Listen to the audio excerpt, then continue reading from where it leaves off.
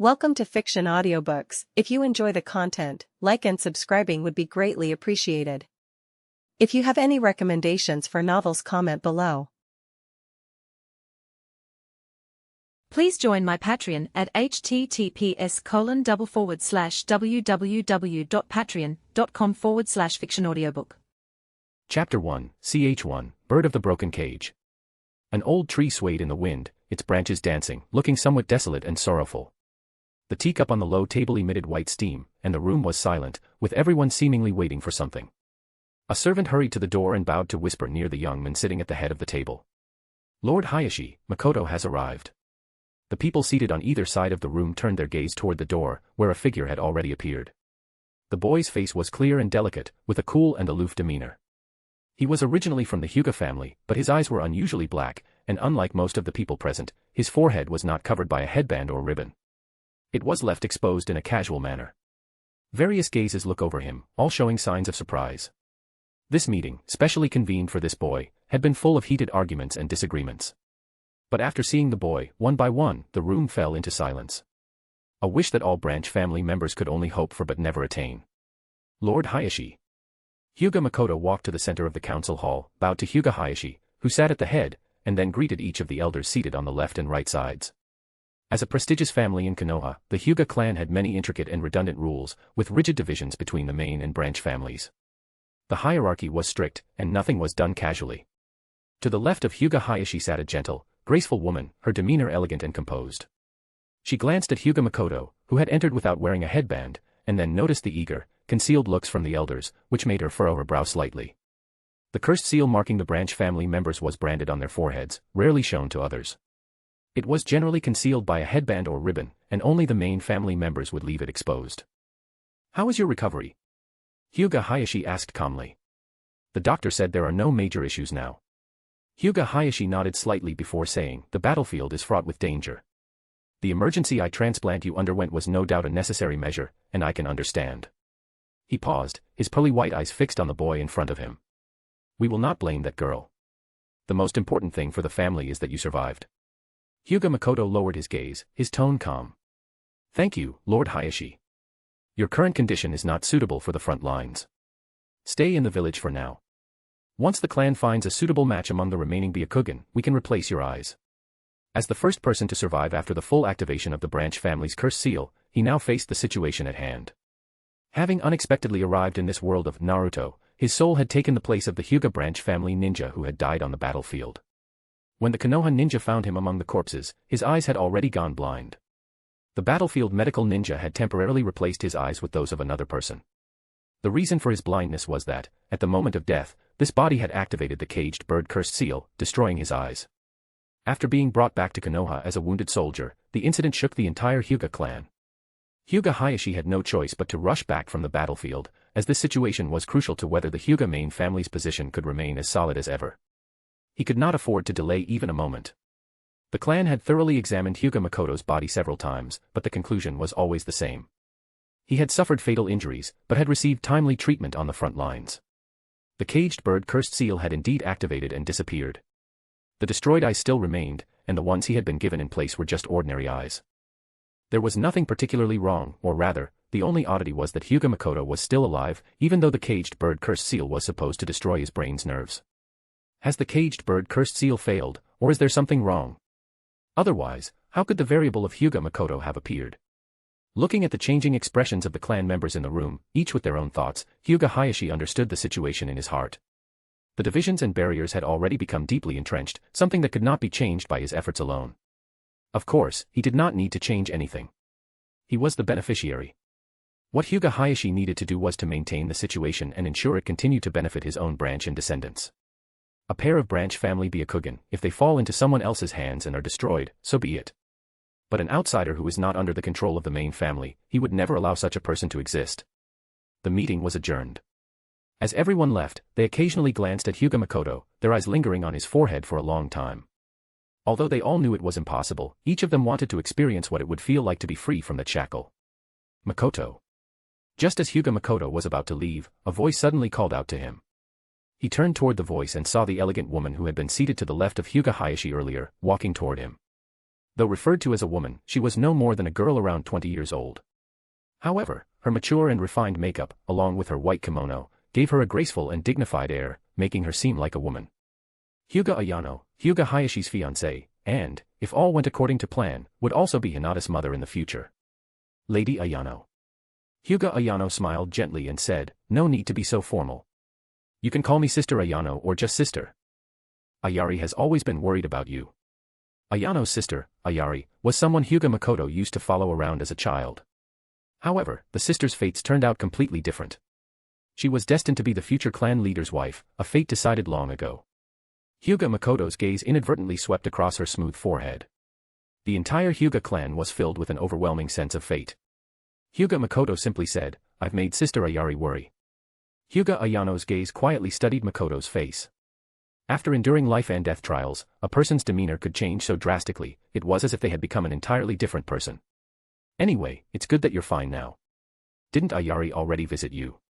"Yes. The clan is actually very concerned about you. Losing your Byakugan must feel unfamiliar, right?" Hyuga Ayano's tone was gentle, like that of a caring elder sister. In her, Hyuga Makoto could see a glimpse of what Hinata might look like as an adult. "It hasn't really affected my daily life," he replied. "That's good. The clan still has a considerable reserve of Byakugan, and they'll arrange for a replacement for you soon. You don't need to worry." As Ayano spoke, she took out a white silk ribbon and handed it to Makoto. "In the future, you should be more mindful when moving around the clan. Don't let the others develop any misunderstandings." Hyuga Makoto's gaze wavered slightly as he looked at the silk ribbon she handed him. Hyuga Ayano was also watching his reaction carefully. "Apologies, Lady Ayano. It was thoughtless of me. I'll be more careful in the future," Makoto said, bowing his head as he accepted the ribbon with both hands. Ayano's elegant expression softened slightly, and she said gently, "It's not your fault. After all, no one wanted such a thing to happen. Even Lord Hokage has heard about your situation and asked Hayashi about you. He's very concerned about you." Her gaze was warm and caring as she spoke, her tone filled with sincerity. After finishing her words, she gently patted Makoto's shoulder in a comforting gesture. Being this close, he could faintly catch a soft fragrance emanating from her. "Just stay in the village and rest for now." Hyuga Ayano left, and gradually, the people in front of the council hall also dispersed. The courtyard grew quiet and empty, leaving him standing there alone. Whoosh! The wind suddenly picked up, carrying a chill that swept across his face. Do they want him to become a caged bird again? These ordinary eyes may not see any less far. End of chapter. Exclusive access, get 10+ advanced chapters ahead of everyone else. Chapter 2, CH2, Wildflower. Looking at the maid who had brought her tea, Nohara Rin felt a little at a loss. She awkwardly stood up to return the greeting, but the maid did not meet her eyes, bowed slightly, and then left. The spacious reception hall felt so empty that it made her extremely uneasy. From the inner room came the faint sound of conversation. It was her teacher speaking with the head of the Hyuga clan. Rin picked up the teacup and took a small sip, her eyes wandering aimlessly around the room. She had saved a comrade from the village on the battlefield, but it seemed she had gotten herself entangled in some kind of trouble, to the point where a teacher had to step in on her behalf. Fortunately, every time the Hyuga family invited her over, they always treated her with great courtesy. Apart from asking for detailed accounts of what had happened back then, they had not made things difficult for her. Lost in her thoughts, she suddenly noticed a figure standing at the doorway. The courtyard outside buzzed with the noise of daytime, and sunlight slanted into the reception hall. The figure stood precisely at the boundary between light and shadow, and in the dim backlight, she could faintly make out the sharp contours of his face. The Hyuga clan members all seemed to be quite good-looking. The thought crossed her mind inexplicably. Having visited the Hyuga compound several times, she had seen so many pairs of those pale, unseeing eyes that they had started to blur together in her memory. But she remembered this person very clearly. "It's you." Rin quickly set down her teacup and stood up. During a mission to search for a missing reconnaissance team, she and Kakashi had only found Hyuga Makoto, who was blind, gravely injured, and on the verge of death. The rest of his team had all perished in action. At that time, they were near the edge of the Iwanin military camp, constantly at risk of being discovered by the enemy. Hyuga Makoto had told her and Kakashi that if they didn't want to return with a blind burden, they should help him replace his eyes. Her impression of him ended when he was brought back to the village. Although Rin had visited the Hyuga compound several times since then, she had never seen him again, despite every visit was because of him. "How is your health now?" Rin asked while examining him, her gaze lingering on his eyes for a second longer than intended. Those dark pupils were deep and tranquil, seemingly ordinary, but on a Hyuga clan member, they felt strikingly out of place.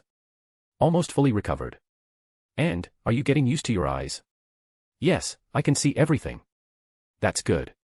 Rin had only performed eye replacement surgery twice, both under urgent and perilous circumstances. Given the limitations of her skills and the lack of proper equipment, she worried that Hyuga Makoto might suffer some lasting side effects. Thank you for everything you've done, Hyuga Makoto suddenly said. You came all this way just to thank me again. Rin chuckled, finding him rather straightforward. You've already thanked me before. Besides, we're comrades from the same village, it was my duty to save you. This is very important to me, Hyuga Makoto said earnestly. Rin felt a little awkward. You don't need to dwell on it.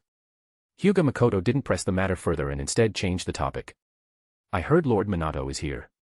Rin nodded. Sensei is talking with Lord Hayashi.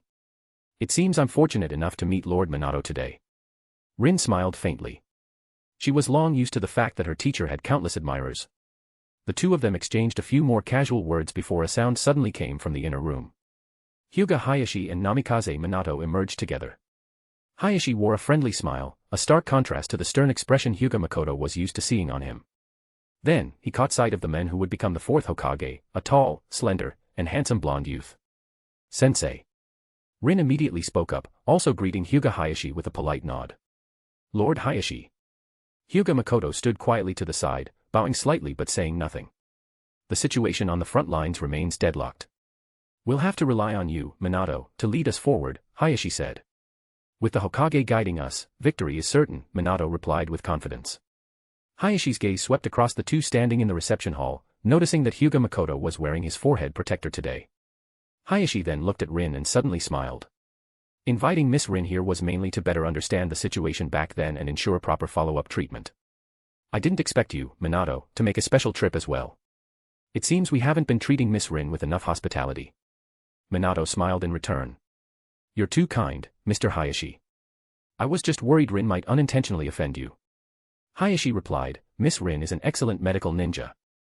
Many of our clan members admire her greatly. Hearing this, Rin felt a bit flattered and caught off guard.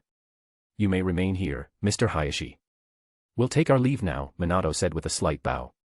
Makoto, see our guests out, Hayashi said with a smile. Leaving the reception hall, the three of them walked along the covered corridor toward the main gate. The Hyuga courtyard was vast, with artificial rock formations, flowing water, ponds, and lush greenery. Sunlight filtered through the leaves, casting dappled shadows on the stone pathways. You must be Hyuga Makoto, Minato said as they walked, his mind thoughtfully considering the young man beside him. Yes, Lord Minato, Makoto replied respectfully. There's no need to be so formal. It was thanks to your intelligence back then that we secured such an important victory, Minato said with a warm smile. The intelligence wasn't obtained by me alone.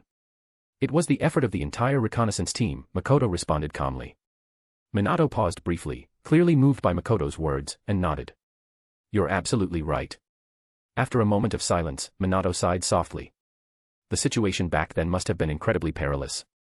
Makoto replied, it was all for the village. One of your students, Lord Minato, also gave his life for that cause, didn't he? These words brought a heavy silence over the group. Hyuga Makoto caught a glimpse of Rin lowering her head, her expression dim with sorrow. Before long, Minato spoke again, his voice steady and firm, as if making a solemn promise, no one dies in vain. Hyuga Makoto replied with an unchanged expression. You're right, Lord Minato. Every fallen comrade is a hero of the village. Their will guides us to keep moving forward with determination. Hearing such dignified and resolute words, Minato was slightly taken aback. He couldn't help but glance at Hyuga Makoto again, his gaze filled with a hint of surprise. You have an admirable sense of resolve. Hyuga Makoto smoothly continued. It was the sacrifice of my comrades that gave me some important lessons. I also want to become someone like you, Lord Minato, who charges to the front lines for the village. Unfortunately, my clan requires me to stay in the village to recover. I wish I could fight alongside you. Minato smiled and replied. Since you're still recovering, you should focus on your rest. A young person like you being alive is already a contribution to the village. Moreover, the strength of your Hyuga clan is unique and holds great significance for the village. Hyuga Makoto's gaze flickered slightly. You're right, Lord Minato. When they reached the entrance of the Hyuga compound, they parted ways, and Hyuga Makoto watched them leave, his expression returning to calm. He had been rejected, but that was to be expected. How could he expect Minato to accept such a one-sided request? He wasn't a hot-blooded fool like Naruto.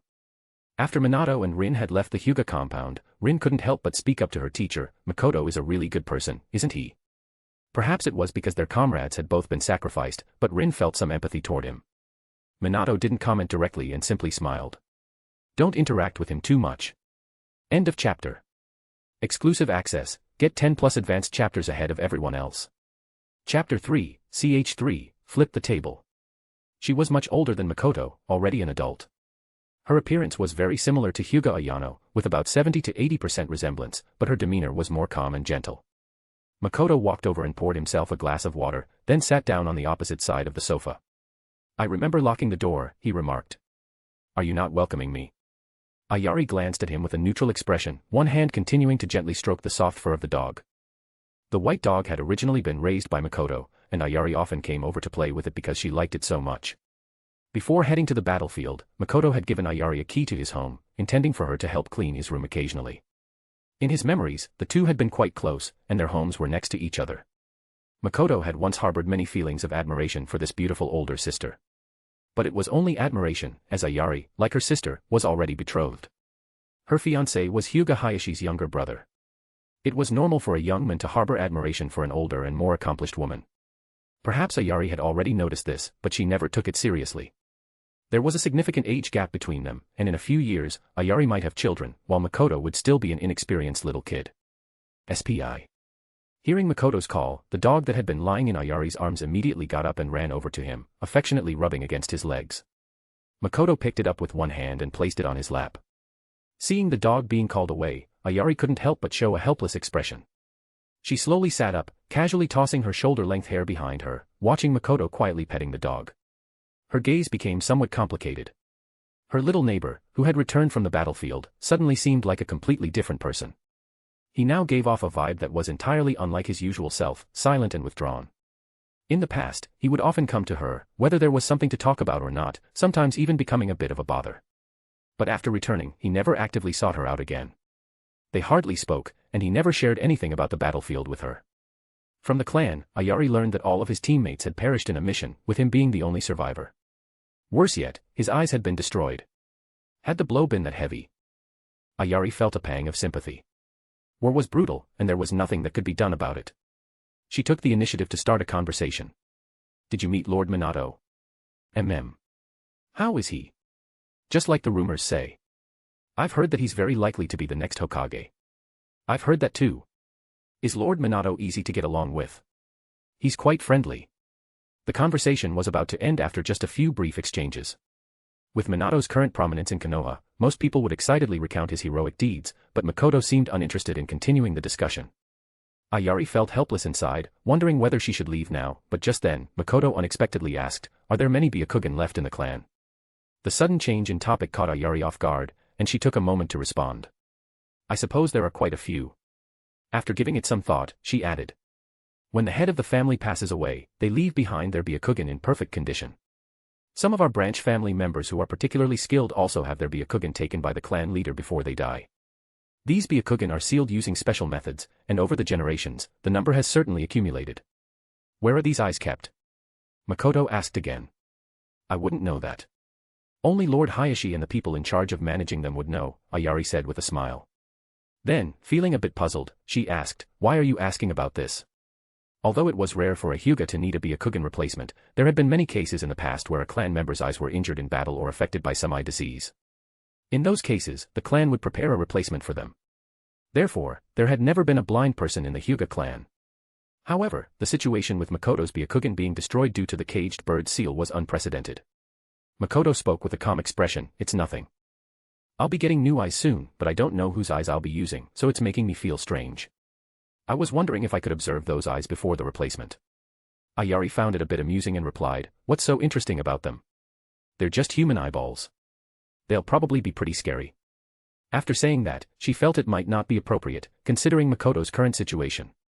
It seemed understandable that he would be concerned about such things. After a moment of hesitation, Ayari added, you'd probably need Lord Hayashi's approval for something like that. She thought that Makoto was worried about his eyes, which he indeed was, but his concerns were entirely different from what Ayari assumed. As a prestigious family of Konoha, the Hyuga clan's symbol was their unique bloodline Dojutsu, the Byakugan. For the Hyuga clan, this was a source of pride. But Makoto wanted to escape it. The Hyuga clan intended to replace his Byakugan in order to reapply the caged bird seal and place the shackles on him once again. After all, how else could a branch family member with mediocre strength and talent warrant such an effort from Hyuga Hayashi to convene a clan meeting to discuss his situation? How could he avoid all of this? Right now, relying solely on his own power, he could never stand up against the entire Hyuga clan. Unfortunately, he didn't have the kind of system where simply lying with women would make him stronger, like in third-rate novels. His only advantage was his knowledge of this world and its historical trajectory. If he couldn't break free from this fate, what was the point of becoming stronger if he would just be controlled? Makoto. Makoto lifted his head and met Ayari's gaze. Her translucent white eyes were as gentle as water, staring at him without a word. "What are you worried about?" she asked. What was he worried about? With so many Byakugan left in the clan, there would certainly be one suitable for him. Moreover, the clan was paying so much attention to his situation, what was there to worry about? Shouldn't he feel honored by all of this? Ayari couldn't understand. She looked at Makoto's pitch-black eyes. Was it because they didn't belong to him that the gaze felt so unfamiliar? The dog, SPI, resting on Makoto's lap, looked up at the two of them for a moment before lowering its head again, returning to enjoy Makoto's caresses. The room was silent, save for the ticking of the wall clock, its hands clicking away, tick-tock, tick-tock. Makoto let out a soft sigh in his heart. Ayari nay. Ayari was slightly stunned upon hearing this. Since Makoto returned, she hadn't heard him call her that in a while. "I just don't know what the future will be like," Makoto said calmly. Ayari fell silent, looking at the troubled young man. After a long pause, she said, "Don't worry, there will definitely be a Byakugan that suits you. If you want to see them, I'll ask Hizashi to help and pay more attention." "Thank you, Ayari nay." Ayari only smiled faintly. "Don't overthink it. Just focus on resting and recovering during this time." End of chapter. Exclusive access, get 15 advanced chapters ahead of everyone else. Chapter 4, CH4, Solving Problem. The door to the secret room was opened, and light suddenly poured into the dim and cool room. The air was filled with the scent of wood, and what caught Makoto's eyes were rows of neatly arranged wooden boxes on the shelves. These wooden boxes were crafted delicately, with a red string tied to each one. The other end of the string had a tag with a person's name written on it. It was clear that this place was rarely visited, as a thin layer of dust had accumulated on the shelves. These were the Byakugan that the Hyuga clan had preserved and accumulated over generations. Hizashi, stepping forward slowly, approached a row of shelves, picked out one wooden box from among the many, carefully looked at the name tag, and casually handed it to Makoto. Makoto took the box with both hands and glanced at the name tag, which read, Hyuga Shinsuke. Hyuga Shinsuke, who distinguished himself in the Second Shinobi World War. His Byakugan helped us win many battles on the battlefield in the Land of Wind. Unfortunately, during one battle, he was injured by an enemy puppet master and poisoned. By the time he was sent back to the village, the poison had spread to his bones. Even Lady Tsunade couldn't save him. Hizashi explained, recounting the story and tragic end of this Hyuga ancestor. Makoto opened the wooden box, revealing a glass container filled with transparent liquid. A sealing talisman was affixed to the bottle, and inside floated a pair of white eyeballs. The eyes were pale and hollow, lacking any vitality. Staring at them for too long made one feel a strange unease. Hizashi then handed over another wooden box, and Makoto placed the box he was holding back on its shelf. The name tag on this box read, Hyuga Hidia. Hyuga Hidia was also an exceptionally talented shinobi of our clan. He once served as one of the third Hokage's guards and accompanied Lord Hokage in countless battles, both big and small. As a result, he was left with numerous injuries and ailments and passed away from illness 4 years ago. The Hokage himself attended his funeral to pay respects. Hizashi continued, recounting the story of this pair of eyes owner with remarkable familiarity. Both of these pairs of eyes are compatible with you. Once the clan finalizes arrangements with the hospital, you will be notified. When the time comes, don't forget to visit the memorial stone to pay your respects to them. Makoto nodded in response. I will remember. Hizashi added, your contributions on the front lines, if these two predecessor spirits could see it, would surely make them feel honored to entrust their eyes to you. Makoto replied calmly, it is my honor to inherit the eyes of such distinguished predecessors. Hizashi seemed quite satisfied with these words and said. The Byakugan stored here belong to individuals who were once pillars of our village and clan. I hope you won't let down their legacy in the future. Makoto's gaze swept across the dimly lit chamber, and he asked. Will Lord Hizashi's Byakugan also be placed here in the future? Hizashi's expression froze briefly before he calmly replied. That depends on whether I die on the battlefield or at home. If a branch family member dies on the battlefield, their eyes will be destroyed by the caged bird seal. Only if they die at home can their eyes be extracted. The Byakugan displayed here were all personally removed by members of the main family. The stories of these eyes might sound heroic and noble, but Makoto felt little reverence for them, only a deep sense of sorrow.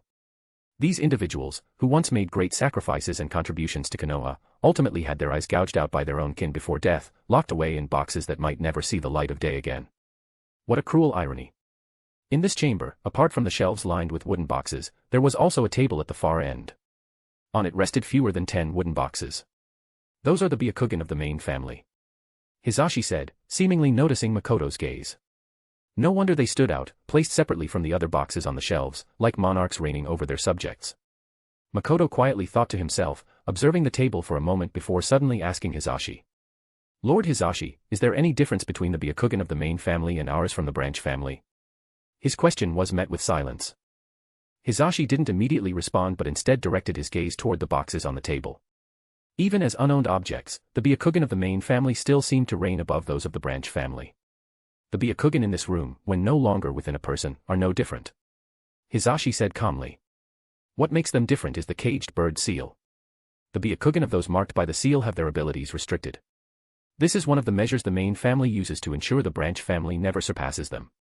Stepping out from the dim underground chamber, the sunlight outside felt slightly blinding. Makoto squinted slightly, following behind Hisashi.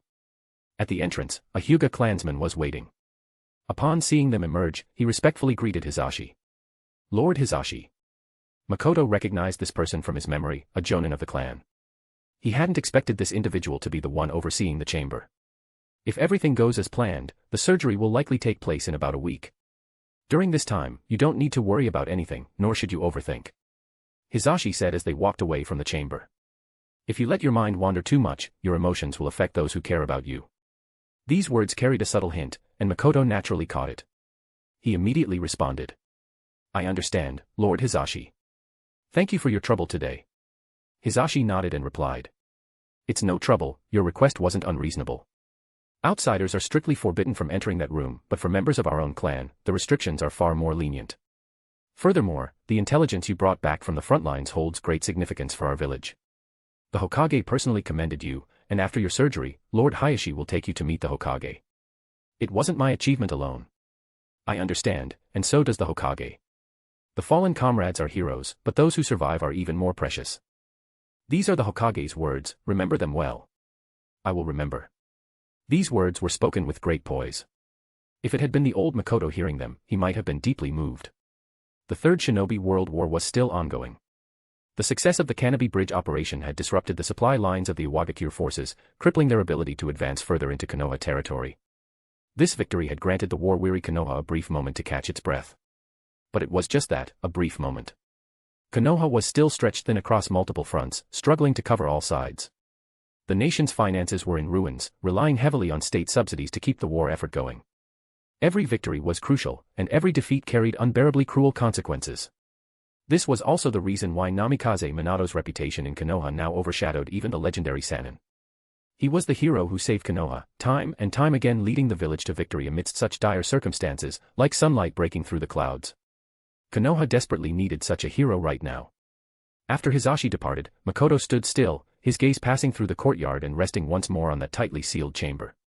Unfortunately, a hero like Minato, who could save the village, could not save him. Makoto also needed to find another path, one that no one had ever walked before. End of chapter. Exclusive access, get 20 advanced chapters ahead of everyone else. Chapter 5, Ch5, Enko Ignorance. Makoto sat on the hospital bed with his upper body bare, while a middle-aged male doctor carefully reviewed a set of documents in his hand. The doctor then reached out and gently pressed on the frightening scar across Makoto's chest and abdomen. The scar was caused by a piercing wound from a sharp blade, which was also the reason for Makoto's death before his soul traveled here. At the time, it was treated urgently by Nohara Rin, and now the wound had already healed. When the doctor touched it, there was only a slight itching and stinging sensation. Your body is recovering normally. Just come in for regular checkups, the doctor advised. You should be fully recovered in about a week. During this time, avoid strenuous activities and refrain from practicing ninja techniques. When you shower, be careful not to rub the wound too hard, the doctor continued. I understand, Makoto nodded in response. The middle-aged doctor then picked up another set of documents. All the indicators from the physical exam are normal, except for some slight decline in vision, but that shouldn't be much of an issue for you, he remarked. He knew that the person in front of him was from the Hyuga clan, and the vision he had before, with the Byakugan, was naturally incomparable to what he had now. You can go now. If anything feels off or if you're uncomfortable, come to the hospital for a checkup. Thank you, doctor. Makoto nodded in gratitude, then took his report and left the examination room. The hospital environment was far from quiet. In fact, it was somewhat chaotic and noisy. Due to the ongoing war, most of the medical ninjas had been sent to the front lines, leaving the hospital understaffed. Additionally, more and more injured personnel were being sent back to the village from the front. In the hallway, people wrapped in bandages or wearing casts could often be seen stumbling along, while busy medical staff hurried past with swift footsteps. This scene left Makoto with a feeling of melancholy. Just as he was about to leave the hospital and turned a corner, he suddenly bumped into a hurried figure. Ah! A startled cry rang out as papers and documents scattered all over the floor. Hey! Who walks without watching where they're going? Before Makoto could even see who it was, he heard a bratty, bossy voice. A young girl with short purple hair was sitting on the floor. She looked even younger than he was now. She seemed somewhat familiar. She glared at Makoto with an annoyed expression. You idiot! Do you even know who I am? If you delay me from delivering something to Lord Orochimaru, can you bear the consequences? With such a heavy accusation thrown at him, combined with the mention of Orochimaru, Makoto immediately realized who this person was. She lowered her head to gather the scattered documents from the floor. Just as she was about to scold the person who bumped into her again, she noticed Makoto leaning against the wall with one hand, clutching his chest with the other, his face contorted in pain. Anko froze in shock and instinctively took a step back. You. What are you doing? What's wrong with you? Through clenched teeth, Makoto hissed. My chest, it hurts so much. You hit me, ugh. Anko's face was full of suspicion. Stop faking it. How could a little bump hurt that much? Makoto trembled as he handed over the medical report in his hand. Anko took it and carefully looked it over, only to realize that it detailed Makoto's serious, yet-to-heal injuries. Her face immediately turned pale with panic. She stood there helplessly, hesitating to approach Makoto yet too afraid to touch him. Are you okay? Does it hurt a lot? Doctor. Doctor. She shouted in a fluster, finally managing to call over a female medical staff member. What happened? The nurse approached to check on Makoto's condition, while Anko hurriedly handed over the medical report. In a panicked tone, Anko stammered. I just accidentally bumped into him. I didn't realize he was injured. I didn't do it on purpose, I swear I didn't. The female medical staff member glanced at the report, then at both Makoto and Anko. Seeing this, Makoto let out a relieved sigh and said. I'm feeling much better now. It doesn't hurt as much anymore. The nurse handed the report back with an indifferent expression and said. The staff in the hospital are very busy. Make sure something like this doesn't happen again. Makoto replied. Sorry for causing trouble. However, little Anko didn't catch the subtle implication in the nurse's words. She thought she was being scolded and repeatedly bowed in apology. Once the medical staff left, only Makoto and Anko remained in the hallway. Anko cautiously asked. Are you really okay now? Makoto glanced at her and said. No, I'm not. Anko lowered her head, clutching the stack of documents tightly in her hands. She bit her lip and asked hesitantly. Then, what do you want? I don't have any money. Makoto found the situation amusing and couldn't help but feel he was being a bit mischievous. Can you afford to treat me to a meal? He asked. Huh. Anko was momentarily stunned. Treat me to a meal as an apology. Anko finally understood. Just as she was about to agree, a thought struck her, what if this guy was a big eater trying to bankrupt her? What if her allowance wasn't enough? After a moment of deliberation, she nodded hesitantly and said. All right, but I need to deliver these to Lord Orochimaru first. Don't worry, I won't skip out on the bill. Or, you can come with me. Makoto interrupted. It's fine, I trust you. I'll wait for you at the barbecue place on West Street. Barbecue. Anko's little face scrunched up in distress. Barbecue. This guy is definitely going to make me pay a lot of money. All right, give me half an hour. Wait for me. The two parted ways at the hospital entrance. Makoto watched her small figure jogging away and felt a bit surprised. Orochimaru is actually in Konoha right now. He had assumed Orochimaru would be on the front lines. In the fragmented memories of his original body, there wasn't much about Orochimaru, mostly hearsay and rumors. Taking his time, Makoto made his way to the agreed meeting spot and sat down in the barbecue restaurant. About half an hour later, a petite figure appeared at the entrance, looking around cautiously. At that moment, Anko was inwardly cursing Hyuga Makoto. After delivering the items to Orochimaru, she had started to worry about whether her allowance would be enough to cover the meal. Out of desperation, she asked Orochimaru for some money. However, when Orochimaru handed her his wallet, she realized with shock. Lord Orochimaru doesn't have much money either. Inside the wallet were only a few paper bills. She couldn't bring herself to take too much. This bastard not only put me in an awkward position but even made me take money from Lord Orochimaru. Unforgivable. When Anko noticed Makoto sitting inside, already looking at her, she quickly suppressed her frustration, making sure it didn't show on her face. She walked over, tiptoed onto the seat opposite Makoto, and sat down. Your name is something Makoto, right? Earlier, when she glanced at the medical report, she hadn't paid much attention to the name. Hyuga Makoto. Oh, Hyuga Makoto. I'm Mitarashi, Hyuga. Anko nodded and started to introduce herself but suddenly stopped mid-sentence. You're from the Hyuga clan? She asked in shock, her eyes wide as she stared at Makoto's dark eyes. What's your full name, Mitarashi, what? Makoto asked. Oh, Mitarashi Anko. Anko replied, still staring at Makoto with wide, curious eyes. Makoto called over the owner and asked for the menu, not bothering to consult Anko as he casually started ordering food on his own. After pondering for a moment, Anko suddenly said. I remember now. You're the one Rin saved, aren't you? You know Rin? Yeah, Rin and Kurenai are really close, so I know her through them. Anko wasn't from the same class as Rin, she was 2 years below her. Before long, the owner brought over a dessert and some drinks. Anko's eyes immediately lit up, and without any hesitation, she grabbed them and started shoving them into her mouth. It's my money anyway, I need to eat as much as I can. When the grilled meat Makoto had ordered was finally brought to the table, he picked up his chopsticks and began placing the slices of meat onto the grill one by one. Anko, seeing this, wanted to help.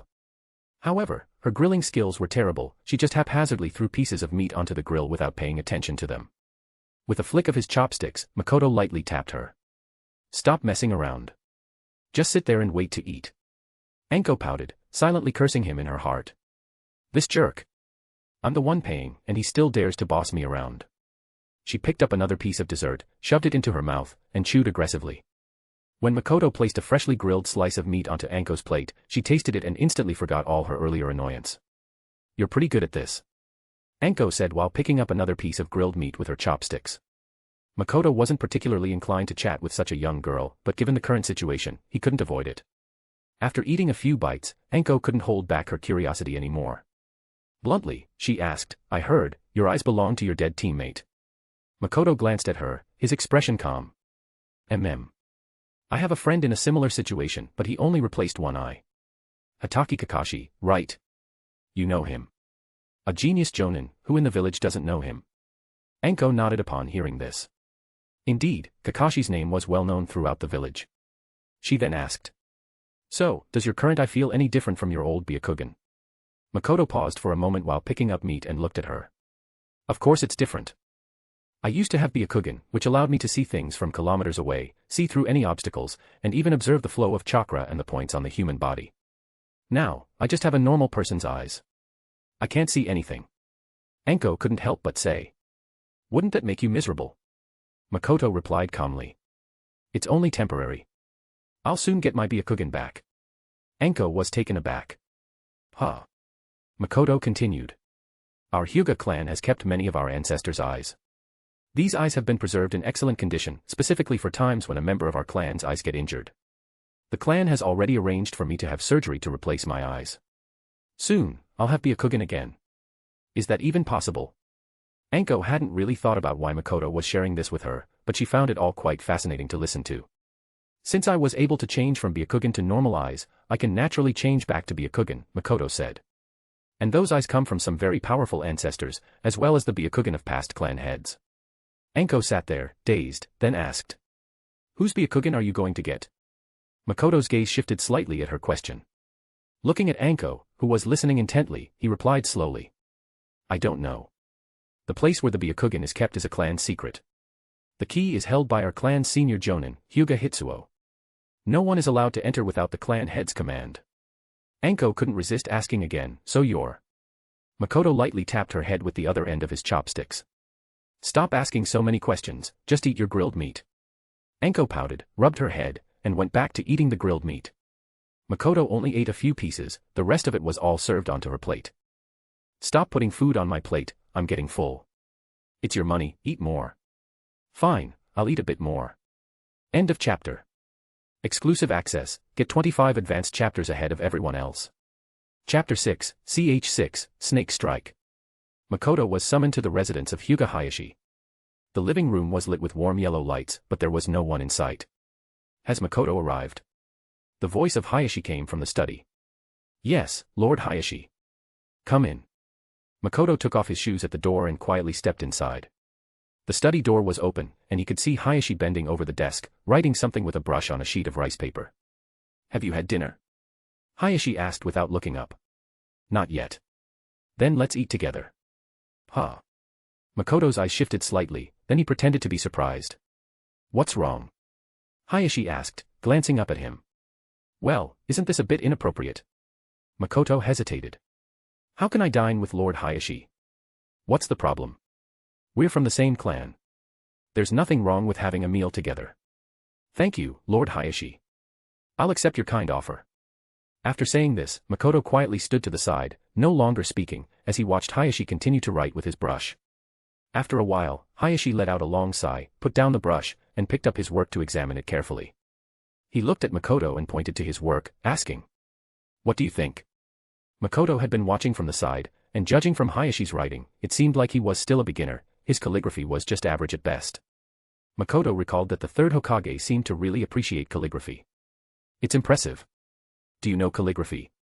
Hayashi asked, a little surprised. No, but Lord Hayashi's work must be amazing. Hearing Makoto's honest and straightforward words, Hayashi couldn't help but smile faintly. You really know how to speak. He walked out from behind the desk and made his way toward the study door. The two walked and talked, with Makoto trailing half a step behind Hayashi as they exited the living room and walked along the pavilion corridor toward another part of the courtyard. On the way, Hayashi asked questions about everyday matters, seemingly showing concern for Makoto. The rain was getting heavier, and although the two were sheltered under the pavilion, the occasional gust of wind blew rain droplets onto them, making them feel cool and damp. Before they reached the other courtyard, a young woman dressed as a servant was standing there with two umbrellas, waiting for them. Makoto recognized her. It was Hyuga Haruka, Ayano's maid. Lord Hayashi, Haruka greeted with a bow and handed one of the umbrellas to Makoto, while holding the other one to shelter Hayashi. At this point, Makoto understood. When Hayashi had said they would eat together, he had meant they were going to Ayano's residence. Ayano's residence was much larger than Ayari's, as she was the future wife of the clan leader. The treatment of servants, like Haruka, apart from the main branch of the clan, was something only Ayano could enjoy. Makoto had been to Ayari's house many times, but this was his first time visiting Ayano's. The furnishings inside were clearly much more luxurious, and there was a faint fragrance in the air. Hayashi. Makoto is here. Lady Ayano. Don't be so formal, I've told you to just call me Ayano-ne.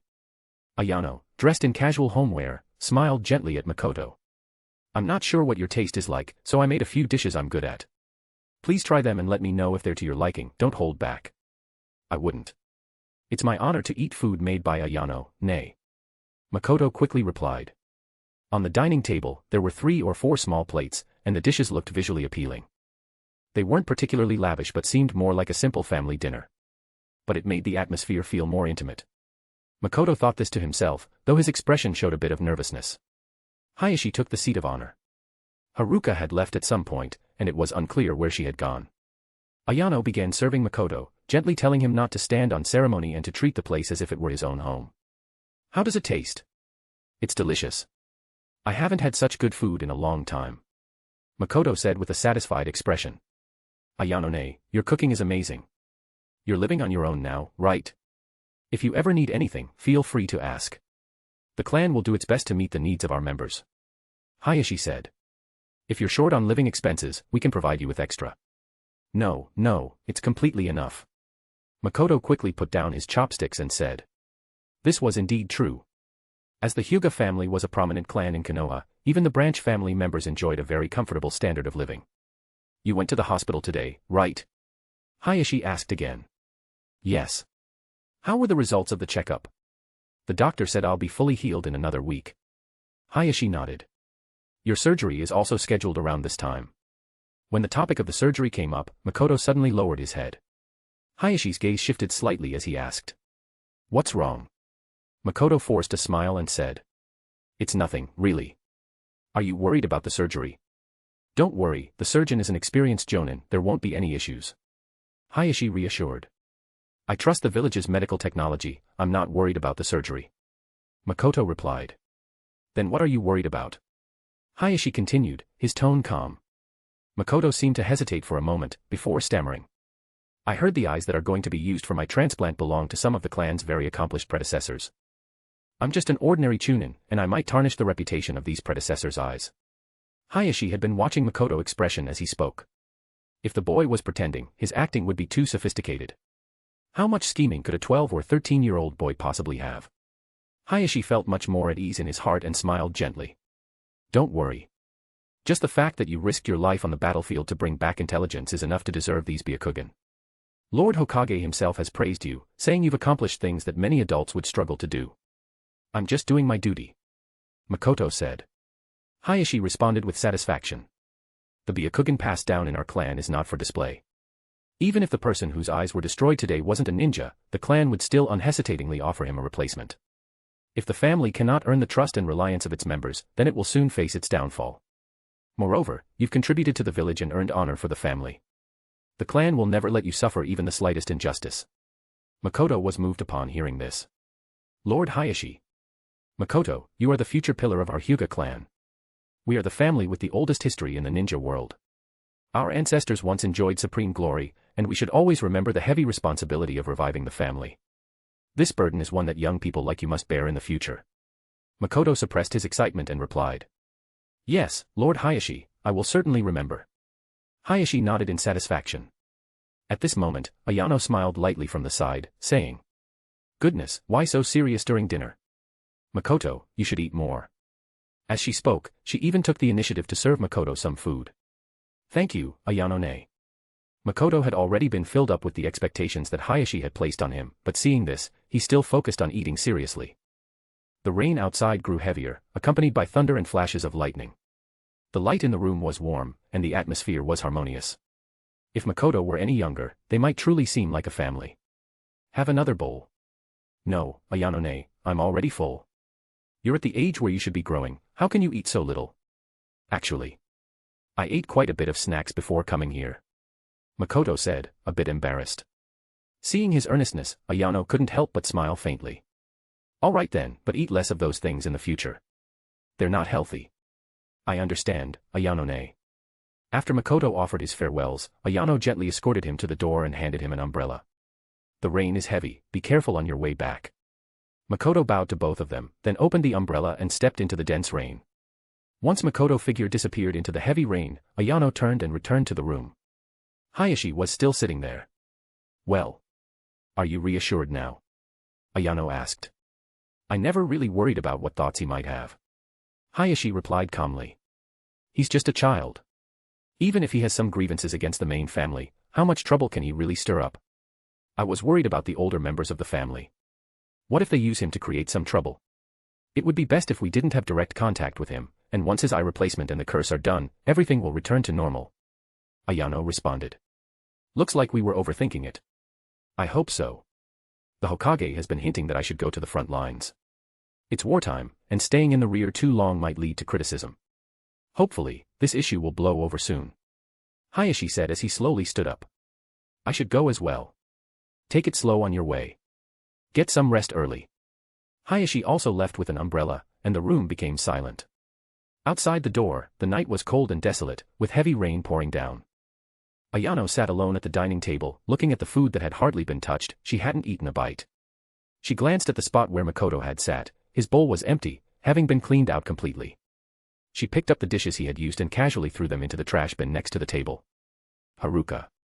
Yes, Miss Ayano. Clean up, but be quiet. I'll go to sleep first. The thunder that had rumbled all night finally quieted down in the morning.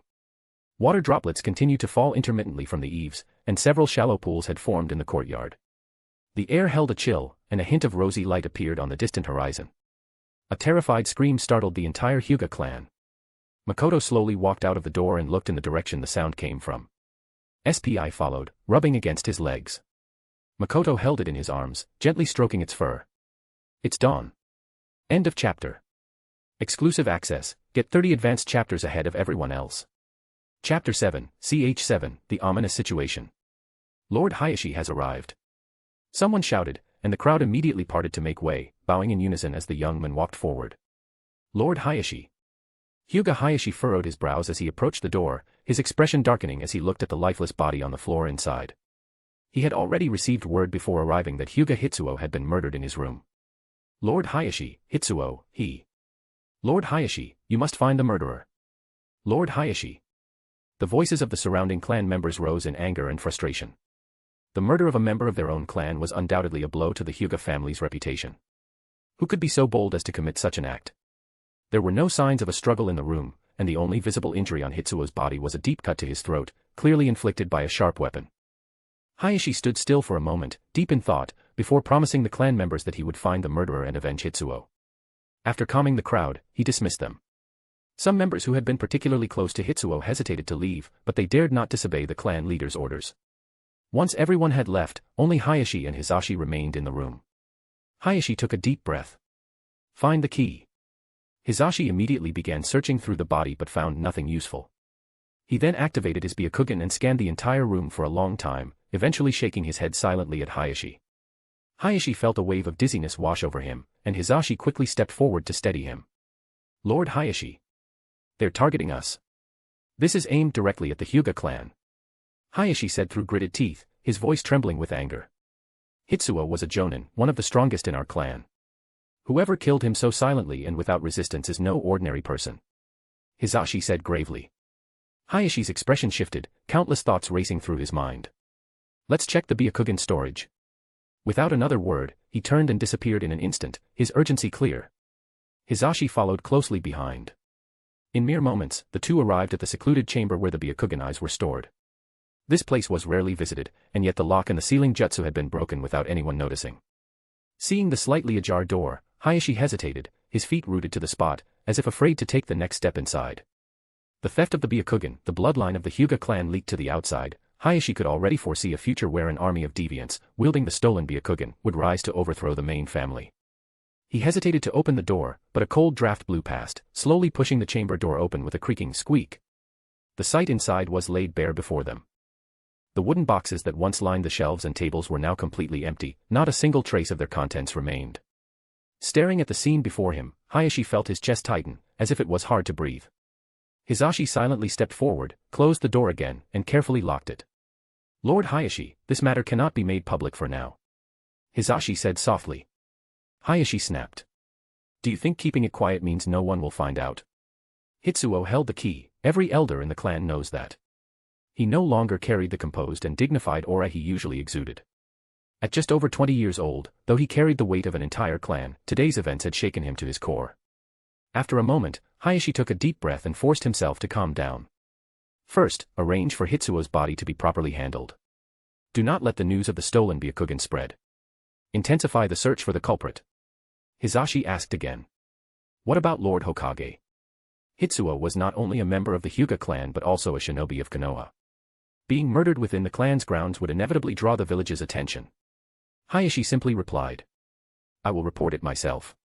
The recent entries and exits from Konoha, visitors, and all related records would need to be thoroughly investigated, and the Hokage's assistance would be essential. At this moment, Hayashi felt his mind was in complete chaos. In the end, he waved his hand and instructed, go quickly. However, Hisashi did not leave immediately. He remained standing in place, unmoving. What is it? Hayashi asked, his brows furrowing slightly. Lord Hayashi, what about Makoto's surgery? Hayashi was once again reminded of the boy who had dinner with him yesterday, his black eyes glaringly out of place and unsettling to look at. This matter will have to wait. Hayashi said after a brief pause. Hisashi returned to Hitsuo's residence, where the body still lay motionless on the floor, the blood already dried. As a fellow clan member, Hitsuo's death weighed heavily on Hisashi's heart. Unlike Hayashi's anger, Hisashi's grief stemmed from the loss of a friend. Nothing in the room appeared to have been disturbed, suggesting that the assailant likely completed the act in an instant, leaving Hitsuo with no chance to resist. Activating his Byakugan, Hisashi began a meticulous search of the room. Every detail, down to the specks of dust on the furniture, became crystal clear in his vision. At last, he noticed something unusual. Beneath the bed, where cleaning rarely reached and dust had accumulated, a winding trail was faintly visible. He deactivated his Byakugan, stepped forward, and crouched down to take a closer look. It was indeed a peculiar mark, as if a snake had slithered across the dusty surface. Have you found something? A sudden voice from behind startled Hisashi, causing his heart to skip a beat. Maintaining his composure, he continued to act as if he were carefully inspecting the area. With a casual breath, he blew away the faint trace on the floor and then coughed lightly as he stood up. Waving away the dust in front of him, Hisashi said calmly. No, I was just checking to see if there were any clues. Hayashi stood at the doorway, glancing distantly at the spot beneath the bed. Indeed, it now appeared completely empty. Don't leave the body here for too long. Hayashi instructed.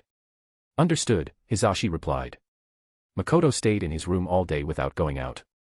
Not long after hearing the piercing scream in the early morning, he noticed clan members occasionally passing by on the nearby path, engaged in heated discussions. It wasn't until the afternoon that Hisashi suddenly paid him a visit. Lord Hisashi. Makoto looked surprised, then smiled and welcomed him in.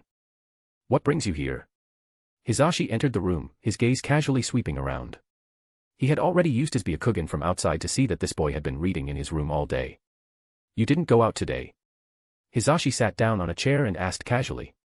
No, maybe because I got caught in the rain yesterday. I haven't been feeling very well today, Makoto replied. Hisashi nodded and said. Your body hasn't fully recovered yet. Be careful during this time and avoid falling ill again.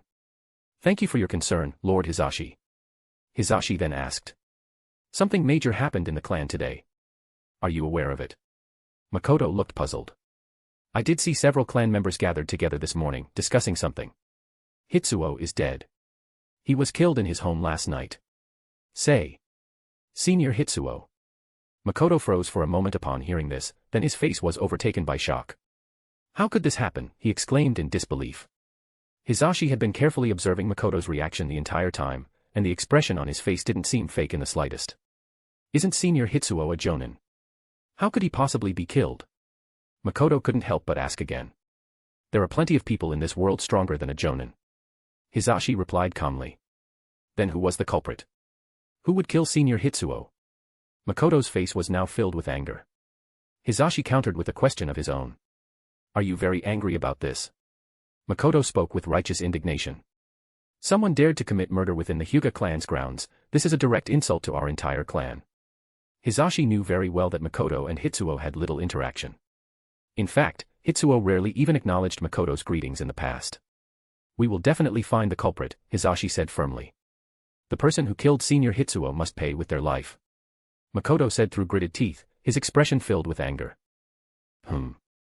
Hisashi responded lightly, then stood up and casually instructed. The clan will be conducting a thorough investigation over the next few days. Try not to go out unnecessarily. Take care, Lord Hisashi. Makoto said respectfully as he escorted him to the door. End of chapter.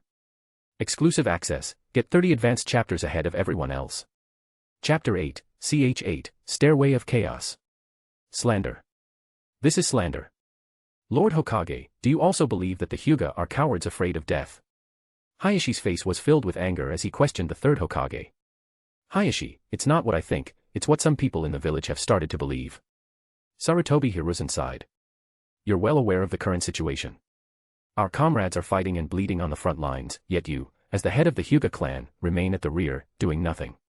Rumors are bound to arise. Hayashi, you must consider the bigger picture and not give the villagers more reason to doubt.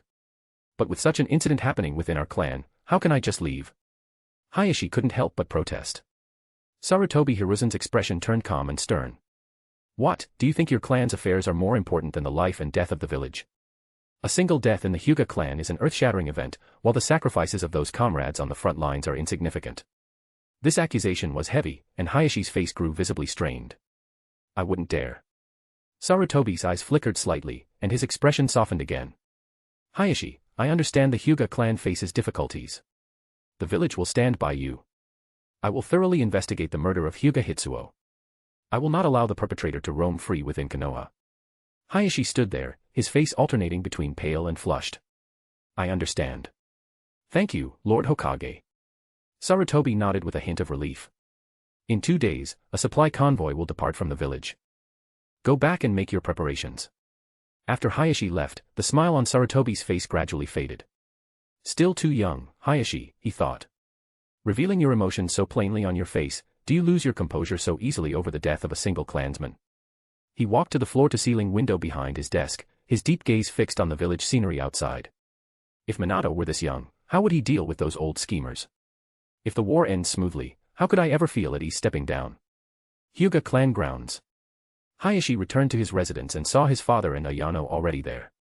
The two were kneeling in the center of the living room, seemingly waiting for him. Hayashi entered, glanced at his father seated in the main position, and silently knelt down beside him. The elderly Hyuga Taikai, with his wrinkled face and white hair, leaned on his cane and glanced sideways. You look quite disheveled, Hayashi. Hayashi slowly closed his eyes, while Ayano, sitting opposite, wore a worried expression. Hyuga Taikai asked slowly. What has caused you to lose your composure?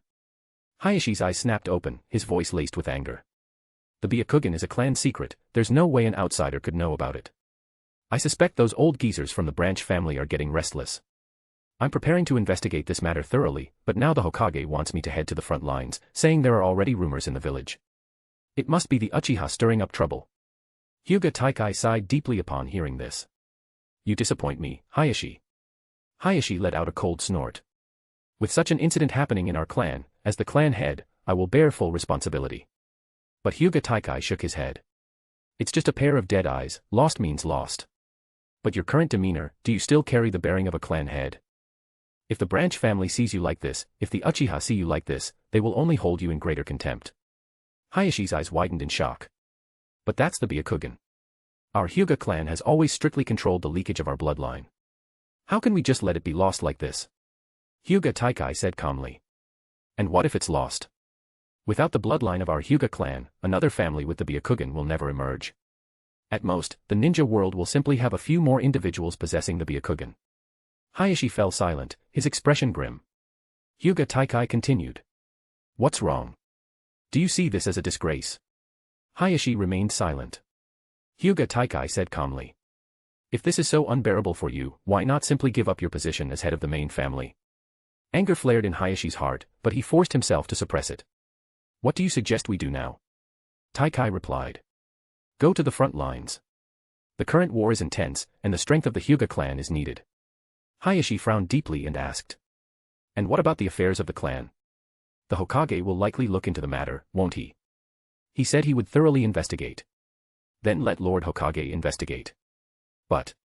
What? Taikai shot him a sharp glance, cutting him off. Are you afraid the Hokage won't find anything, or are you afraid he will find something? You treat this as a scandal. Are you worried that if word spreads, it will tarnish the dignity of you, the great clan head of the Hyuga? Taikai's eyes narrowed as he questioned him.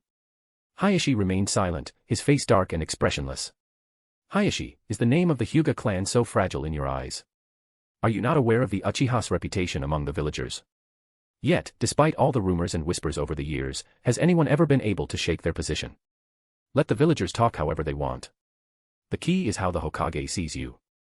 Do you want him to think you're someone who only cares about your clan and disregards the life and death of the village? Have you considered the consequences of that? Do you think being quietly mocked by villagers on the streets is more severe than losing the Hokage's trust? Hayashi's eyes flickered, his face shifting between light and dark expressions for a long time. Finally, he took a deep breath and said. I understand. I was foolish. Taikai nodded slightly before asking. How is that child? Hayashi replied. I personally tested him last night. There's no problem. There may be no problem now, but we cannot guarantee the future.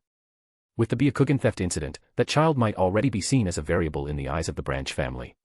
Taikai said calmly. He must develop absolute loyalty to the clan. While you're away on the battlefield, Ayano should pay more attention to him. Ayano, who had been standing beside them, quickly lowered her head and replied. Understood. Taikai then spoke to Hayashi. Hayashi, you are the head of the Hyuga clan. You must understand that maintaining the stability of our clan is the most important thing. You cannot let the family fall into internal strife. I know. Taikai sighed softly and muttered to himself. Chaos is the abyss. The abyss that opens its mouth wide and devours everything. When I die, give him my eyes. Lord Taikai. Ayano exclaimed in surprise. But he's just a branch family member. How can he be worthy of the eyes of the main family? Taikai furrowed his brows slightly. What, do you think branch family members are born inferior to the main family? Your sister shares the same blood as you, yet she's in the branch family. It's this kind of mentality that has deepened the rift between the main and branch families. Ayano immediately lowered her head, no longer speaking. Go and prepare. Be careful on the front lines. It's not like the village. Every achievement you make there will be far more important than uncovering the killer in the village. As for the affairs of the clan, I will handle them. End of chapter. Exclusive access, get 35 advanced chapters ahead of everyone else. Chapter 9, CH9, The Obscure Darkness. The Hyuga clan grounds became noticeably quieter, with the streets now mostly populated by the elderly, women, and children. Not long after Hayashi left, Ayano paid an unexpected visit. Ayano-ne. Makoto stared at Ayano standing outside his door, his face full of surprise. She wore a pure white long dress, giving her a youthful and innocent charm that was slightly different from her usual demeanor. Her long hair was still carefully tied up in an elegant bun, accentuating her refined and graceful beauty. You. Why are you here? What, am I not welcome here? Ayano said with a gentle smile, holding a paper bag in her hand. Of course you're welcome. Please, come in. Makoto quickly stepped aside, allowing Ayano to enter his room. The typical messy teenage boy's bedroom scene was nowhere to be found, which made Ayano quietly breathe a sigh of relief. However, a dog suddenly dashed out from somewhere, giving her a slight fright. Ayano-ne, this is SPI. Makoto introduced. Oh, it's your dog. How adorable. Ayano's face lit up with joy as she bent down to pick up the fluffy white dog circling around her. Right. Ayarine really likes him too. Please, have a seat. Sitting down on the sofa, Ayano chuckled lightly. I didn't expect you to be such a caring person, Makoto. Not really. It's just that being alone gets a little boring sometimes. Makoto said with an honest smile. Ayano set the dog down beside her and handed over the paper bag she had brought. I brought you some food. I noticed you like snacks, but eating too many of those isn't good for your health. So, I made some pastries and treats myself. Makoto took the bag and opened it, finding several neatly packed boxes filled with snacks. The packaging was delicate, and the presentation showed clear care and effort. Ayano-ne, this. Makoto's face was filled with gratitude. You're so kind to me. Ayano smiled warmly. Silly child, since you call me sister, it's only natural for me to do what an older sister should. Just keep them in the fridge, and take them out whenever you feel like eating. Makoto nodded and went to put the snacks in the refrigerator. Seeing this, Ayano chuckled. I didn't mean for you to put them away immediately. You could at least try them first. Makoto scratched his head sheepishly and said with a grin. Anything Ayano-ne makes must taste amazing. I'll need to savor it properly. Ayano couldn't help but smile at Makoto's straightforwardness. Her eyes then drifted to the books on his desk. Were you reading? Ah, yeah. When there's nothing else to do, I like to read a bit. It was a book about human acupoints, an essential subject for Hyuga clan members as it was foundational knowledge for mastering the gentle fist technique. Memorizing the body's meridians and acupoints was a requirement. Ayano glanced briefly at the book but didn't pay much attention to it, assuming he was just casually revising some basics. Makoto, there's something I need to tell you. Ayano-ne, please go ahead. It's about your eyes. At these words, Makoto's expression immediately grew tense, a change Ayano caught in full detail. She spoke slowly. The hospital informed us that the Byakugan originally matched for you has shown some irregularities upon further inspection. Makoto asked in confusion, what does that mean? It means that a new suitable Byakugan needs to be selected for your replacement surgery. However, with Hayashi now on the front lines, it's difficult to proceed with the surgery in the absence of the clan head. Do you understand? Makoto stood frozen in place for a moment, his eyes dim with disappointment. The situation on the battlefield is tense, and Lord Hayashi must go. I understand. Makoto suddenly interrupted Ayano. I understand, Ayano-ne. I'm just a chunin. How could I let my situation delay Lord Hayashi? His voice was filled with disappointment, yet it seemed like he was trying hard to stay strong.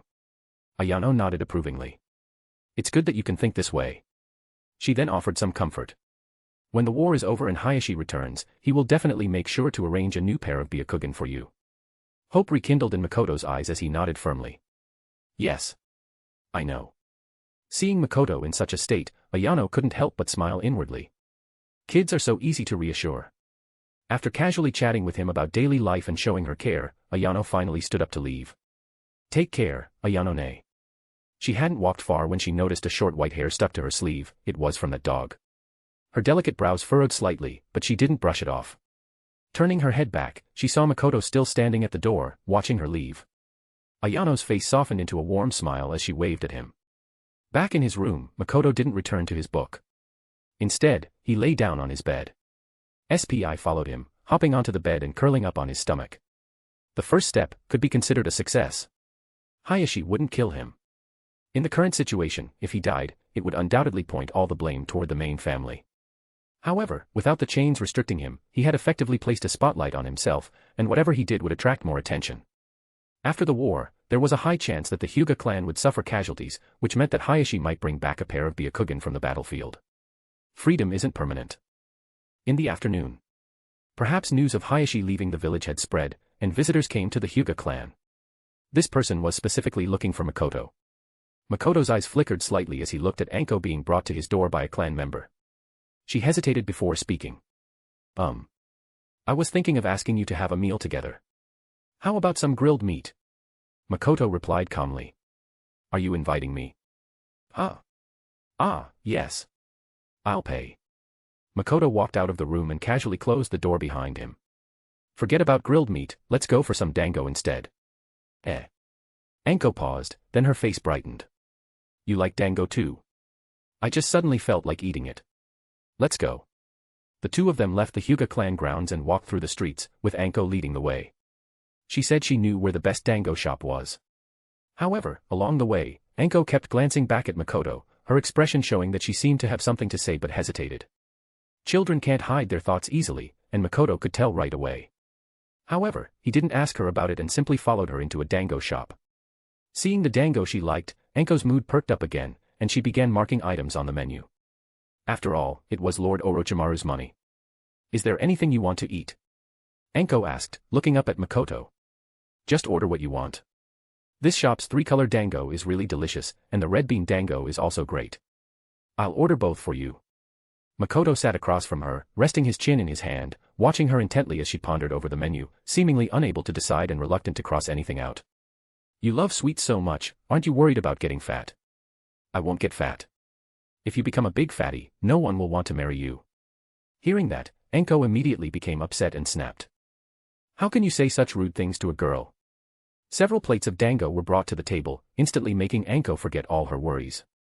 She grabbed a skewer with each hand and began eating happily.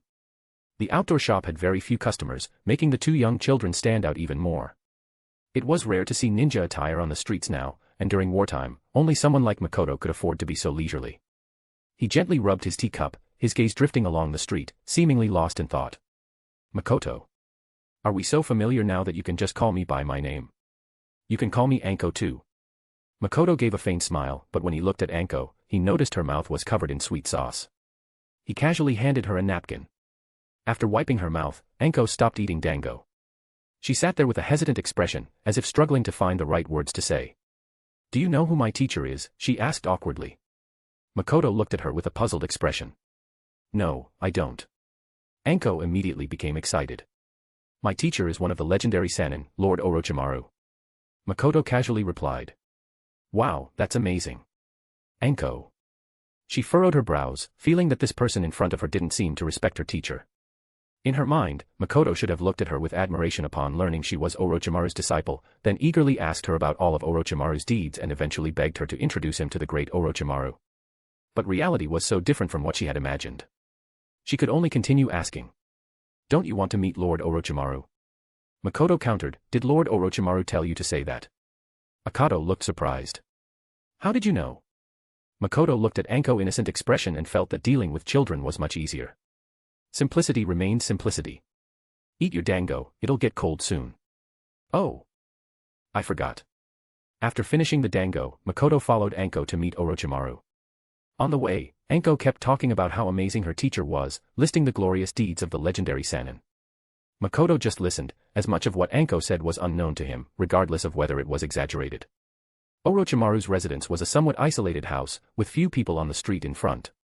Without knocking, Anko ran inside while shouting. Lord Orochimaru. I've brought Makoto here. Makoto didn't follow Anko's casualness. Once they entered the living room, he simply stood quietly.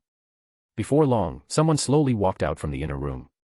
Makoto didn't immediately look up, he only saw the man's black, casual clothing and his tall figure. The person stopped just in front of Makoto. Anko immediately moved closer, and his hand lightly brushed Anko's head. Greetings, Lord Orochimaru. Makoto said. A brief response, his voice slightly raspy, like the sound of a fine thread scraping against paper, uncomfortably harsh to the ear. Anko, still somewhat playful, seemed to be showing off to Makoto. Lord Orochimaru is the future Hokage. Makoto, surprised, looked up and said. Really? But I've heard that the next Hokage will be Lord Namikaze Minato. As soon as the words left his mouth, the room fell silent. After a moment, Makoto heard the raspy voice again.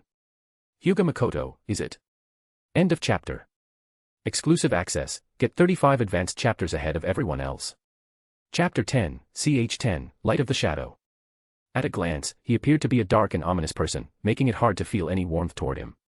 You're just like Rin. Anko said, annoyed. Lord Orochimaru, please don't be angry, Makoto. Anko started, trying to explain on Makoto's behalf. Anko. Orochimaru interrupted, cutting off her defense. Yes. Do you remember the things I asked you to pick up from the hospital yesterday? Go back today and get more for me. Okay. Anko nodded instinctively, but then hesitated. Should I go now?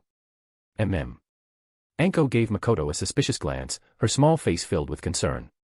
She thought to herself, what if this guy makes Lord Orochimaru angry again? Are you worried about how I'll treat your friend?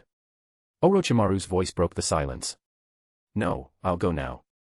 Anko quickly ran out, thinking she could just hurry and return. The room was now left with only Makoto and Orochimaru. The living room was sparsely furnished, and Orochimaru walked over to a chair and sat down. The yard looked a bit old, with fallen leaves piling up under the trees. A breeze blew into the living room, and Makoto didn't feel comfortable, rather, it gave a sense of coldness. Makoto knew what he was doing, but there was still some pressure in facing such a person. Who is the person behind you? Lord Orochimaru, what are you saying? Sending me such a big gift, what does he want from me? I don't quite understand what Lord Orochimaru means. Orochimaru studied the young man in front of him and then said. I can turn on you quickly. If you don't keep your word, I might not keep mine next second. Makoto still shook his head. Lord Orochimaru must have misunderstood something. Upon hearing this, Orochimaru narrowed his eyes, his piercing gaze intensifying the pressure on Makoto. He then asked, you said Minato will be the next Hokage. Makoto responded, it's not what I said, it's what everyone in the village thinks. After saying that, Makoto looked at Orochimaru with a surprised and doubtful expression. Could it be that Lord Orochimaru also wants to become Hokage? Makoto's repeated denials had made Orochimaru somewhat suspicious, but in this moment, Orochimaru finally realized that the young man in front of him was playing a game with him. He didn't immediately get angry. In fact, someone daring to play such a trick in front of him both surprised and amused him. Makoto continued.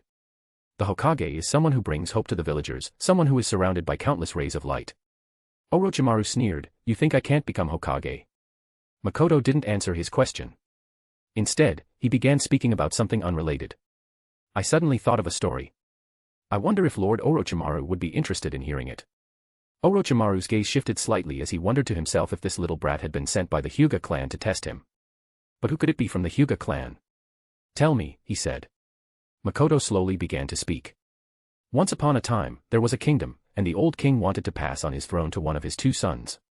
The elder son was extraordinarily gifted, with unmatched strength, inheriting all of the king's power, but he was arrogant and prideful, and he lacked the people's support. His only concern was how to become stronger. The younger son, although weaker in strength, was very attentive to the lives of the people, often helping them solve various difficulties, earning great respect among the common folk. Lord Orochimaru, who do you think the king should pass the throne to?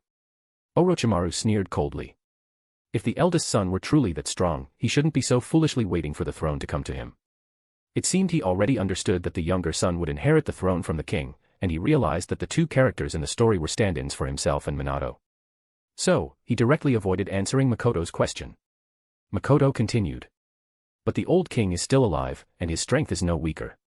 Plus, there are so many nobles in the kingdom who all favor the younger son. On the other hand, the elder son is all alone, and his power doesn't seem to be at the level where he can fight against everything. The elder son always thought that as long as his strength was strong enough, he could win the throne with his own power. But in the end, the younger son ascended to the throne with the support of the people and drove the elder son out of the kingdom. The elder son wanted revenge, but the people of the kingdom all stood in front of the new king. Lord Orochimaru, what do you think the elder son should do at this point? Orochimaru remained silent, his face cold. Of course, there is another way. Makoto continued. That would be for the elder son to kneel before the younger son and support him as the new king. In that case, the powerful elder son could become the general of the kingdom, which would also be a fine story, wouldn't it? The story is finished, Lord Orochimaru. Makoto said. Orochimaru's gaze locked onto Makoto, and he said. Aren't you afraid of death? Makoto, hearing this, looked genuinely surprised and replied. Lord Orochimaru, you don't plan to kill me, do you? Orochimaru. At this moment, a thought suddenly crossed his mind. Is this brat usually this brave? Normally, everyone who sees me is full of both respect and fear. But this guy seems to treat my killing intent as if it doesn't exist. What exactly makes him so fearless? But if you want to become Hokage, how could you kill your own comrades from the village? Makoto continued. Not killing you means I can become Hokage. Orochimaru sneered coldly. His words were somewhat taken out of context. Makoto chuckled lightly. Lord Orochimaru, if you don't kill me, I can find a way to help you become Hokage. With just you. Orochimaru sneered, but as he recalled the little brat's actions earlier, his mind began to race. This kid. Why are you doing this? Orochimaru asked. Makoto paused for a moment, then calmly looked at Orochimaru and said. Lord Orochimaru, do you understand what's going on with my eyes? Eyes. Orochimaru had heard from Anko about this anomaly from the Hyuga clan. At first, he found it quite interesting. An outsider had acquired the Sharingan, and now someone from the Hyuga clan had been given normal eyes instead of the Byakugan. I'm just a branch family member. If I were to be given the Byakugan again, it would mean the head family would place the caged bird seal on me once more. Upon hearing this, Orochimaru instantly understood everything, including the matter of the Byakugan information being relayed to him through Anko. This brat had no one backing him, it had always been just him. After going in such a big circle, was it all for this one thing? A weak person, hopping around in front of him, just to attract his attention and seek his protection. If he had revealed his true identity and pledged allegiance to him from the start, Orochimaru would have thought this brat was incredibly arrogant and foolish. But now, it seemed this brat was indeed very arrogant. Why did you think I would accept those Byakugan? Orochimaru suddenly asked. Because the elder son is proud and arrogant, there's nothing he wouldn't dare to do. Makoto responded. You've already mentioned the elder son's fate. As for me, a person who lacks the people's support, I might as well just wait for Minato to take over as Hokage. Orochimaru said. Makoto said, that was just a story I made up. Stories have logic, and only with logic can they be somewhat convincing. Reality, on the other hand, is far more magical and illogical. Besides the position of Hokage, those Byakugan. Lord Orochimaru, you probably have no way to get your hands on them, right? Orochimaru's thoughts stirred slightly. He wanted to become Hokage because the position would bring him many conveniences. But things like the Byakugan were what he was truly passionate about. Makoto had indeed given him a reason that was hard to refuse. The Hyuga clan's strict control over the Byakugan made Orochimaru curious about its power, but at the same time, he was helpless. After hearing what Makoto had said from Anko, he knew there was a possibility it was a trap, yet he still took action. Orochimaru pondered for a long while before slowly saying, First, tell me your method. Saying this also meant that he had somewhat acknowledged Makoto. Since it's wartime, why should Lord Orochimaru stay at home? Orochimaru narrowed his eyes. Are you asking me to compete with Minato to see who kills more enemies? Makoto responded, Lord Orochimaru only needs to demonstrate the ability to turn the tide, and that should be enough. End of chapter. Exclusive access, get 40 advanced chapters ahead of everyone else. Chapter 11, CH11, Dissatisfied. Among them, a particularly noticeable figure was a blonde man wearing clothes adorned with the Yamanaka clan's crest. This wasn't something Makoto needed to concern himself with. It seemed the Hyuga clan had chosen to keep the theft of the Byakugan a secret, which meant the investigation would never lead back to him. And truthfully, it really had nothing to do with him. Ayari hurriedly rushed to Makoto's house again, her face full of worry. Makoto, I heard your surgery has been postponed. From her expression, it seemed she was worried that Makoto might overthink the situation. Yes, the clan said there were some issues. They'll make a decision after Lord Hayashi returns. Makoto remained remarkably calm about the situation. He was reading again, as it was his only daily pastime. He had already finished all the books in the house, and that set of human acupuncture charts had been flipped through repeatedly. Ayari felt that Makoto's reaction wasn't quite right. After hesitating, she asked, Are you okay? Makoto replied, What could be wrong with me? I'm about to recover soon. Ayari thought that even if Makoto didn't have an extreme reaction, he should at least feel a little down. But instead, he was lounging casually on the sofa with a carefree expression. She walked over and sat down across from Makoto, glancing at the book in his hands.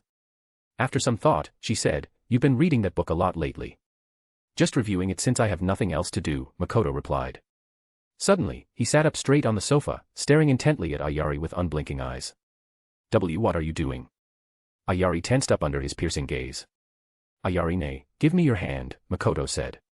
He had studied the book so many times but had never had the chance to practice.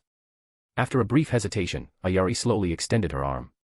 Makoto showed no hesitation as he took her hand directly and rolled up her sleeve, revealing her fair, delicate skin.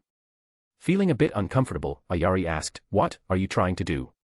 Makoto's hand lightly brushed along Ayari's arm, as if searching for something. His actions gave Ayari the impression that he was about to insert a needle. "This spot here is Taiyuan, right?" Makoto said, pointing to a spot on Ayari's wrist. Ayari fell silent for a moment before finally replying softly, "Yes." "If struck here, one would no longer be able to form seals or use ninjutsu," Makoto continued.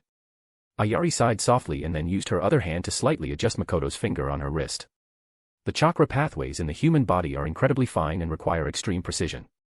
Without the Byakugan, it's impossible to see them clearly. She felt like she understood what Makoto was thinking. This child had become a little obsessed. Was he trying to use gentle fist without relying on the Byakugan? Ayari suddenly grasped Makoto's hand in return, her eyes filled with a trace of sadness. "You don't have to do this. The war will be over soon. Once Lord Hayashi returns, everything will be decided. For now, just rest at home and pretend you're not a ninja." Makoto froze for a moment, and upon seeing the emotions in Ayari's eyes, he realized she had misunderstood him. "I told you, I'm fine. I just want to study some things," Makoto explained. "Really?" Ayari still looked unconvinced. At this point, she was almost certain that Makoto was mentally struggling to cope with the blow he had suffered. Makoto felt a bit helpless and decided not to explain further. He leaned back on the sofa and stared up at the ceiling of his home. "Ayari-ne, why not find me some books?" he suddenly said. "Books?" Ayari was momentarily stunned. "If I'm reading, I won't overthink things." "What kind of books do you want?" Ayari asked, still puzzled. "Books about the human body, chakra, anything like that will do." Ayari thought for a moment before saying, "I can help you find some books." "Thank you, Ayari-ne." Seeing Makoto return to his book, Ayari still felt uneasy. After much deliberation, she said, "How about I introduce you to a girl?" Makoto froze for a moment. "What did you just say?" Ayari looked completely serious. "She's from our clan too. You've seen her before. Honestly, I think you're a bit unworthy of her, but you can still get to know each other." In Ayari's mind, Makoto was at an age where he should be curious about and fascinated by the opposite sex. Perhaps this would be a good way to distract him. It's settled then. I'll bring her over another day. Hiruzen Sarutobi had just finished another strategy meeting with several high-ranking officials of the village. When he returned to his office, he found Orochimaru casually sitting in his chair, flipping through the documents on his desk. That was the Hokage's seat, a place no one had ever dared to sit in during the third Hokage's tenure. Hiruzen didn't say anything about it. Instead, he walked over slowly and asked, "What brings you here?" Orochimaru picked up a letter and said, "They're all requests for supplies. Has the shipment from the daimyo been delayed again?" Hiruzen didn't answer the question directly but instead chuckled lightly. "I'm surprised you're interested in matters like these." Orochimaru replied, "It's my village, after all. Naturally, I should care about its affairs." These words made Hiruzen's eyes flicker with a complex emotion. After a brief silence, he said, "Would you be willing to go to the battlefield in the land of water?" But Orochimaru countered with a question of his own. "If we repel the Mist Ninja, will we win this war?" Hiruzen frowned and remained silent. Of course not. The greatest threat to Konoha right now was still the land of Earth to the north, the most pressing enemy at the moment. The hidden Mist Village didn't seem intent on launching a full-scale war against Konoha, but instead carried out constant small-scale skirmishes, likely hoping to exploit Konoha's exhaustion and strike when the opportunity arose. Orochimaru lounged casually in the Hokage's chair, one hand resting on the armrest while supporting his cheek, smiling faintly as he stared at Hiruzen. But Hiruzen avoided meeting his gaze directly. In the entire village, only Orochimaru dared to treat him, the third Hokage, with such an attitude. If Jiraiya had behaved this disrespectfully, Hiruzen would have kicked him down the stairs and scolded him on the spot. But Jiraiya would never act this way. Minato is becoming more and more impressive. Listening to his achievements in the village, I almost feel like the war will soon be won under his leadership. Hiruzen fell silent for a moment before asking, "What exactly do you want to do?" Orochimaru picked up a letter from the desk and said, "Naturally, I wish to ease the village's burdens." How about letting me handle the issue with the daimyo supplies? Hiruzen replied, the daimyo has never defaulted on supplies. They understand the gravity of the situation. Delaying for a few days is merely their way of expressing dissatisfaction. Orochimaru didn't argue further. Instead, he asked, do you not want me to go? Hiruzen was momentarily speechless and fell silent again. After a long pause, he frowned and said, don't cause trouble. Orochimaru sneered, it's just a matter of securing supplies. What are you so worried about? At most, I'll reaffirm Konoha's loyalty to the daimyo. With that, Orochimaru stood up from his seat and left the room. I'll depart tomorrow. Hiruzen-sensei, please arrange a team to accompany me. Orochimaru walked past Hiruzen without stopping, heading straight for the door of the office. Hearing the sound of the door closing behind him, Hiruzen let out a long sigh. He looked at the spot where Orochimaru had just sat, his gaze complex and filled with mixed emotions. Orochimaru, are you expressing dissatisfaction with me? Why can't you let go? End of chapter. Chapter 12, Ch 12, Ichiraku. Makoto was called to her house and saw a girl with short brown-green hair and Byakugan sitting in the living room. She had a cute and delicate appearance, looking very obedient. Ayari, with excitement, said, Makoto's here. The Byakugan girl immediately stood up upon seeing Makoto, her eyes filled with curiosity. This was someone she had only heard about in the clan but had never met in person. This is Natsu. You should know her, Ayari said to Makoto. Makoto nodded. He did indeed recognize the girl, there were only so many people of his age in the clan. Even if they didn't interact much, they were still aware of each other. Hyuga Ayano's maid, Haruka, is her older sister. This is Makoto. Hello. Hello. So, do you think Natsu is cute? Ayari asked with a smile. We have so many little boys who try to win her favor every day. Hyuga Natsu became a little embarrassed and quickly spoke up to stop her, Ayari-ne. She is quite cute, Makoto replied. Thank you, Hyuga Natsu said politely in response. Makoto noticed that she kept glancing at him, and whenever their eyes met, she quickly looked away, probably curious about his eyes. Makoto noticed Ayari was giving him a hint and helplessly said, it's almost noon. How about we go eat together? Now that you mention it, I am a bit hungry, Ayari immediately responded, giving Makoto a good job look. Makoto felt a bit helpless. He only agreed because he saw Ayari was keen on this, and he didn't want to disappoint her. What do you want to eat? He casually asked. I don't mind, how about you, Natsu? Ayari replied. I can eat anything, Hyuga Natsu softly said. Makoto. Realizing he had asked the wrong question, Makoto quickly decided, let's go have ramen. Ramen. Ayari blinked in surprise, looking at Makoto in disbelief. Her expression seemed to say, why are you asking a girl out for ramen for your first date? Hyuga Natsu was also a bit surprised. When other boys invited her out, they usually chose more carefully selected restaurants, dessert cafes, barbecue joints, sushi places. Makoto was the first to ask her to eat ramen. You. Ayari furrowed her brows and thought for a moment. Are you sure? Shouldn't you think about it some more? No need to think, let's just have ramen, Makoto said. Ayari was quite speechless. She had once thought this kid was teachable, but now she realized she had overestimated him. Hyuga Natsu didn't feel anything was inappropriate. The main reason she came today, aside from being curious about this person who had lost his Byakugan, was out of consideration for Ayari's wishes. It was just meeting a boy. At most, they would eat a meal together. Makoto didn't pay much attention to their thoughts. What he was thinking about was how he had seen a Ichiraku ramen shop in the village a few days ago. To his surprise, Ichiraku had opened a store in Konoha, and he just wanted to give it a try. The three of them left the Hyuga clan's territory together. I heard that Makoto-kun has already become a chunin. Along the way, Hyuga Natsu noticed that Ayari was giving Makoto numerous hints with her eyes, but it seemed like he didn't notice. Finding it interesting, Natsu decided to kindly initiate a conversation to spare Ayari the awkwardness. Yeah, I was lucky to pass the chunin exam back then, Makoto replied. I've heard that the chunin exams are very strict, so passing them surely isn't just luck, Hyuga Natsu said. I'm still just a genin. Being a genin is also fine. Becoming a chunin is just a matter of time, it doesn't mean much, Makoto replied. In the Hyuga clan, no one stays a genin forever. Makoto-kun is too modest. I heard that Makoto-kun achieved great things on the front lines, Hyuga Natsu said softly, her words making one feel good. Makoto merely smiled faintly. It was just luck that I didn't die. Ayari suddenly interjected, at that time, you had already infiltrated near the enemy's camp. Even a jounin wouldn't be guaranteed a safe retreat. Hyuga Natsu exclaimed in surprise, was it that dangerous? Ayari replied matter-of-factly, if it wasn't dangerous, how could we have brought back useful intelligence? She said these things to improve Makoto's image, and it did indeed help change Hyuga Natsu's impression of him. Although she was a ninja, she had never been to the battlefield. Most of her understanding of war came from hearsay and seeing the wounded soldiers returning from the front lines, which gave her some sense of the brutality of war. She felt a lot of respect for someone like Makoto, who had been to the battlefield. But Makoto wasn't proud of it. When it came to matters of the front line, he let Ayari speak without interrupting, as though the story being told wasn't about him at all.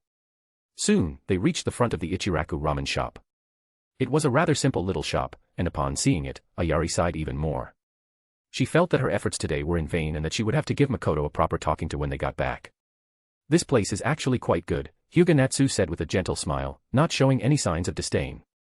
I think so too, Makoto said with a faint smile, feeling a bit sentimental for some reason. He then lifted the curtain and walked inside. Welcome. The owner was a young man wearing a white chef's hat, an apron, and with eyes that seemed barely open. When he smiled, it became even harder to see his eyes. What would you like to order? I'll have the signature ramen, Makoto said. I'll have the same, Ayari replied weakly. I'll have a bowl of tonkatsu chashu ramen. Please wait a moment. The three of them took a seat, with Hyuga Natsu sitting in the middle, mainly because Ayari had already sat one seat away from Makoto, and Natsu felt it would be rude to sit on the other side of her. I passed by here when the shop first opened. There was a long line at that time, Hyuga Natsu said. Too bad you didn't come back then, Makoto replied.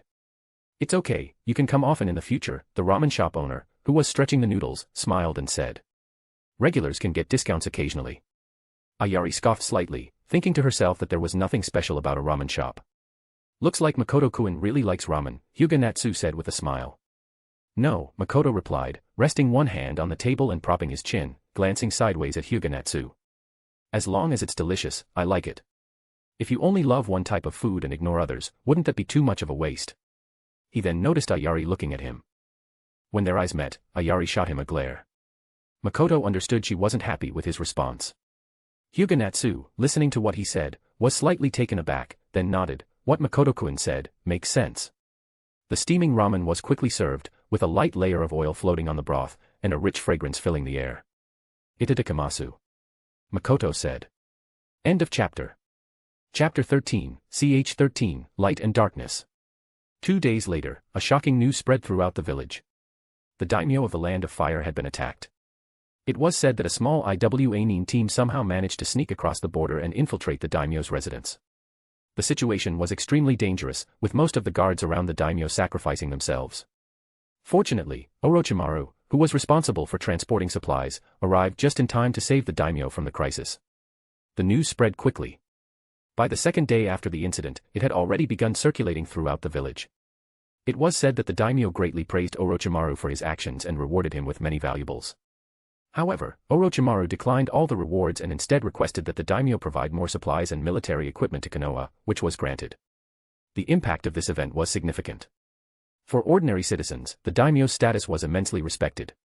The specifics of the situation were unclear to them, but they only knew that Orochimaru's actions were remarkable and brought honor to their village. Moreover, the fact that he refused the daimyo's rewards and instead sought better treatment for his comrades fighting on the front lines made people admire him even more. His spirit of selflessness left everyone in awe and filled them with respect. Originally, Orochimaru, one of the legendary Sannin, already held great renown in the village. However, during this war, there had been little mention of him, and this recent event brought him back into the spotlight. There were even rumors circulating that the reason Orochimaru hadn't been seen on the front lines was because he had been undertaking a top-secret mission related to the nation's security. This mission was extremely risky and could only be carried out by someone of Orochimaru's strength. At this moment, Orochimaru had not yet returned to Konoha, but public opinion was already starting to stir. It was clear to those with sharp eyes that there was something behind the scenes pushing this narrative, but unfortunately, there were few such discerning individuals in the village at the moment, as most of the population was focused on the front lines. North border of the Land of Fire. With the sealing barrier lifted, a military camp materialized out of nowhere in the midst of this forest. The leader was Narashikaku, a young man with 2 scars on his face and a determined expression.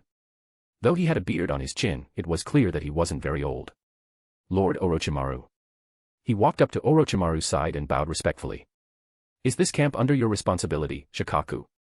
Orochimaru's gaze swept over the camp behind him as he spoke slowly.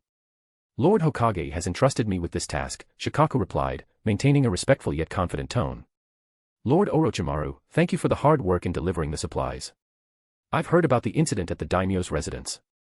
It was thanks to you that the land of fire was spared from disaster. Orochimaru smiled faintly. Compared to those of you who risked your lives on the front lines, this is nothing. Shikaku was momentarily taken aback, feeling a bit surprised that Orochimaru would speak so politely to him. Lord Orochimaru is too humble. Please, step inside the camp, Shikaku said. The supply convoy Orochimaru had brought slowly entered the camp, where the personnel took over the unloading and handover process. The arrival of these supplies bolstered the morale of the frontline ninja forces. As one cart after another entered, many volunteers began to help unload the goods. Orochimaru's gaze continued to survey the inside of the camp. There were many ninjas stationed here. Aside from the external forces, there were still thousands of troops, making it one of the largest military camps that Konoha had in the Land of Earth battlefield. This place was not unfamiliar to him. During the last Great Ninja War, he had been a prominent figure with considerable influence. However, after the outbreak of this war, he had not been active on the front lines for long before being left behind. Hiruzen had given him many tasks, but they were all indirectly related to the front lines. Jiraiya, that guy too, although he was fighting on the front lines, there had been little news about him. Was he also stepping aside for his students? Is Minato here? Orochimaru asked. Minato has been dispatched on a mission, Shikaku replied. If everything goes smoothly, he should be back soon. If Lord Orochimaru wishes to see him, it can still be arranged. Orochimaru smiled faintly. It seems meeting him isn't so easy. Shikaku explained, Lord Orochimaru, you misunderstood. Minato rarely gives himself any rest. His workload is many times heavier than others. Even on the front lines, I mainly only talk to him about official matters.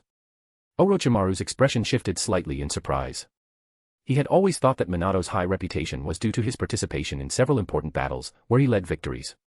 Now, it seemed that he had underestimated him, taking on everything himself, something Orochimaru hadn't managed to do. After a brief silence, Orochimaru said, Minato truly works hard. Shikaku replied, Minato once said that for the sake of Konoha, he would risk his life without regret. As they spoke, Orochimaru suddenly stopped in his tracks. He tilted his head up and looked at a large tree beside him. The tree's canopy was vast, with branches and leaves sprawling out. The sunlight pierced through the gaps, creating countless patches of light that fell onto Orochimaru's face. When we were building the camp, we thought it would be a shame to cut down such a well-grown tree, so we decided to leave it, Shikaku said, noticing that Orochimaru was staring at the tree for no apparent reason. Everyone likes to relax and chat under this tree during their free time. Orochimaru calmly responded, cutting it down would indeed be a shame. A breeze blew through the forest, making the leaves rustle. The light on his face flickered, shifting between light and shadow, creating a mesmerizing effect. Lord Minato is back. A shout suddenly rang out through the camp, and the atmosphere became lively. From a distance, Orochimaru saw a tall, blonde youth quickly surrounded by people. He wore a warm smile on his face, making people feel as though they were bathed in spring sunshine, responding to the words of those around him. Lord Orochimaru, Minato has returned, Shikaku reminded him. Orochimaru watched the figure calmly and let out a soft reply. I see. The yellow flash that struck fear into enemies on the battlefield, and the hero of Konoha who earned the trust and respect of the villagers. This young junior, his brilliance had already surpassed that of his former self. Fabricated public opinion could deceive ordinary citizens, but what about the ninjas who fought alongside Minato through life and death? How could he win their hearts? Orochimaru's mind raced, yet he could not find a way to break the deadlock.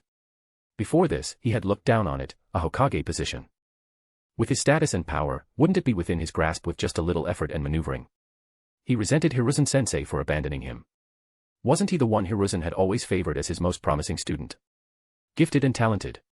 But compared to the person standing before him now, the arrogant and self-important elder son. The words that Makoto had spoken echoed in his mind, deafening and profound. The self-proclaimed genius he once held, in handling this matter, seemed so narrow and shallow. Lord Orochimaru? The voice of Shikaku pulled Orochimaru back from his thoughts, and he turned his gaze towards him. We should head back to the main tent, Minato will be coming soon, Shikaku said. Before leaving, Orochimaru glanced once more in Minato's direction. The story was fabricated, but reality was even more magical. What kind of ending could that kid bring him? End of chapter. Chapter 14, Ch 14, Chaos Begins. The third Hokage, Sarutobi Hiruzen, looked at Orochimaru, who had returned to report, holding a detailed inventory of supplies and military equipment. It was half more than the originally agreed upon amount. You've worked hard, Orochimaru. Orochimaru, dressed in a green combat uniform, gave a light smile at Hiruzen's words of thanks. It's just delivering some supplies. If there's nothing to do, even a person will start to go stale. Hiruzen, upon hearing this, said, but wasn't it a big deal that you handled this time? Orochimaru replied, since I encountered it, naturally I couldn't stand by and do nothing. Hiruzen looked up at Orochimaru, then picked up a letter and gestured. The daimyo sent a letter.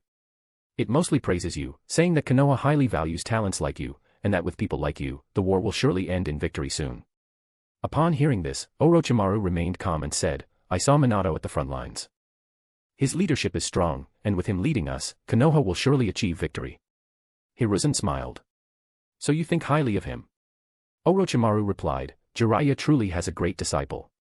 Hiruzen's gaze shifted slightly, and he looked at Orochimaru, then suddenly asked, what do you think about Minato becoming the fourth Hokage? Orochimaru responded, his expression unchanged, the war isn't over yet, and you're already thinking about stepping down. We must always think about the future. The daimyo has such high hopes for you, and you think so highly of Minato. There's no way we can lose this war.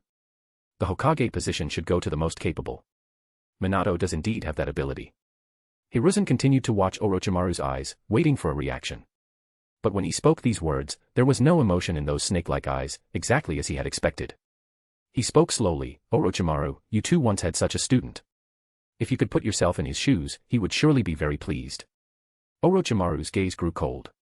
If there's nothing else, I'll be leaving. Once Orochimaru left, the office returned to silence. Hiruzen's hand searched under the desk, pulling out a smoking pipe. As he lit it, his eyes briefly glanced at the letter from the daimyo on the desk. In the letter, aside from praising Orochimaru, the daimyo also expressed dissatisfaction with Konoha's border defenses, criticizing how an Iwa team had managed to infiltrate so easily. However, as soon as Hiruzen received the news, he had sent people to investigate the Land of Fire's border entries. During wartime, Land of Fire and Konoha had tight control over their borders, and the report returned that there had been no irregularities. Hiruzen sensed something was off but soon realized that investigating further would be pointless. If the investigation uncovered something unfavorable, there was no way to report it to the daimyo. Could he really tell the daimyo that Konoha was currently embroiled in a power struggle over the Hokage position? Orochimaru. You have underestimated your ruthlessness and ambition. Hiruzen exhaled a puff of smoke, the thick mist swirling in front of him, hard to dissipate. The first thing Orochimaru did upon returning to his residence was to instruct Anko to fetch Makoto. After Anko quickly left, Orochimaru calmed down, sitting motionless in the living room by himself. How pathetic, Orochimaru, still unable to let go of these useless emotions. After a long silence with his eyes closed, a ninja dressed in Umbu attire suddenly appeared in the living room, wearing a patterned mask and kneeling before him. Lord Orochimaru, the ninja said, handing over a scroll with both hands. Orochimaru seemed not to hear, sitting there without raising his eyelids. From his sleeve, a snake slowly crawled out and made its way to the Umbu ninja, taking the scroll in its mouth. Lord Danzo sends his regards. The Umbu ninja bowed his head, then instantly disappeared from the spot. Half an hour later, Anko finally returned with Makoto, albeit a little late. The moment Makoto stepped into the living room, he immediately felt the cold aura surrounding Orochimaru. Anko, however, seemed unaware, skipping over to Orochimaru's side to take credit. Lord Orochimaru, I brought Makoto here. Orochimaru smiled faintly and patted her on the head. Makoto and I have some things to discuss. You can go play outside for a while. Anko's little face showed confusion as she turned to look at Makoto, wondering when Makoto and Lord Orochimaru had become so close. In Anko's memory, she only needed to avoid the area when Lord Orochimaru was talking to other adults, and she would obediently leave without disturbing them. But why would they want to avoid her now? Got it. Anko obediently left, but before she went, she couldn't help but glance at Makoto again. Makoto didn't ask about Orochimaru's strange mood, but instead spoke up. The village has been talking about how Lord Orochimaru saved the daimyo these past 2 days. Orochimaru didn't respond verbally but tossed a scroll to him. Makoto unrolled it, and the contents revealed correspondence between certain royal officials of the Land of Fire, indicating that these officials had accepted benefits sent by the Root Division. These officials must not be fools. If they dared to accept bribes, it's likely that the benefits sent by the Root Division weren't entirely out of goodwill. Looking at the shocking content, Makoto remained calm and said, the war is almost over. Orochimaru glanced at him. How do you know? Konoha is about to run out of steam, and Iwagakure is the same. Orochimaru replied, even so, what then? Do you think Iwagakure will back down? The war between the fire and earth countries had been extremely brutal, and by now, it had almost lost its original purpose. Most of the people on the battlefield were fighting driven by hatred. So, a catalyst is needed to bring the two countries to a ceasefire, at which point Konoha will present a peace treaty. Orochimaru furrowed his brows slightly upon hearing this. Doesn't that sound like admitting defeat? Makoto replied, it just needs a little adjustment, and the villagers won't think that way. The Hokage can take this opportunity to step down and ensure the fourth Hokage to succeed. Orochimaru's gaze flickered, and he continued to ask, what kind of opportunity are you talking about? Did you forget what started this great ninja war? Makoto asked. Orochimaru's thoughts quickly turned, Tsunagakure. Makoto smoothly added, the fourth Kazekage has been in power for a while now, and Tsunagakure should be stable internally. With their alliance, Iwagakure will surely back down. Would Tsunagakure agree? Tsunagakure also needs peace. They won't allow the balance between the fire, earth, and wind countries to be disrupted. Orochimaru fell silent, deep in thought. Lord Orochimaru, you need to go to the land of wind to secure this ally for Konoha. No. Orochimaru suddenly interjected, cutting off Makoto's words. Even that won't be enough. Makoto was momentarily stunned, but then noticed Orochimaru smirking as he continued, it must be at a time when Konoha's survival is at stake, and I lead the reinforcements. Only then can I gain enough prestige.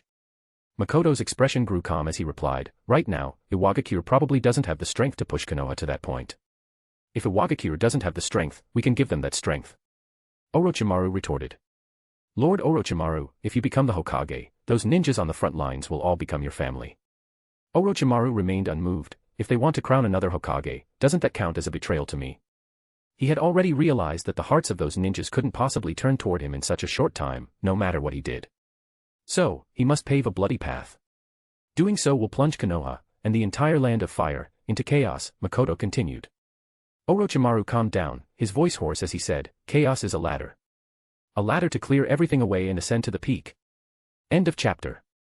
Exclusive access, get 70 advanced chapters ahead of everyone else. Chapter 15, ch 15, heart-stirring. So when he first heard Orochimaru's crazy idea, he had no intention of stopping him. Makoto only needed to speak when it was necessary. Before the war with Iwagakure ended, he didn't need to concern himself with any disputes in the village. Ayari had brought him many books, but her attitude had become extremely poor, and her gaze toward him carried an impulse to punch him. Makoto guessed it was likely due to the last meal he had with Hyuga. Makoto didn't feel the need to explain much, so he went to the streets and picked out some small gifts for her as a token of apology. Ayari also seemed to have acquired the books from an unknown source. One book, which explained the 7 attributes of chakra, was far more profound than any similar books Makoto had seen in his original life. In addition, there were medical books on human anatomy, which Makoto briefly flipped through and found quite professional, meant for specialized medical ninjas. Even just the book on chakra was enough for Makoto to study for some time. His life became peaceful. After his last visit to the hospital for a checkup, he also tried training at the Hyuga family's training ground, but it was too monotonous, and the results were minimal. Growth in strength requires time and continuous effort. In this world, people generally follow certain rules, but Makoto was somewhat resistant to them. He preferred effortless gains, but such things were merely fantasies. He began to create a training plan for himself, focusing only on physical training. Without the path of the Byakugan gentle fist, he couldn't continue down that route. His physical technique had to lean toward Konoha's strong fist style, but the Hyuga family didn't practice strong fist, nor did they have any related books. Fortunately, the foundation from his original body still existed. As a Chunin-level Hyuga clan member, his physical fitness was still excellent. Recently, Hyuga Ayano had visited him again, bringing many things, including daily necessities and food she had made. However, even though a woman in her 20s might be scheming, to Makoto, her skills were still too shallow. Both of them were acting, each with their own agenda. Ayano thought that a little child would be easy to manipulate, and Makoto played along, showing her affection and gratitude. Anko had also come to visit Makoto a few times, but it was driven by her own feelings. She thought Makoto was a good person, after all, how could someone who liked Dango have bad intentions? Also, it seemed that Lord Orochimaru liked him quite a bit. A week passed, and suddenly, news came from the front lines that Konoha had suffered a heavy defeat with significant losses. It seemed that during a military march, they were ambushed, and countless comrades had sacrificed their lives. Once this news reached the village, it instantly made the atmosphere in Konoha heavy and oppressive. Even Ayano became deeply worried. While they were not needed to risk their lives on the front lines, the war was still closely tied to everyone. On his way back from the training ground, Makoto encountered a group of people. He recognized them all, and at the center of the group was Hyuga Natsu. Makoto-kun. Hyuga Natsu greeted him in surprise. The people around her were also from the younger generation of the Hyuga clan. The one about the same age as Makoto was Hyuga Iroha, a chunin who should have been on the front lines. The two younger ones, Makoto remembered, were Hyuga Tetsu and Hyuga Tokimasa, both newly graduated genin, about the same age as Anko. "It's Makoto," Iroha also greeted him, with a more casual and familiar tone. Hyuga Tetsu and Hyuga Tokimasa both called him Big Brother Makoto, and sneaked glances at Makoto's eyes. As peers from the same clan, they naturally knew each other. "Hello," Makoto responded. "Iroha just returned from the front lines. We're planning to go out for a meal together. Would you like to join us, Makoto-kun?"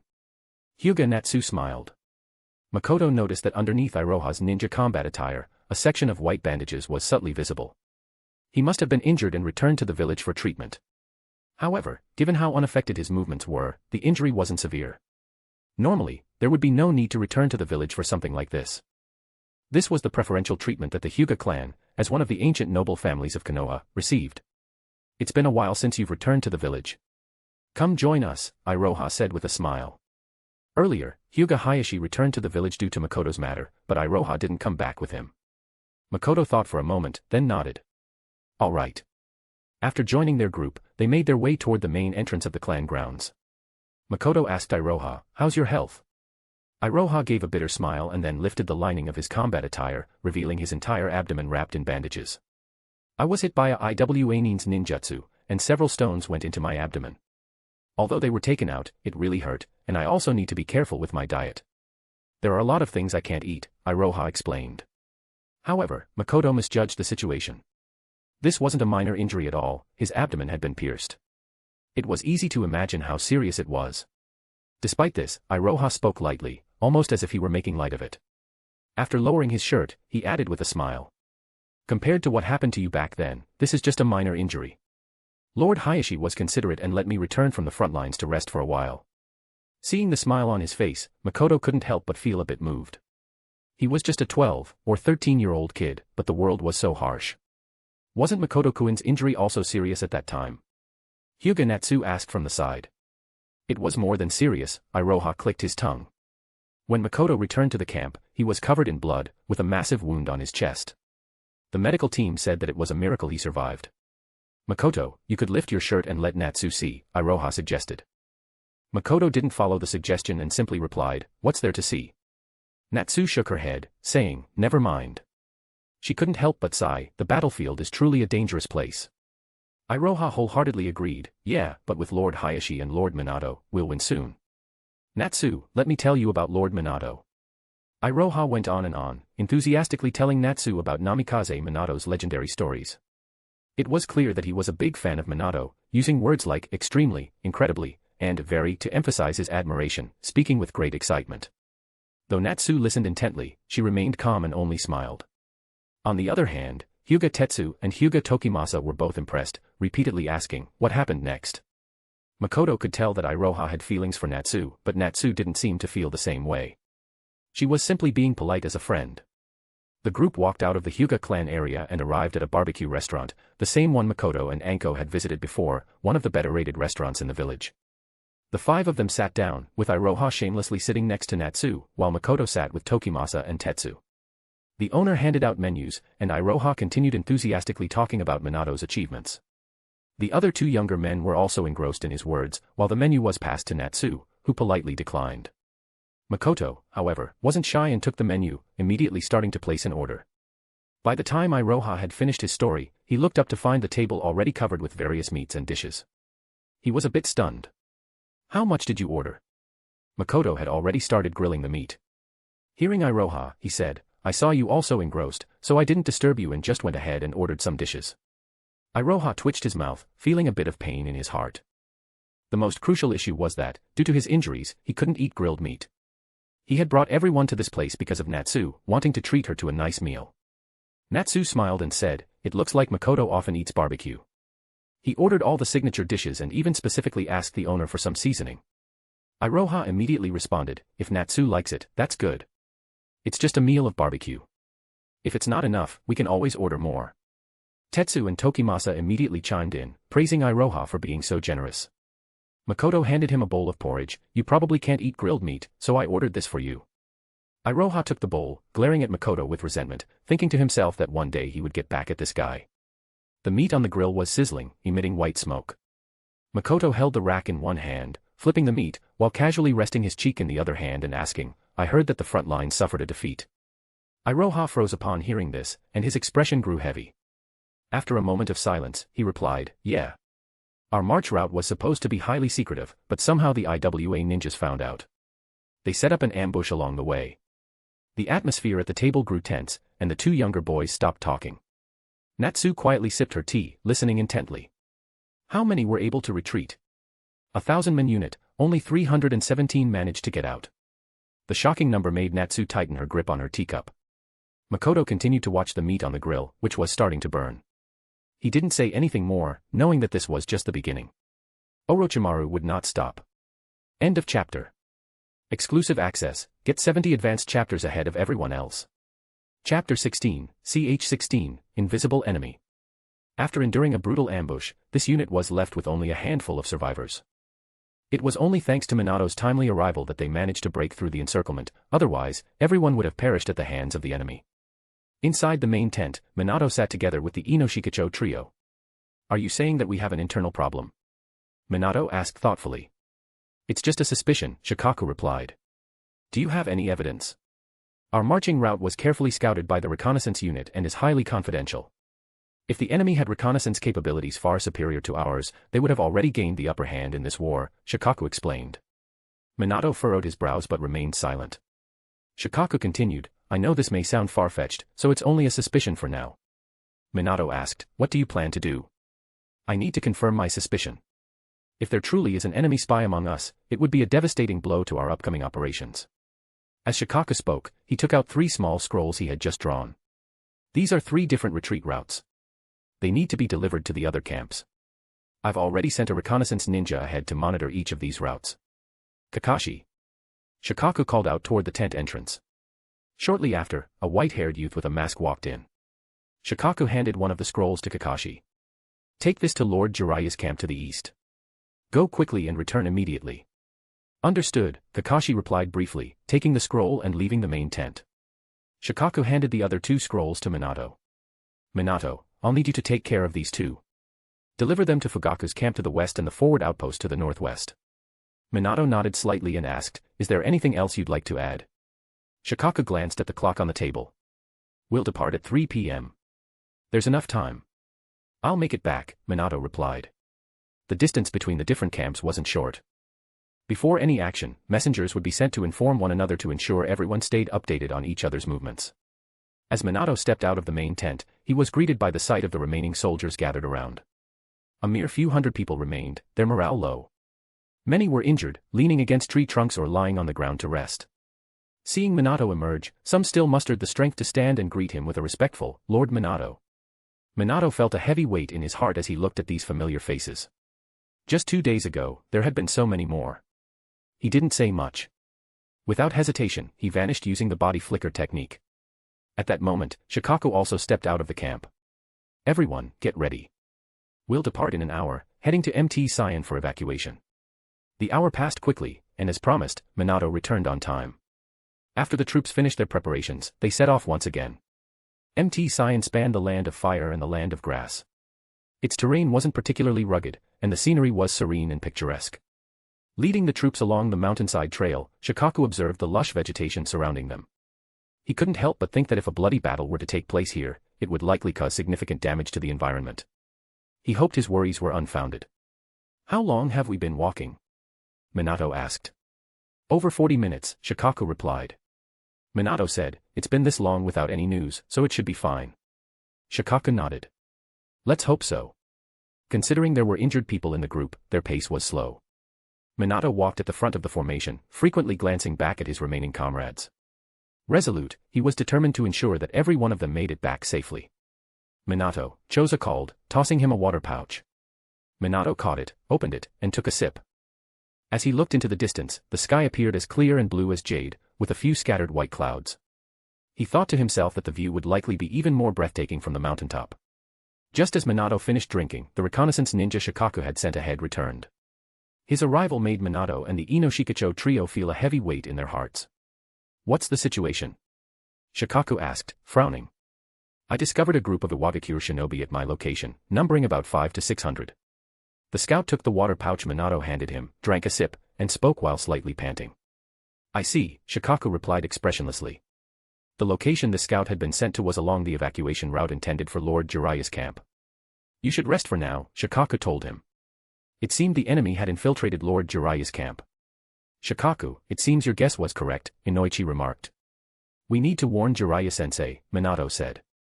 Shikaku nodded and was just about to say something when another reconnaissance ninja returned. This scout had been sent to the evacuation route leading to Fugaku's camp. Everyone felt their hearts sink. Moments later, the last reconnaissance ninja returned as well. All of them brought back the same message: there was a group of Iwagakure shinobi discovered at their respective locations. Shikaku felt a chill run down his spine. He turned to look at Minato, whose solemn expression now carried a hint of shock. Every camp had a spy. How could they possibly fight a battle like this? Suddenly, something clicked in Shikaku's mind. He abruptly stood up and shouted, "Stop moving forward." He scanned their surroundings, and cold sweat instantly broke out on his forehead. Inoichi.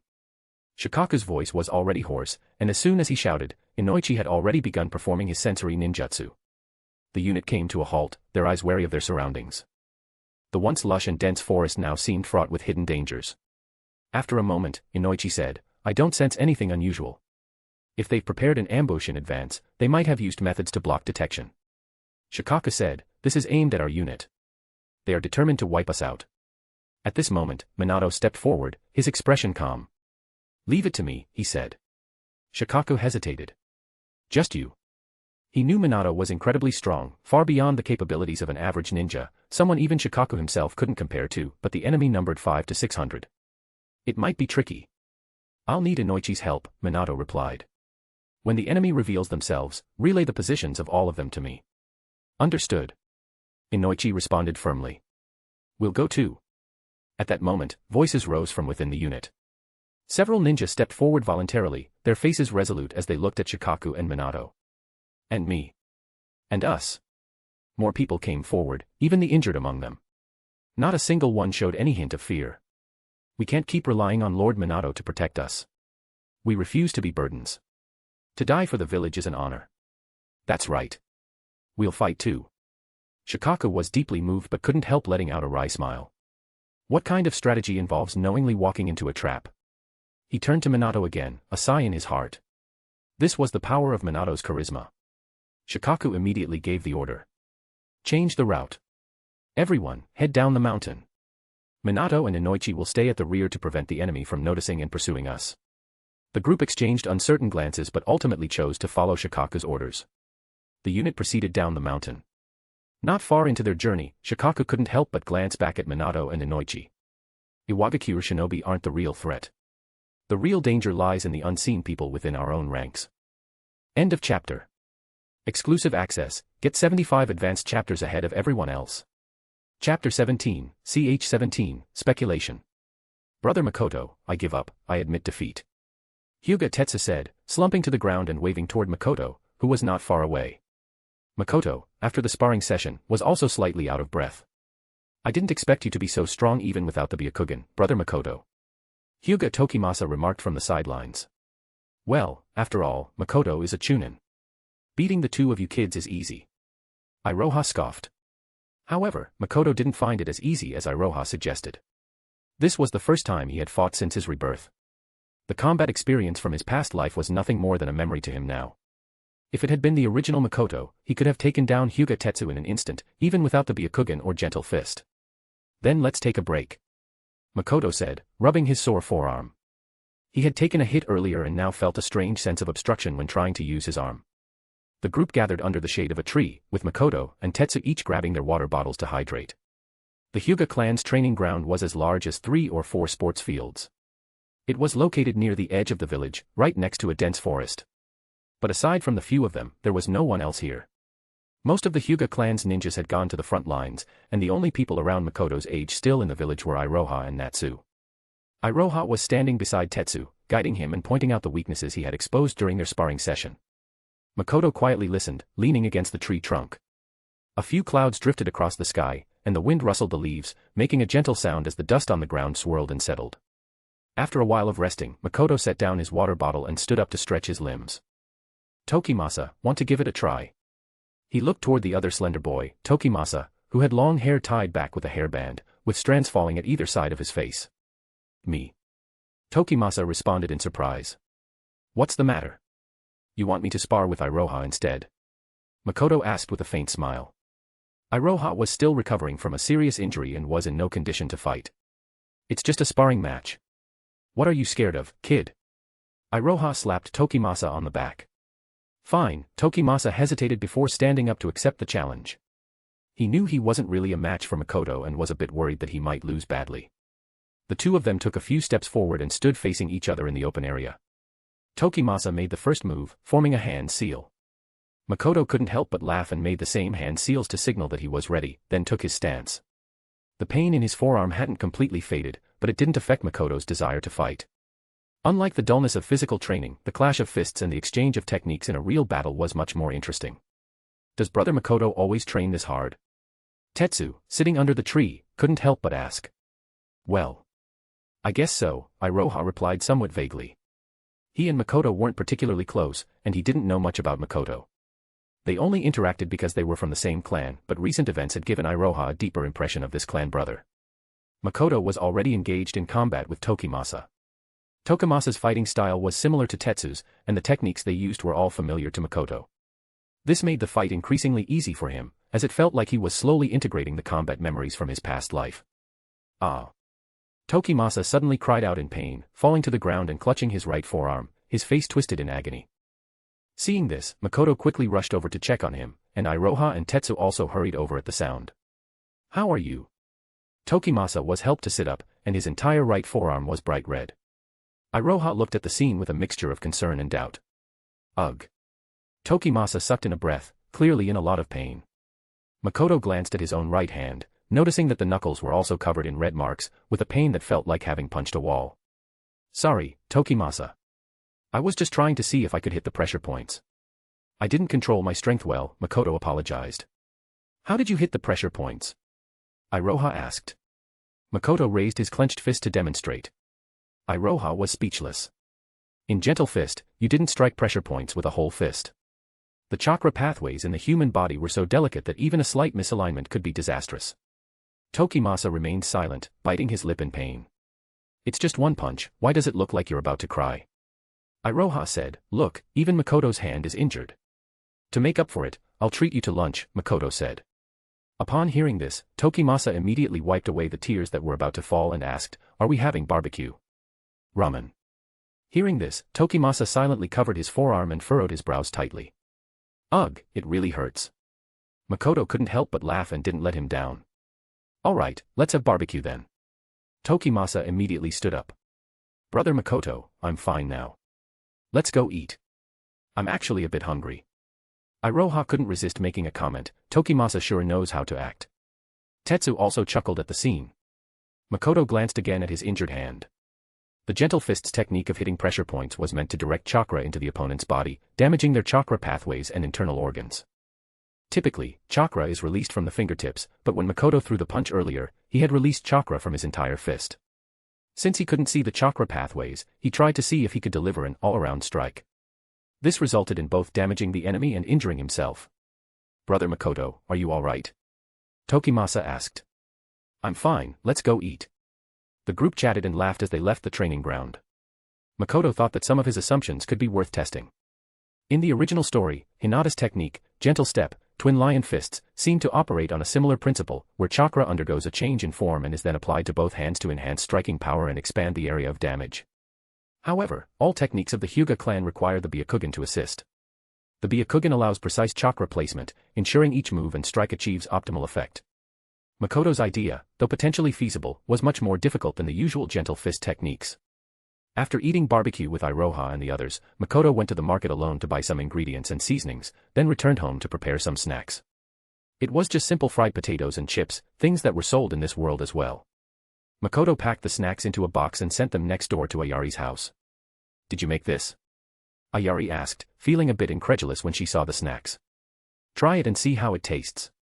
Ayari hesitated for a moment, then picked up a piece of the potato chip and popped it into her mouth. It was crisp, salty, and spicy, quite flavorful. It's actually pretty good. She immediately took the box from Makoto and sat on the sofa, enjoying it seriously. Today, she wore a short skirt, and her long white legs swayed right in front of Makoto. "What are you looking at?" Ayari glared at him. "Your legs." Makoto replied honestly. Ayari grabbed a nearby cushion and threw it at him. Makoto caught it and held it in his arms. "Do you need something from me?" she asked afterward. "Could you help me find some more books?" Makoto asked directly, without any formalities. "Have you finished the ones I found for you before?" Ayari asked in surprise. "I've finished them." Ayari pondered for a moment, then said, "If you're just looking for something to pass the time, I can find you some novels." Makoto shook his head. "I've actually read through everything, including those professional medical books. I've understood them all." Ayari was quite surprised. The knowledge in those books wasn't shallow, and it was hard to believe this kid could grasp it so quickly. "What else do you want to read?" she asked. "Any books on chakra, anything you have would be fine. Also, I'd like to see some introductory books on sensory and medical ninjutsu." Makoto said slowly. Ayari nodded. "Got it." The books she had previously found for Makoto were picked randomly, otherwise, she wouldn't have sent him such specialized texts. Seeing that Makoto was serious about reading, Ayari decided to pick out books for him carefully next time. The box of potato chips was quickly finished, and Ayari was very satisfied. The flavor was quite different from the packaged chips sold in stores. "When did you learn to make something like this?" "I saw a snack stall selling fried potato chips earlier and thought it looked interesting, so I watched for a bit. After that, I tried making it myself. Didn't expect you to have a knack for this." Makoto smiled lightly. "If you like it, I can make it for you often." Ayari snorted. "Does that mean I'd have to run errands for you every day?" End of chapter. Exclusive access, get 75 advanced chapters ahead of everyone else. Chapter 18, CH18, Collapse. Both books contain some exercises aimed at improving chakra control. This is exactly what Makoto wanted to see.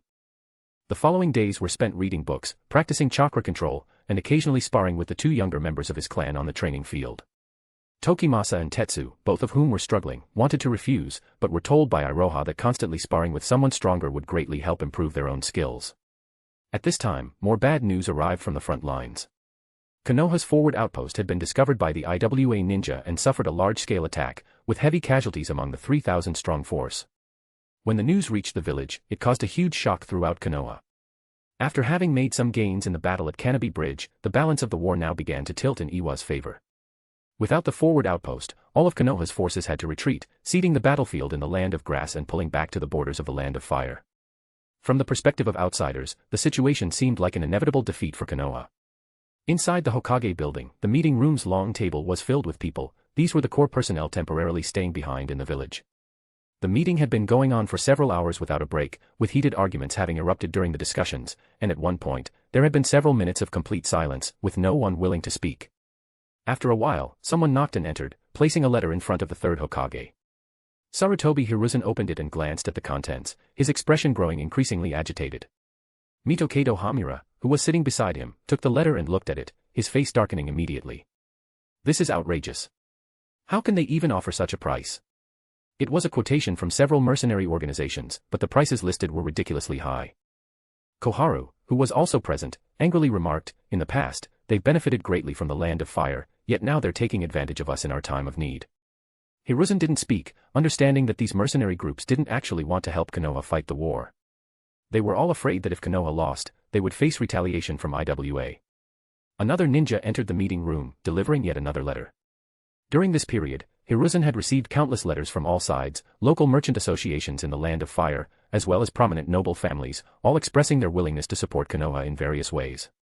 The letter in his hands now came from the daimyo's office, and after reading it, Hiruzen's expression lightened slightly. His superior was still reliable.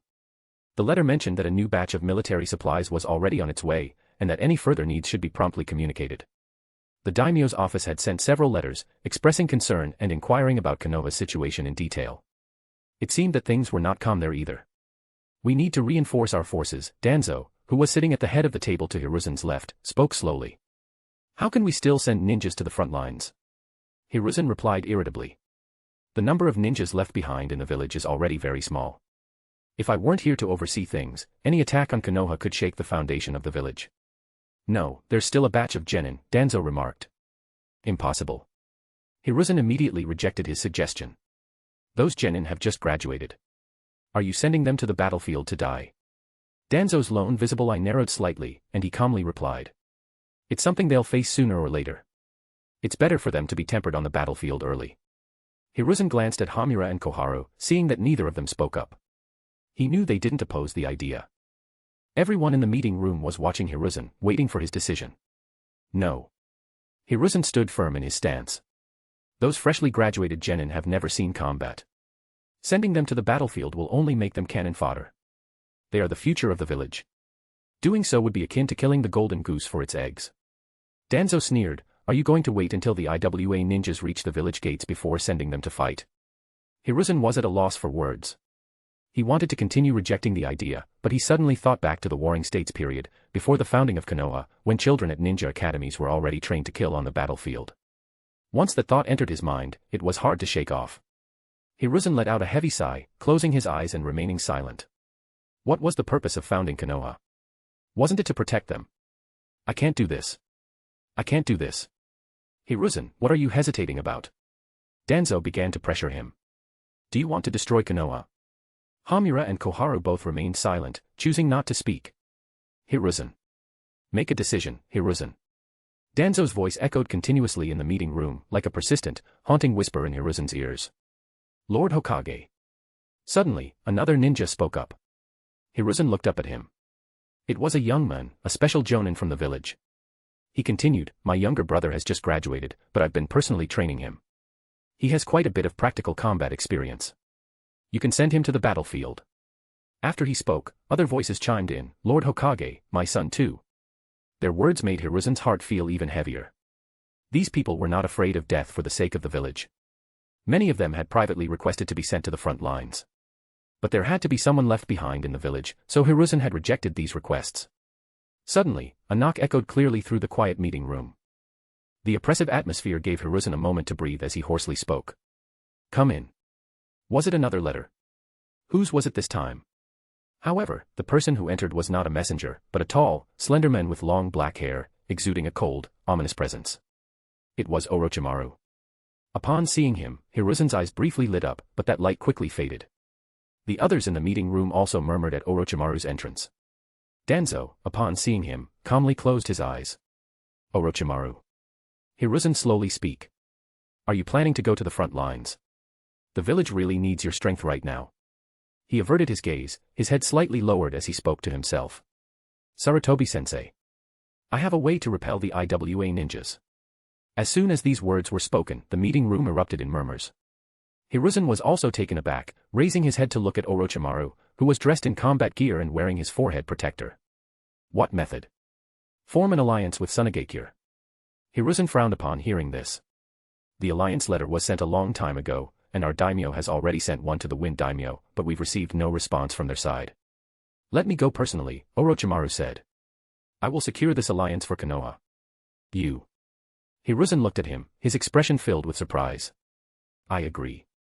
Given the current situation, it's not impossible for Orochimaru to try. Danzo spoke up. Hiruzen fell silent. He wasn't hesitating, he was just reminded of many things. Orochimaru continued, Sarutobi-sensei, what do you think? Hiruzen, hearing the words, felt a bit disoriented. The figure standing before him seemed a little unsteady. End of chapter. Exclusive access, get 80 advanced chapters ahead of everyone else. Chapter 19, CH19, Confession on a Rainy Day. Makoto moved the table to the door, sitting inside while watching the rain sweep in from outside. Each time a drop of rain swept in, he used his finger to release a small burst of chakra to deflect it. But the rain was heavy, with tiny, fine droplets, most of the rain still falling on the table and hitting him. Makoto paid no attention, focusing entirely on his task, adjusting the amount of chakra he released over and over again. The sensation of controlling chakra was quite unique, like using his arm and fingers. He could clearly feel its flow within his body and direct it to any part of his body, releasing it from anywhere, though some areas weren't as familiar as his hands. Only when his chakra was nearly exhausted did he stop. He moved the table back, wiped it down with a cloth, closed the door, and took a shower.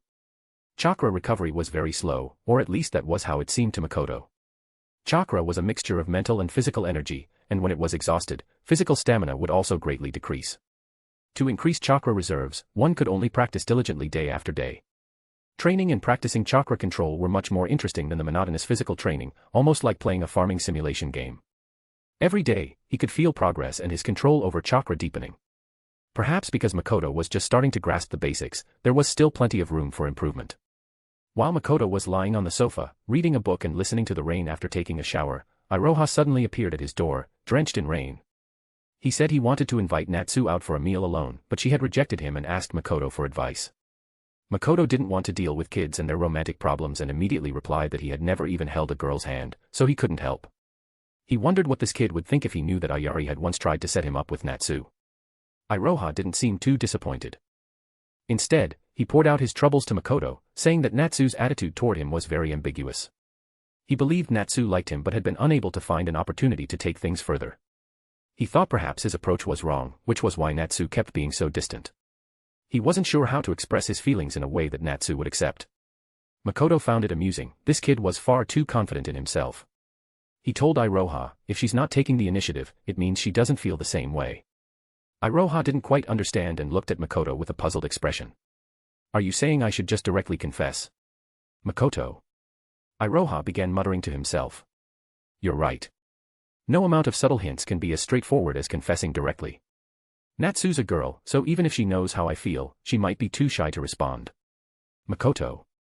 Iroha suddenly brightened up. Makoto, you're so smart. Makoto could only reply, you could give it a try. Iroha seemed encouraged by this and immediately stood up with a slightly excited expression. I get it. I'll go right now. Makoto couldn't help but interject, right now. It's raining. The rain was quite heavy, and the ground was already covered in shallow puddles. Confessing in the rain makes it even more romantic. Iroha's face was full of longing, as if he had already envisioned a sweet and happy future. Makoto. Iroha then excitedly dashed out into the rain, leaving Makoto speechless as he watched his silhouette gradually blur in the downpour. That kid didn't even bother to close the door. Children tend to grow close quickly. After their recent interactions, the two had become more familiar with each other than before. Among their peers in the clan, Makoto was the only one home alone these days. Iroha, unwilling to tarnish his big brother image by discussing such matters with Tokimasa and Tetsu, chose to confide in Makoto instead. Later that evening, the rain still hadn't stopped when Iroha returned, looking utterly defeated. Makoto took one look and knew what had happened. Without bothering to ask, he simply said, "Don't get my floor all wet." Iroha took off his shoes and slumped onto the sofa with a heavy sigh. Why?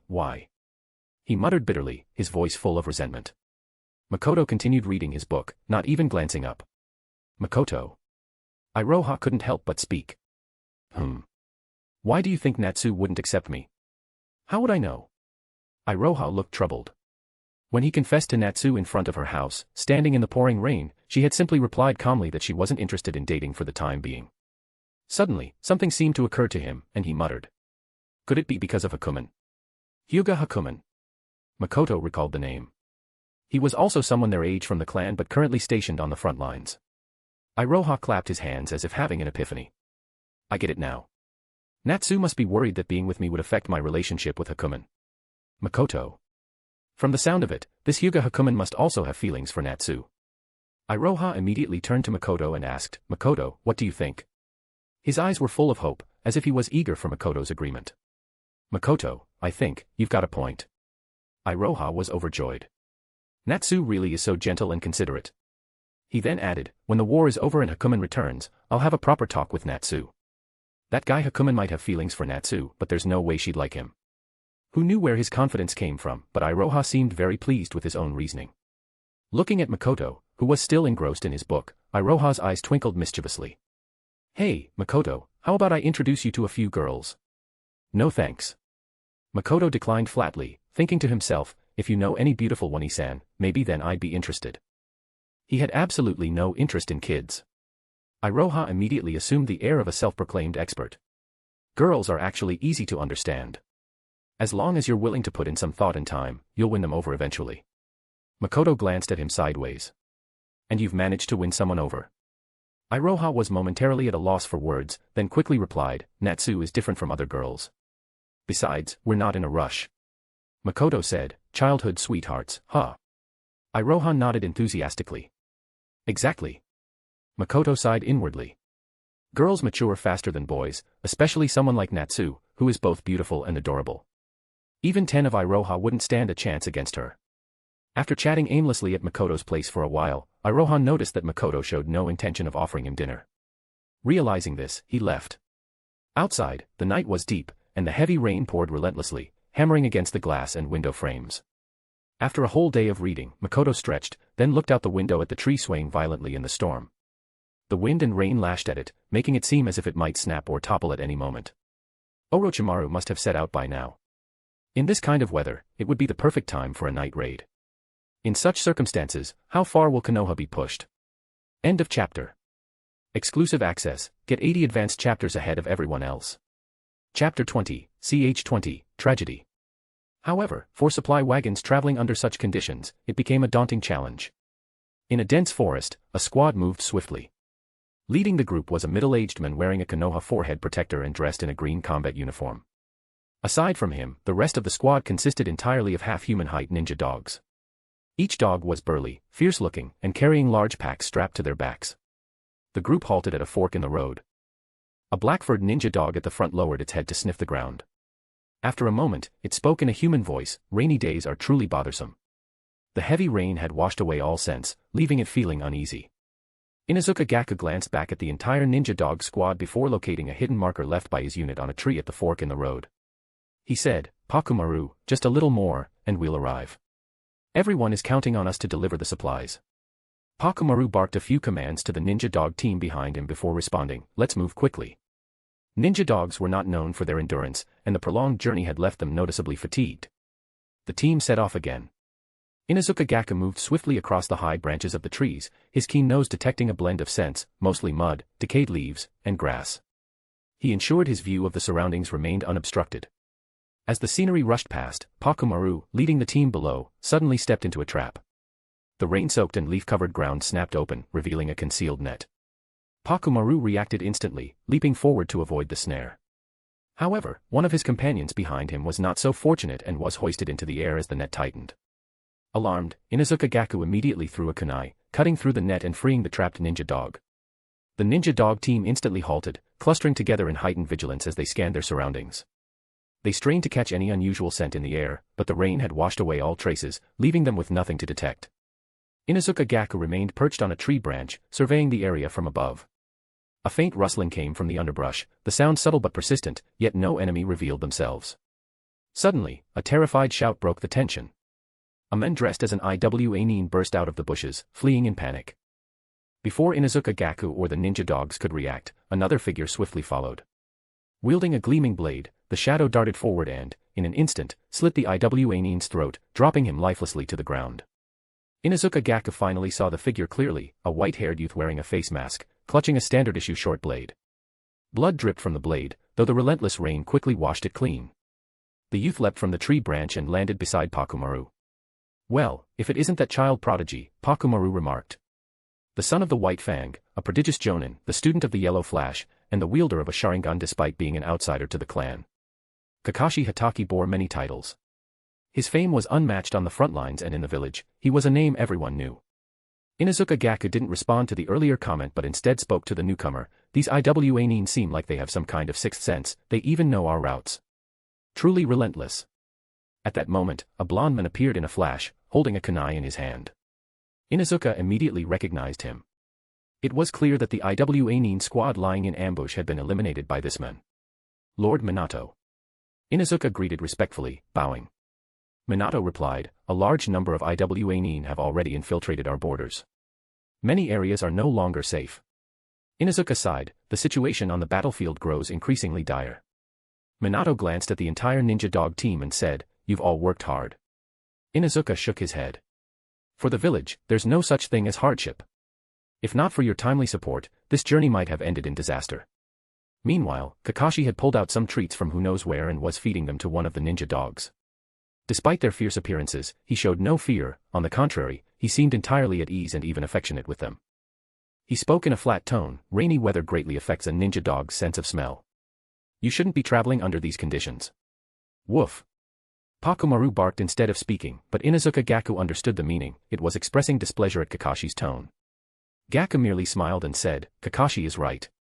Minato added, "The supplies are critical. Gaku likely took the risk to avoid any delays." Thank you for understanding, Lord Minato. Let's move quickly. Many injured are waiting for these supplies. Kakashi, take care of the bodies and catch up with us. Understood. Minato, Inuzuka Gaku, and the entire ninja dog team moved on ahead, leaving Kakashi behind to clean up the battlefield. He gathered all the corpses in an open area, quickly searched them, replenished his ninja tools, and then found a signal flare gun along with 3 different colored flare rounds. Kakashi stared at the signal gun thoughtfully. Its presence implied that somewhere nearby, more Iwagakure ninja might be lurking. Meanwhile, on Minato and Inuzuka Gaku's side, they were nearing their allied encampment.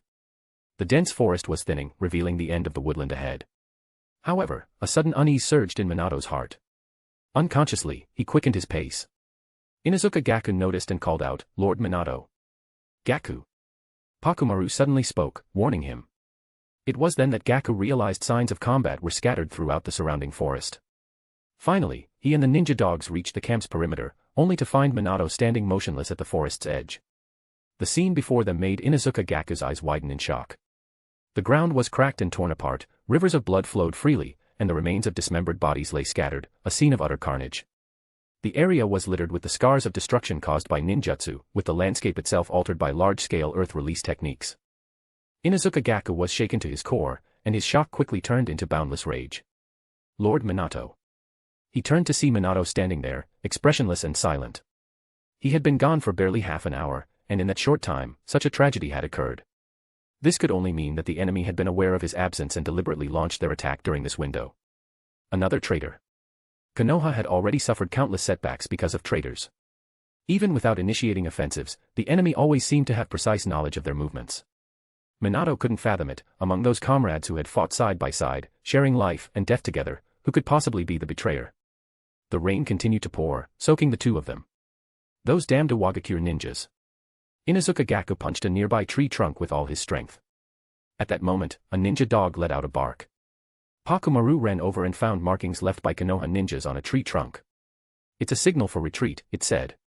"Looks like some of them are still alive." Inuzuka Gaku said, exhaling in relief. "Alive, but how many will still survive?" This place was a medical camp for the wounded. This battle must have been a one-sided massacre. Minato took a deep breath, looking upward, his expression unreadable. "They've likely evacuated the nearest camp. Let's go. First, we'll regroup with Kakashi, then I'll escort you all there." End of chapter. Exclusive access, get 80 advanced chapters ahead of everyone else. Chapter 21, CH21, Traitor. Hiruzen frowned deeply, pondering over the handwritten letter from Narashikaku. The enemy's ability to know Konoha ninja movements so precisely could only mean someone was leaking information. And it wasn't just one person. Every camp, even within the village itself, had informants. The mastermind behind this had to be a high-ranking member of the village. Countless names flashed through Hiruzen's mind, only for him to reject each one in turn. It was hard to believe any of these people would betray the village. But the facts were undeniable. Konoha's string of failures was rooted in this betrayal. If the traitor wasn't exposed, Konoha's position would remain as precarious as meat on the chopping block, awaiting slaughter. Lord Hokage. This just arrived from the front lines. A ninja knocked and entered, delivering an urgent letter. The letter detailed how Inuzuka Gaku was ambushed by Iwa Nin while transporting supplies, but fortunately, Minato and Kakashi arrived in time to assist. However, while Minato left the medical camp to support Inuzuka Gaku, the camp was attacked. This piece of news further confirmed the authenticity of Narashikaku's secret letter. For someone to defect at such a critical time for the village filled Hiruzen with immense fury. Mitokado Hamura pushed the door open and stepped inside. Seeing Hiruzen with bloodshot eyes, he frowned and said, "Hiruzen, you need to rest." Hiruzen's voice was hoarse as he replied, "How could I possibly sleep right now?" He lowered his gaze to Narashikaku's letter, which he had read countless times. "Hamura, don't you think this is strange?" "You mean the situation at the front lines?" Mitokado Hamura replied. "I was just about to discuss this with you." Hiruzen lifted his head to look at Mitokado Hamura. "Traitor," Mitokado Hamura said with an expressionless face. "It's impossible for the Iwa Nin to know our every move so precisely. There must be a traitor at work." Hiruzen slowly closed his eyes, exhaling heavily through his nose. "Who do you think it is?" "It could be anyone, Hiruzen. You're the Hokage, you cannot afford even a shred of leniency now. If the traitor isn't dealt with, Konoha will head straight toward destruction." Hisashi was injured and had been sent back from the front lines. Word had it that he had encountered the main forces of the Iwa Nin and was wounded while protecting Hayashi. Makoto bought some items and went to visit him in the hospital.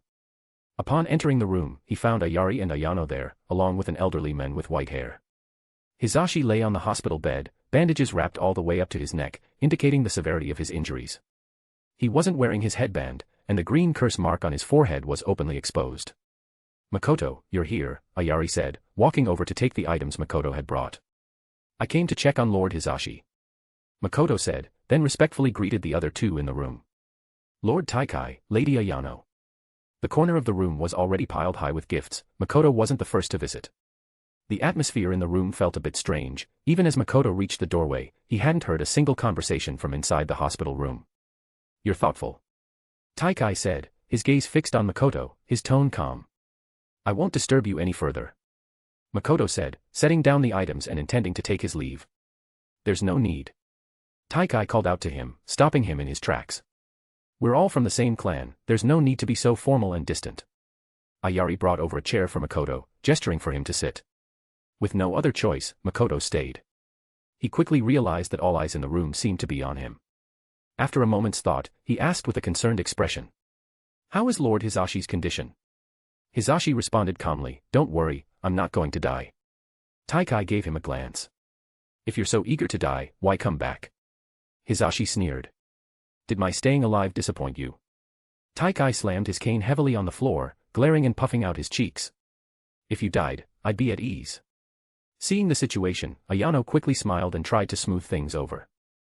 The father and son's relationship seemed very delicate, and it was clear why Makoto felt the atmosphere in the room was off. Makoto felt helpless, thinking, "Is it really appropriate for you two to argue like this in front of me, an outsider?" Ayari sat at the edge of the bed, peeling an apple. Makoto initially thought it was for Hisashi, but to his surprise, she started eating it herself. Noticing Makoto looking at her, Ayari cut the apple in half and handed him a piece. "Makoto." He felt a bit awkward, not knowing whether to accept or decline. He secretly shot a glance at Ayari, only to see her looking at him mischievously as she took a bite of the apple. As expected, if he wasn't embarrassed, then others would be. "Why isn't Ayari peeling one for Hisashi?" Ayano suddenly asked. "He doesn't like apples," Ayari replied. Hisashi opened his mouth and then helplessly said, "I really don't like apples." The few of them had grown up together and knew each other's temperaments well.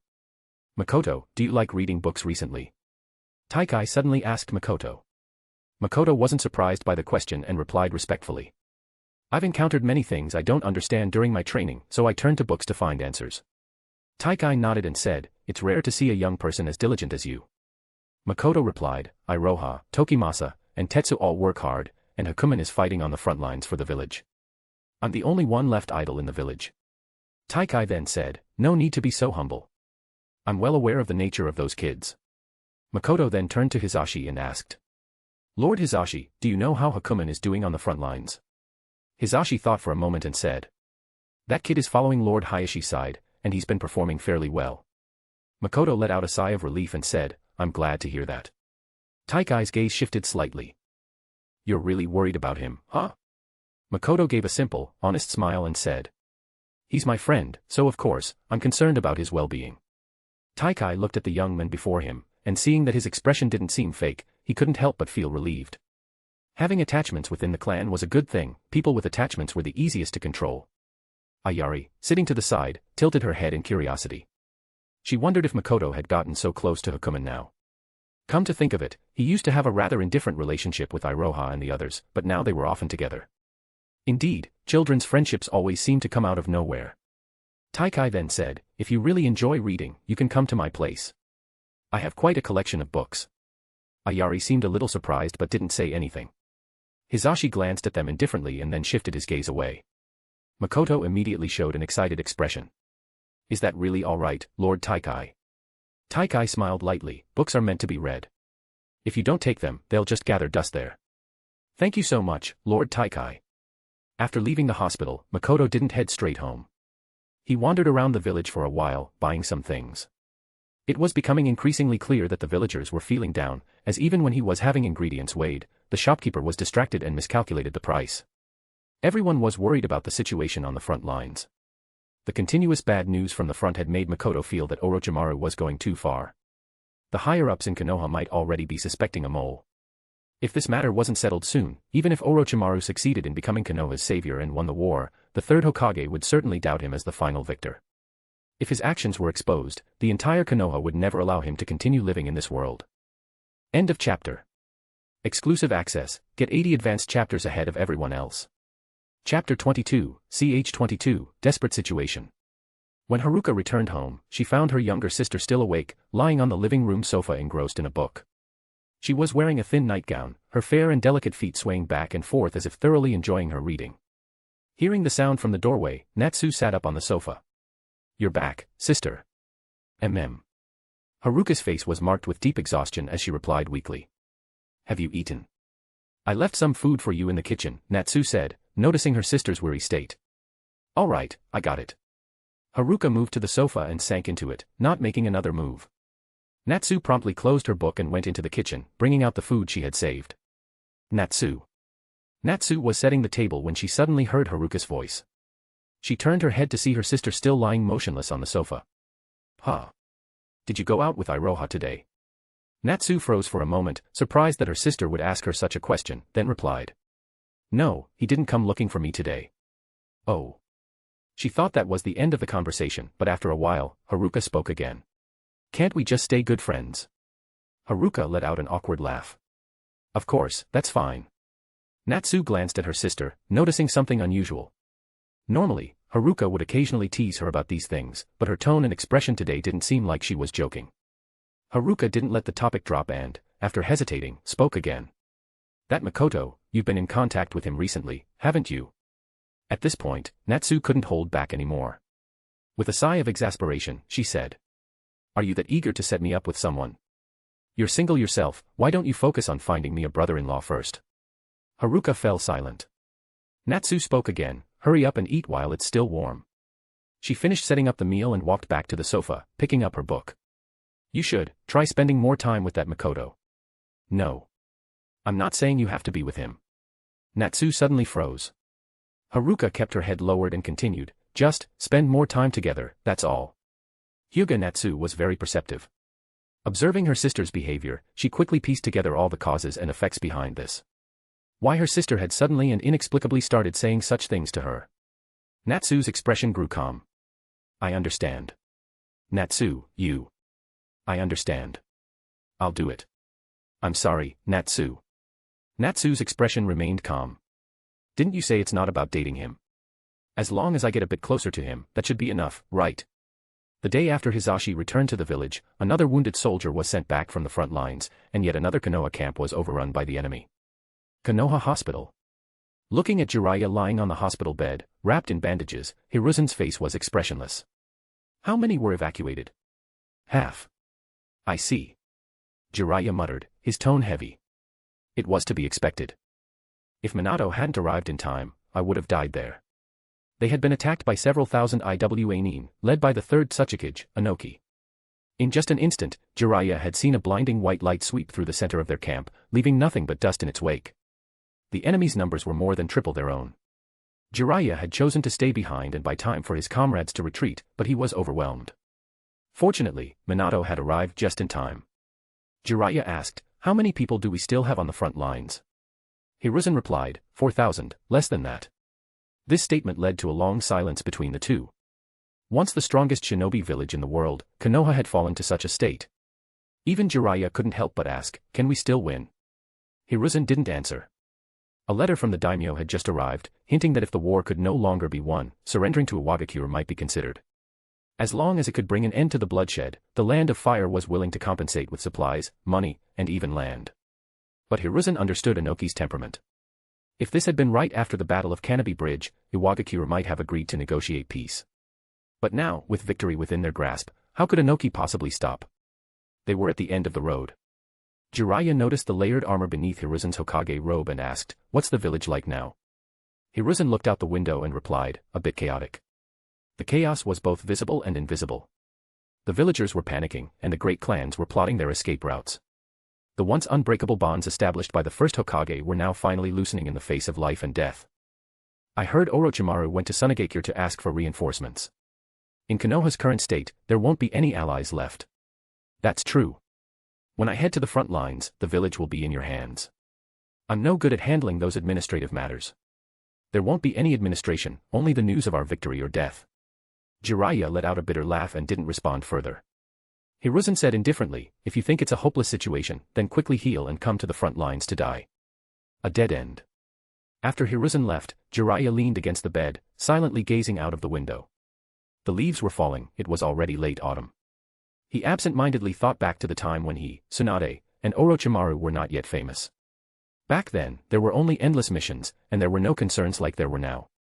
After becoming the legendary Sannin, their status in the village grew higher and higher, and the things they were involved in increased. They understood more, but the distance between the three of them seemed to grow wider. Jiraiya felt that Orochimaru's hidden ambition was too great, while his own student was a natural-born Hokage. When Sarutobi-sensei told him that he would treat this war as a stage for Minato and seal away Orochimaru, Jiraiya agreed. After the battle at the Kanobi Bridge, Minato's reputation reached its peak, his brilliance overshadowing Jiraiya's past achievements, and Jiraiya believed that things would smoothly progress from there. Looking back now, if Orochimaru had been on the front lines at that time, perhaps the war would have already been won. With Minato's strength and character, there would have been no need for him and Sarutobi-sensei to take such unnecessary actions, which ultimately led to the tragedy now unfolding. Orochimaru must have been deeply disappointed in both him and Sarutobi-sensei. End of chapter. Exclusive access, get 80 advanced chapters ahead of everyone else. Chapter 23, CH23, Hyuga's List. Iroha, Tokimasa, and Tetsu came to visit Makoto at his home. Are you going to the front lines? Makoto asked, surprised, looking at them. Iroha's injury was likely still not fully healed, and Tokimasa and Tetsu were both newly graduated genin. Konoha had even sent them. Yeah, we came to say goodbye, Iroha said, scratching his head. Makoto looked at them, unsure of what to say. Tokimasa and Tetsu's youthful faces probably didn't understand the full brutality of war yet. When are you leaving? Makoto asked. Half an hour from now. We just got the notice and quickly packed up at home, Iroha replied. Makoto hadn't received any instructions to go to the battlefield, meaning the Hyuga clan had still kept him at home. It was already a time of life and death for Konoha, yet the Hyuga clan still acted this way. Makoto sensed something more from their actions. The three of them exchanged a few words, but there was no emotional display.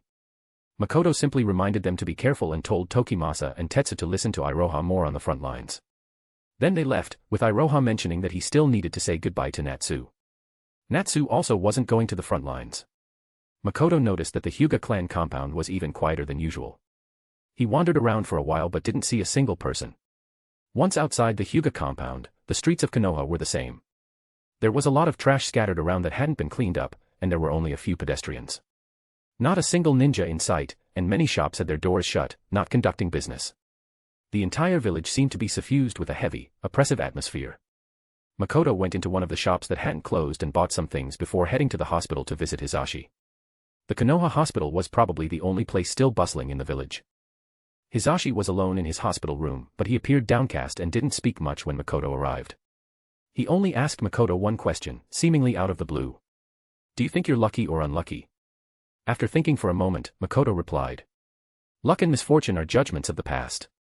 I only focus on the future. These words made Hisashi ponder deeply, and he began muttering to himself. The past is gone, the future is coming. Makoto didn't know what had happened to him, so he didn't ask further and left the hospital. When he returned to his place, he found that Ayari had arrived again, sitting on the sofa, holding SPI in her arms, lost in thought. The survival of Konoha was closely tied to each person, and the war on the front lines had erased the smiles from most faces in the village. What's wrong? Makoto asked her. Ayari looked at him but hesitated to speak. Are you worried about the front lines? Makoto, do you think we can win? Makoto paused in the action of pouring water, giving a firm reply, yes. However, Ayari's expression remained heavy, and she shook her head, saying, What do you, a child, understand about the affairs of the country? She felt that Makoto's confidence in his village was blind. Given the current situation, Konoha had no ability to turn things around. Ayari sighed deeply and said to Makoto. Lord Taikai will hold a clan meeting tonight. I'm just here to let you know. Remember to go to the inner courtyard at 9 p.m. She stood up, still holding SPI in her arms. Let SPI stay with me today.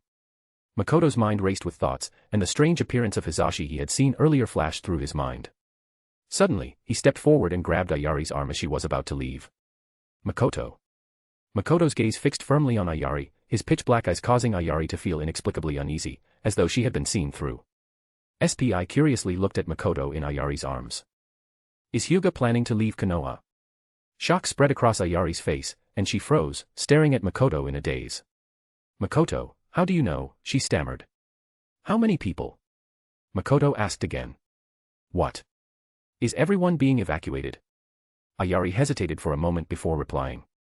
The list set by Lord Taikai includes me, my sister, Hizashi, you, and Natsu. Lord Taikai also said that before we leave, he will leave his eyes for you. Makoto pressed, what about Lord Hayashi and the others? This question was met with silence. The answer was clear. They had been abandoned. In the face of the survival and continuity of the clan, even a main family branch seemed insignificant. With the Hokage already at the front lines, the village was in chaos. It was far too easy for the Hyuga to quietly send a few people away at this point. It was likely not just the Hyuga clan, other clans probably did the same thing. Makoto's expression shifted as he stood in place, and after a moment, he suddenly ran out the door. Ayari saw this and quickly shouted. Makoto, where are you going? Don't go out and say anything nonsense. Makoto returned to the Konoha hospital, intending to find Hizashi. At this point, he had no choice but to seek Hizashi, since Ayari had no real influence in the clan. His steps were hurried, and he nearly collided with a passerby who was carrying something. Watch where you're going, the person exclaimed, their tray filled with glass bottles for intravenous use. Sorry, Makoto apologized, but as he looked up, he realized the person seemed somewhat familiar. At that moment, a staff member at the end of the hallway called out toward them. Shizun, hurry up, they need it urgently over here. Coming. The girl quickly responded and then disregarded Makoto, turning to walk briskly toward the medical staff. Shizun. Shouldn't she have already left the village with Tsunade by now? Setting aside these unnecessary thoughts, Makoto approached Hizashi's room but did not immediately knock to enter.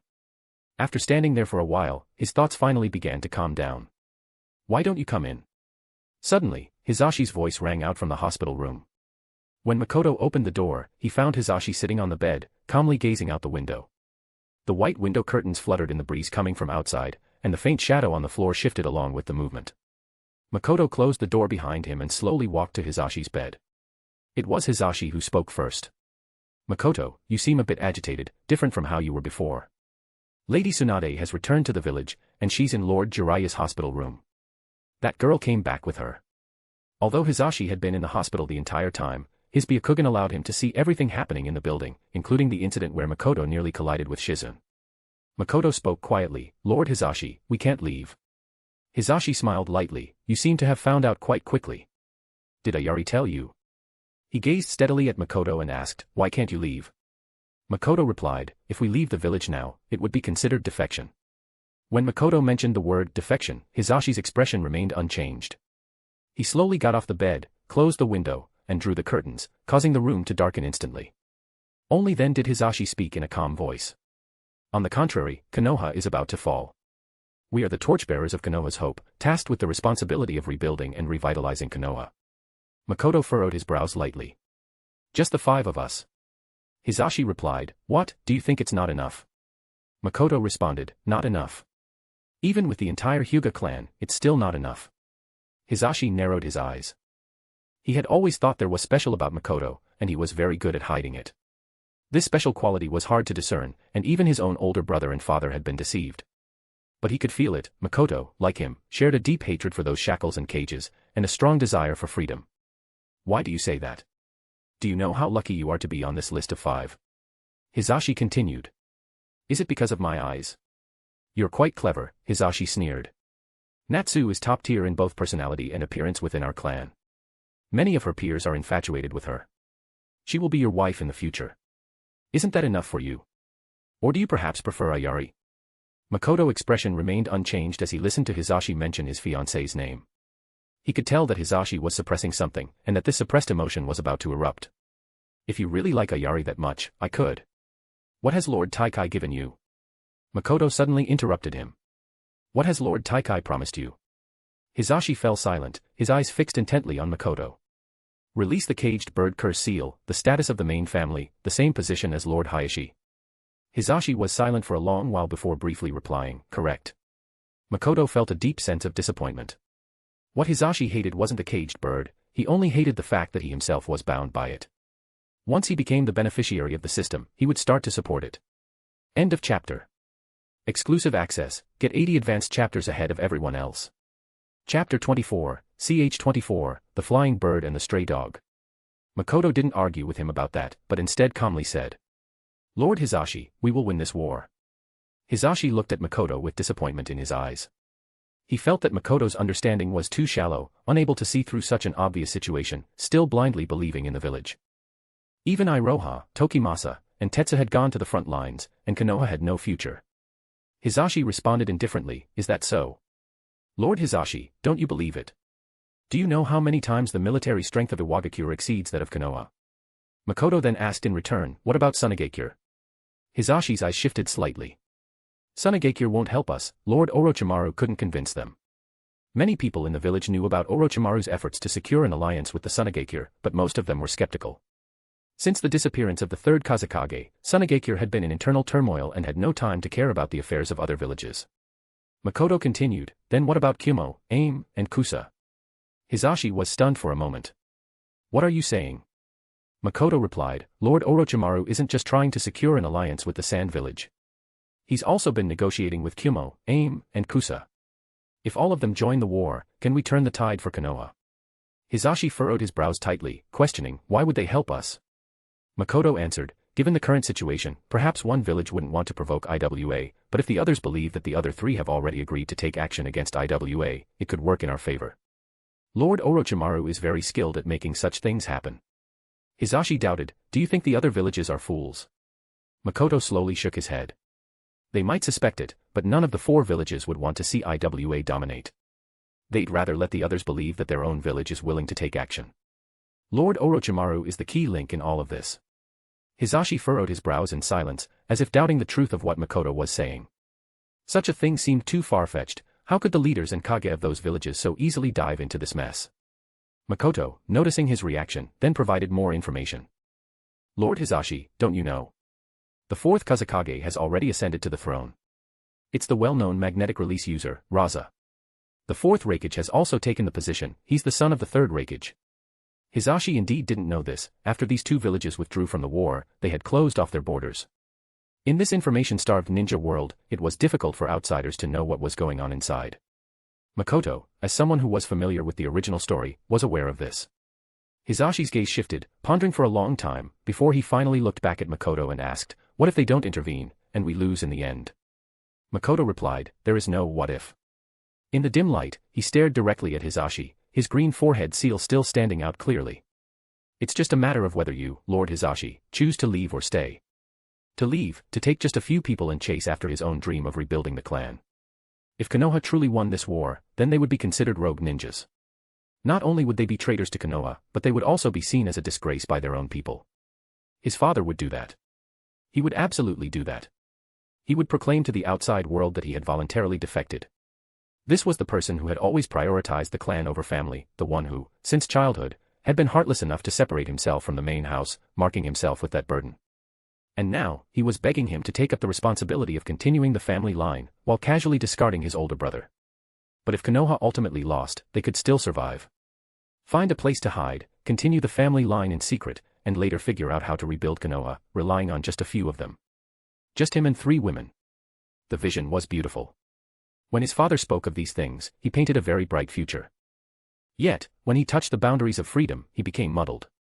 Just a stallion and 3 breeding tools. They think they can rebuild Konoha with just that. The hope of reviving the Hyuga clan was already very slim. Their specialized could easily become the target of some power in this chaotic ninja world. He would be killed, and Ayari and the others would similarly be reduced to breeding tools, while the Byakugan would fall into the hands of outsiders. Could Taikai not foresee such an outcome? But there was no other option left. The fate of the Hyuga clan had always been tied to Konoha, and now trying to break away was not so simple. Or, he could stay in this cage, continue to live as a bird in a cage. If Konoha won, everything would return to the way it was before. If Konoha lost, he would perish with the village. The only way for the members of the Hyuga branch family to be freed was at the moment of death, to attain freedom. To die for the village, this idea had been instilled in him since he was young, and Hisashi didn't resist it much. Although it was the end, wouldn't it ultimately lead to freedom? Hisashi didn't question or contradict Makoto, as he understood the importance of the information. He thought for a long time, staring at Makoto, and suddenly, a thought flashed in his mind. What about this child? His eyes, as dark as ink, made it impossible to read what was hidden inside. Does he also have ambition? Does he have obsessions? Suddenly, Hisashi asked Makoto, as for the death of Hitsuo. The day they discovered the death of Hyuga Hitsuo, Hisashi had seen a trace of a snake slithering through the room. Further investigation revealed that Makoto had been with Orochimaru's student, Mitarashi Anko, the day before. Many things seemed to have been clarified. Behind this child is Orochimaru. At the time, Hisashi had only suspected it, but there was no solid evidence. Moreover, he had deliberately not exposed the matter. It was something the main family should worry about, and he was more interested in seeing his older brother's enraged reaction to it. Makoto calmly responded, "The murderer of Senior Hitsuo's death has not been found yet, hasn't it? I feel sorrow and anger about this." Hisashi already understood. He knew that the way Makoto now acted, showing his connection to Orochimaru, made it impossible for Hisashi to believe that Hitsuo's death had nothing to do with him. What Orochimaru wanted those Byakugan eyes for, Hisashi didn't know, and he wasn't interested in it. What he cared about was that Makoto had given all of the Hyuga clan's Byakugan stock to Orochimaru to avoid having his eyes replaced. Hisashi stared at the shaft of light seeping through the gap in the curtains, its brightness almost glaring in the dim room. All that needed to be said had already been said, and Makoto directly made his way to leave. Just as he was about to leave, Hisashi called out to him. "Makoto. Do you also want freedom?" Makoto calmly responded. "What I want to be is a bird. A bird with food to eat, trees to rest on, a sky to roam freely, and companions who understand my heart." He then asked in return, "What does Lord Hisashi want to be, a stray dog?" The room fell into a deathly silence, with no sound. End of chapter. Exclusive access, get 120 advanced chapters ahead of everyone else.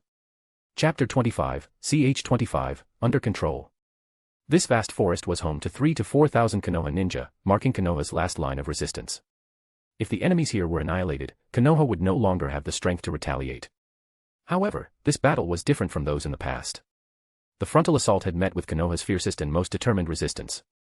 After losing over 1,000 vanguard troops, the Iwa Nin had gained no significant advantage. Kitsuchi's current mission was to take advantage of his father's frontal assault, which was tying up Konoha's full attention, and lead a 1,000-strong unit to strike at Konoha's rear lines. But the forest was enormous. This was the largest forest in the Land of Fire and happened to block the Iwa Nin's path of advance. Konoha ninja were highly skilled at fighting in forests, while the Iwa Nin often found themselves at a disadvantage here. Upon reaching a fork in the road, Kitsuchi paused briefly. It was extremely easy to lose one's way in the dense forest. He turned to the ninja who had previously scouted the route for information. "How much longer?" "Not far now, just another half hour of full speed marching ahead." Kitsuchi looked in the direction indicated. The dense trees stretched endlessly into the distance. "These trees are so tall," a voice exclaimed suddenly beside him. A few people gathered around a massive tree, so large it would take several people to encircle it, standing over 100 meters tall, marveling in awe. This was one of the towering ancient trees found only within the Land of Fire, their age unknown. But soon, it would belong to the Iwa Nin.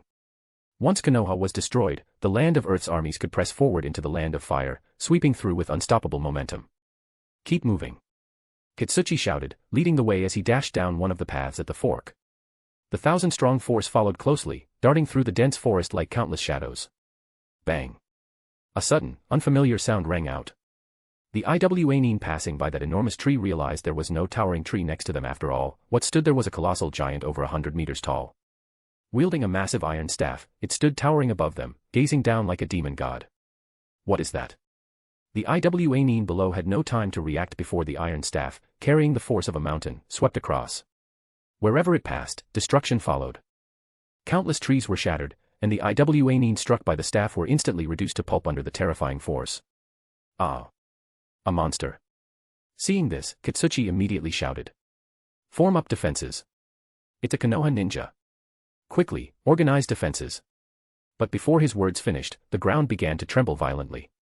The earth shook with such force that even the nearby trees swayed uncontrollably. Kitsuchi turned to look in the direction of the sound, barely able to make out a dark shadow. When it smashed through the trees blocking its path, he finally saw it clearly, a massive wheel spinning rapidly, bringing with it an unstoppable storm, barreling straight toward their position. The wheel tore into the Iwa Nin formation, crushing countless soldiers beneath it. Some tried using ninjutsu to stop it, but their attacks were utterly ineffective.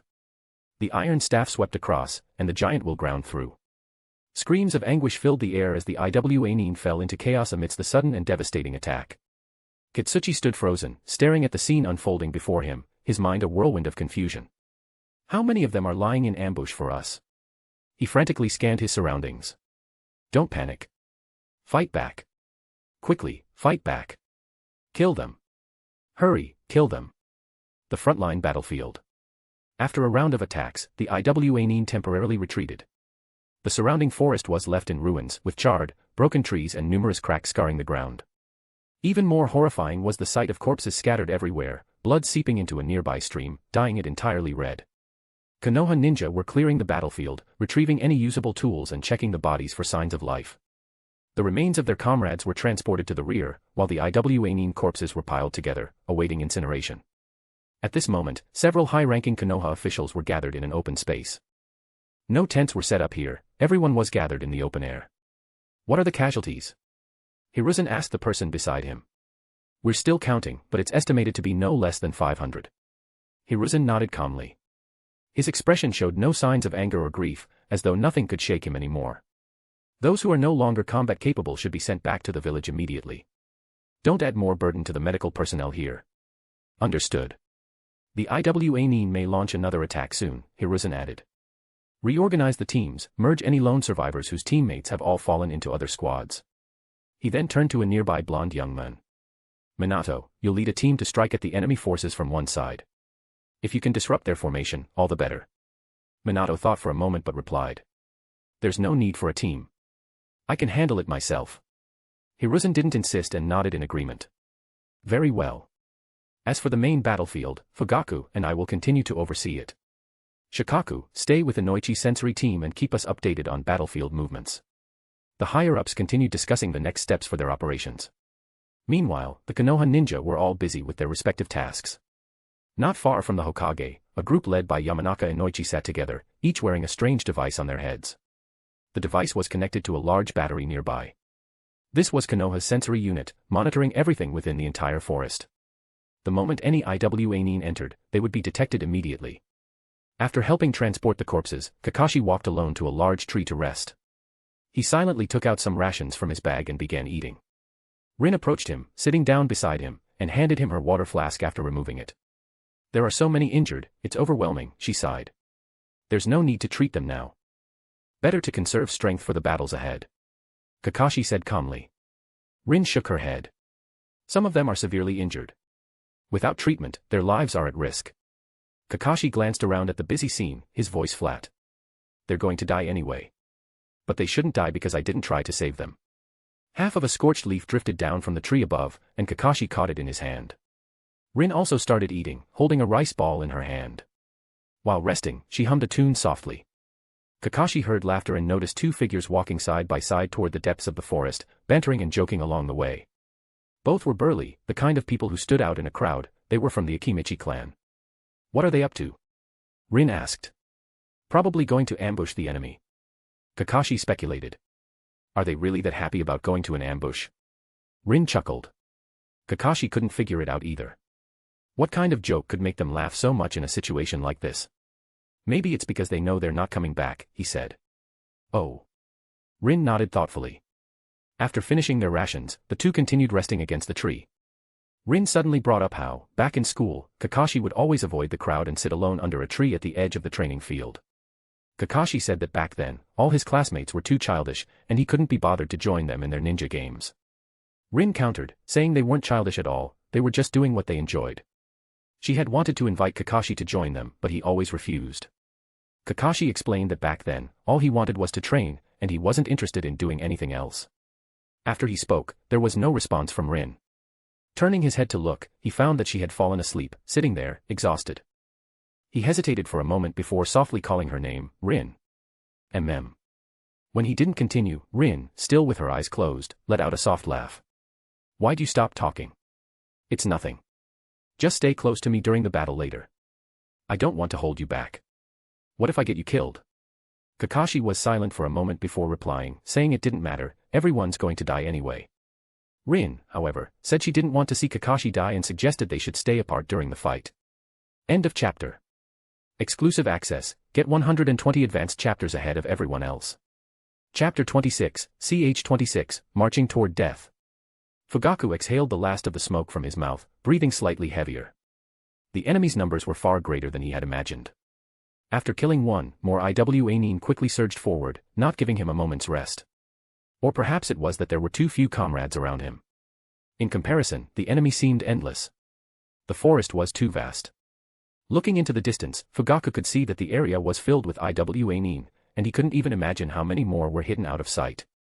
Suddenly, a voice echoed in his mind. Fugaku, be careful. A group of several hundred Iwanin is heading toward your position. Don't let them open a gap. It was Shikaku warning him. Upon hearing the voice, Fugaku's expression immediately sharpened. On the battlefield, various ninjutsu clashed with one another. Shurikens and flying stones whizzed through the air, and explosions erupted from time to time, with more and more lives being lost. Soon, Fugaku spotted the Iwanin squad that Shikaku had mentioned.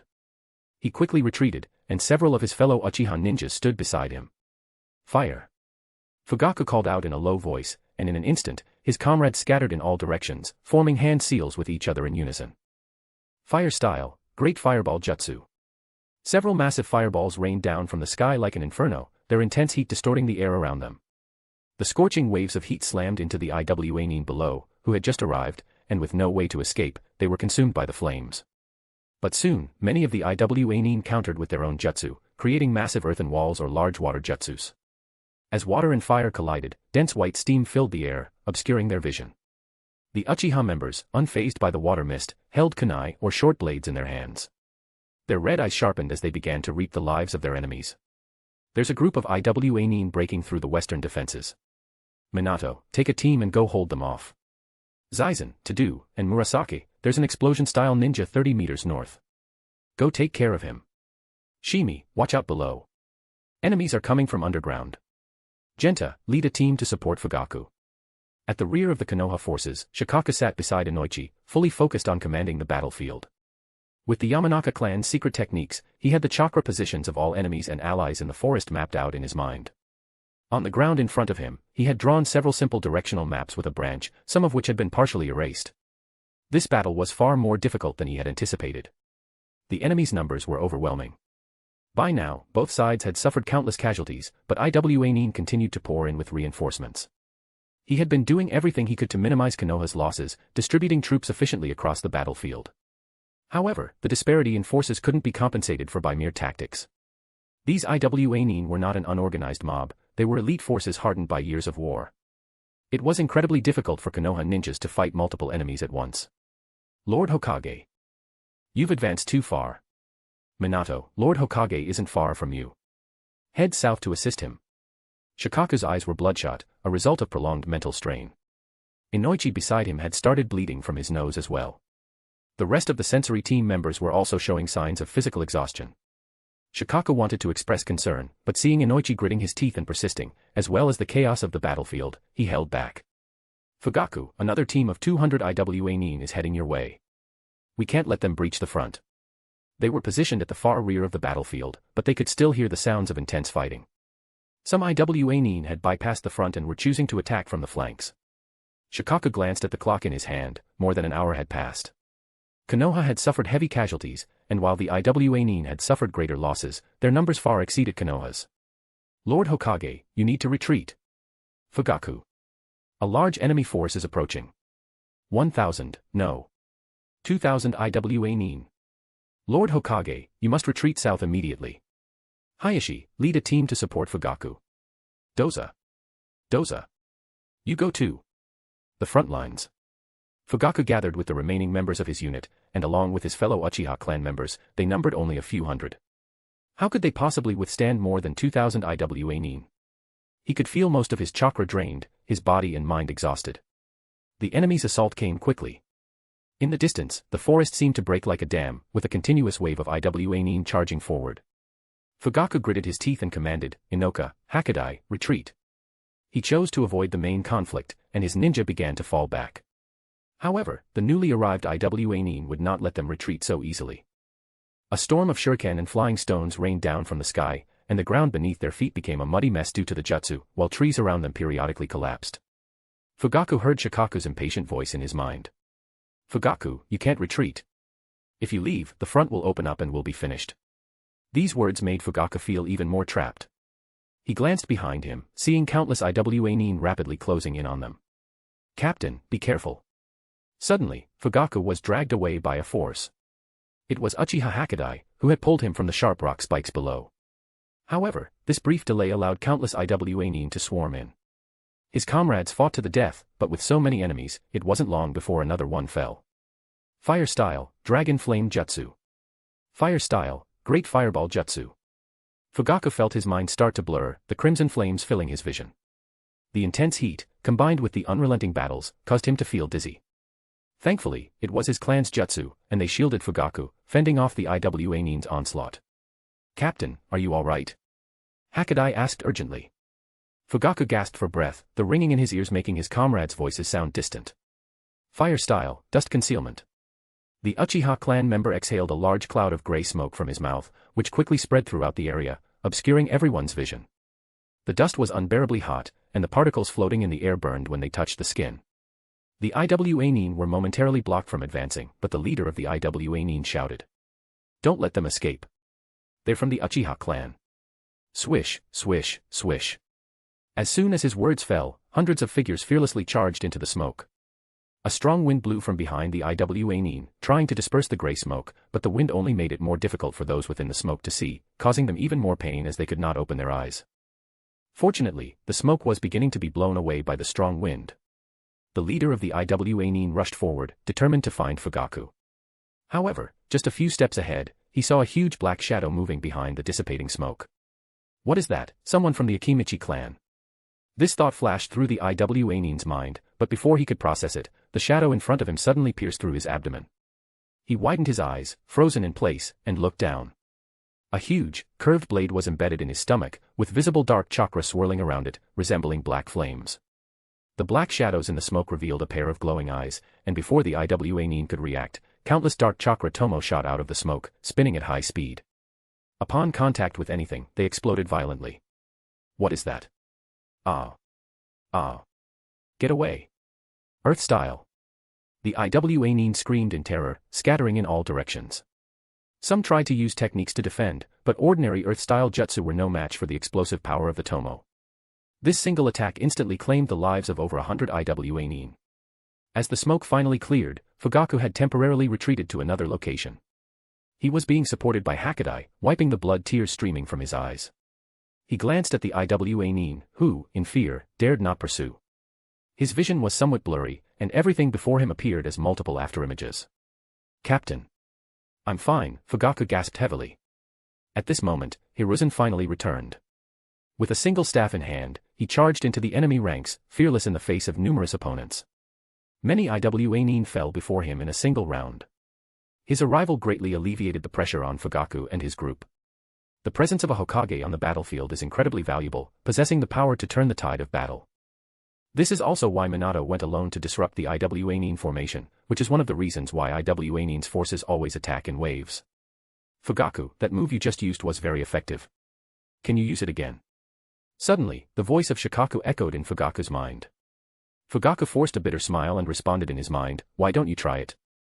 He shook his head, focusing his attention forward, though his vision was still blurred with many afterimages. Shikaku could only reply, "Hurry and assist the Hokage." Hyuga Hayashi and Akimichi Choza, each leading a group, rushed over, but together they numbered barely 100.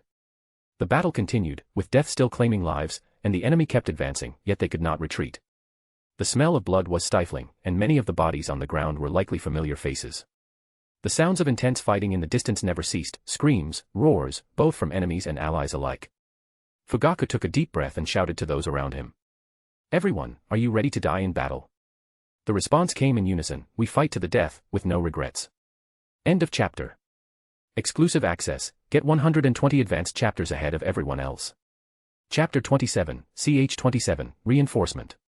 The defense line of the Konoha ninjas was being gradually pushed back as the Iwa ninja army closed in. No matter how fiercely they resisted, it was futile. Anoki's body hovered in the air, gazing down at the retreating Konoha ninjas, feeling a surge of emotion. The Konoha village of the Land of Fire, which once filled him with dread and fear, was finally going to fall beneath his feet. He thought to himself that the ancestors of both the Wagakure and Konoha should come and witness the current state of the ninja world, and see who truly leads it now. Suddenly, a giant staff shot up from the ground, heading straight for his position. Sarutobi Hiruzen's figure appeared at the top of a tree. Still resisting, Sarutobi Hiruzen. Do you really want me to kill all the Konoha ninjas? Anoki sneered. The only response was a long, sweeping staff. Anoki's expression turned cold as he raised his hand, summoning numerous rocks to attach to his arm, stopping the staff strike. Stubborn fool. His body continued to rise, reaching a height that was beyond the reach of the ninjas below. Anoki pressed his hands together, and a transparent white square energy form appeared in his palms. Just as he was about to cast his jutsu on the Konoha ninjas below, a streak of light suddenly flew up from below. It was a kunai, and Anoki merely glanced at it, shifting slightly to dodge the attack. The kunai continued flying upwards, and suddenly Anoki heard the sound of whistling wind. A blonde young man appeared out of nowhere, holding a bright blue chakra sphere in his hand. Anoki's heart skipped a beat, and the transparent crystal between his hands instantly shot a white energy beam toward the newcomer. This dust-release jutsu shattered the clouds in the sky. Anoki couldn't tell if it had hit the target, but at least it forced him back. As Anoki hesitated, wondering if he had hit, a peculiar kunai was slowly thrown toward him. Whether it was intentional or not, the kunai flew so slowly that it made him question whether it could even harm anyone. Anoki suddenly glanced at the inscription on the kunai. Sword of Shinobi's Love. In that brief moment, Anoki realized something, and his hands swiftly changed their hand seals. Earth Release, Hardening Technique. Reiznan. The blue, high-density chakra sphere slammed into Anoki's lower back. The immense impact sent him plummeting from the sky. The hardening technique prevented any injury from the blow, and although he fell for a short distance, Anoki quickly stabilized himself in midair. However, the shock from the hit caused discomfort in his lower back, which had been a weak spot from an old injury. Spacetime ninjutsu, huh? It was his first time facing this golden flash, and he knew that this person had caused great trouble for his own forces. Sarutobi Hiruzen, Namikaze Minato, two troublesome opponents. Anoki didn't engage further with the opponent and instead descended to the ground. What he wanted was the victory of this war, and there was no need to risk fighting a young and strong rival. On Minato's side, after landing a blow on the Tsuchikage, he saw the enemy vanish into the forest. Shikaku, can you tell me the Tsuchikage's location? Shikaku? Inoichi. Not receiving a response, Minato furrowed his brow and quickly rushed toward the location of the sensory team. Indeed, Shikaku's side had been attacked by enemies. They were positioned at the rear with weak defenses, and although only a few enemies had bypassed the front lines, they were still far more than their defenses could handle. The communication devices were destroyed, and several large batteries had been hit by rocks, sparking and crackling with fire. With no other choice, Shikaku had to leave his command post and rise to meet the enemy. This sudden loss of leadership caused the already disadvantaged Konoha ninjas to panic, their minds without Shikaku's guidance, as they faced enemies attacking from all directions. Minato moved swiftly across the battlefield, like a golden flash of light. Wherever he passed, numerous IWA ninjas fell, their heads separated from their bodies in an instant. He soon reached the position where Shikaku and his group were surrounded by dozens of IWA ninjas. Pulling a shuriken from his waist, he quickly threw it at the enemies. Shuriken Shadow Clone Jutsu. In an instant, a single shuriken transformed into a rain of countless shuriken, covering the sky and descending upon the enemy. There was no way to evade, and before they could even make a move, many IWA ninjas were slain in the onslaught of shuriken. Minato's movements never slowed as he continued to move at high speed, leaving behind countless golden afterimages, swiftly slaying all the IWA ninjas remaining in the area. Shikaku slumped to the ground, feeling an exhaustion he had never known. Despite not having fought much, he was mentally and physically drained. Minato, after finishing off the enemies, approached them. Shikaku, Inoichi, are you all right? Shikaku heard Minato's slight gasps, which he couldn't suppress despite trying to keep them under control. Minato, you're exhausted too. Shikaku said softly, glancing at the broken equipment nearby. Except for when they were younger, Shikaku had never seen a hint of exhaustion on Minato's face. No matter how strong the enemies or how difficult the tasks, Minato always handled them effortlessly. Minato approached to inspect the damaged large batteries and asked Shikaku and Inoichi, can they still be used? Inoichi muttered to himself, without the equipment, my chakra can no longer be used for telepathy or sensory transmission. It's over. It's all over. Minato silently stood up, gripping the kunai tightly in his hand. Aside from Shikaku and Inoichi, there were no other allies in sight. How many Konoha ninja remained elsewhere? What could possibly change all of this? 1,000 thoughts flashed through Minato's mind, a mix of indescribable emotions swelling in his heart, grief, anger, and an overwhelming sense of unwillingness intertwined. The blood on the ground flowed freely, soaking into Shikaku's clothing as he sat there. Facing death, he muttered repeatedly under his breath. Inoichi's spirit was dazed, his eyes unfocused. Blood continued to flow from his nose no matter how much he tried to wipe it away. Another wave of IWA Nin charged forward, but upon seeing the countless corpses of their comrades and the lone figure of Minato standing there, fear and hesitation filled their eyes. In the distance, massive explosions echoed, accompanied by endless, agonized screams. Flames spread through the forest, only to be quickly extinguished by water-release jutsu, followed by a barrage of flying stones piercing through the trees. Several IWA Nin were chasing a lone Konoha ninja, who fled in panic across the battlefield. In his frantic desperation, the kunai he threw veered wildly into the sky before he was caught by another group of IWA Nin and had his throat pierced by a blade. Minato's gaze shifted to a boy, no older than 12 or 13. His comrades were likely all dead, leaving him clutching a kunai with a vacant, helpless expression. Minato wanted to rush forward and save the child, but before he could act, a flying stone struck the boy's head, killing him instantly. Minato's heart sank to the depths. Boom. Suddenly, a deafening explosion erupted, and a crimson flare blossomed in the sky above the forest. The explosion's range was vast, scattering bright embers and sparks across the scene. In this apocalyptic battlefield, it stood out strikingly. Where did that smoke come from? Was it fire release? The thought flashed through Minato's mind. Boom. Another flare shot up, this time from the opposite direction, streaking into the sky. Minato saw it clearly this time, it was indeed smoke. The crimson glow drew everyone's attention, even the nearby IWA Nin paused to watch. A signal. It's a signal flare. A voice suddenly rang out beside him. It was Shikaku, struggling to stand, his bloodshot eyes gleaming with newfound hope. Minato felt his heart tighten at the words, his eyes widening as an almost absurd thought crept into his mind. He asked, "Is it an IWA signal flare?" But Shikaku shouted back, "It's ours. It's ours. It's our signal flare. What does the red signal mean today? Inoichi, what's the meaning of the red signal?" His voice was hoarse, and for once, the usually calm and composed Shikaku seemed overwhelmed, his mind spinning. Inoichi, dazed and muttering, echoed, "Yesterday red meant retreat, yellow was the start of execution, and green meant mission accomplished. Today. Minato stared at the red glow in the sky, murmuring to himself, mission accomplished. What mission? Whose mission? Inoichi's muddled mind was suddenly struck by a voice, "Is this Lord Inoichi?" Hearing it, he froze instantly. Fu. Is it? Fu. Shikaku, standing beside him, quickly interjected, "Yamanaka Fu." Yamanaka Fu was a young member of the Yamanaka clan, once part of Orochimaru's team that had ventured into the Land of Wind. The voice in Inoichi's mind continued to resonate. "Lord Inoichi, we've arrived.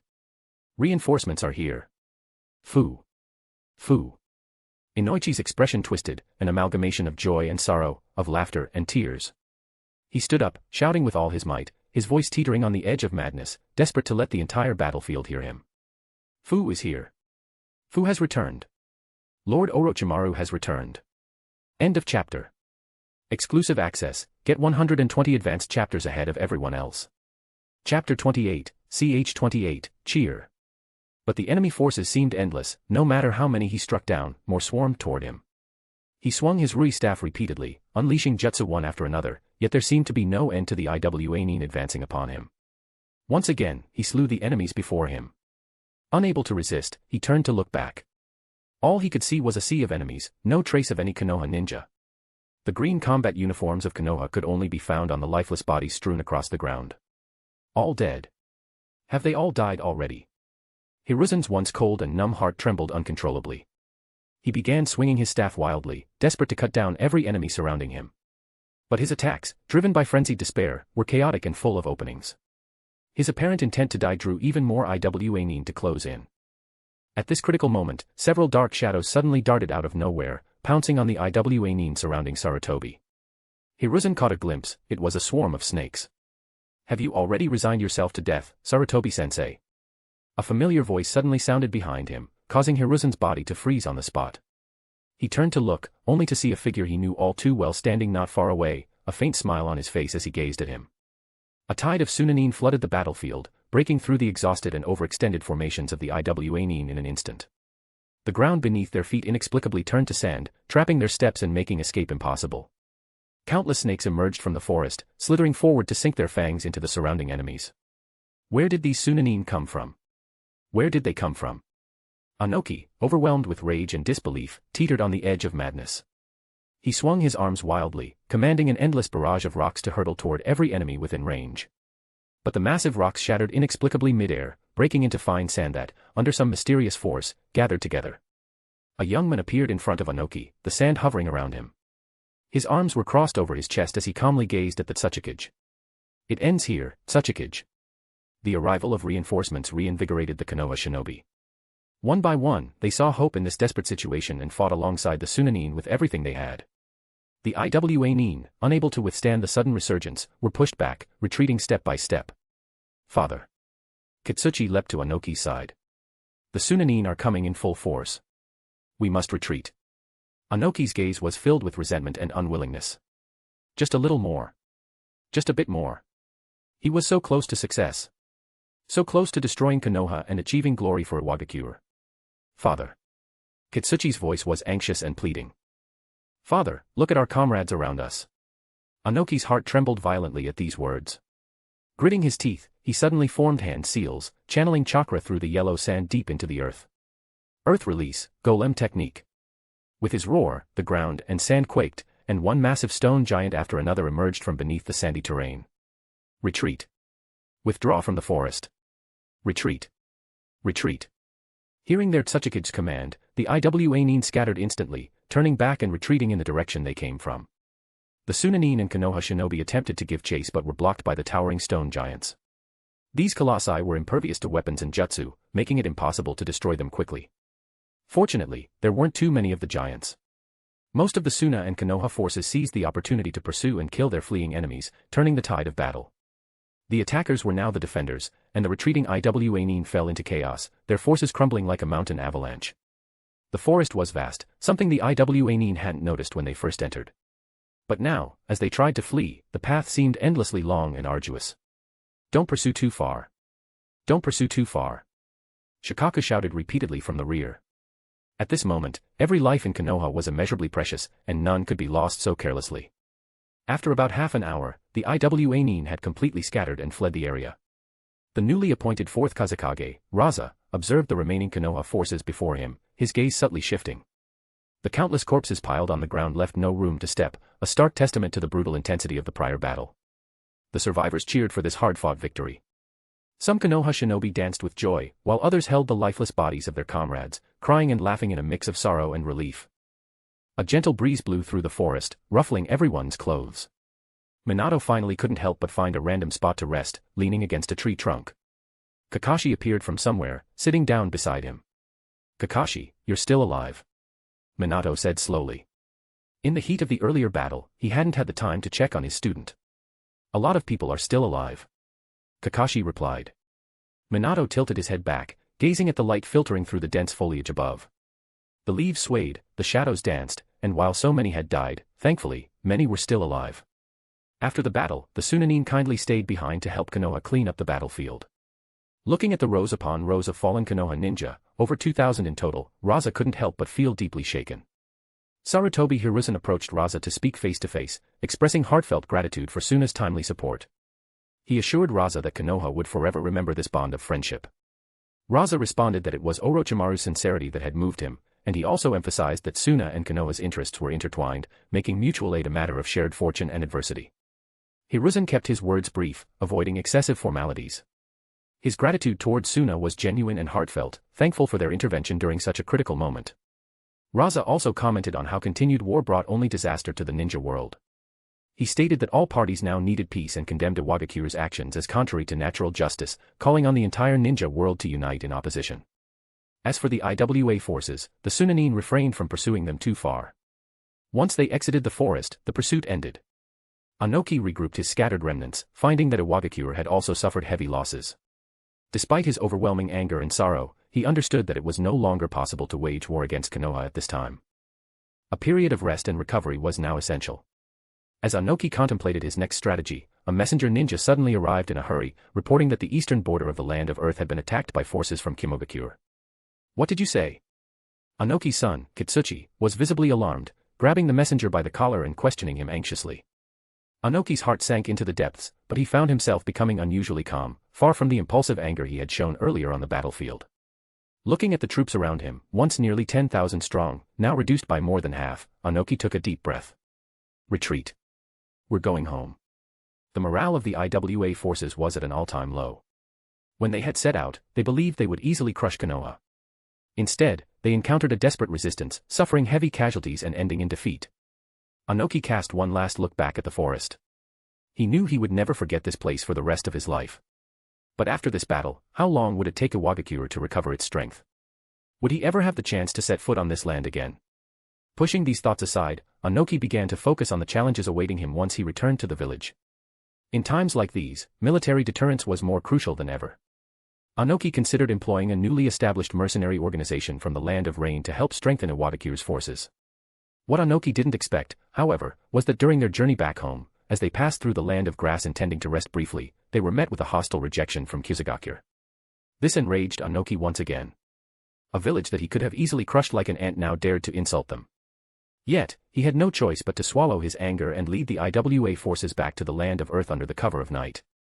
In truth, Kyusugakure, though it had secretly pledged its allegiance to Orochimaru, did not dare to openly confront the IWA forces. After all, even a starved camel is larger than a horse, and the IWA forces, despite their losses, were far from weak. After the battle concluded, Konoha immediately sent reports of their victory back to both the village and the Fire Daimyo's palace. Shortly thereafter, supplies were brought in from nearby towns, providing Konoha's forces with much-needed resources for recovery. The Suna forces, ever tactful, refrained from any actions that might arouse suspicion. After assisting Konoha in clearing the battlefield, they withdrew on their own initiative, not taking even a single kunai as spoils of war. Initially, Sarutobi Hiruzen worried that IWA might launch a counterattack.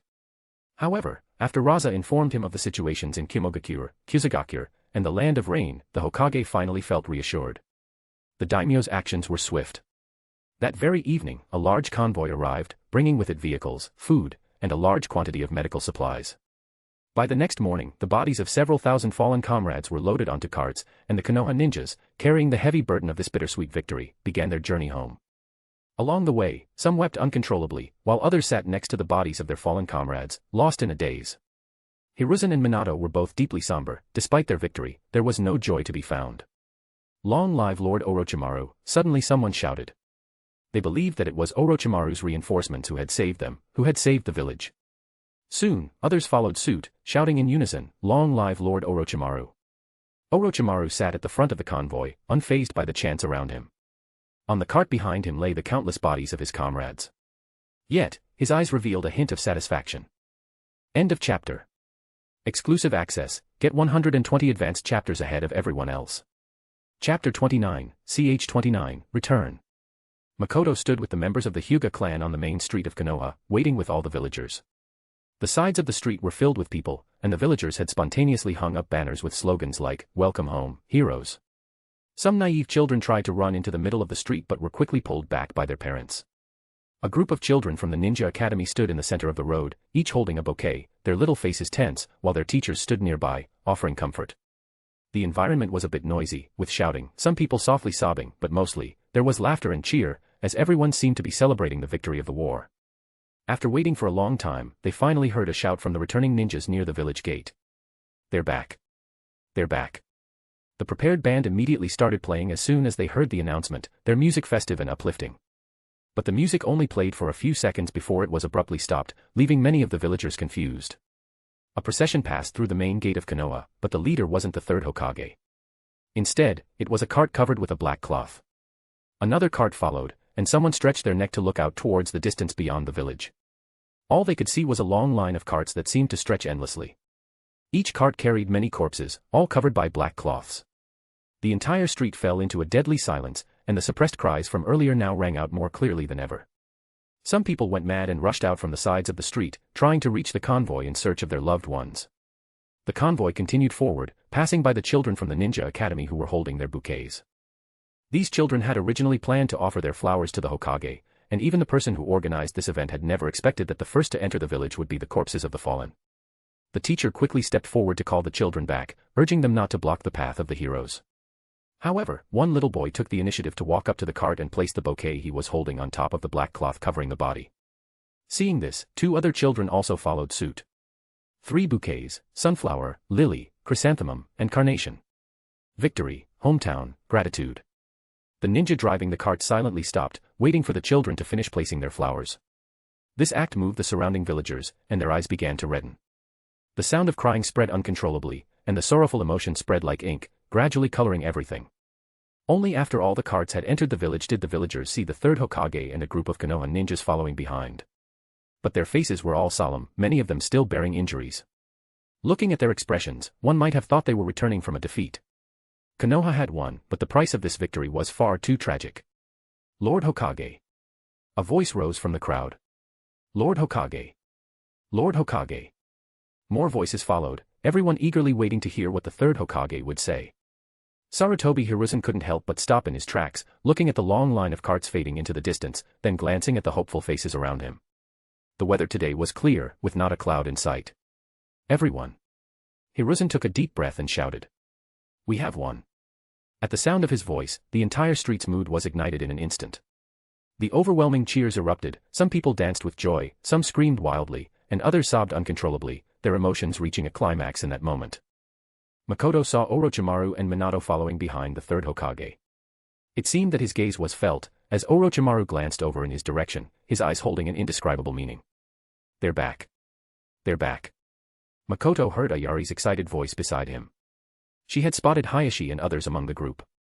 Ayari was also visibly moved, though Hayashi's expression seemed a bit more complex.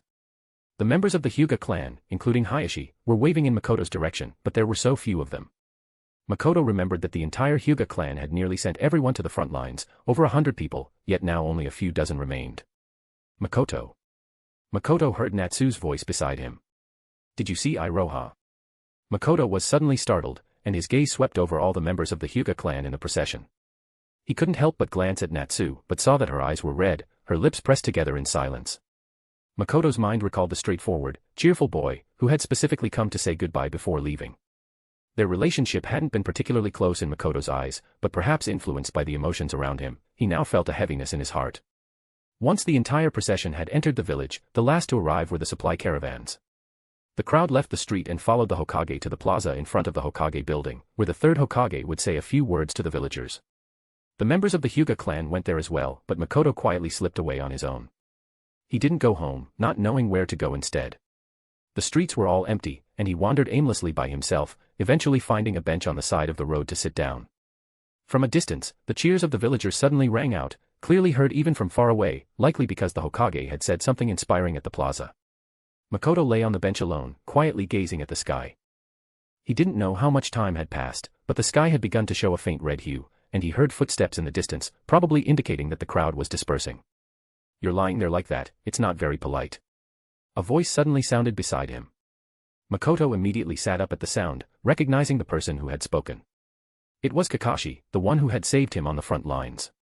Sorry. Makoto moved over to the side to give Kakashi half of the space on the bench. Kakashi seemed a bit tired, sitting down on the bench and lifting a water bottle to his face, taking a drink. Makoto looked over at Kakashi, noticing that he had taken off his mask to drink, but before Makoto could take a closer look at his profile, Kakashi pulled the mask back up. How come you're here? Makoto thought for a moment and decided to ask first. They finished over there. Kakashi said indifferently, sitting on the bench with no particular business, just leaning back and quietly looking off into the distance. Makoto was curious about why Kakashi had chosen this particular bench and place, especially since Kakashi seemed to have no intention of talking to him. If he needed rest, wouldn't it be better to go home? Neither of them spoke further, and after sitting in silence for a while, Kakashi finally stood up and left without saying a word. Not long after Kakashi left, Makoto was about to leave as well when another familiar figure walked towards him. It was Rin. Makoto-kun. Rin looked surprised when she saw him. Rin. Makoto greeted. Makoto didn't use honorifics, and calling her by her name directly surprised Rin even more. She thought their relationship shouldn't be that close. What a coincidence. Yeah. Rin smiled. Did you come here for something? Makoto asked. Nothing much, I just wanted to sit here for a while. Sit here. Makoto glanced at the bench next to them. Does this place have any special meaning? Huh. Kakashi came here just now too. Rin was taken aback for a moment, then muttered to herself, he came here, huh. Seeing Makoto looking at her, Rin hesitated for a moment before saying, a friend of mine used to like coming here. Makoto nodded. I see. I won't disturb you then. Rin wanted to say that she wasn't being disturbed, as she felt it would be rude to ask someone to leave over something like this. Makoto then continued, "It's just that I need to leave as well." After they parted ways, Makoto thought that many people must have gone to the memorial stone today, which was probably why they had both come here. As he walked further away, he glanced back. Rin was quietly sitting on the bench, the fading light of the sunset casting its glow on her shoulder, and her shadow stretched long on the ground. End of chapter. Exclusive access, get 120 advanced chapters ahead of everyone else. Chapter 30, CH30, Darkness. Hyuga Clan Estate. Hayashi, dressed in black, walked out of the living room. In the courtyard were Ayano, Hizashi, Ayari, Hakumen, Natsu, Tokimasa, Tetsu, and many other ninjas from the Hyuga clan. Also present was Makoto, all wearing black clothing, gathered here. "The clan feels much quieter now," Hayashi said. The people here were nearly all the members of the Hyuga clan, except for Taikai and a few servants. The once proud ancient clan of Konoha had now declined alongside the village. Apart from the Hyuga, other clans in Konoha had faced similar fates. "It will get lively again in the future," Ayano said. With Hayashi at the lead, Hizashi and Ayano walked side by side toward the main gate of the clan estate. Makoto followed behind, walking with the younger generation of the clan. On the way, Hayashi calmly asked, "Has anything happened in the clan before we returned?" Ayano softly responded, "Nothing major, everyone in the clan has been praying for you, hoping for your safe return." Hizashi's expression remained neutral as he gazed ahead, not responding. Hayashi nodded and said, "That's good. Yesterday, we captured some rogue ninjas. I wonder how Lord Hokage will handle them." Ayano was surprised. Rogue ninjas? Hayashi replied indifferently, "Yes, before the war with the IWA ninjas ended, some people who lost faith in the village fled. Now that the war is over, they are trying to sneak back in." "I see. These people are indeed despicable." Hayashi suddenly sneered, "There's no such thing as something so easy in this world." "Hizashi, what do you think?" Hizashi glanced ahead, slightly bowing in response, "What Lord Hayashi says is true." Makoto noticed that Natsu beside him was breathing a little faster. It was already the third day since the frontline ninjas had returned, and the atmosphere in Konoha was somewhat solemn today. When the Hyuga clan arrived at the memorial stone, many people were already waiting there, all dressed in black. Among them, a few more prominent figures were gathered together. Makoto finally saw the other two of the legendary Sannin. Jiraiya's arm was still wrapped in bandages, the injury not yet healed. Standing between Jiraiya and Orochimaru was a blonde woman, who was most likely Tsunade. Unfortunately, she was facing away from Makoto, so he couldn't see her face directly. Next to the three ninjas were Namikaze Minato and a woman with long red hair, tall and beautiful, unmistakably Uzumaki Kushina. Suddenly, Ayari tapped him on the shoulder. "What are you looking at?" Makoto said, "The Sannin." Ayari sighed. "Lady Tsunade has also returned to the village." Makoto shifted his gaze from those people and looked elsewhere, noticing a group of people with black hair and eyes gathered together. The person leading them had a resolute expression, with distinct tear grooves on his face. On either side of him were a graceful and beautiful woman with long black hair and a young boy. Has the Uchiha clan only been reduced to this many? Makoto thought to himself, realizing the situation was no better than that of the Hyuga clan. The group stood there quietly for a while when they heard someone say that the Hokage had arrived. The crowd made way for the four people slowly approaching. Third Hokage Sarutobi Hiruzen, along with the two Hokage advisors, Udatane Koharu and Mitokato Hamura, and Shimura Danzo. This was the resting place of the Konoha heroes, the memorial stone, surrounded by a vast group of tombstones. The site had undergone an emergency expansion, adding more than 2,000 additional spaces. Makoto stood in the second row of the crowd, his eyes scanning the memorial stone for a long time. However, the number of names was overwhelming, so densely packed that it was dizzying. His position wasn't close enough, and he couldn't find Iroha's name. The third Hokage recited his speech, and among the crowd, some couldn't help but quietly sob. Most of those present were people related to the deceased. The memorial service lasted for nearly an hour, but unfortunately, the overcast sky didn't match the somber mood, and no rain fell. When the ceremony was over, the crowd slowly began to disperse. Makoto didn't leave with the Hyuga clan. He noticed that Orochimaru was still standing alone among the tombstones. Is Lord Orochimaru feeling guilty? Orochimaru glanced sideways when he heard the voice, seeing that it was Makoto. There were no other outsiders in this area besides them. He sneered, "Mourning for the dead is meaningless. If death had any significance, it would only exist when it can be exploited. Their deaths paved the way for me, and naturally, I will repay them. I will lead Konoha to greater strength." Such absurd and pompous words coming from him were truly ironic. Makoto retorted, Lord Orochimaru thinks that this will allow you to lie back and ascend to the position of Hokage without worry. Orochimaru narrowed his eyes slightly upon hearing this. What do you mean? Currently, he was hailed as Konoha's savior, with a reputation unmatched in the village. Even though Minato was widely respected, Orochimaru didn't believe that the other could step on him to rise to power at this moment. Even if Sarutobi-sensei stubbornly supported Minato, Orochimaru still had the daimyo behind him. Makoto said, do you already forget why Konoha suffered such a crushing defeat in the battle against the IWA ninjas, Lord Orochimaru? Orochimaru paused for a moment, then suddenly realized in shock. Before the Hokage steps down, he will undoubtedly do everything he can to root out the traitors and tear them apart. Until this matter is resolved, Konoha will never have peace. Lord Orochimaru, there's a saying, the higher you stand, the harder you fall. You are at the peak of your power now, and it's inevitable that some people may point their arrows at you. The autumn wind was cold, causing Orochimaru's clothes to rustle. Makoto's words struck him like a blow to the head. He had thought that everything was in place, that he only needed to wait for the crown to be placed upon his head. If this matter were exposed, his fate would undoubtedly be the most tragic.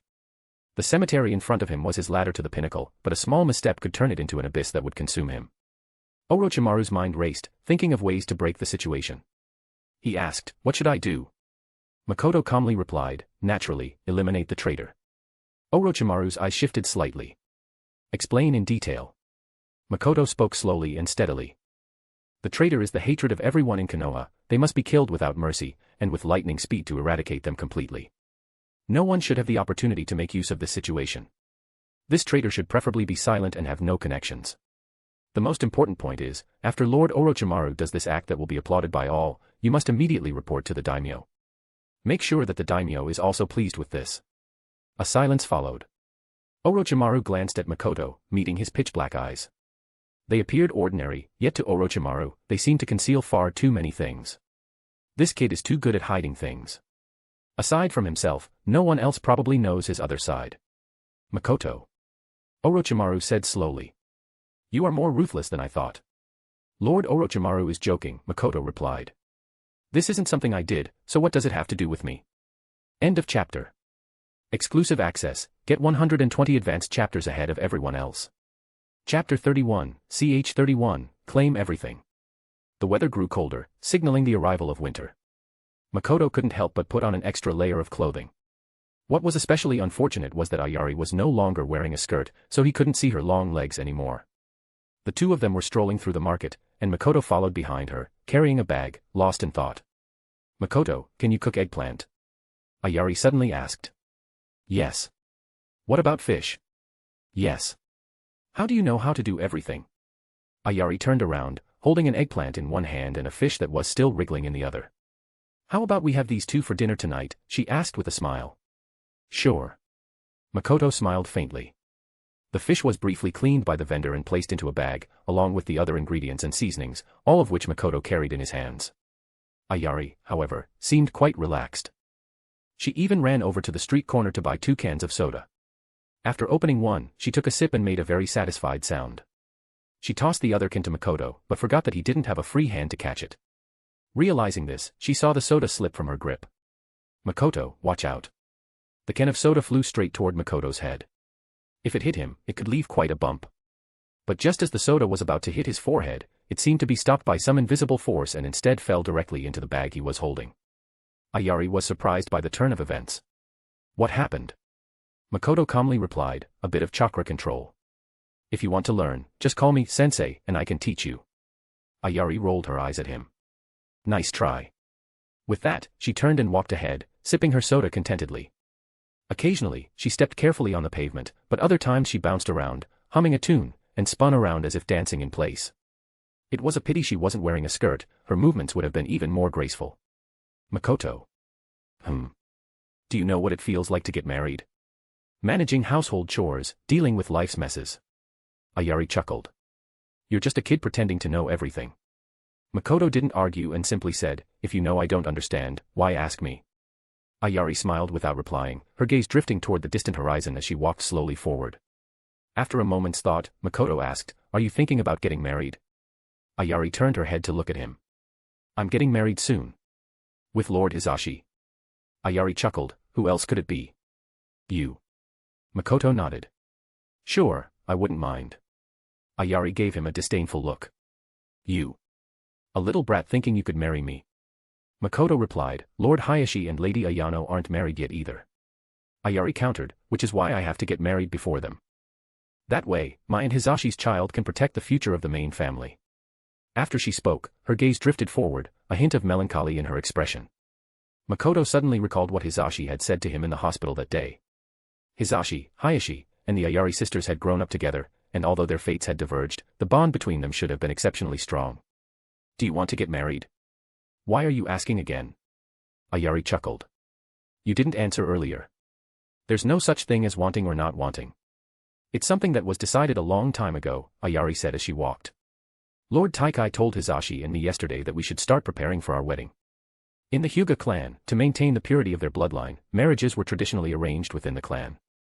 For those of special status, their marriage was decided directly by the clan. Especially now, with the Hyuga numbers dwindling, there was even greater need to focus on growth and continuity. Ayari suddenly turned to glance at Makoto, who was slightly behind her, noticing he was also looking at her. She smiled and asked, What is it? Makoto replied calmly, Nothing. I just don't want you to get married, that's all. Ayari chuckled softly, then fell silent for a moment before laughing again and saying, I don't think Natsu has much interest in Hakumen, so you've still got a good chance. Make sure you seize it. By the way, have you finished those books? If you have, I'll find some more for you. All right. Let's hurry home then. I'm starting to get hungry. I want to try your cooking again. All right. After finishing her soda, Ayari tossed the empty can into a nearby trash bin. As she walked ahead, she began to feel slightly uneasy. She couldn't shake the feeling that Makoto was watching her from behind, a feeling she hadn't noticed earlier. Yet, each time she glanced back out of the corner of her eye, she saw that Makoto's gaze was simply fixed quietly on the setting sun in the distance. Night fell. After dinner, Makoto was already preparing to rest when Hizashi suddenly came to visit. Lord Hizashi, what brings you here so late? Since their conversation at the hospital, Makoto no longer bothered to feign respect in private with Hizashi. SPI, lounging on the sofa, also glanced curiously at this infrequent guest. I'm getting married to Ayari soon, Hizashi said. I know.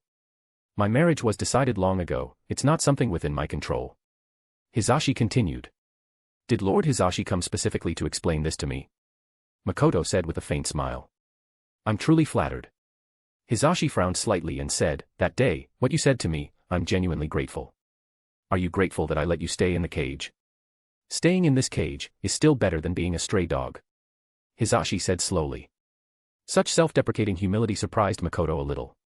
Makoto walked to the sofa and sat down, gesturing to the seat beside him. Hizashi walked over and sat down, watching as the young man poured him a cup of tea. Unable to hold back, Hizashi asked, Makoto, do you hate this system? Makoto handed the tea to Hizashi and said indifferently, Have I ever said so? Hizashi frowned. Don't you want to break free from these shackles? I already have. All you've escaped is a single seal, but the main family still exists. Sooner or later, they'll brand the caged bird seal on you again. When that time comes, I'll have my own solution.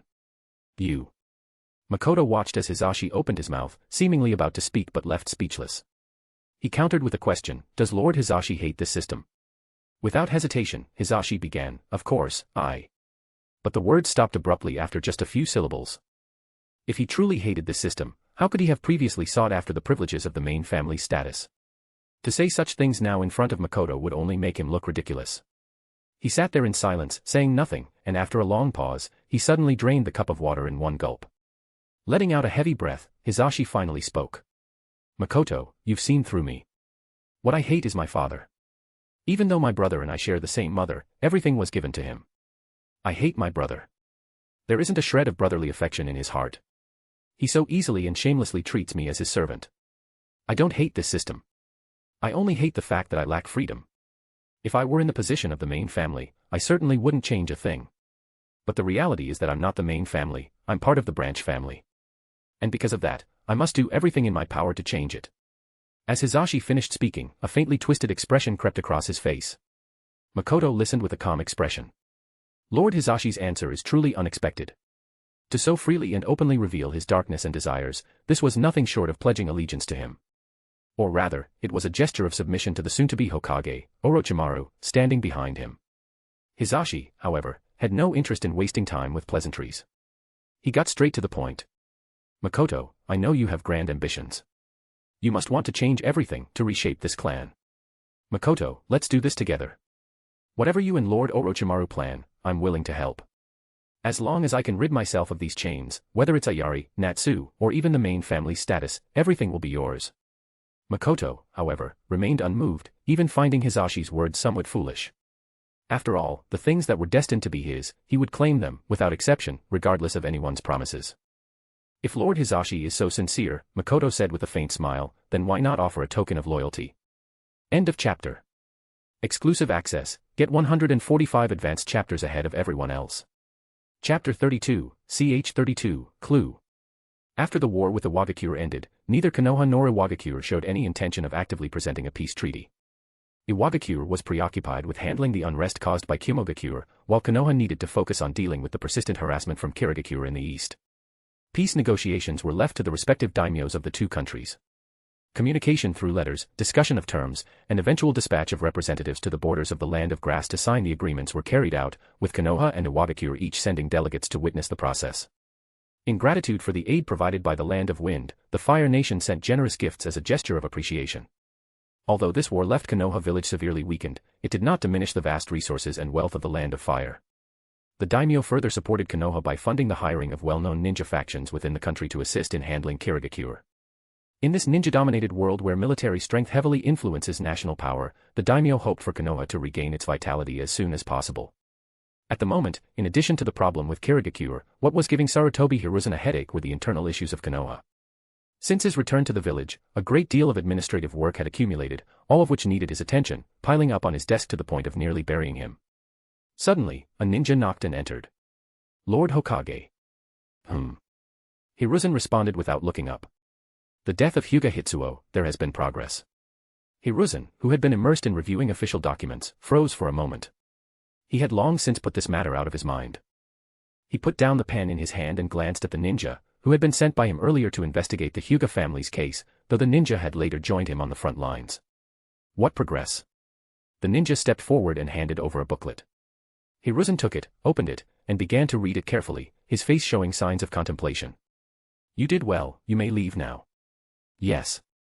After the ninja left, Hiruzen didn't continue handling the paperwork, instead sitting there deep in thought. It wasn't long before the door was pushed open again. It was Danzo.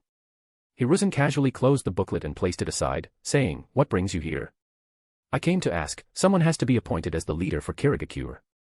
Hiruzen's face remained impassive. "Who do you think would be suitable?" Without hesitation, Danzo replied, "Orochimaru. You have such faith in your former subordinate." "I'm not the one who favors him. Orochimaru is already the choice of the people, you understand that, don't you, Hiruzen?" "I will decide this matter myself, you don't need to concern yourself with it," Hiruzen said calmly. Danzo was somewhat dissatisfied with Hiruzen's attitude, but he didn't lash out. Instead, he turned to ask, "What about the traitor?" As soon as these words were spoken, the office suddenly fell silent. Hiruzen sat there, his eyes fixed on Danzo, staring at him for a long time before he spoke. "I haven't found them yet." Danzo then said, "Do you need my help?" Hiruzen replied, "If you have any leads, you can give them to me."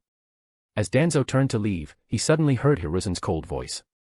"Don't worry, I will never let the traitor live in this world." After Danzo left the Hokage building, a root ninja who had been waiting outside approached him. "Where is Orochimaru?" Danzo asked. "Lord Orochimaru is with Lord Jiraiya and Lady Tsunade," the root ninja replied. Danzo frowned upon hearing this. This guy isn't in any hurry. Isn't he worried the situation will be exposed? Go find him. After he comes out, have him come to me. Yes. Hyuga clan's estate. Hayashi was also handling clan affairs in his study. Since the number of clan members had sharply decreased, many of the clan's businesses were left unmanaged and had come to a standstill. These businesses included both those within the village and those outside. Otherwise, the lavish expenses of such a large family couldn't be sustained solely by the salary of the clan's ninjas. Some matters could be handled by the elderly within the clan, while others required hiring specialized personnel to help manage.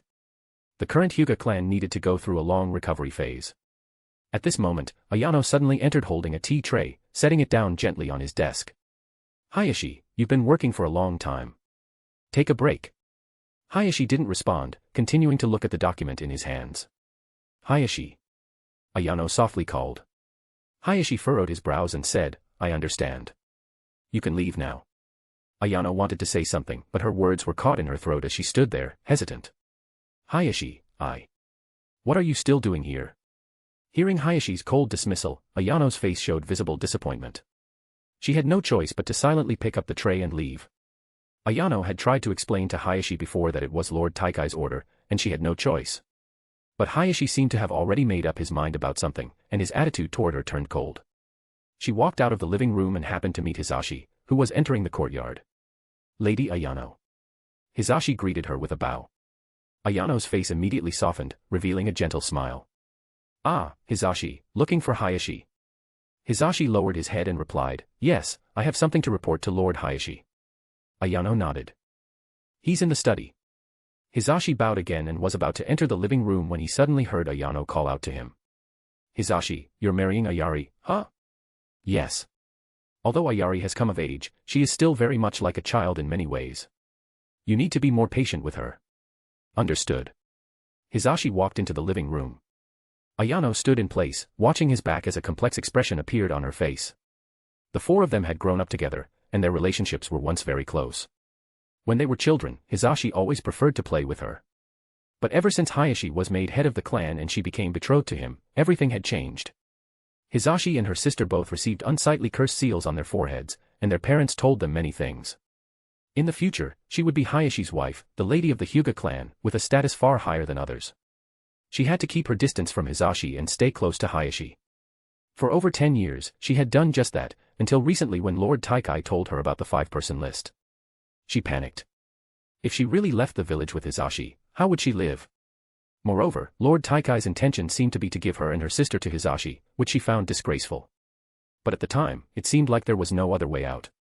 If she didn't go, she would be left in the village to wait for death, eventually joining Hayashi in the afterlife. She didn't want to die. What was even more unexpected was that the village actually won, and Hayashi and the others returned. The swift turn of joy and sorrow caught everyone off guard. Meanwhile, in Hayashi's study, he was processing the information Hisashi had just shared. You're saying that Hitsuo's death might be related to the traitor? That's right, the stolen Byakugan is likely the work of the traitor. End of chapter. Exclusive access, get 145 advanced chapters ahead of everyone else. Chapter 33, CH33, Shock. Hot. Hot. Ayari hurried out from the kitchen, holding a pot in her hands, and called out in a rush. Makoto quickly brought over a cloth trivet and placed it on the table for Ayari to set the pot down. Phew. Ayari let out a long sigh of relief and rubbed her hands together. At that moment, SPI jumped onto the table to check out what was in the pot, but Makoto promptly shooed it away. Ayari lifted the lid of the pot, releasing a rich aroma of instant noodles into the air. Looks pretty good, she said with satisfaction. Makoto, who had just brought over bowls and chopsticks, couldn't help but feel a bit speechless. Ayari had been busy in the kitchen for ages, refusing to let him peek, and he'd thought she was preparing something special. What's with that look? Ayari glared at him. You called me over, saying you'd cook for me, and you're giving me instant noodles. Makoto asked incredulously. This is a meal I made myself. Other people don't even get this kind of treatment. Makoto sat down helplessly, setting down the bowls and chopsticks. Go ahead, give it a try. I even fried 3 eggs. Why'd you fry 3 eggs? One's for SPI, of course. Woof. The instant noodles tasted just like ordinary ones. However, Ayari had added salt while frying the eggs, and she hadn't spread it evenly, nearly choking Makoto with the first bite. When Ayari ate her egg, she seemed to notice something was off too. She nibbled at it for a long time before finally placing her fried egg into SPI's bowl. SPI, you can have mine too. Woof. Makoto. After finishing the noodles, Ayari went to the sofa to play with SPI, leaving all the pot and dishwashing duties to Makoto without a second thought. She didn't care at all that he was technically a guest. Makoto cleaned up everything and, without standing on ceremony, grabbed a drink from the fridge. Get me one too, Ayari said, lying on the sofa. Makoto tossed a can over, and it landed steadily on the coffee table with barely a sound. Ayari was momentarily stunned at the sight. That's amazing. How did you do that? Makoto sat down across from her and replied, it's a chakra control technique. Ayari thought back to a similar incident that had occurred earlier when they were shopping together. She sat up, picked up the drink can, and suddenly threw it hard in Makoto's direction. It was as if Makoto had anticipated this. The can stopped midair just as it reached him, then gently landed in his hand. Ayari was utterly shocked. She asked again, how did you do that? Makoto casually tossed the can back onto the coffee table, leaned against the sofa, and said nonchalantly, "Call me Sensei, and I'll tell you." Ayari pouted at his words. "Fine, don't tell me." She turned away, scooped up SPI, and said to the dog, "Some people just don't know how to be grateful. I wonder who it was that found all those books for him to read." Makoto sighed and said, "It's vibrations." Ayari blinked in surprise. "What?" "Chakra vibrations," Makoto clarified. As Makoto spoke, he extended a finger, and Ayari saw a small tuft of blue chakra suddenly flicker out from his fingertip like a flame. Unable to suppress her curiosity, Ayari leaned closer to get a better look. Makoto caught a faint whiff of her fragrance as she moved nearer. He placed his finger near the drink can on the coffee table, keeping a centimeter of space between his fingertip and the can. The blue, flame-like chakra appeared again, and the drink can slid a meter across the table. Ayari asked, "Did you use chakra to push it away?" Makoto replied, "No, that's too basic." Ayari looked confused. Finding it troublesome to explain the physics behind it, Makoto said, "To put it simply, I can use chakra vibrations to change the motion of objects in various ways." Ayari remained puzzled. Just then, Makoto suddenly opened his palm, and the drink can, now over 2 meters away, began sliding back toward him on its own. When it reached the edge of the table, it leaped smoothly into the air and landed perfectly in his hand. Ayari exclaimed in amazement, "That's incredible. How do you do it?" "Makoto, didn't I just explain?" Ayari awkwardly replied, I mean, what vibrations? I don't get it. Were there any mentions of this in the books I gave you?" Makoto said, "No, I figured it out myself. The technological development in this world was so skewed that even those who studied physics couldn't reach the level of understanding he had from his 9 years of compulsory education." Ayari stared at him in awe. "Makoto, you're amazing." "Makoto, I think so too." Ayari. The image she had just begun to form of him shattered instantly. She asked again, "What can you do with these vibrations?" "Quite a lot. For example, if I threw something like a kunai or shuriken at you, could you block it?" "Yes." "Could it block ninjutsu?" "In theory, yes." Ayari thought for a moment before asking, "Besides blocking and controlling objects, what else can it do?" Makoto replied, "Use your Byakugan and take a look." Ayari nodded and activated her Byakugan as instructed. Instantly, her field of vision transformed. She saw that within Makoto's raised arm, chakra was flowing continuously, and a thin layer of chakra coated his palm. Snap. Makoto snapped his fingers, and in that moment, Ayari noticed the layer of chakra on his palm suddenly compressed together. A flash of fire appeared. Ayari was startled. "Fire release," she stammered, still shaken. "It's just fire created from high-temperature friction. Without flammable material, it went out instantly." Makoto explained. Judging by Ayari's expression, he could tell she didn't really see what had happened. The frequency of the chakra vibrations was so high that she couldn't perceive it, and her Byakugan was limited to seeing chakra within living bodies. "I feel like I understand less and less," Ayari admitted. Makoto said, "The Byakugan can only see chakra inside the body. It can't see things outside the body." Ayari tilted her head in confusion. "Things outside the body, like what?" "The books on sensory techniques that you gave me mention that there's energy beyond human control, existing in the world around us, called natural energy." Makoto explained. Natural energy is everywhere. From the moment a person is born to the moment they die, they are surrounded by it. But only highly skilled sensory ninja can perceive it. There's a legend that mastering natural energy makes one a sage, granting the power to move mountains, fill seas, and reshape the world. Ayari couldn't hold back her curiosity and asked, "Can you control it?" Makoto replied, "No, I can only make it move, like how waving your arm can create a breeze." Ayari seemed to partially understand but not fully. Makoto continued, "When performing jutsu, people inevitably consume some chakra. This chakra doesn't just vanish, it's actually converted into natural energy in the environment, which creates the illusion of disappearing. Sensory ninjutsu involves detecting chakra before it transforms into natural energy. You can think of natural energy as a medium through which chakra is transferred. If too much chakra is released, the conversion into natural energy takes longer, making it detectable even without sensory abilities. Conversely, smaller amounts convert more quickly and are harder to notice. This is why you can sense differences in chakra size. It's like pouring a cup of water versus a bucket of water on the ground, the areas they soak will be vastly different." Ayari scratched her head, unsure whether she understood or not. "This is getting so confusing. Weren't we talking about vibrations? How did it turn into a discussion about sensory ninjutsu?" Makoto finally clarified, "The chakra I release outside my body turns into natural energy, but its state of motion doesn't change. That's why I can use my chakra to make the natural energy move. Seeing Ayari still looking bewildered, he added, you can think of it as me being able to control the air, control the wind. He gently waved his hand, and Ayari suddenly felt a strong gust of wind blow toward her. The wind immediately cleared her mind but also left her hair a complete mess. I kind of get it now. I didn't expect you to fully understand, Makoto remarked casually. Then can you teach me? Ayari asked. Sure. Start by reading all the books you found for me. Never mind, then. End of chapter. Exclusive access, get 120 advanced chapters ahead of everyone else. Chapter 34, CH 34, Scapegoat. When Ayano arrived at Ayari's house, she saw the two of them laughing and chatting on the living room sofa. The room fell into a brief silence for 2 seconds as she entered.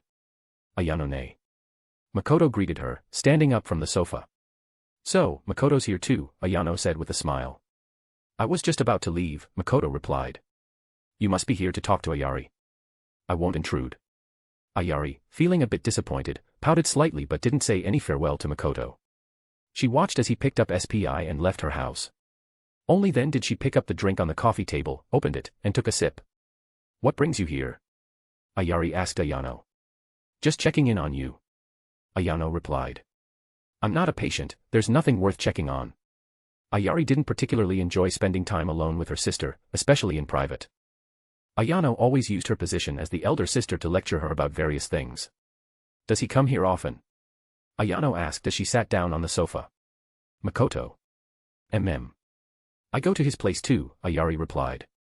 Ayano couldn't help but say, Ayari, you're about to get married. Ayari looked completely indifferent. I know. Ayano frowned slightly. Makoto is still a man, no matter what. Ayari found it amusing and thought Ayano was making a big deal out of nothing. Him? Just a kid. But as she thought back to her time with Makoto, she realized that he didn't behave like a typical child at all. He's not a kid anymore. Ayano said firmly. You need to understand your position. Ayari retorted, what position? Aren't I just like him, someone from the branch family? Ayano immediately countered, you're not the same. You're about to become Hisashi's wife, and Hisashi is Hayashi's younger brother. Ayari scoffed, and isn't he still from the branch family? Ayano grew frustrated. Ayari, you. Ayari didn't want to argue with her and, feeling slightly irritated, cut her off. Did you come here just to talk about this? Ayano, though frustrated, also felt a bit helpless. Ayari's dislike for listening to her advice wasn't a recent development. Softening her tone, Ayano said, I came to discuss your wedding with Hisashi. I've picked a few auspicious dates for the ceremony. Ayari lay sideways on the sofa, staring down at the drink in her hand. I don't care. Just pick one. If Hisashi has any preferences, go with his choice. What about the wedding attire? I've arranged for someone to custom make the white uchicake style you like. Whatever's fine. Ayari. Ayano called her name again, exasperated by her nonchalant attitude. Ayari suddenly smiled at her and said. It's just a wedding with Hisashi, not some stranger. It doesn't matter. The procedures, the attire, all those tedious things, you don't have to ask me. Just decide it however you want. Ayano fell silent for a moment before suddenly asking, do you not want to get married? Ayari tilted her head. Did I say that? Ayano pressed further, is it that you don't want to get married, or that you don't want to marry Hisashi? Ayari simply replied, what difference does it make? Whether I want to or not, does it change the outcome? She casually tossed the empty drink can into the trash bin nearby and shifted into a more comfortable position on the sofa. Does the outcome make any difference? Ayari's question left Ayano without an answer. How could Ayari possibly defy the clan's decisions? No matter what, I'm going to marry Hisashi, right? I don't dislike him, and he doesn't dislike me. If we're getting married, then so be it, Ayari said plainly. There's no one in the clan more exceptional than Hisashi. Ayano could only respond. Ayari, however, gave a sly smile. Oh. Isn't Lord Hayashi more exceptional? Ayano couldn't help but laugh, realizing Ayari was joking. If you really want to marry him, I'll pass along your wishes. As expected, Ayari pouted and rested her hands behind her head. Forget it. Compared to Lord Hayashi, I'd rather marry Hisashi. As she spoke, her gaze grew somewhat unfocused. Marriage, huh? What she originally thought was something completely unrelated to her suddenly became her reality, and she felt completely unprepared. Reality didn't give her any time to prepare. But even if she had prepared, what difference would it make? She would still marry Hisashi, wouldn't she? Did you mention the wedding attire style earlier? Do you have pictures? Let me see which options there are. In the dimly lit underground chamber. This was a secret research facility located outside of Konoha, filled with many strange and peculiar instruments. When Danzo arrived, he saw Orochimaru fiddling with something. You sure have a lot of free time. Danzo spoke from behind him. Orochimaru, holding a test tube, responded, Lord Danzo, what do you mean? Danzo replied, Hiruzen is about to find the person who informed the IWA ninjas. Aren't you afraid of getting exposed? Orochimaru smiled faintly. What do I have to fear? Isn't everything here the work of your root, Lord Danzo? Danzo sneered, what, you think you can distance yourself from this? Orochimaru placed the test tube back on the metal rack, turned around, and smiled at Danzo. Lord Danzo, you're joking. I'm on the same boat as you now. How could I possibly abandon you? Besides, I can't do without you either. Danzo furrowed his brows and said, it would be best if you understand. What are your plans next? But Orochimaru turned the question back on him, I wonder if Lord Danzo has any good suggestions. Danzo replied, find a scapegoat and push all the blame onto them. I've already chosen someone. Orochimaru smiled again, it seems Lord Danzo and I are in agreement. Once this matter is settled, we can both rest easy. Danzo studied Orochimaru's enigmatic smile and after a moment of thought, continued, neither of us should get directly involved. I'll expose this person at the right time. Then I'll leave it to Lord Danzo, Orochimaru said. However, you also need to take the initiative with Kirigakure. Defeating the Kiri ninjas will make it easier for you to rise to the position of Hokage. Orochimaru, upon hearing this, didn't follow the conversation. Instead, he said, actually, I'm not very interested in the Hokage position. Danzo was taken aback and then frowned deeply. What do you mean? He had gone to great lengths to position himself for the Hokage seat. Orochimaru slowly said, I've been thinking, perhaps I'm not cut out for this. If Lord Danzo were to become Hokage, wouldn't you do a better job than Sarutobi-sensei? Silence. The two of them stared at each other, but Orochimaru's snake-like eyes made it impossible for even the shrewd Danzo to discern his true intentions. Danzo calmly replied, this is a critical moment. You'd better not cause any trouble, Orochimaru. The position of Hokage is yours to take. End of chapter. Exclusive access, get 165 advanced chapters ahead of everyone else. Chapter 35, CH 35, Orochimaru's Humility.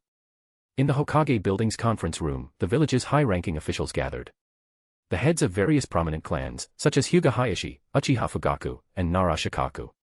Along with some well-known jonin, including Orochimaru, Jiraiya, and Namikaze Minato. On the left and right sides of the Hokage, two Hokage advisors sat, along with Danzo Shimura. These individuals were gathered to discuss the issue of the Kiri nin who had been harassing their borders. The Fourth Great Ninja War had not yet ended, it had only entered a period of relative calm. Both Konoha and Iwagakure had suffered heavy losses, while the remaining 3 of the 5 great shinobi countries still had some strength left. No one could predict how things would develop in the future. Everyone, who do you think should take responsibility for the Kiri nin? Hiruzen, sitting at the head of the table, looked at the people on either side of him.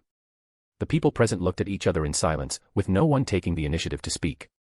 The so-called main candidate for the position was only between 2 choices, Minato and Orochimaru, and everyone present knew it well.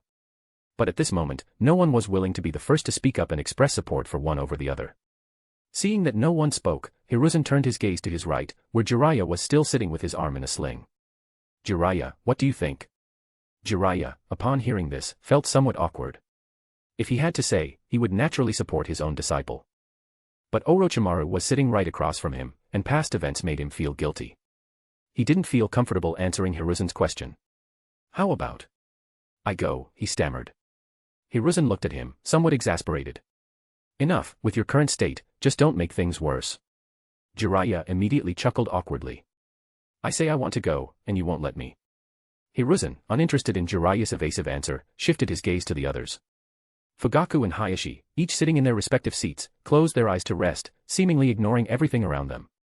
I nominate Minato, Shikaku suddenly spoke up. In the battle against the IWA ninjas, everyone's aware of Minato's performance. It is because of Minato that we were able to win time and time again. In this war with the Kiri nin, Minato will surely lead us to victory, Shikaku stated confidently. Hiruzen nodded in approval, his gaze scanning the room once more. Does anyone else have a different opinion? Shikaku started the discussion, and several others in the room voiced their support for Minato. Orochimaru remained expressionless, his eyes briefly glancing at each person as they spoke. I think it should be Lord Orochimaru, a voice finally interrupted. This person cited Orochimaru's support during the previous battle with the IWA ninjas, mentioning that if Orochimaru had led them from the start, they would have defeated the IWA ninjas much earlier. His argument garnered quite a few supporters. Listening to the voices in favor of Orochimaru, Danzo couldn't help but curl the corner of his mouth in a small smile. Fortunately, the supporters of Minato and Orochimaru did not get into any disputes, simply presenting their opinions. While each side had its own supporters, there was mutual respect for the other candidate. Hiruzen secretly sighed in his heart, as he had already anticipated this situation. He had intended to have Minato take the position of the main commander, but he also knew this might cause dissatisfaction among some people. After all, Orochimaru had saved Konoha, and everyone owed him a debt of gratitude. Hiruzen glanced at Orochimaru and found that he was also looking directly at him. After a moment of contemplation, Hiruzen spoke, "Orochimaru, what do you think?" "I think it's better for Minato to lead us into this battle." Orochimaru interrupted Hiruzen before he could finish his sentence. As soon as these words were spoken, the meeting room erupted in astonishment. Everyone present was shocked. Was this really something that came out of Orochimaru's mouth? Danzo immediately furrowed his brows, his gaze darkening. He had specifically reminded Orochimaru to vie for this position, and now Orochimaru was willingly handing it over. Minato sat there stunned for a moment, and after regaining his senses, he quickly spoke, "No, I'm still far less capable compared to Senior Orochimaru." "You don't have to be so modest, Minato," Orochimaru said with a faint smile. "You've been on the front lines, fighting side by side with everyone, and the villagers trust you more. I believe you can definitely lead us in repelling the Kirin." Hiruzen, Jiraiya, and the others who were familiar with Orochimaru were all taken aback, as if they were seeing him in a completely new light. Hiruzen pondered for a long time but could not figure out what scheme Orochimaru might be plotting. At this moment, Orochimaru turned to Jiraiya and asked, "Jiraiya, what do you think?" Jiraiya snapped out of his daze and replied, "I agree with your idea." Orochimaru's gaze swept over the rest of the people in the room. "Compared to Minato, I'm not suited for this position. There's no need for anyone to nominate me. I believe Minato can do better than I can." Everyone exchanged glances, and if the occasion had allowed, they would have whispered among themselves. Hiruzen cleared his throat and then made his decision. "Since Orochimaru has said so, Minato, you'll handle the situation with the Kirin." Minato stood and bowed, saying, "I will do my utmost." Once the meeting was adjourned, Orochimaru ignored the cold, malicious gaze from Danzo and left the room. Watching a few groups of people whispering amongst themselves, Orochimaru felt a sense of disdain. These people would never guess what he would do next. Each of them held high positions, but in Orochimaru's view, their political minds were lacking. In this regard, Makoto completely overshadowed them. With this thought in mind, he had already excluded himself from their affairs. Orochimaru believed that he simply had no interest in dealing with these matters or aligning with them. Furthermore, with Makoto there to offer advice, that was more than enough for him. Meanwhile, Minato, along with the Ino-Shikacho trio, left the Hokage building. Shikaku was still frowning, deep in thought about Orochimaru's unpredictable actions today. It was widely known that Orochimaru coveted the position of Hokage, but what had caused him to change his mind? Could it be? Shikaku suddenly murmured, as if struck by a thought. "What's wrong?" Minato asked. Shikaku's expression shifted, and he spoke in a low voice to Minato. "Do you remember why we were pushed back again and again during our battle with the IWA ninjas?" Upon hearing this, the faces of the others immediately changed. Minato furrowed his brows slightly and said, "Shikaku, if you're thinking like this, then you're assuming that Senior Orochimaru is involved in the traitor matter." Shikaku's meaning was clear. The reason Orochimaru had given up the position to Minato was likely to secretly manipulate things behind the scenes, causing Minato to fail on the front lines. At that point, Orochimaru could play the role of the savior again and reap all the benefits. Shikaku replied, "Minato, this is a serious matter. We cannot afford to be careless." Minato, however, said, "If it's really Orochimaru's doing, then we must present evidence. The Hokage and all our comrades in Konoha will judge the culprit. Without evidence, it's just our wild speculation. We cannot base our assumptions about others' intentions on that. Since I've taken this position, I will do everything I can to bring victory to the village." Shikaku, upon hearing this, could only smile wryly. Flattering words were something Minato excelled at, but when it came to other matters, they would have to take action themselves. End of chapter. Exclusive access, get 165 advanced chapters ahead of everyone else. Chapter 36, ch 36, Killing Intent. Konoha's forces were now extremely limited. The troops sent to fight against the Kirin totaled just over 500, which directly accounted for a third of Konoha's ninja strength. However, with the addition of some hired ninja, Konoha's overall military strength was still somewhat sufficient. After Minato led the troops out of the village, Makoto found an excuse to have Orochimaru keep Rin in the village. When Orochimaru inquired about the reason, Makoto simply said that Rin had saved his life, and he didn't want his benefactor to risk her life on the battlefield. Upon learning this, Orochimaru teased Makoto, saying, "Someone like you actually knows how to repay a favor." This matter required no direct intervention from either of them. Orochimaru merely made a call to the Konoha hospital. Since the hospital was currently short-staffed, they used that as a reason to have Rin stay and assist there. Rin's teammate, Kakashi, was quite pleased upon hearing the news. He didn't want Rin on the battlefield again either and even persuaded their teacher about it. Although Rin was initially reluctant, with both Kakashi and the hospital urging her, she eventually agreed. With the hospital taking the lead and providing a valid reason, Minato wasn't put in a difficult position either. The forces Kirigakure sent across the sea were not numerous, indicating that their desire to engage Konoha in battle was not particularly strong. The skirmishes with Konoha were limited to small-scale encounters, far from the brutal clashes seen during the conflict with the IWA ninja. In terms of logistics and military supplies, the daimyo provided continuous support, leaving Konoha without any need to worry in that regard. The chances of victory in this war were overwhelmingly high, otherwise, Danzo would not have wanted Orochimaru to take the position of commander in the first place. However, Orochimaru's actions left him seething with rage. After that meeting, Danzo had confronted Orochimaru to demand an explanation, only to receive a simple reply. "I have my own plans. Rest assured, Lord Danzo." Danzo felt that Orochimaru was brushing him off, but then a sudden realization struck him. This former subordinate of his was far more cunning and calculating than he had anticipated. Everyone wanted to play the role of the mantis stalking the cicada, unaware of the oriole behind them. Now Danzo understood that Orochimaru had seen through this dynamic and was beginning to slip out of his control. This realization filled him with fury. He believed it was he who had given Orochimaru everything, who had propelled him to his current position. Before all this, what did Orochimaru have? All he had was the title of one of the 3 legendary Sannin, once abandoned by Hiruzen and reduced to spending his days tinkering with secret jutsu experiments. Masquerading as IWA ninja to attack the daimyo, spreading rumors within the village, sending agents to secretly pass information to the IWA ninja, which of these wasn't orchestrated by Danzo's subordinates to assist Orochimaru? And now, was Orochimaru planning to step over him? If it were anyone other than Orochimaru, Danzo had 1,000 ways to eliminate them on the spot, pin all past crimes on them, and walk away unscathed. But this person happened to be one of the 3 legendary Sannin, whose strength and reputation were unparalleled across the entire ninja world. Danzo couldn't kill him. Turning against Orochimaru would only implicate himself, leading to mutual destruction. This realization made Danzo understand that his plan to support a puppet to take power and subsequently control Konoha had completely fallen apart. Danzo had watched Orochimaru grow up and had believed he could see through and easily manipulate him. But in the end, he had underestimated him. Makoto suddenly received an invitation from Hyuga Taikai, delivered by a servant. When he arrived at Taikai's residence, he found that the elderly man before him appeared far more haggard than ever before. In the past, Taikai still carried the aura of a former clan head, but now, leaning on a cane, he looked no different from a frail old man nearing the end of his life. "Lord Taikai," Makoto greeted him respectfully. Thinking about it carefully, he could understand why Taikai looked this way. The list of 5 names from before had been issued under this old man's orders. Now that Hayashi had learned about it, it was inevitable that a rift had formed between father and son. "So, you've come, Makoto," Taikai said, turning his pale eyes toward him, his voice old and weary. "I mentioned to you before that you could come here to read books. Why have you never come?" Makoto was momentarily taken aback upon hearing this and promptly replied. "Lord Taikai, I've been busy training these past few days and haven't found the time." Taikai nodded slightly and then said, "Follow me," before slowly turning around and making his way, step by shaky step, toward the study. The study was indeed filled with an impressive collection of books, neatly arranged on bookshelves. Several scrolls and writings were spread out on the desk, indicating that both father and son shared a similar hobby. Upon closer inspection, Makoto noticed that Taikai's calligraphy was far superior to Hayashi's. Taikai did not take the main seat but instead sat down on a nearby chair, leaning heavily on his cane with both hands. "You can have a look. See if there's anything you're interested in," Taikai said slowly.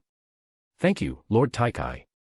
Makoto's mind was already turning, wondering about the true purpose of this summons. He walked to the bookshelf and casually pulled out a book. It was about the gentle fist technique. After putting it back, he picked up another one, this one detailing some advanced uses of the Byakugan. Out of the corner of his eye, Makoto glanced at Taikai, only to see the old man sitting there with his eyes closed, as though he had fallen asleep. Amidst the books in the study, Makoto did find some that were worth reading, but in this setting, he couldn't calm his mind enough to focus. "Makoto," Taikai suddenly spoke. Yes, Lord Taikai, Makoto responded immediately. What do you think of the clan? Taikai asked out of nowhere. The clan, isn't it just my family? Makoto replied, feigning ignorance. This kind of question seemed pointless, so Makoto opted to play dumb. And the village? Taikai pressed further. The village is just everyone's homes gathered together, it's a home for many, Makoto replied casually. Taikai merely sighed, slowly lifting his gaze to look at Makoto. Did you find a book you wanted to read? Perhaps realizing that he shouldn't be asking such questions, Taikai brushed the matter aside. I did, Lord Taikai. Makoto held up the book in his hand, his expression lighting up with a look of delight. Taikai nodded and said, you can take it home to read. If you want to find more books in the future, you're welcome to come here anytime. Understood. Thank you, Lord Taikai. Makoto replied with gratitude. At this moment, Taikai suddenly asked, Makoto, your eyes. Makoto's expression dimmed instantly, and he forced a smile. I understand. Lord Hayashi is very busy right now, and there's a lot going on within the clan. There's no need to delay those matters on my account. I can wait until Lord Hayashi has time. Taikai's gaze shifted slightly as he observed Makoto's dejected demeanor. This didn't seem like an act at all. If this child's words were all lies, just a carefully constructed facade, then his level of cunning would be terrifying. But clearly, that wasn't the case. There were indeed some elders within the clan who harbored ill intentions toward the main family. But those old geezers aren't foolish, they know not to approach Makoto at this time. His pair of black eyes are like a spotlight, attracting attention no matter what he does within the clan. Trying to manipulate this child would only lead to their downfall. As long as the cursed bird caged remains, the main family will always control the branch family. Once they replace this child's eyes, this farce will be over. Hyuga Hayashi can continue leading the Hyuga clan to its revival. Hayashi. Taikai lifted his head and sighed silently. He was now isolated, and it was Hayashi who had done this. He didn't resist or express any dissatisfaction. The outcome of what he had done back then was deserved. In the end, both of his sons hated him. Makoto, Hayashi will definitely give you new eyes. You can rest assured. I know, Lord Taikai. After Makoto left Taikai's residence, he was immediately called to Hayashi's residence. Did you go to Lord Taikai just to read? Hayashi asked, expressionless, looking at Makoto. He knew that the list from Taikai had included this very young man, which caused Hayashi to feel a bit more disdain toward Makoto. Lord Taikai also asked me a few questions. What kind of questions? Makoto then recounted everything that had happened at Taikai's residence, as there was nothing to hide. Moreover, if there were any of Hayashi's spies at Taikai's place, it would be even more pointless to conceal it. After listening to what Makoto had said, Hayashi suddenly fell silent. Then, in a calm tone, he said to Makoto, Lord Taikai's health is not good and he needs to rest. Don't go disturb him in the future. I understand, Lord Hayashi. After Makoto turned and left, Hayashi watched his back with a cold look in his eyes. Nothing suspicious had happened when Makoto went to Taikai's place. But thinking carefully, this kid had only brought trouble. Now, he had to wait for his father to die before he could give him new eyes. Until then, he still had to stay alert for any unusual actions from those old men in the clan. A person with mediocre talent and strength, someone who nearly betrayed his own family. Does it matter whether he lives or dies? End of chapter. Exclusive access, get 165 advanced chapters ahead of everyone else. Chapter 37, CH 37, the daimyo arrives. Has he arrived? The curtain of the carriage was lifted, revealing a middle-aged man dressed in luxurious attire radiating nobility. This was an opulent procession, with several hundred attendants in tow. Surrounding the most extravagant carriage were 12 individuals dressed as shinobi, each with a cloth bearing the kanji fire tied around their waists. The middle-aged man stepped down from the carriage, using a footstool to alight, and looked at the gates of Konoha before him. Compared to ordinary towns, it indeed exuded a grandeur of its own. Lord Minamoto. The third Hokage, accompanied by a group of shinobi, had been waiting at the gate. Upon seeing the middle-aged man, Hiruzen immediately stepped forward to greet him. Third Hokage, it's been a while, the man said with a faint smile. The daimyo personally visiting Konoha brings us great honor, Hiruzen replied respectfully. This middle-aged man was none other than the current daimyo of the Land of Fire.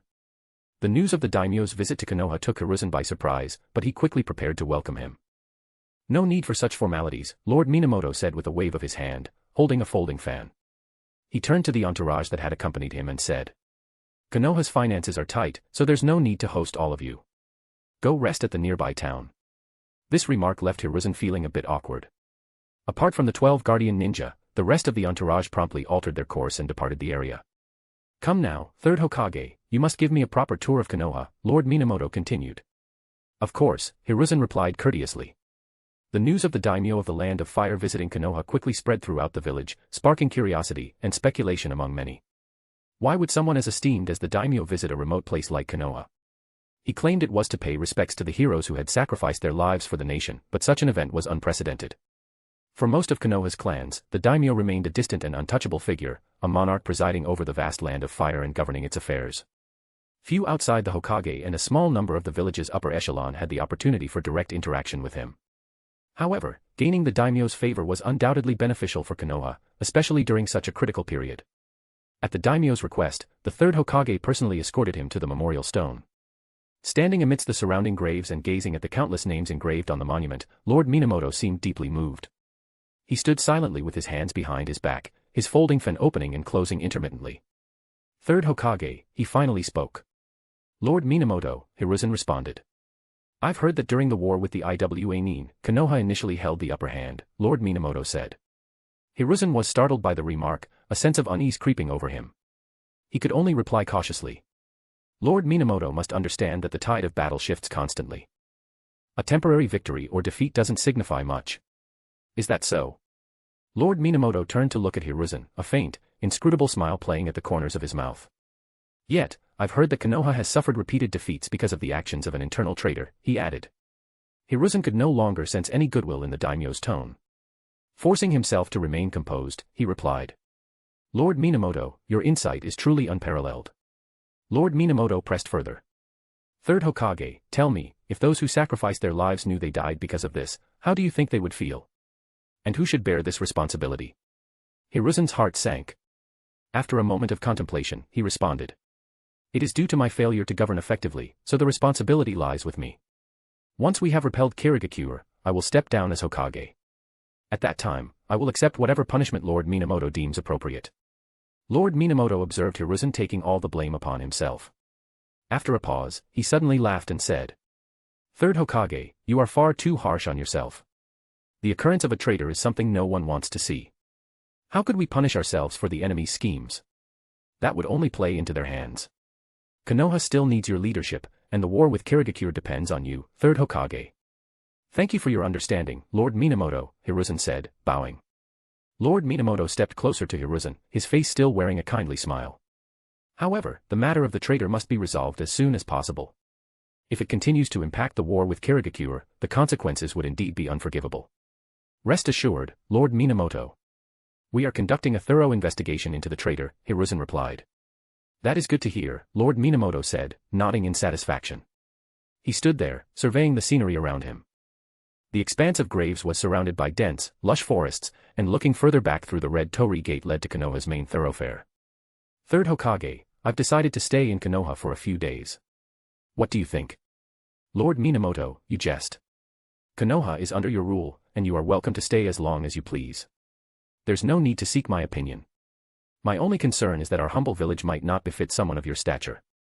Haha, it's settled, then, Lord Minamoto replied with a laugh. The arrival of this great Buddha in Konoha left Hiruzen filled with intense unease. He couldn't fathom why the daimyo would leave his state affairs behind to visit this small village. Yet, Hiruzen dared not show even a hint of neglect.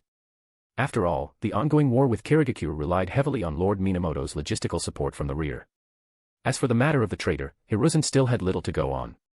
What he could ascertain was that this individual held a position of considerable influence within the village, and all traces of their actions had been meticulously concealed, leaving him at a loss.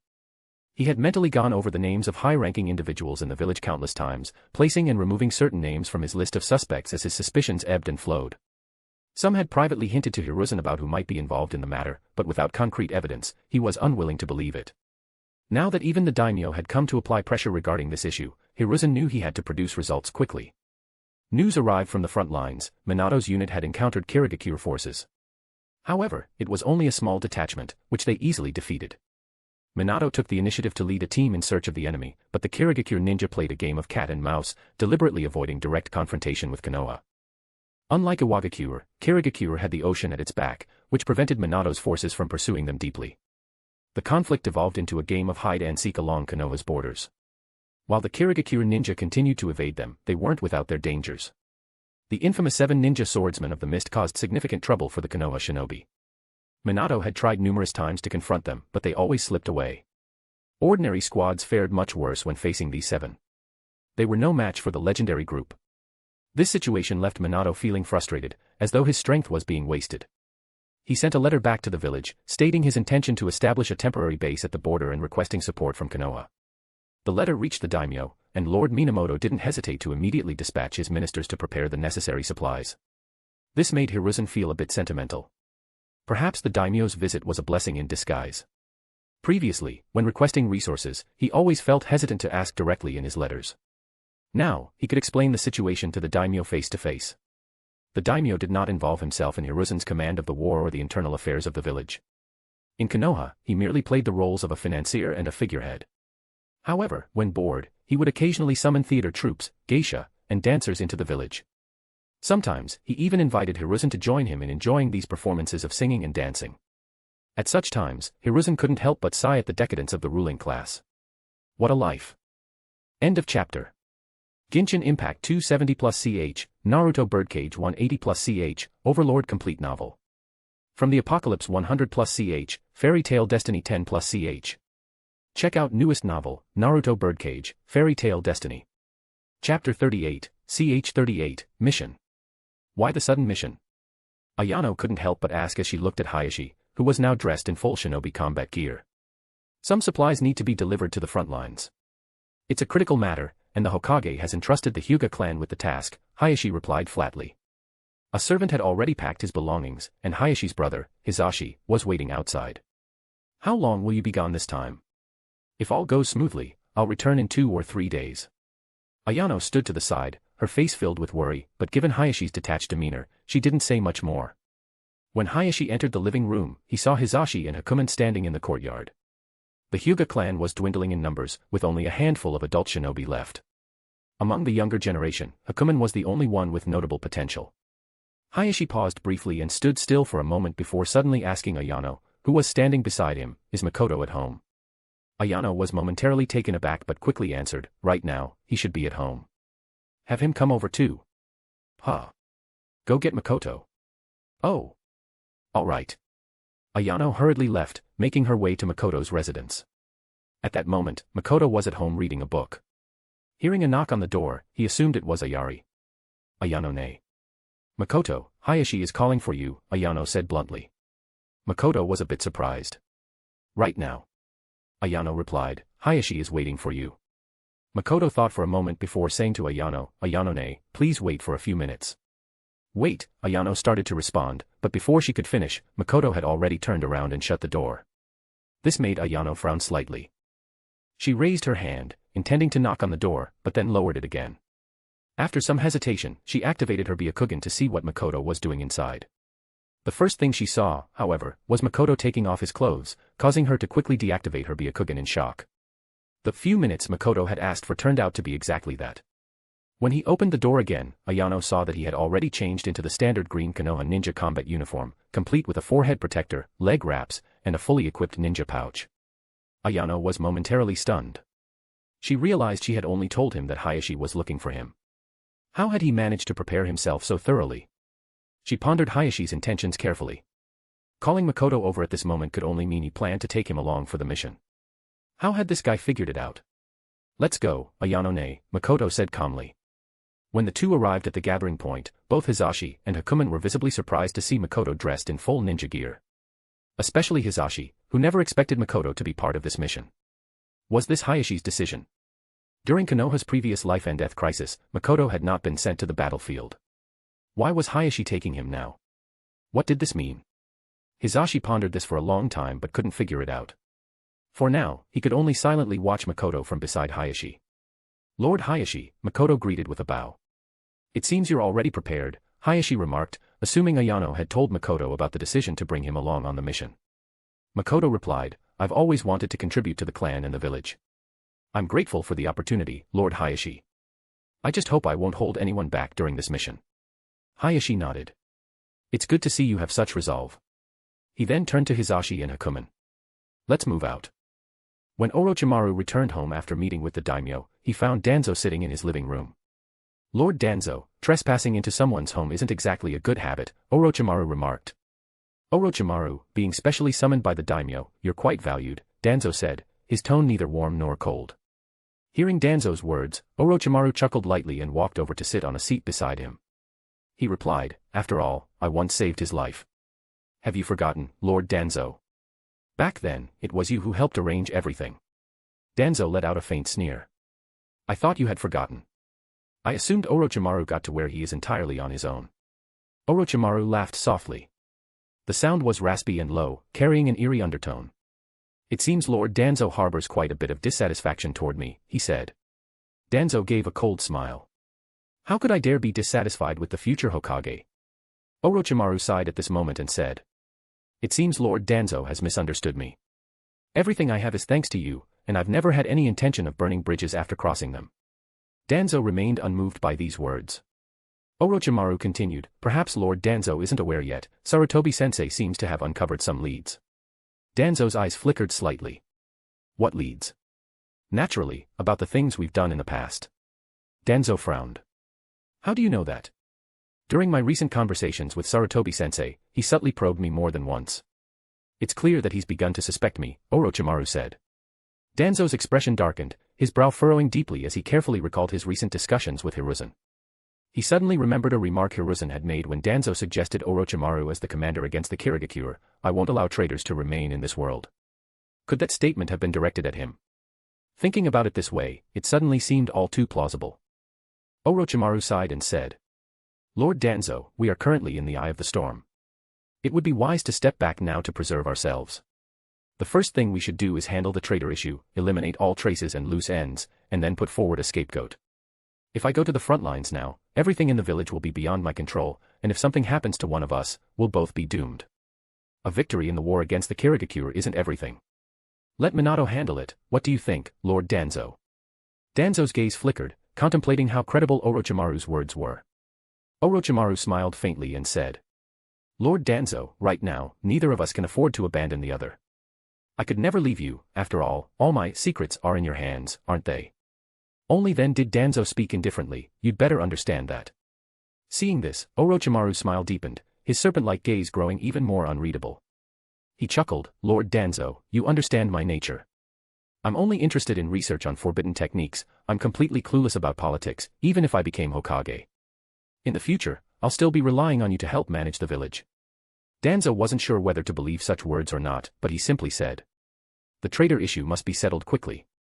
I'll put forward a scapegoat during this time. Orochimaru nodded in agreement, but inwardly, he was sneering. In such a special and sensitive period, how much credibility could a traitor who willingly exposed themselves have? It's possible that rather than eliminating suspicion, this person could end up becoming the very thread that the Hokage grabs hold of.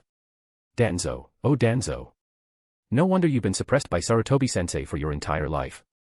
Do you consider yourself the master of strategy while treating others as fools? End of chapter. Genshin Impact 270+CH, Naruto Birdcage 180+CH, Overlord Complete Novel. From the Apocalypse 100+CH, Fairy Tail Destiny 10+CH. Check out newest novel, Naruto Birdcage, Fairy Tail Destiny. Chapter 39, CH 39, Traitor appears and Kirigakure launch an attack. The new camp was built not far from the sea, and it was much smaller than the one they had set up during their previous battle with the IWA ninja. After all, there were only about 500 people in total, and with the number of teams on missions excluded, even fewer remained in the camp. The mercenaries were not inside the camp. When Makoto and the others escorted the supply convoy to this location, they immediately sensed a different atmosphere. The ninja here seemed much more relaxed.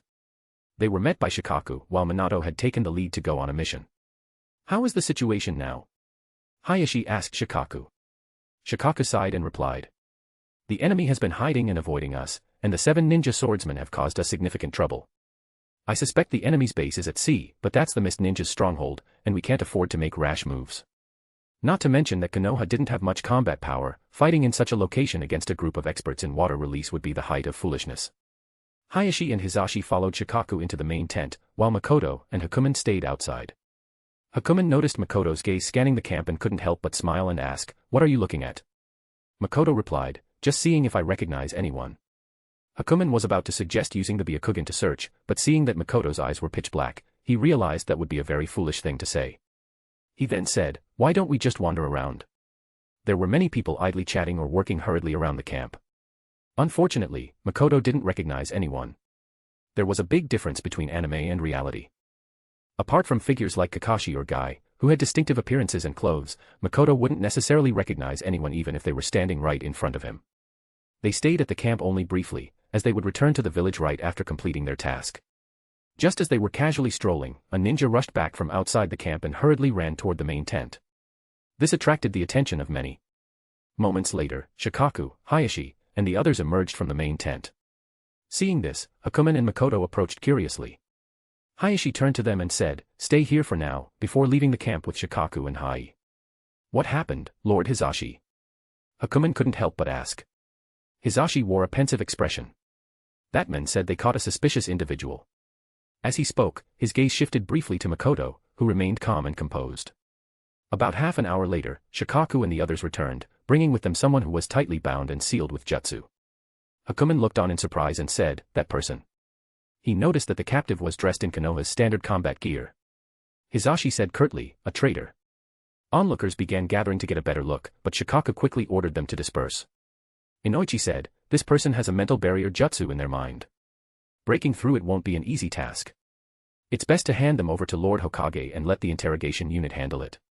While Inoichi was capable of breaking through such barriers himself, it was clear that this individual had someone backing them. Letting the Hokage address the matter would be the safest option. Shikaku, however, felt deeply uneasy. The returning scout had reported that this person had been found alone near the shoreline, acting suspiciously. When questioned, they fumbled for a response. Upon a thorough search, a sealed letter was discovered by the sea. It contained detailed information about Konoha's camp layout. Realizing that he had been exposed, the person tried to flee but was subdued on the spot. There was no doubt, this was the traitor. Yet, Shikaku's instincts told him something was amiss. It was strange, far too strange. The traitor who had eluded their grasp and left no clues had now suddenly slipped up so obviously. Inoichi suggested probing the person's mind for information, but Shikaku stopped him. He decided it would be better to escort the prisoner back to the village and leave the matter to Lord Hokage. "Hayashi, I'll leave this to you," Shikaku said to him, intending for Hayashi's group to escort the captured individual back to the village. "Rest assured, I'll personally hand this person over to Lord Hokage," Hayashi replied firmly. With that, the team of over a dozen that had delivered the supplies reorganized themselves. Under Hayashi's leadership, they began their return journey, now with the captured traitor in tow. After they had left, Inoichi turned to Shikaku and said, "With this, do you think the traitor situation can finally be resolved?" Shikaku only replied, "Let's hope so." Inoichi asked again, "Who do you think is behind this?" Shikaku furrowed his brow, his mind flashing to a figure he had long suspected. "It's hard to say," he said cautiously. Hayashi's group had encountered no trouble on their way to the camp, meeting no enemies along the route. The return journey was similar. Without the need to transport supply-laden carts and only burdened with a single prisoner, their pace through the forest was notably quicker and less arduous. But the uneventful journey left Hayashi slightly disappointed, as he had been harboring ulterior motives. He glanced out of the corner of his eye toward Makoto, who was maintaining a steady pace in the middle of the group. When they reached a river, Hayashi ordered the group to stop for a break, allowing them to eat and regain their strength. Hakumen stood on guard at the perimeter, while Makoto, lacking the Byakugan, simply sat under a tree eating his meal. "Should we give him something to eat?" "Don't let him starve to death," Hizashi asked, referring to the captured traitor. "It hasn't been that long, he won't starve," Hayashi replied dismissively. "At least let him have some water." Hizashi unhooked his water flask and walked toward the bound and restrained prisoner. The captive lay motionless on the ground, as though unconscious. His hands and feet were tightly bound, sealing jutsu covered his body, and black bindings wrapped around his eyes and mouth, leaving only his nose exposed for breathing. Just then, Hakumen came rushing back at full speed. "Lord Hayashi, a mist ninja unit is heading this way. 24 of them." The news sent shockwaves through the group. Hayashi immediately activated his Byakugan to investigate, his expression turning grim.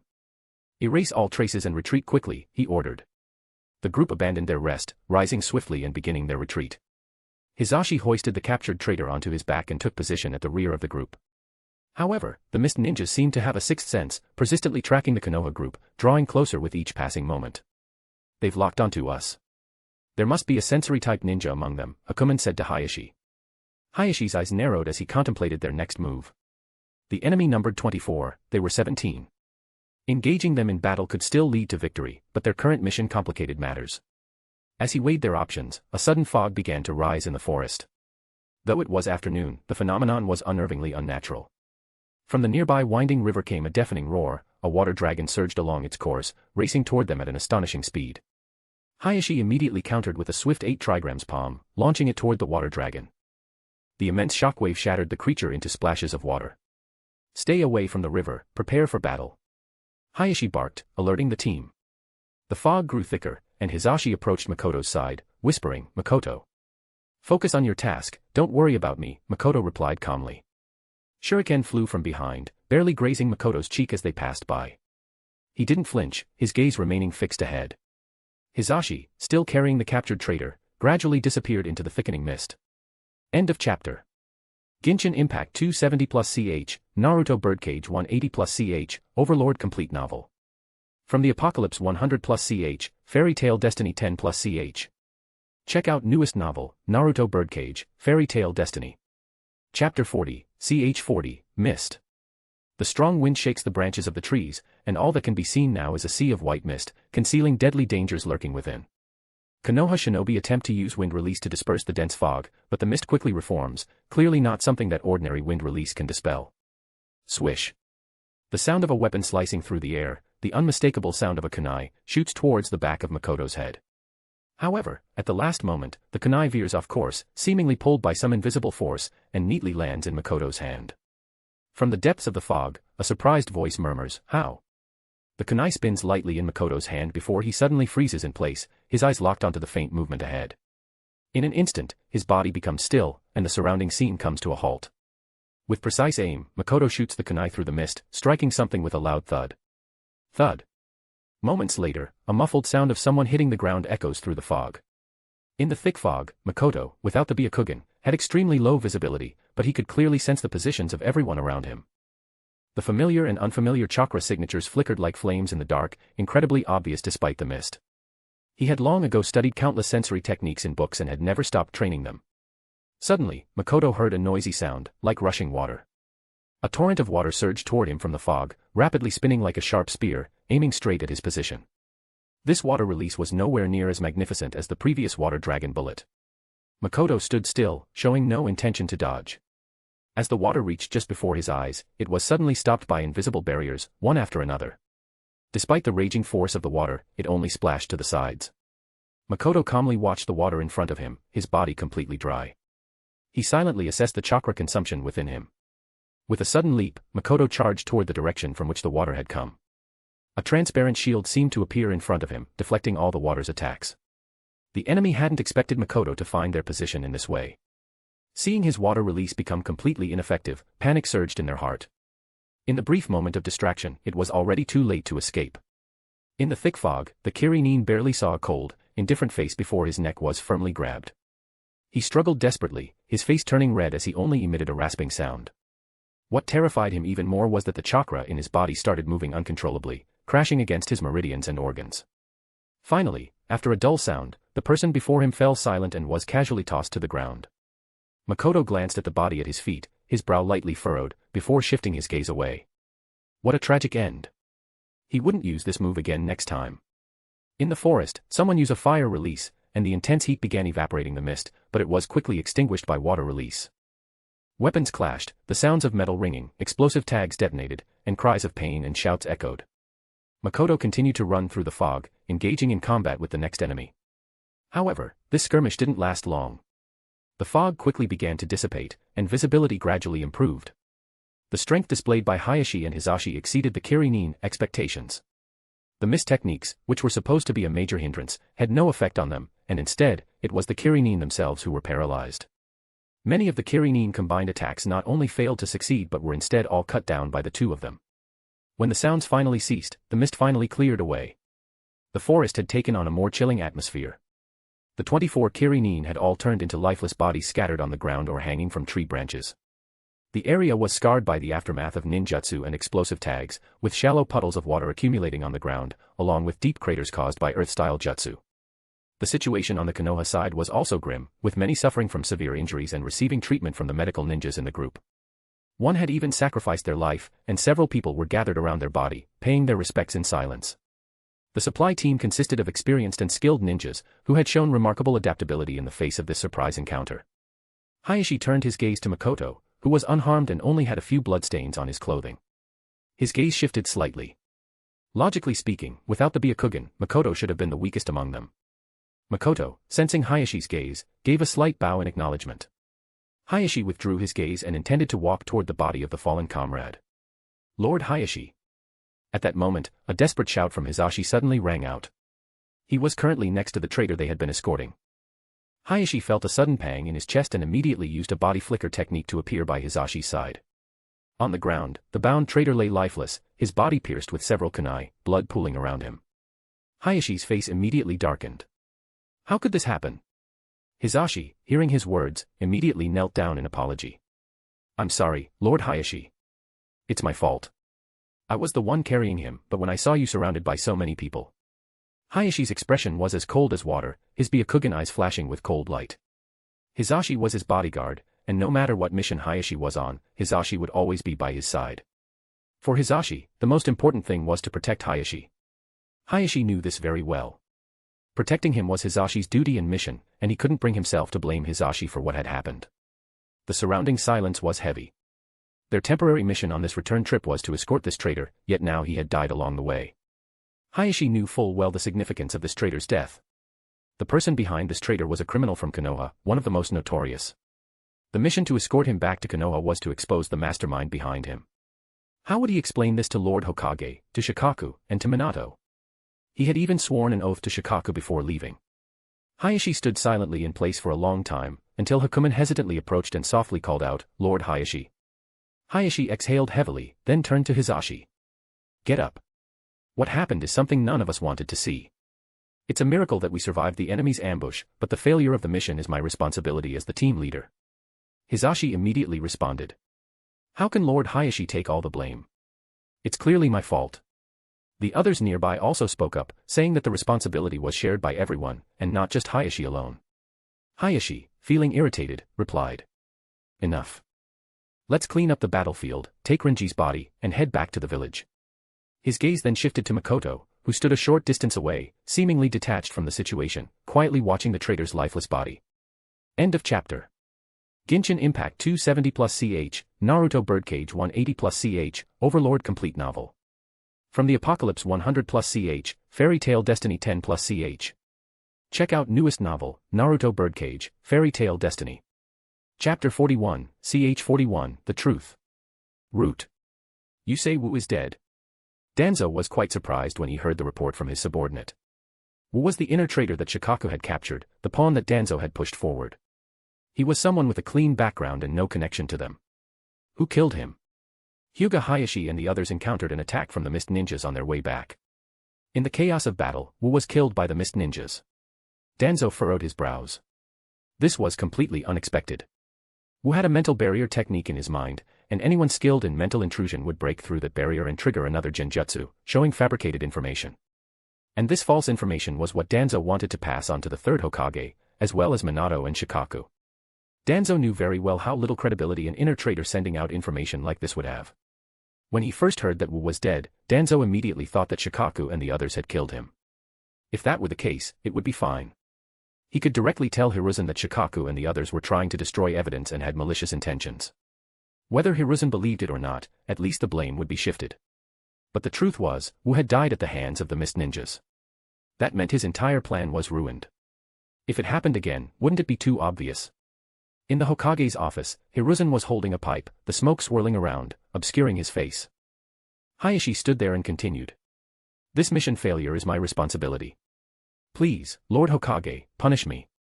Hiruzen gently tapped the pipe, then slowly said. There's no need to say that. You were attacked by enemies, and that's what led to this outcome.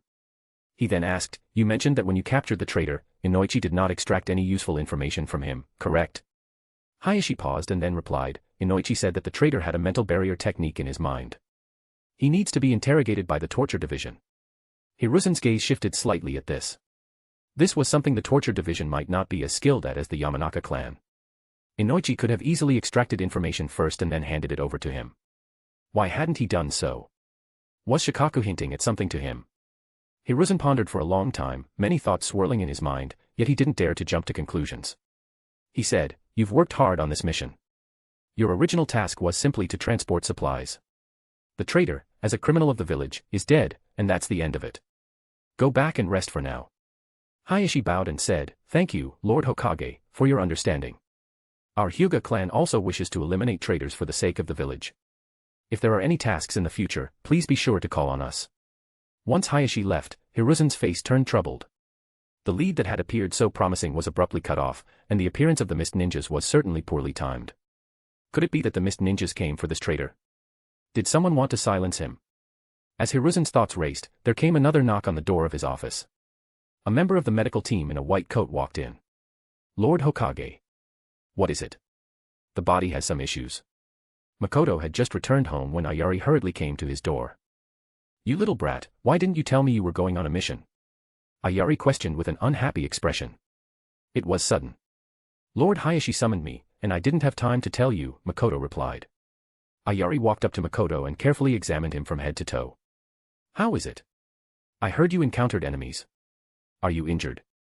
Makoto said, "I'm fine. Just lost a comrade." "Are you really okay?" Ayari still seemed worried, questioning whether Makoto was lying to her, though she didn't seem to care much about the latter part of his statement. "Do you want me to take off my clothes to show you?" Makoto joked. Ayari couldn't help but kick his calf and scold, "You're such a troublemaker." She then asked again, "Was the mission dangerous?" Makoto replied, "People died." "What do you think?" Ayari finally remembered what Makoto had said earlier about losing a comrade. "So how come you're fine?" Ayari asked. "I'm very strong," Makoto replied. "How strong?" "Very strong, that kind of strong." Ayari saw Makoto tidying up some ninja tools on the desk and asked, "What are you doing?" Makoto said, "I was in a rush when I left yesterday and didn't get to take a lot of things with me. Now I'm organizing everything carefully so I'll have it next time I need it." "Are you going on another mission?" "I've already been on one mission.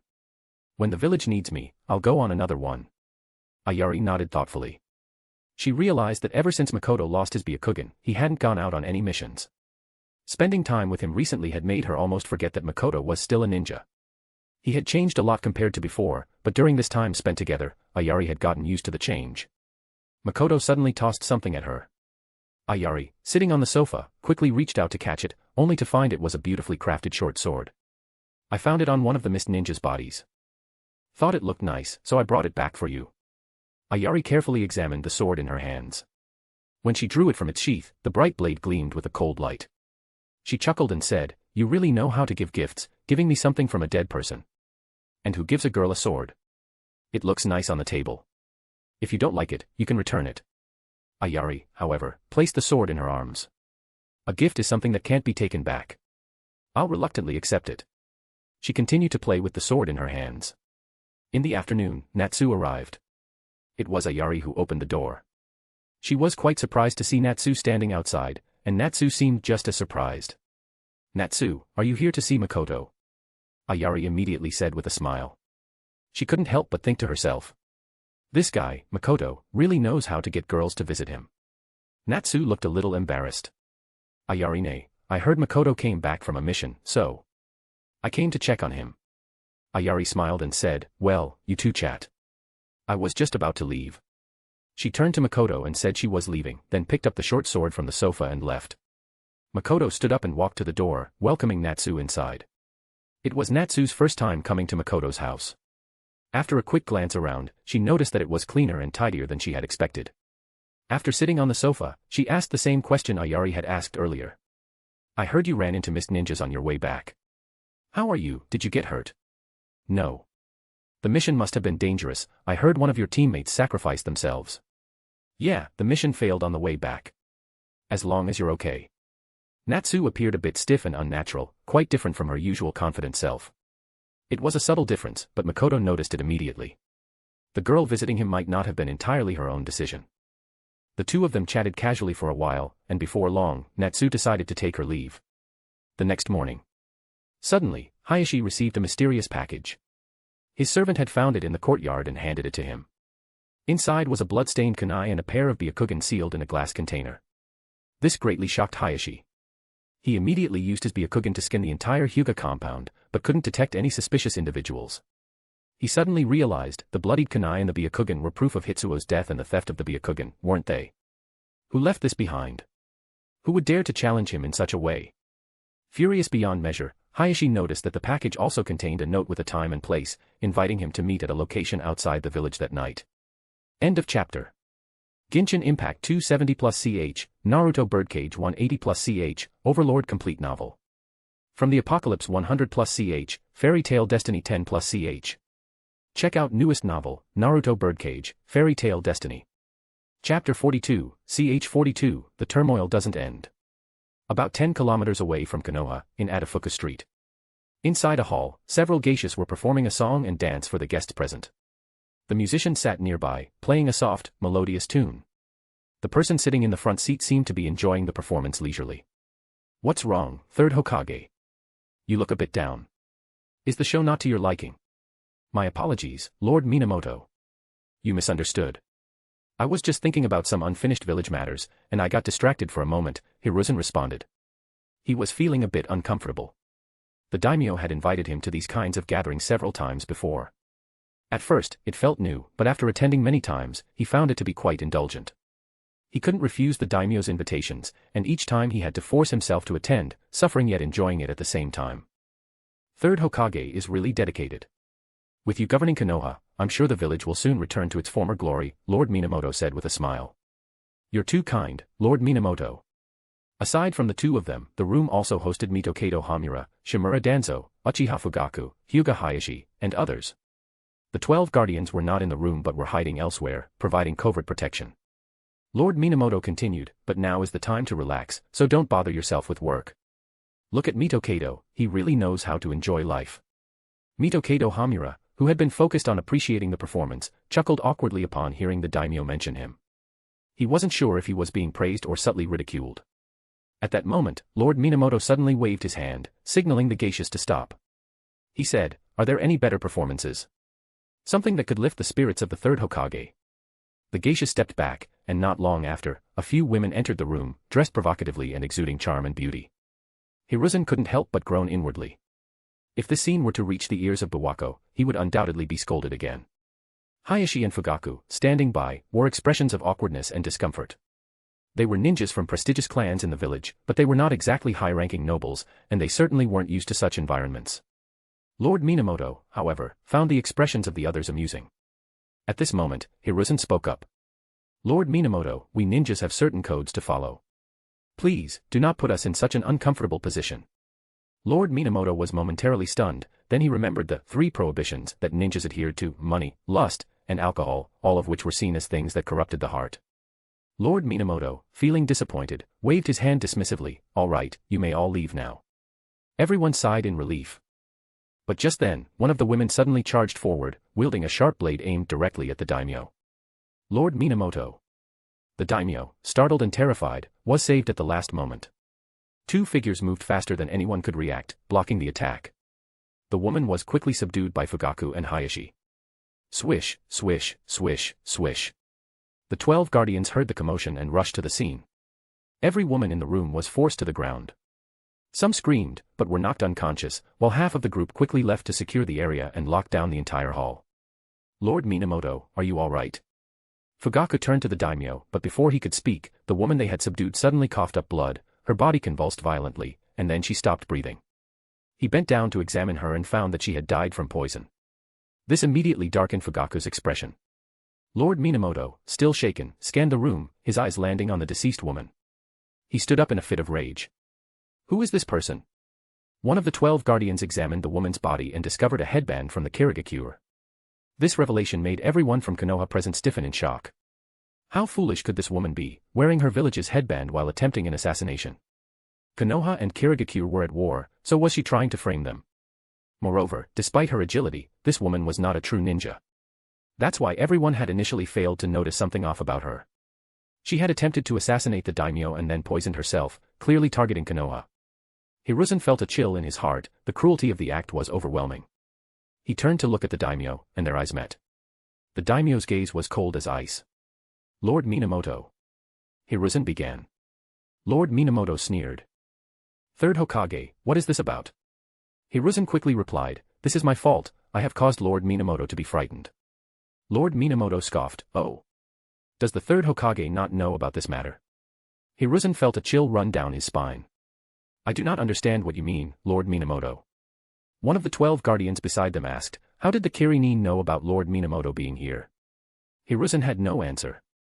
This woman was not from Kirigakure but had been disguised by someone else. But how could he explain that to the daimyo? Even if he made this clear, it would sound absurd to outsiders and would only make him seem like he was trying to cover up for Konoha. Mitokato Hamura then said, Lord Minamoto, you misunderstand. Konoha has always been loyal to the land of fire, absolutely. Lord Minamoto interrupted him, then does that mean there are those who are not loyal? Hiruzen sighed inwardly when he heard Hamura's words. The daimyo had been waiting for him to say that. Lord Minamoto then turned to Hiruzen and questioned. Have you found the traitor? No. Lord Minamoto continued to sneer.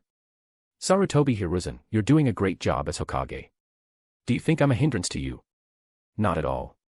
Lord Minamoto walked up to Hiruzen, his gaze sweeping across the room, including the subdued women. He then ordered, arrest everyone here, interrogate them thoroughly, and arrest all suspicious individuals in this town immediately. One of the 12 guardians received the command and left the building to issue orders to the local officials. The women were taken away, and Hiruzen said, Konoha will assist in the investigation, we will definitely find the mastermind. Please, Lord Minamoto, come to Konoha village so we can increase your protection. Lord Gen sneered, protection. This Atafuka street is not far from Konoha, and Kirin have already crossed the land of fire to get here. Can I still trust Konoha's abilities? Hiruzen immediately assured him, our Konoha ninjas will swear to protect you with our lives. We will not let you suffer any harm. Lord Minamoto merely snorted coldly and left the room with his hands behind his back. The ninjas of the 12 guardians followed behind Lord Minamoto. Some of them were from Konoha, and seeing the situation, they were conflicted, but they could only follow the daimyo out of the room. Hamura then approached Hiruzen and said, Hiruzen, we. He hesitated to speak further. Danzo, at this moment, also said, until the traitor is removed, Konoha will never know peace. Let Root handle this. Hiruzen remained silent for a long while before speaking, the turmoil does not stop. If this person isn't dealt with soon, they will eventually bring down the entire Konoha. Regarding the daimyo, it's worth explaining a little more. The role of the daimyo in the world of Naruto is somewhat unreasonable. In a world where strength and power dominate, there shouldn't be a position like this. But Kishimoto included it in the story. In Naruto, the daimyo's attitude towards Tsunade and Konoha is rather rude, and the latter doesn't dare to retaliate. In this world, the daimyo is needed to govern, and the ninja villages depend on the daimyo for survival. Most ninjas naturally see the daimyo as the king, someone of higher status than themselves, while only a few would treat the daimyo with disregard. There are a lot of plot holes in Naruto, so it's not worth overthinking this particular issue. End of chapter. Genshin Impact 270+CH, Naruto Birdcage 180+CH, Overlord Complete Novel. From the Apocalypse 100+CH, Fairy Tail Destiny 10+CH. Check out newest novel, Naruto Birdcage, Fairy Tail Destiny. Chapter 43, CH 43, Trap. Hisashi slowly stepped out of the Hokage building, only to find the sunlight outside unbearably dazzling, making his vision blur and go black for a moment.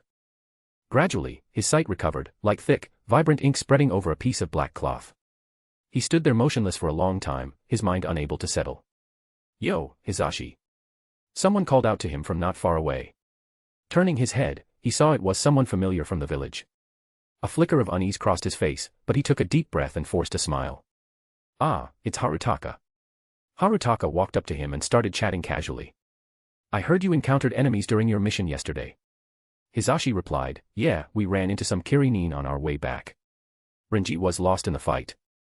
At the mention of death, the conversation suddenly grew heavy. Harutaka sighed, then lightly patted Hisashi on the shoulder. Renji won't have died in vain. We will avenge him. We definitely will.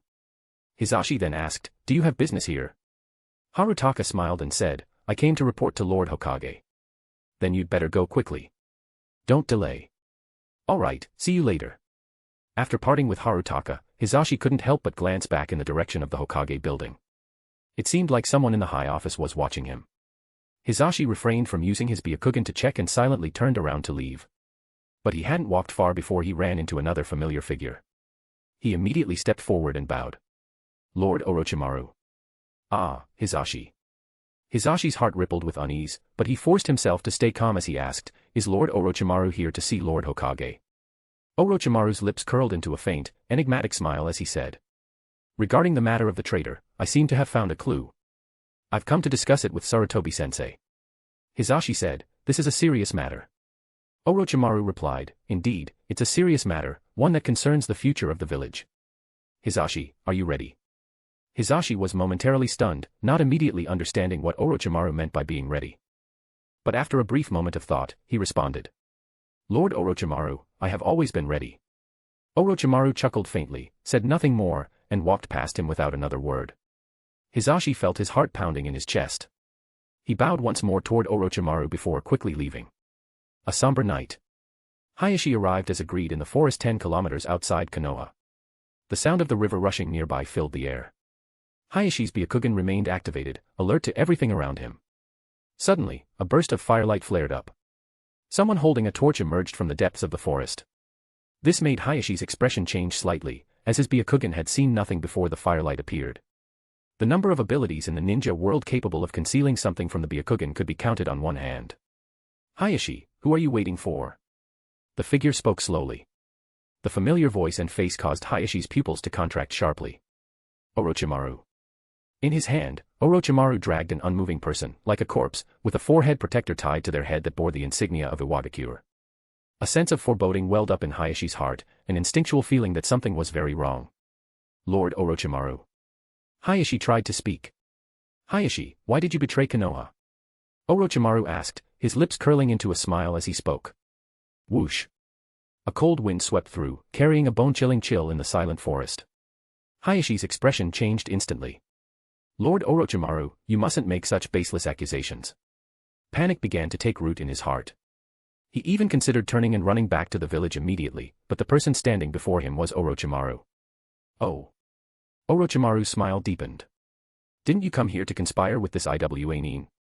Luckily, I caught you in the act. When you realized your plan was exposed, you tried to resist. I had no choice but to kill you both." Hayashi exclaimed in shock, "I came here." But his words stopped halfway, his face breaking into a cold sweat. He suddenly recalled the note, the kunai, and those pale eyes. It was a trap, a trap. The veins at the corners of Hayashi's eyes bulged even further as he strained his Byakugan to its limits, his breathing and heartbeat pounding in his ears. His vision swept rapidly across the surroundings in the pitch-black night. "Don't bother," Orochimaru said, his voice calm yet chilling. "The air here is filled with the special chakra-infused dust of my creation. Your Byakugan is useless." Despair crept into Hayashi's heart. How could he escape this place? His opponent was none other than Orochimaru. Hayashi forced himself to stay calm. "Lord Orochimaru, why are you doing this?" Orochimaru replied unhurriedly, "Because what I intend to do requires your life as a stepping stone." Hayashi asked, "The traitor in the village, was it you all along?" "Oh my, you figured it out," Orochimaru said, his tone feigning surprise before breaking into a raspy, sinister laugh. "Now I definitely can't let you leave alive." Hayashi quickly blurted, "Lord Orochimaru, I can keep this secret." Orochimaru let out a sinister laugh. "Of course, you'll keep this secret. After all, I don't think anyone else in the world has mastered the art of making a dead man talk." Hayashi's heart sank even further, but he refused to give up. He said, "Lord Orochimaru, whatever you want, those Byakugan can be my gift to you. If you have any demands, just say the word.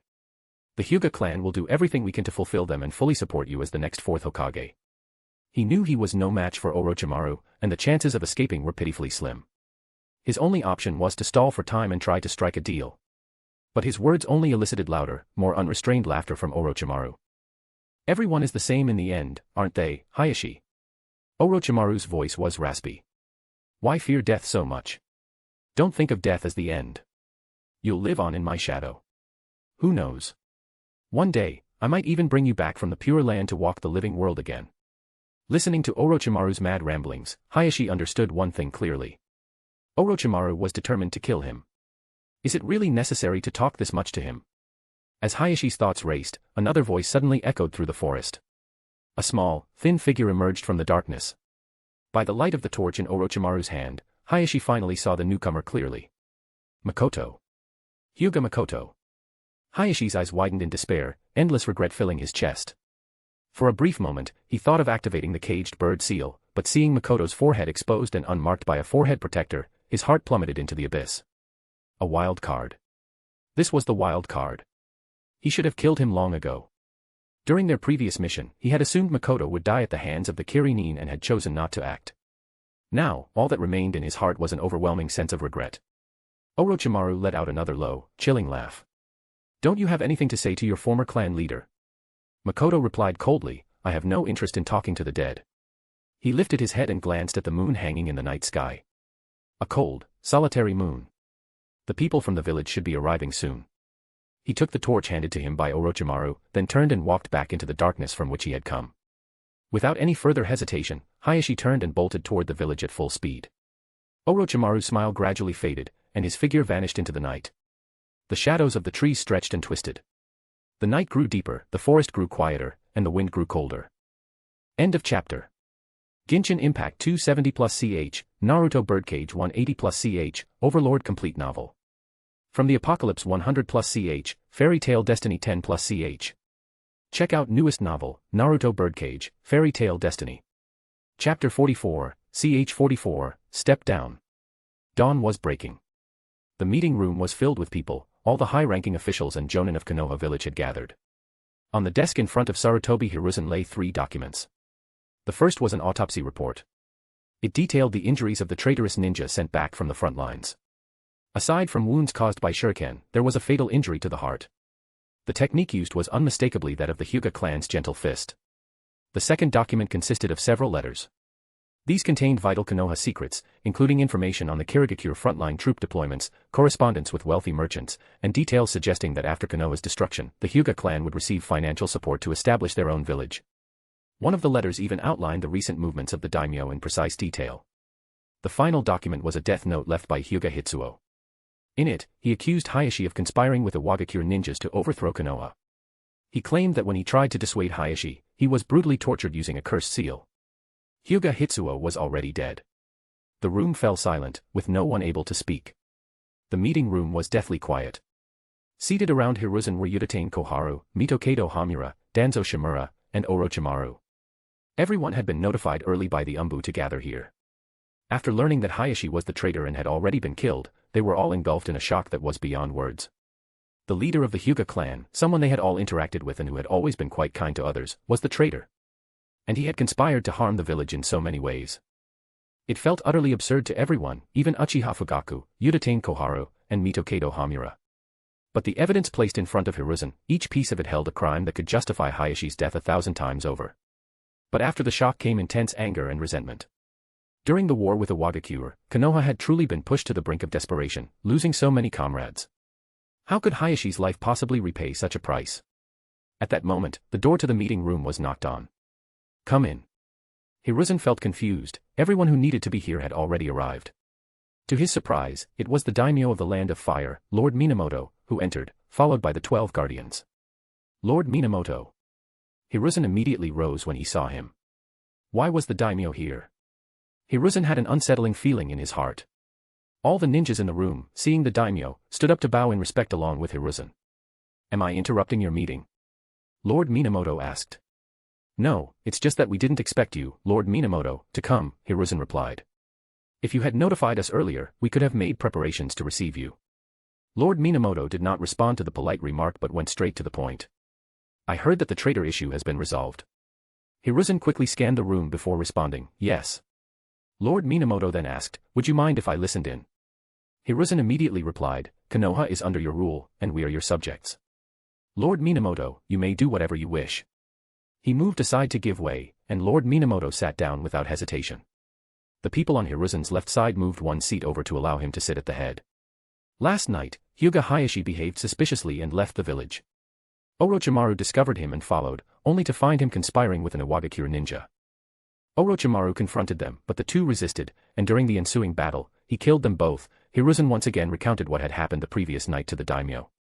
All suspicion now pointed to Hyuga Hayashi, but he was already dead. The dead cannot speak, and all information comes from the living. Whether it's true or false, who can truly distinguish? One person may believe or not believe the information in their heart, but once it becomes known by everyone, whether you believe it or not doesn't matter, it doesn't change the fact that it has become a settled truth. Hiruzen then went on to share the details of the 3 documents with the daimyo. After hearing all of this, Lord Minamoto said, so, the Kirinin who attempted to assassinate me yesterday was also orchestrated by Hyuga Hayashi. Hiruzen nodded. Yes. Lord Minamoto sneered, this man truly has a lot of nerve, even daring to attempt to overthrow Konoha and set up his own rule. After saying this, his gaze shifted to Hiruzen. Third Hokage, the Hyuga clan is one of Konoha's noble clans, isn't it? The tone of this question already carried an implication of accusation, and Hiruzen's unease grew stronger. The Hyuga clan has been in Konoha since the village's founding. Their unique bloodline limit, the Byakugan, is well known throughout the ninja world, and they are one of Konoha's founding clans. Lord Minamoto asked again, is this the problem of just one person, or is it the problem of the entire clan? Lord Minamoto. Suddenly, a voice called out from the seats below, it was Hyuga Hisashi. Hiruzen introduced to Lord Minamoto. This man is Hyuga Hayashi's younger brother, Hyuga Hisashi. Before the incident last night, he had voluntarily come to me and confessed all of Hayashi's crimes. Lord Minamoto narrowed his eyes slightly. A man who would sacrifice his own kin for the greater good. Hisashi lowered his head and spoke. Lord Minamoto, our Hyuga clan is different from other families. We have a distinction between the main house and the branch house. All members of the branch house are marked with a cursed seal called the caged bird from a young age. It is said to protect our unique bloodline, the Byakugan, from being stolen by others, but in truth, the life and death of branch house members are completely controlled by the main house. He began to recount how Hayashi had always controlled his life and death, forcing him into servitude. Hisashi had wanted to confess everything to the Hokage for a long time, but he never had the chance. It wasn't until Hayashi was once again conspiring with the Kirigakure, intending to repeat the devastating war with the Wagakure, that he risked his life to come forward and confess everything to the third Hokage. He also mentioned that the only people in the Hyuga clan who knew about this were himself and their father, Hyuga Taikai. The rest of the clan remained unaware, otherwise, they would not have sacrificed so many of their kin to protect Konoha. The room fell silent as everyone listened in stillness. Lord Minamoto listened with cold laughter.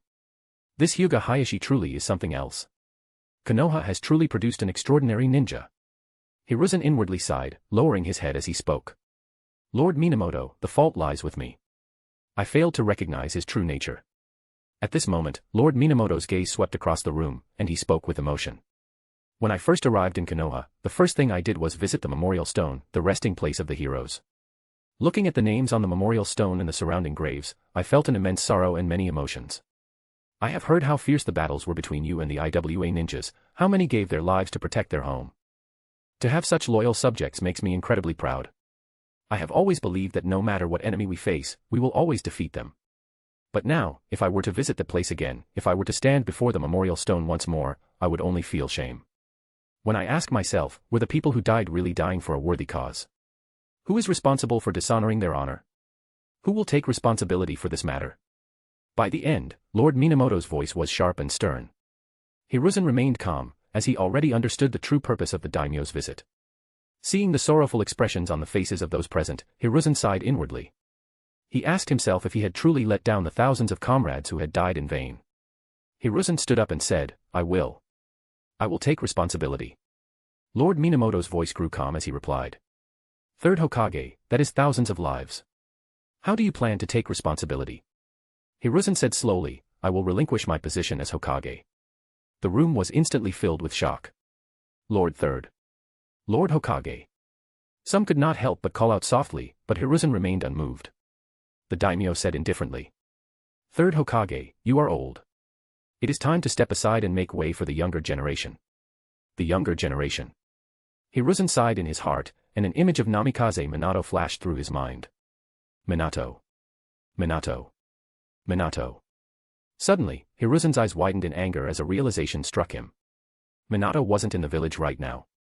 Not only was Minato absent, but so were Narashikaku, Yamanaka Inoichi, and all of Minato's key supporters.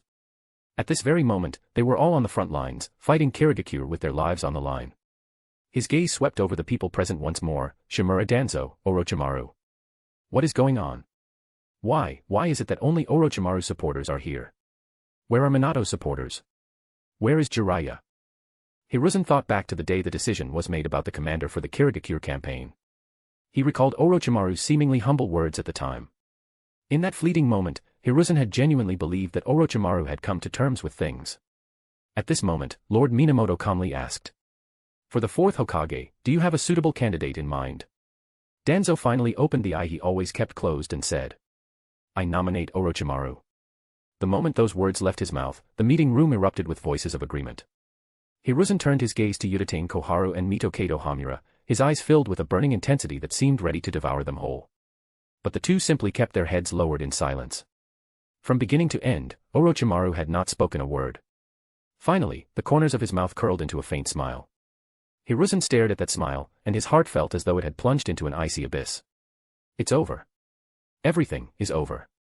Genshin Impact 270+CH, Naruto Birdcage 180+CH, Overlord Complete Novel. From the Apocalypse 100+CH, Fairy Tail Destiny 10+CH. Check out newest novel, Naruto Birdcage, Fairy Tail Destiny. Chapter 45, CH 45, The New Clan Leader. The autumn rain fell lightly, drifting like threads of silk, fine as mist and smoke. A chill wind slipped into the sitting room, bringing a sense of cold that seeped into the heart. Ayano knelt silently in her place, her head bowed, eyes fixed on the steaming teacup on the low table before her. To her right, Ayari's gaze swept across the meeting hall repeatedly, puzzled by Makoto's absence. She was sure she had informed him. A clan member entered hurriedly, reporting that Lord Taikai was unwell and unable to attend. The announcement caused an uproar, with murmurs and arguments buzzing in everyone's ears like bees. How can a meeting proceed without anyone from the main family present? Isn't Miss Ayano considered part of the main family? She's not married yet, how can she count? Without representation from the main family, how are we supposed to hold this meeting? Let's just wait until Hisashi returns. Ayari gestured to Tokimasa, who was standing to the side, and the young boy quickly came over. She spoke to him in a low voice. Go see what Makoto is doing, why hasn't he arrived yet? Today's clan meeting brought together every member of the Hyuga clan. The elders, renowned for their wisdom, sat on both sides, while the few remaining able-bodied men stood, joined by younger members like Hakumen and Natsu.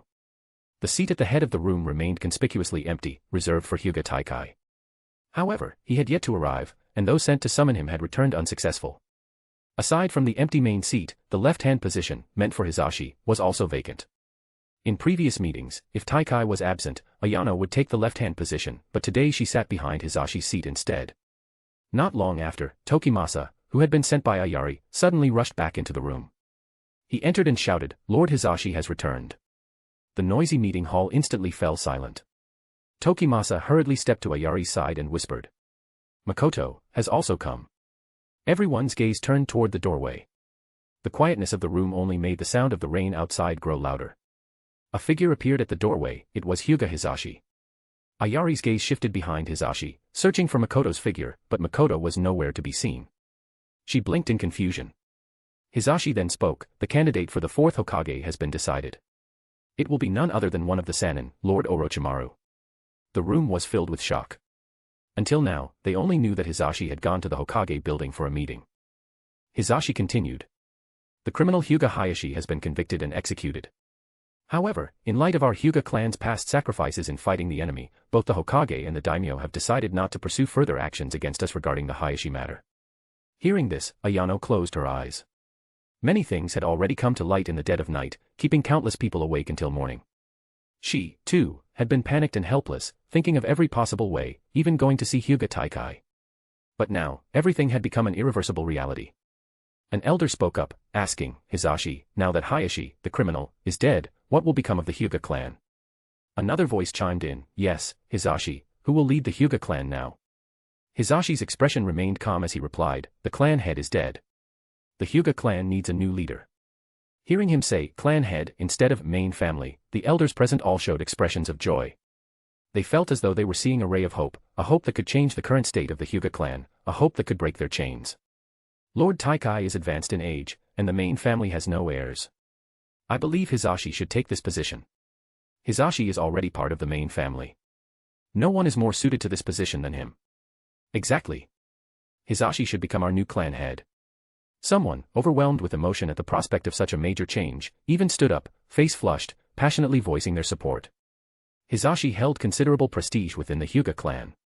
As the late clan head's brother and one of the most talented and powerful young men in the clan, there had already been whispers when the eye replacement incident first occurred, subtly suggesting that Hisashi might seize the opportunity. Yet, as the voices of support rose around him, Hisashi's expression remained unchanged. He glanced in Ayano's direction and saw her sitting silently with her eyes closed, seemingly resting. "No, I am not the new clan head," Hisashi suddenly and firmly rejected the proposal. The hall fell into a brief silence, only to be followed by an even louder and more fervent wave of voices. "Hisashi, there's no need for you to refuse. There's no one more suitable in the clan than you. Hisashi, you must take on this burden. Step up and lead us. As the saying goes, the will of the people cannot be defied." Hisashi, however, acted as if he hadn't heard the impassioned voices around him. He walked directly toward an empty seat in the council hall. Just as everyone thought he would half-heartedly accept and take the main seat, Hisashi instead sat down beside Ayano. If Hisashi doesn't become the clan head, who else could take the position? Hyuga Taikai. He refused to come out earlier when they went to summon him. Isn't that because he already feels the situation has spiraled beyond his control? Hyuga Ayano. As long as her status as part of the main family remains unrecognized, what could a woman without mastery over the caged bird seal possibly achieve? At that moment, Makoto stood under the corridor outside, watching the rain. He thought back to a similar clan meeting a month or two ago. It had been on a day with weather much like this, with the old tree in the courtyard, now stripped of its leaves, still swaying in the wind and rain. Back then, it had been the people inside the room deciding his fate. But now, things were different. Makoto turned slowly and walked into the hall. Makoto.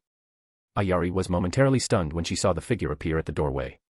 Today, he was dressed in a simple black outfit, his black hair and dark eyes making him seem like an outsider standing before the Hyuga clan. She recalled Hisashi's words from earlier, and her pupils widened slightly. No way. Ayano, sitting nearby, also opened her eyes at Ayari's soft exclamation, feeling an indescribable sense of absurdity in her heart. Him? In a sudden movement, an elder rose from his seat and turned to Hisashi, questioning, Hisashi, don't joke with us. Are you suggesting Makoto become our clan head? A child like him? Everyone found it hard to believe, though aside from a few respected elders, no one else spoke up. Lord Wanzo, is it? Hisashi didn't respond, but it was Makoto, standing at the door, who spoke. With an expressionless face, he looked at the elder. Do you think I'm unqualified? Hyuga Wanzo furrowed his brows, anger flashing on his face. You haven't earned the right to speak here. Suddenly, Makoto raised one hand and formed a sword-like finger seal, creating a hand sign that instilled fear in all the branch family members present. Hyuga Wanzo froze, his cane dropping to the floor. He suddenly clutched his head with both hands, his eyes wide in fury, as if he was enduring unspeakable, excruciating pain. The next moment, he collapsed to the ground, screaming in agony. Ah! The scream sent a chill to the hearts of everyone present. Makoto released the hand sign, looking down at Hyuga Wanzo, who lay on the floor, writhing in pain, his mind clearly broken. No one dared to approach him. The shadow of the main family once again loomed over everyone's hearts. That glimmer of hope was snuffed out. Makoto calmly walked past everyone and slowly sat down in the main seat. He spoke, there's no need to fear me. No one dared to speak. Each person's face was filled with fear. The threat of the caged bird seal left them unable to muster even a hint of resistance. Did Hisashi supported Makoto as the clan head due to the control of the caged bird seal? Why did Makoto have the ability to control the caged bird? Did Taikai give him this power? At this moment, Makoto spoke again, Hisashi, show them. Hisashi, standing beside him, understood the signal and immediately reached up to remove the forehead protector, revealing a smooth forehead. The green curse seal that should have been branded there had disappeared. From today onwards, children aged 3 and under, as well as those born in the future, will no longer have the caged bird curse seal branded on them. As for you all, depending on your future actions, the curse seal may be removed. These words immediately rekindled hope in the eyes of everyone present, especially among the younger clan members, who could now see freedom beckoning them. Makoto smiled faintly. Don't worry, I have a good temper, and I'm easy to talk to. On the ground, Hyuga Wanzo continued to moan in unconscious agony. Someone had already taken the hint and carried him out. The clan members exchanged looks before one by one kneeling and bowing in respect. Lord Clan Head. Ayano and Ayari, on the left side, hesitated for a moment but then lowered their heads with the others. Genshin Impact 270 plus CH, Naruto Birdcage 200 plus CH, Overlord Complete Novel. From the Apocalypse 100 plus CH, Fairy Tail Destiny 25 plus CH. Chapter 46, CH 46, Plan. The succession ceremony was held on the third day. The day before, the third Hokage had announced it to the entire village and sent messages to Minato and Kakashi, who were still fighting on the front lines.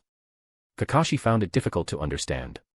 Why were he and Minato still risking their lives on the front lines, yet the village had already undergone a change in leadership?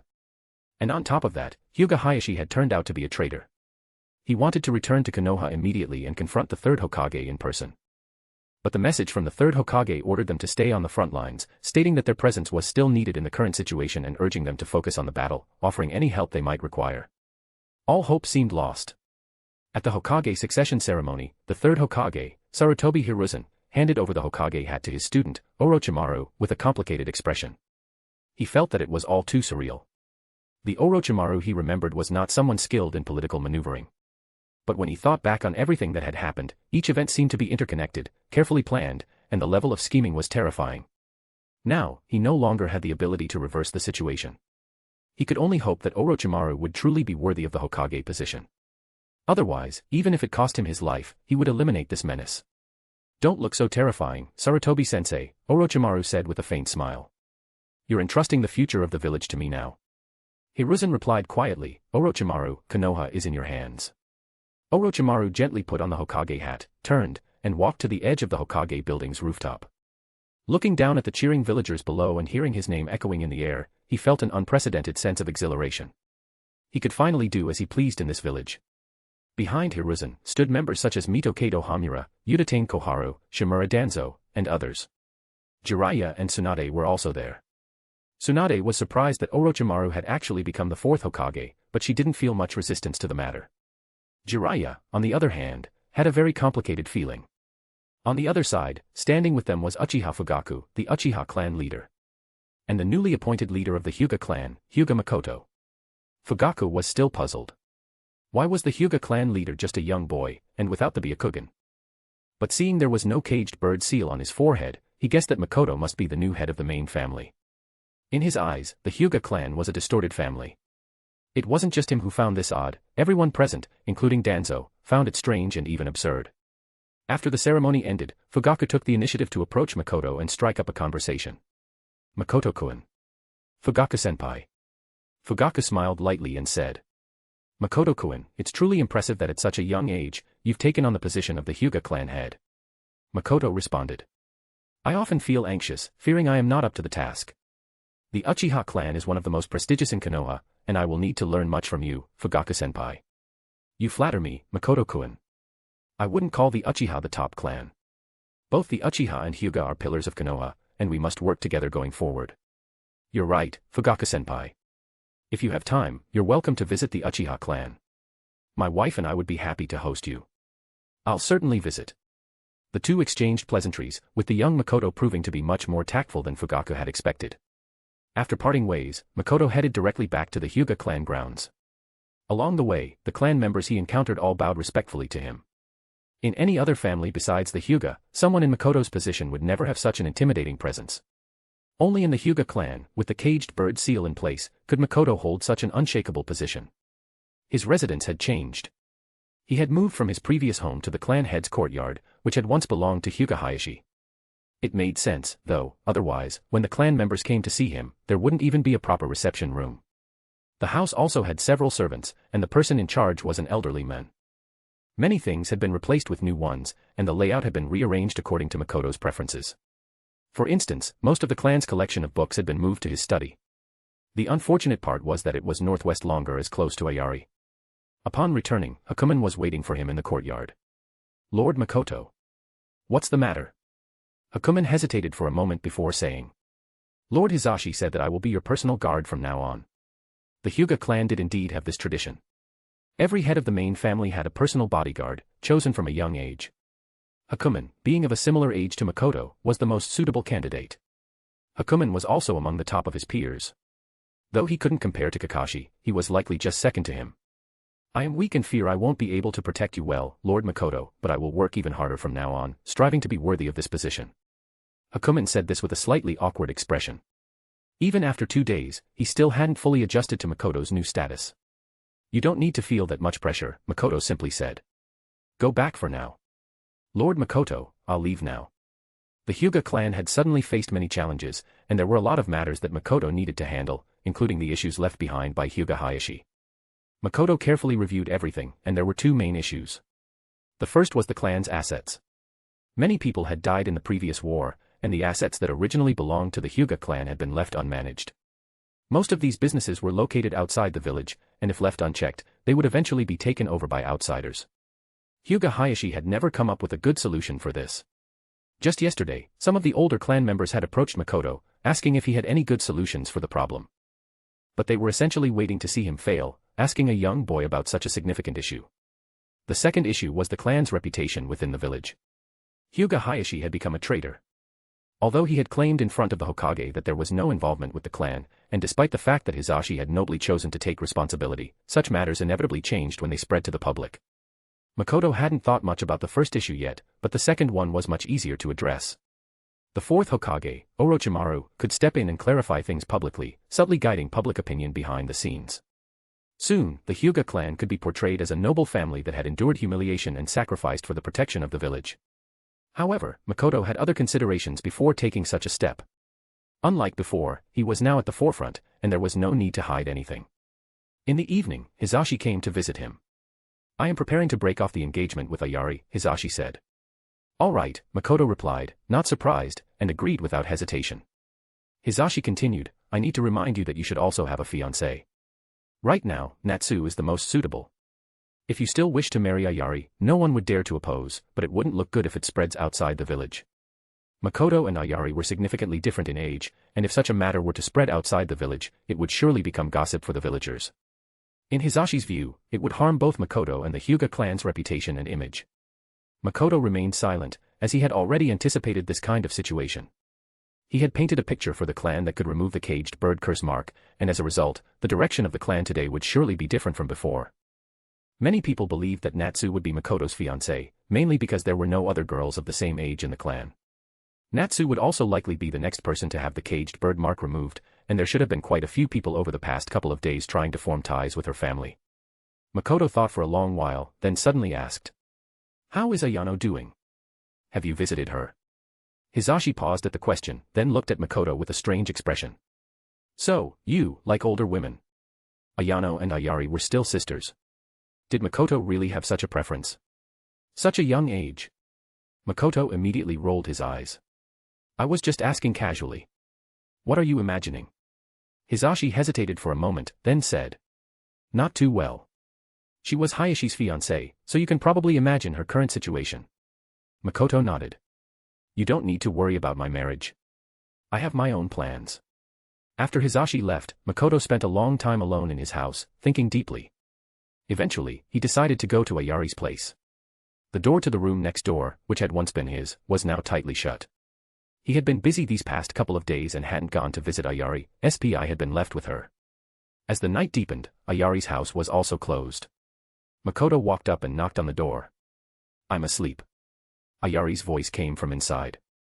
Makoto found it amusing and said toward the door, "Open the door, I'm here to pick up SPI. SPI's asleep too." Woof. Makoto sighed helplessly, standing by the door, and softly called out, "Ayari ne." There was a rustling sound.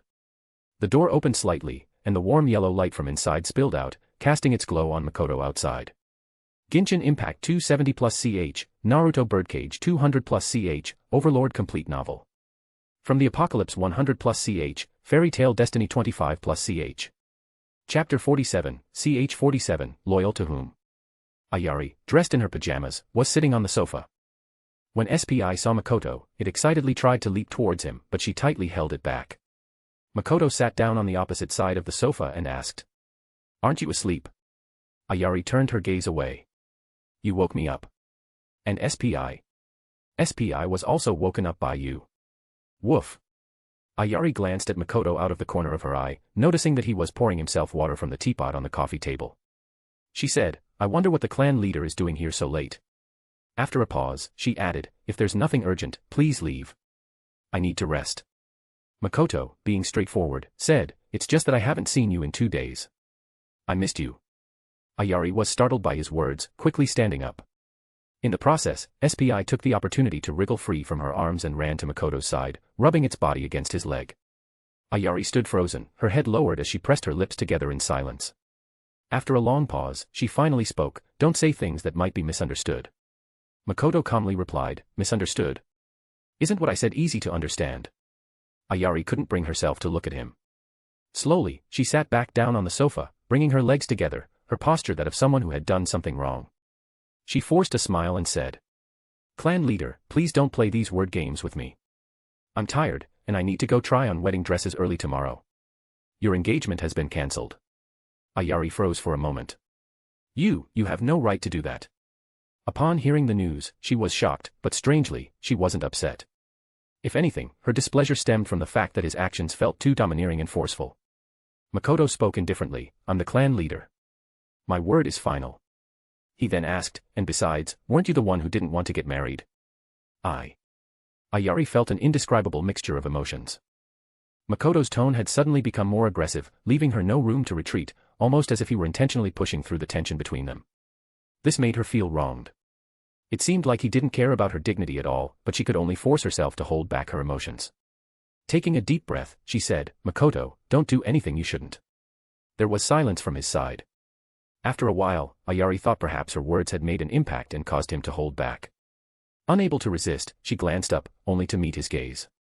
The warm yellow light from the room illuminated him, outlining his sharp features, and those dark eyes made Ayari's heart skip a beat. In a calm voice, Makoto said, Whatever I want to do, no one can stop me. What I desire will ultimately be mine. Ayari's hand clenched into a fist at his words. You should understand what I mean. Take your time to think about it. I'll give you time to convince yourself, he added. Because even if you refuse, it won't matter. After Makoto left, SPI kept pawing at the closed door, confused as to why Makoto hadn't taken it with him. Ayari sat there motionless, as if her soul had left her body. Ayari naturally understood Makoto's thoughts, she had always understood, but she had never considered it in that way and had always thought of him as just a child. When Makoto returned from the battlefield, it was as though he had become a different person. She had initially approached him with the intention of comforting him, but gradually, she found that being around him felt surprisingly comfortable. He had suddenly matured so much. However, his actions at the clan meeting 2 days ago made her feel utterly unfamiliar with him. How had he gone from being a Chunin ninja without Byakugan to becoming the clan leader? Ayari still couldn't understand or imagine it, and she realized that she didn't know him at all. The ambition and ruthlessness that Makoto had shown terrified her. This was no longer the boy who had always followed her around as a neighbor's younger brother. Now, he was the Hyuga clan leader, someone who struck fear into the hearts of all the clan members. Thinking about the ultimatum he had just given her, Ayari felt even more helpless. Was she destined to fall into his hands? But with their age difference. If this were to get out, how would others view them? Ayari couldn't sleep the whole night. Makoto, on the other hand, had no psychological burden and slept soundly. When it came to women, he was very clear-headed, he just needed to take that first step. The next day. In the morning, Orochimaru sent the Umbu to summon Makoto. When Makoto arrived at the office, he saw Orochimaru reclining in the chair, with piles of documents stacked up on the desk. Lord Hokage, did you need something from me? Makoto walked up to Orochimaru, who casually picked up a document and handed it to Makoto. The content on the document was about the village's financial expenditures. Orochimaru handed over another document, this time containing the villagers' opinion letters. Makoto found it interesting and said, This is part of the Hokage's basic duties. Orochimaru replied, It's a waste of time, I don't have the time to deal with this kind of thing. He then added, I plan to establish a dedicated research institute to study the Byakugan. Makoto gestured to the financial expenditure document in his hand. The village doesn't have extra funds. Orochimaru said, the daimyo will provide the funds. After Orochimaru succeeded as Hokage, the daimyo left the village and returned to his domain. The daimyo will support you now, but you'll need to show some political achievements in return, Makoto remarked. Orochimaru, feeling annoyed, directly asked, Can you handle it? Makoto's eyes shifted slightly. I can. Then it's all yours. Makoto looked at the pile of paperwork on the desk and said, Lord Hokage, there's something you need to pay attention to. Orochimaru, who was about to get up and leave, glanced at him and said, What is it? You don't have many capable subordinates right now, do you? Even the Umbu are still from the third Hokage's time. Many things should not be known to these Umbu. Who knows if they still have ties to the third Hokage? In this case, you'll have to rely on Danzo's power, am I right? Orochimaru was left speechless. Before taking the position of Hokage, he had no real power, just some fame. Even now, he still had to rely on Danzo. He had never paid attention to this before, but as he began scheming for the position of Hokage alongside Makoto, he realized that nearly everything he did had been accomplished with Danzo's cooperation. He didn't have his own power. This was also why he hadn't confronted Danzo directly, he needed him. Otherwise, it wouldn't just be Hayashi who would die with the label of being an internal traitor. Makoto said to Orochimaru. Lord Hokage, you should start building your own power. At the very least, you should clean up these Umbu around you. Orochimaru fell into thought. You're right, he said. Makoto then continued, How about I help you with this? Orochimaru asked, How would you help me? I can temporarily bring members of the Hyuga clan into the Umbu. With the caged bird curse mark on them, they will be the most loyal subordinates. That way, Lord Hokage can do whatever you want without having to worry about them. Orochimaru's eyes narrowed slightly as he asked, who exactly are they loyal to? Makoto's expression remained calm. They are loyal to me, which means they are loyal to you, don't they? He then added, could it be that Lord Hokage still doesn't trust me? Orochimaru's gaze flickered, and he smiled lightly. How could that be, Makoto? You are my most trusted subordinate. Genshin Impact 270+CH, Naruto Birdcage 200+CH, Overlord Complete Novel. From the Apocalypse 100+CH, Fairy Tail Destiny 30+CH.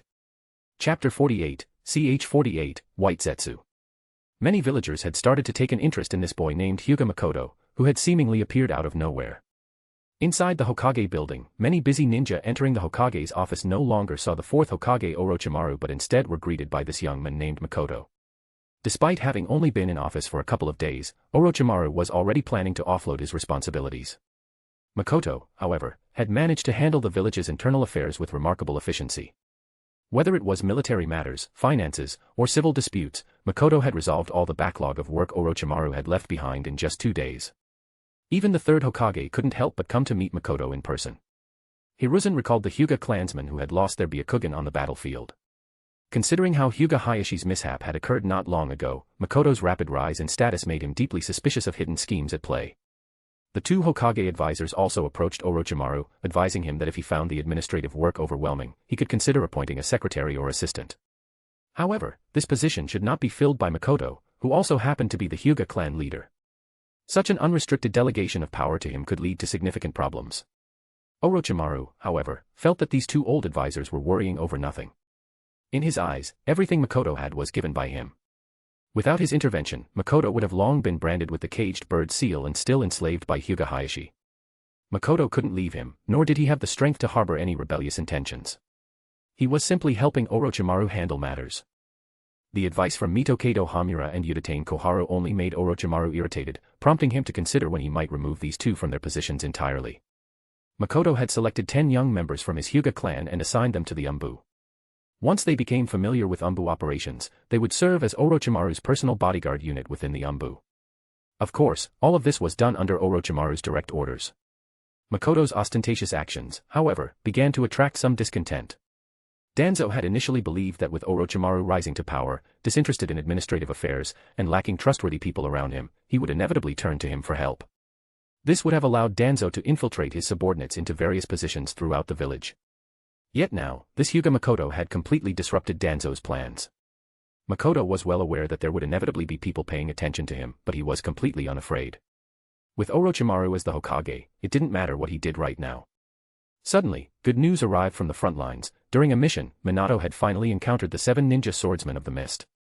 After an intense and ferocious battle, all 7 of Kirigakure's legendary blades were captured as spoils of war and sent back to Konoha by Shikaku's men. This battle dealt a severe blow to Kirigakure, leaving the Kirinin reluctant to show themselves again along Konoha's eastern border, effectively pacifying the area. At the same time, Minato's reputation soared, spreading throughout the land of water and striking fear into all who heard his name. Everything seemed to be moving in a positive direction.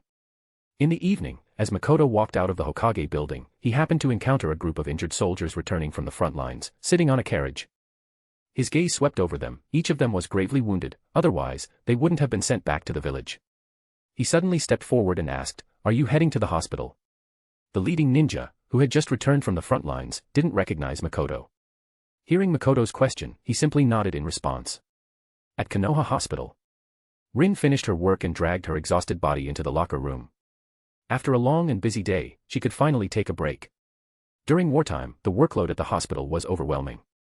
New severely injured patients arrived every day, and the hospital beds were no longer sufficient. The village had even built temporary wards next to the hospital and hired numerous doctors from outside the village. As her shift ended, a co-worker left before her, saying goodbye. Rin was the only one left in the locker room. She gazed out the window, her thoughts drifting far away, wondering how Kakashi was doing on the front lines. Rin stretched her sore shoulders, picked up a water bottle for a sip, and began taking off her uniform. Suddenly, there was a commotion outside the door. "Hey, who are you?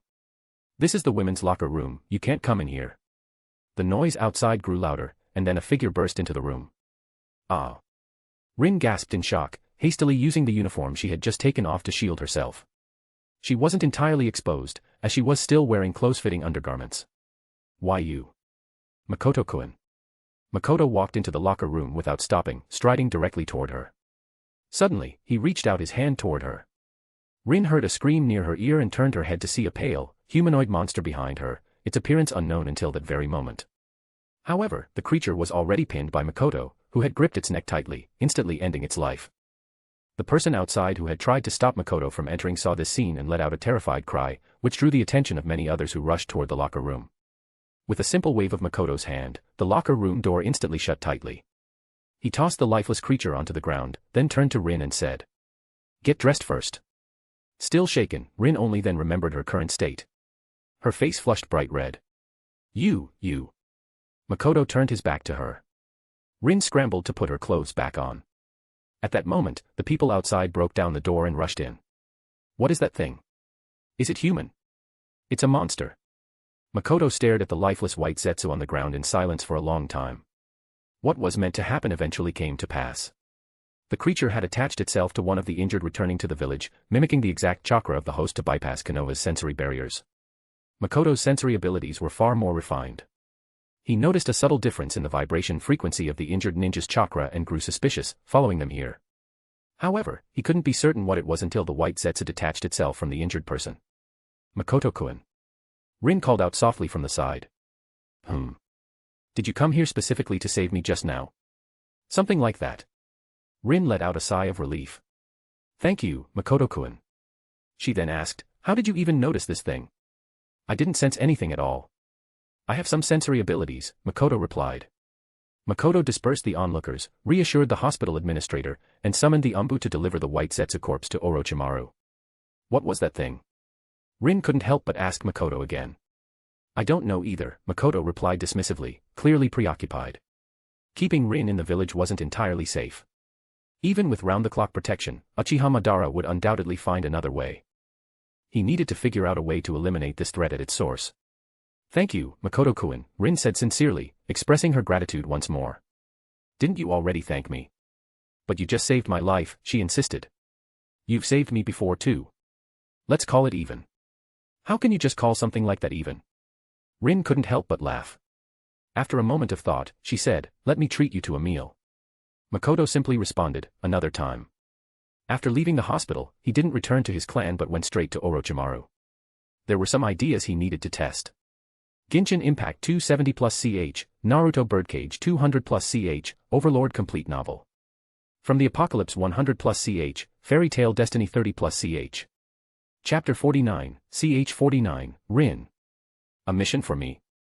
Rin looked at the mission scroll handed to her by the ninja in front of her with surprise. Ever since she had been stationed in the village, she hadn't thought she would receive another mission. The front lines need a new batch of medical ninja. You've been selected for the roster. Departure is tomorrow morning, so prepare yourself today. Understood, Rin replied. After the ninja left, Rin couldn't help but take a deep breath. Back to the front lines again. She thought of Kakashi and Minato-sensei, as well as Kurenai, Asuma, Guy, and Genma.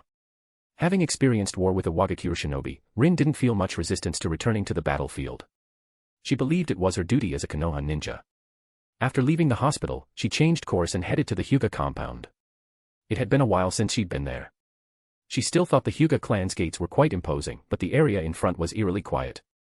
Ever since the incident with Hyuga Hayashi, the villagers had avoided passing near the Hyuga compound. Hello, I'm here to see Makoto-kun, Rin said to the Hyuga clan member who opened the door. The person was surprised to hear that she was looking for Makoto. He didn't recognize Rin, but after some thought, he replied, Lord Makoto is not in the clan compound right now. Lord Makoto? Carefully, Rin asked, may I ask if you know where Makoto-kun is at the moment? And you are? My name is Nohara Rin. I'm a friend of Makoto-kun's. Lord Makoto is likely with the Hokage right now. Leaving the entrance of the Hyuga compound, Rin couldn't help but feel a bit incredulous. She distinctly remembered that Makoto's status within the Hyuga clan hadn't been that high. Back when she and Makoto had returned from the front lines, she had visited the Hyuga compound as a guest several times and clearly remembered that the Hyuga clan members treated Makoto rather indifferently. How had he suddenly become Lord Makoto? Moreover, that person seemed old enough to be Makoto's elder. Rin found it difficult to understand. She pondered for a while but suddenly recalled Minato-sensei's reminder to keep her distance from Makoto. However, Rin didn't feel any aversion toward Makoto, especially since he had just saved her life yesterday. Rin arrived outside the Hokage's office and hesitated for a moment before deciding to wait for Makoto to come out. Yet, 1 hour passed, and the sun was already setting. Rin even started to suspect that the person earlier had lied to her. "Are you waiting for me?" The familiar voice suddenly sounded near her ear, causing Rin to quickly turn around. "Makoto-kun." "I was busy with some things earlier," Makoto said. Rin quickly replied, "It's fine. I came here on my own. I went to your place earlier, but I was told you were here." She then gave a slightly shy smile. "About what I said yesterday, treating you to a meal. Do you have time? I'm heading to the front lines tomorrow, and I don't know when I'll be back." "What are we eating?" Makoto asked. "What would you like, Makoto-kun?" After a brief moment of thought, Makoto replied, "Ichiraku ramen." "Ramen?" Rin repeated, surprised. Rin felt that taking someone out for ramen didn't seem very appropriate for a formal meal invitation. Makoto gave a faint smile and asked, "What's wrong?" Rin smiled back. "Nothing. If that's what you'd like, Makoto-kun, then Ichiraku ramen it is." After all, this was Makoto's suggestion, and since she was treating him, it made sense to go with what he wanted to eat. "Rin," Makoto suddenly called her name. I've called you that before, haven't I?" Makoto said. Rin stared at him blankly, not understanding what he meant. "If you think our relationship is close enough, then there's no need for formalities," Makoto added. Rin gave an awkward laugh. "All right. Makoto." The two chatted casually as they made their way to the entrance of Ichiraku Ramen. Rin's thoughts suddenly grew complicated as memories surfaced of when she used to come here often with Kakashi and Obito. That guy Obito was always late, which would make Kakashi really angry. "Welcome. What can I get for you too?" "The house special ramen," Makoto said after glancing at the menu on the wall and noticing there weren't any new additions. "I'll have the same," Rin added. Tucci turned around and started working at the counter. "Makoto, do you really like ramen?" Rin asked, initiating the conversation. "I like anything that tastes good," Makoto replied. "Besides, I think this place is unique." "Of course it is," Tucci interjected, joining the conversation. "My ramen-making skills are one of a kind." Rin smiled and chimed in, "That's true, Tucci-san's ramen is especially delicious." Tucci squinted his eyes and smiled. "Rin, it's been a while since you've been here. What about Kakashi and Obito?" Rin's smile froze instantly, and her expression turned somber.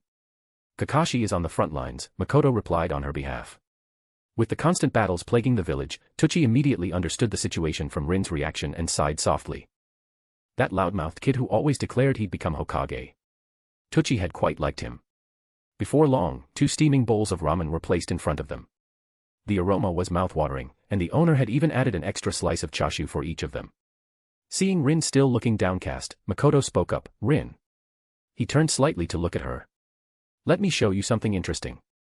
Rin collected herself and asked, "What is it?" Makoto extended a single finger and gently swiped it through the air.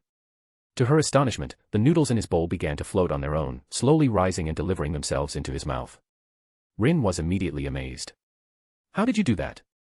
She even waved her hand over Makoto's bowl to check for any transparent threads or tricks. Makoto chuckled lightly. "Want to try?" Rin hesitated.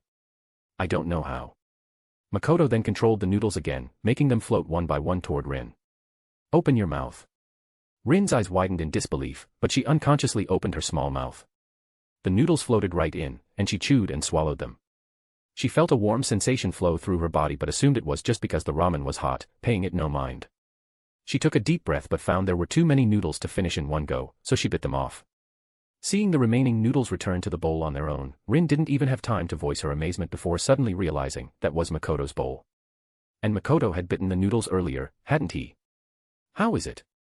Makoto asked with a faint smile, effortlessly controlling the floating noodles like second nature. Rin's face turned red with embarrassment and shyness. It wasn't that she was disgusted, she just felt uneasy knowing the situation. "It's impressive. How about I eat that bowl instead?" Rin pointed at Makoto's ramen, her voice hesitant and apologetic. Makoto raised an eyebrow, slightly surprised but understanding her concerns. The girl in front of him was so pure, as were most girls in this world. In his previous life, sharing the same drink, meal, or even bed with someone of the opposite sex wasn't a big deal, but here, it clearly carried a different weight. Finding her reaction amusing, Makoto replied, "But I've already eaten from this bowl." Rin's embarrassment deepened, and she stammered, I already ate from it too." "I didn't mean to." My bowl is untouched. Why don't you take mine instead? Saying this, she quickly pushed her bowl of ramen toward Makoto and took his bowl in exchange. Let's just eat. Rin lowered her head and began eating her ramen. The steam from the hot noodles made her face itch, but she didn't dare lift her gaze to meet Makoto's. Makoto noticed that although Rin tried to maintain a calm expression, when she tucked her hair behind her ear, it revealed an ear flushed red. Even the back of her neck, covered in fine, soft hairs, was also tinged with crimson. When are you leaving tomorrow? Makoto decided to stop teasing her and change the subject. In the morning. Be careful on the front lines. Ah, I will, Rin replied with a smile. What she didn't know was that the mission had been assigned to her by Makoto himself. Genshin Impact 270 plus CH, Naruto Birdcage 220 plus CH, Overlord Complete Novel. From the Apocalypse 100 plus CH, Fairy Tail Destiny 30 plus CH. Chapter 50, CH 50, Trap. In the evening, an invitation was delivered to Makoto's home. It was from Fugaku, inviting Makoto to visit the Uchiha clan the following day. Makoto was in the living room discussing clan matters with some of the elders. Many issues couldn't be resolved by his direct decisions alone, they required the cooperation of other clan members. As the meeting was ending, one of the clan members subtly suggested that Makoto should consider his marriage. The engagement between Hisashi and Ayari had been suddenly cancelled for no apparent reason, and Makoto had been very close to Ayari before, which naturally led to speculation. If what they anticipated were to happen, it would not look good if it spread. Makoto had previously stated that he didn't need their concern regarding his marriage, but they didn't want to address it directly. Instead, they subtly hinted that with the Hyuga clan's dwindling numbers, the leader of the clan needed to set an example. Aside from the marriage issue, some members also asked when he planned to change his eyes. Changing his eyes meant replacing his Byakugan, and the clan members found it odd that Makoto, as the leader of the Hyuga clan, did not have the Byakugan. In the past, Makoto had tried every means to prevent this matter due to the caged bird seal, but now the concern no longer existed. It was only natural for him to change to the Byakugan again, as the Byakugan was not a normal eye and could indeed bring countless conveniences to him. Although those Byakugan were currently with Orochimaru, if Makoto wanted a pair, Orochimaru would certainly not refuse. However, Makoto was not in a hurry regarding this matter. The change of eyes would not have a significant impact on his current situation, so he told the clan members that there was no rush. Orochimaru had made little progress in his research on the Byakugan and had privately asked Makoto about it. When Makoto first met Orochimaru, he had promised to assist him with the research on the Byakugan. Makoto had not told him about the Tensigan. Not to mention that the probability of successfully researching it was very low, even impossible, but the information regarding the Byakugan was a crucial card in his hand. Before he handed it over, he had to rapidly increase his own strength. Or rather, he needed to quickly expand his power and influence in the shortest time possible. The next morning, Makoto received a summons from Orochimaru's Umbu. However, it was not to the Hokage building or to Orochimaru's house, but to his newly established temporary research facility. Orochimaru had moved his secret base from outside the village to inside the village. The research facility he had funded through the daimyo was just beginning construction, and many of the documents and equipment were stored in this temporary research lab. However, this place was off-limits even to Orochimaru's personal Umbu, who could only guard outside. Aside from Orochimaru, only two people were allowed entry, Makoto and Anko. When Makoto arrived, he ran into Abko, who was bringing Orochimaru breakfast, and saw Orochimaru's face, which was suppressing an excited expression. It seemed like he hadn't slept all night. Makoto, you've brought me something great, Orochimaru said, pacing around the dissection table where the white Zetsu corpse lay, his eyes focused on it like it was a precious treasure. Seeing this, Makoto purposely asked, have you made any discoveries, Lord Hokage? Orochimaru immediately perked up, this corpse is not of an ordinary human. I suspect it might be a life form created through some method. Its cells have an incredible level of activity far beyond that of a normal human, granting it terrifying regenerative abilities. It also has a remarkable adaptability, capable of being transplanted into any organism or human. Makoto was somewhat surprised. Orochimaru had already made such progress in just 2 days. Orochimaru muttered to himself, if I can mass-produce this life form, then I could have perfect test subjects for any future experiments and research. Not only that, but in his view, the cells in this corpse were far superior to human cells. Perhaps he could even create a perfect human body. It would be a perfect complement to the forbidden technique he had developed through inspiration from his work on spirit transformation. Makoto suggested a more practical use, could it be used in the village's medical technology, to help those who lost limbs in the war to regenerate them? Orochimaru was slightly surprised, but after thinking for a moment, he nodded. That's possible. He hadn't considered this angle at all, he was only thinking about his own future research. As for the villagers, he didn't seem to care at all. On the side, Anko, who didn't understand what the two were discussing, felt bored and began eating Orochimaru's breakfast. Lord Hokage. Makoto's gaze flickered, and he suddenly said. The other day, when I encountered this creature, I heard a special name from its mouth. Orochimaru's gaze remained on the corpse of White Zetsu, and he casually asked, what was it? Uchiha Madara. Orochimaru froze upon hearing this and then glanced at Makoto. Uchiha Madara. A person who's been dead for decades. He looked back at the corpse of White Zetsu, his eyes flashing repeatedly. Are you sure you didn't mishear? Orochimaru asked. It seemed like this creature thought it could easily kill me. When I pressed it about the name, Madara, it directly said it was the Uchiha Madara who once built Konoha alongside the first Hokage, Makoto said slowly. This was all fabricated, but at the time, there were no other witnesses besides Rin. Since Rin is Minato's student, would Orochimaru really confront her over this? What else did it say? Orochimaru asked, pressing further. Nothing else. It seems the creature attacked Rin with a specific purpose, Makoto replied.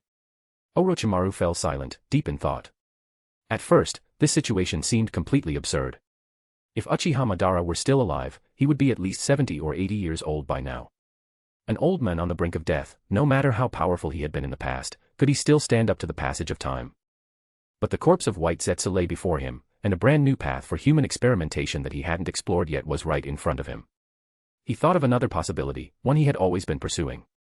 What about Rin? Orochimaru suddenly asked. She went to the front lines, Makoto answered. Orochimaru immediately frowned upon hearing this. Since it was after Rin, you. He looked at Makoto's calm expression and quickly regained his composure. Was it possible that Makoto hadn't thought of what he was thinking? Anko, sitting on the side and watching the two of them exchange intense looks, grew even more confused. How did this involve Rin now? Orochimaru pondered silently for a long time. His interest in Uchiha Madara stemmed from the assumption that if Madara had control over something like White Zetsu, then he must have mastered advanced human body techniques.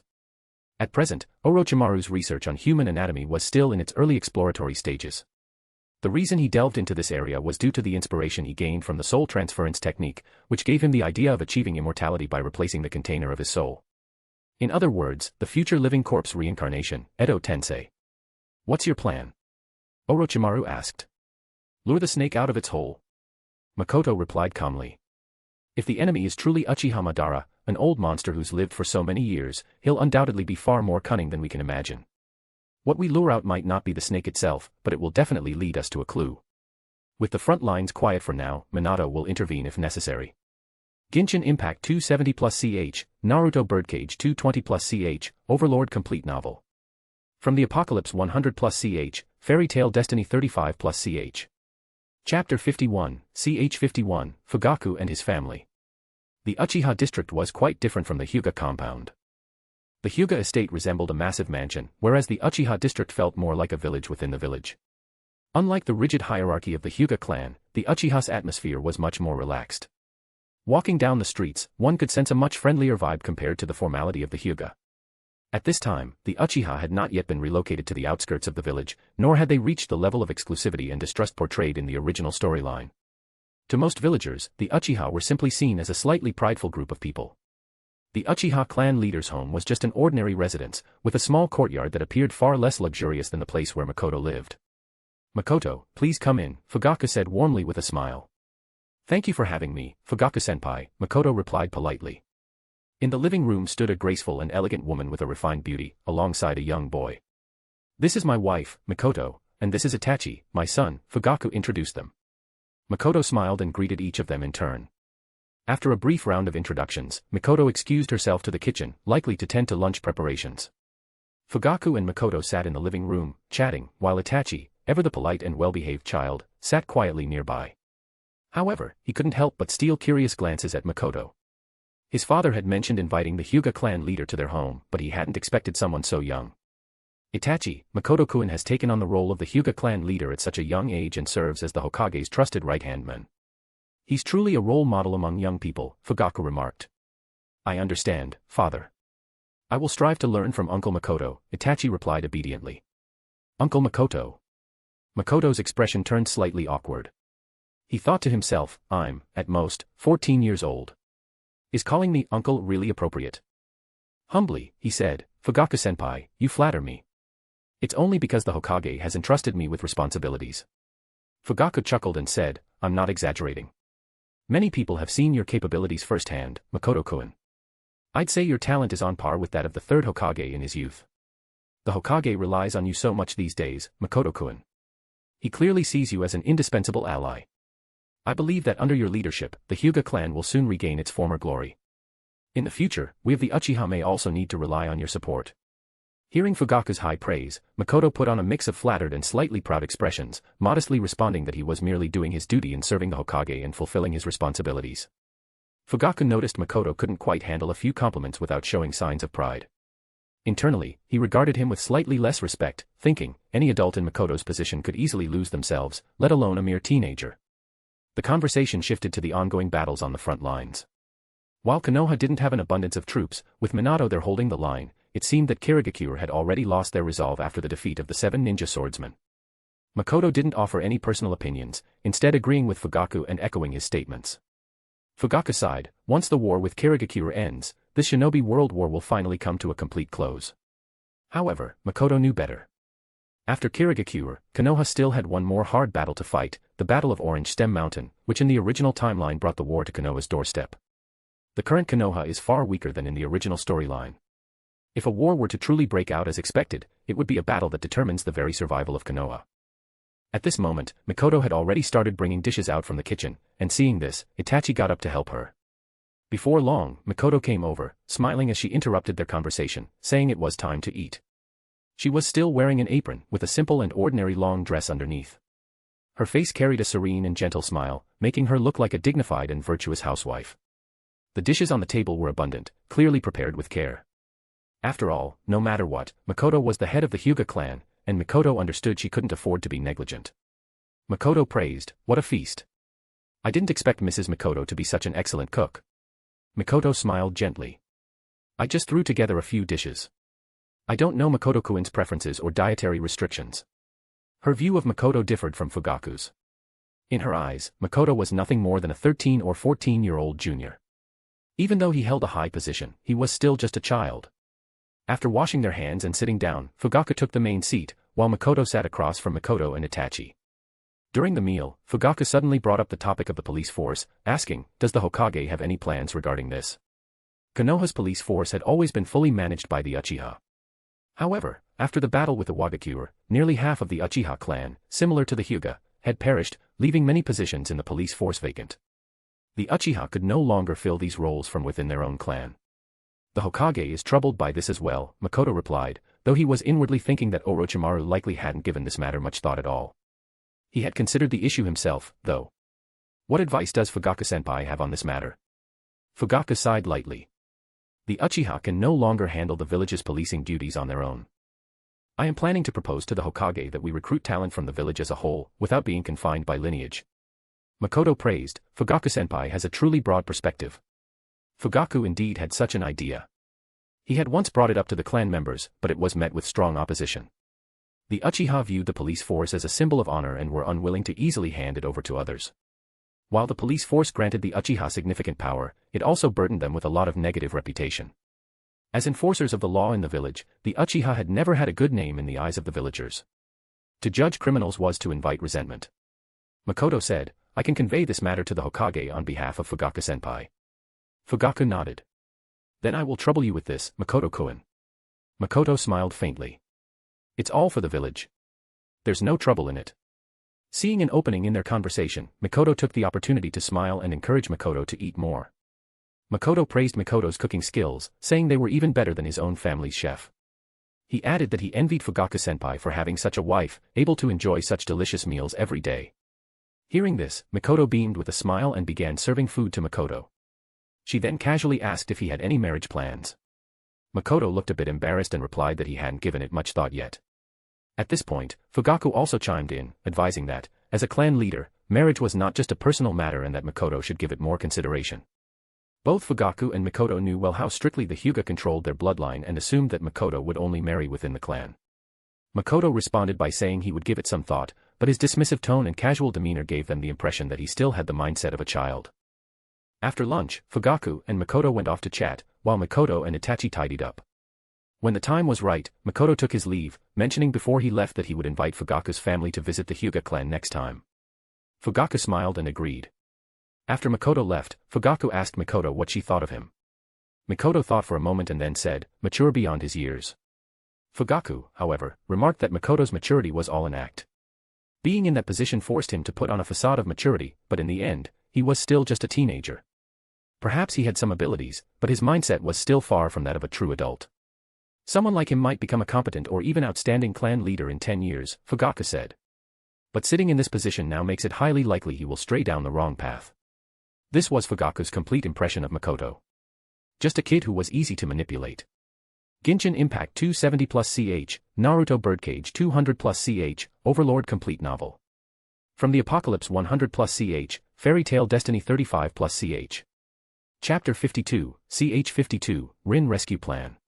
Eastern Camp of the Land of Fire. Since the Kirin had gone silent, the Konoha shinobi found themselves with little to do aside from routine reconnaissance and patrol missions. However, today, a patrol team spotted traces of Kirin activity again, and Minato personally led a team to eliminate them. Shortly after Minato left, a group of medical ninja sent from the village arrived at the camp. However, their condition looked dire. A crowd had gathered at the camp entrance, and when Shikaku arrived, he found these people disheveled and sitting on the ground, panting heavily as if they'd been traveling for a long time. He hurriedly asked, "What happened? Did you encounter enemies?" Shikaku recalled that the message sent via the Hawk earlier listed 12 medical ninja in this group, but now only half of them were present. On our way here, while resting near the Kiri River, we encountered a team of Kirin. Some of our comrades were killed in battle, and Rin was captured by the enemy. Rin. Shikaku's heart sank. There was only one person named Rin on the list, Nohara Rin, Minato's student. Are you talking about Rin? Nohara Rin. A white-haired young man stepped out from the crowd, his face partially covered by a mask. His voice was hoarse and low. Yes, replied one of the medical ninjas sitting on the ground. There were too many enemies. We had no choice but to retreat. Before he could finish, Kakashi bolted out of the crowd and sped toward the camp's exit. Kakashi. Shikaku called out, but his shout failed to stop him. Shikaku cursed under his breath, having anticipated this reaction. He quickly gave an order, "Morning Squad, follow him." After issuing the command, Shikaku turned back to the medical ninja and said, "Don't blame yourselves. Combat isn't your specialty, and making it back alive was already no small feat." Even so, he couldn't shake off his concern. Just then, a member of the Hyuga clan stepped forward and said, "I'll lead a team to assist as well." This was exactly what Shikaku had hoped for. He nodded and said, "Thank you, Keiji." In the dense forest, Kakashi was moving at high speed. The news of Rin's predicament left his mind in turmoil, and images of his former comrades entrusting their hopes to him kept flashing through his mind. Kakashi. Someone was chasing after him. It was Hyuga Keiji and Shirakumo Hayama, each leading their respective teams. "Kakashi, you're being too reckless. The enemy numbers are too great, going alone is far too dangerous," Keiji said. "We'll rescue Rin together," added Hayama. Kakashi glanced back at them, took a deep breath, and said, "Thank you." The Kiri River was a waterway that flowed through this eastern forest of the Land of Fire, eventually leading to the sea. It was named for the mist that rose from its surface every morning. "How is it, Pakken?" Kakashi asked anxiously, looking at the pack of ninja hounds he had just summoned. "We've picked up the scent trail," Pakken replied. "Lead the way," Kakashi urged. Hayama reminded Kakashi once again to stay calm. If they encountered a battle ahead, being this unsettled could lead to mistakes. With the ninja hounds leading the way, the Konoha team continued to track Rin and the Kirin, eventually arriving near a low mountain close to the border. The Konoha group concealed themselves in the shadows as Keiji used his Byakugan to survey the area in detail. After a moment, he reported, "There are 37 enemies. Rin is inside a cave. The chakra in there is unusual, as if some kind of ritual was recently performed." "What ritual? How is Rin?" Kakashi asked anxiously. "I'm not sure. Rin is just tied up, she appears unharmed," Keiji replied. Hayama said, "Let's come up with a strategy, Keiji." After a brief moment of thought, Keiji suggested. "Hayama will lead a team to feign an attack, while Kakashi and I seize the opportunity to infiltrate and rescue Rin." The plan was simple and straightforward. Although the enemy's numbers were not small, neither were they overwhelming. While the Konoha team's numbers were fewer, an experienced Jonin could not simply be counted as just one ninja unit.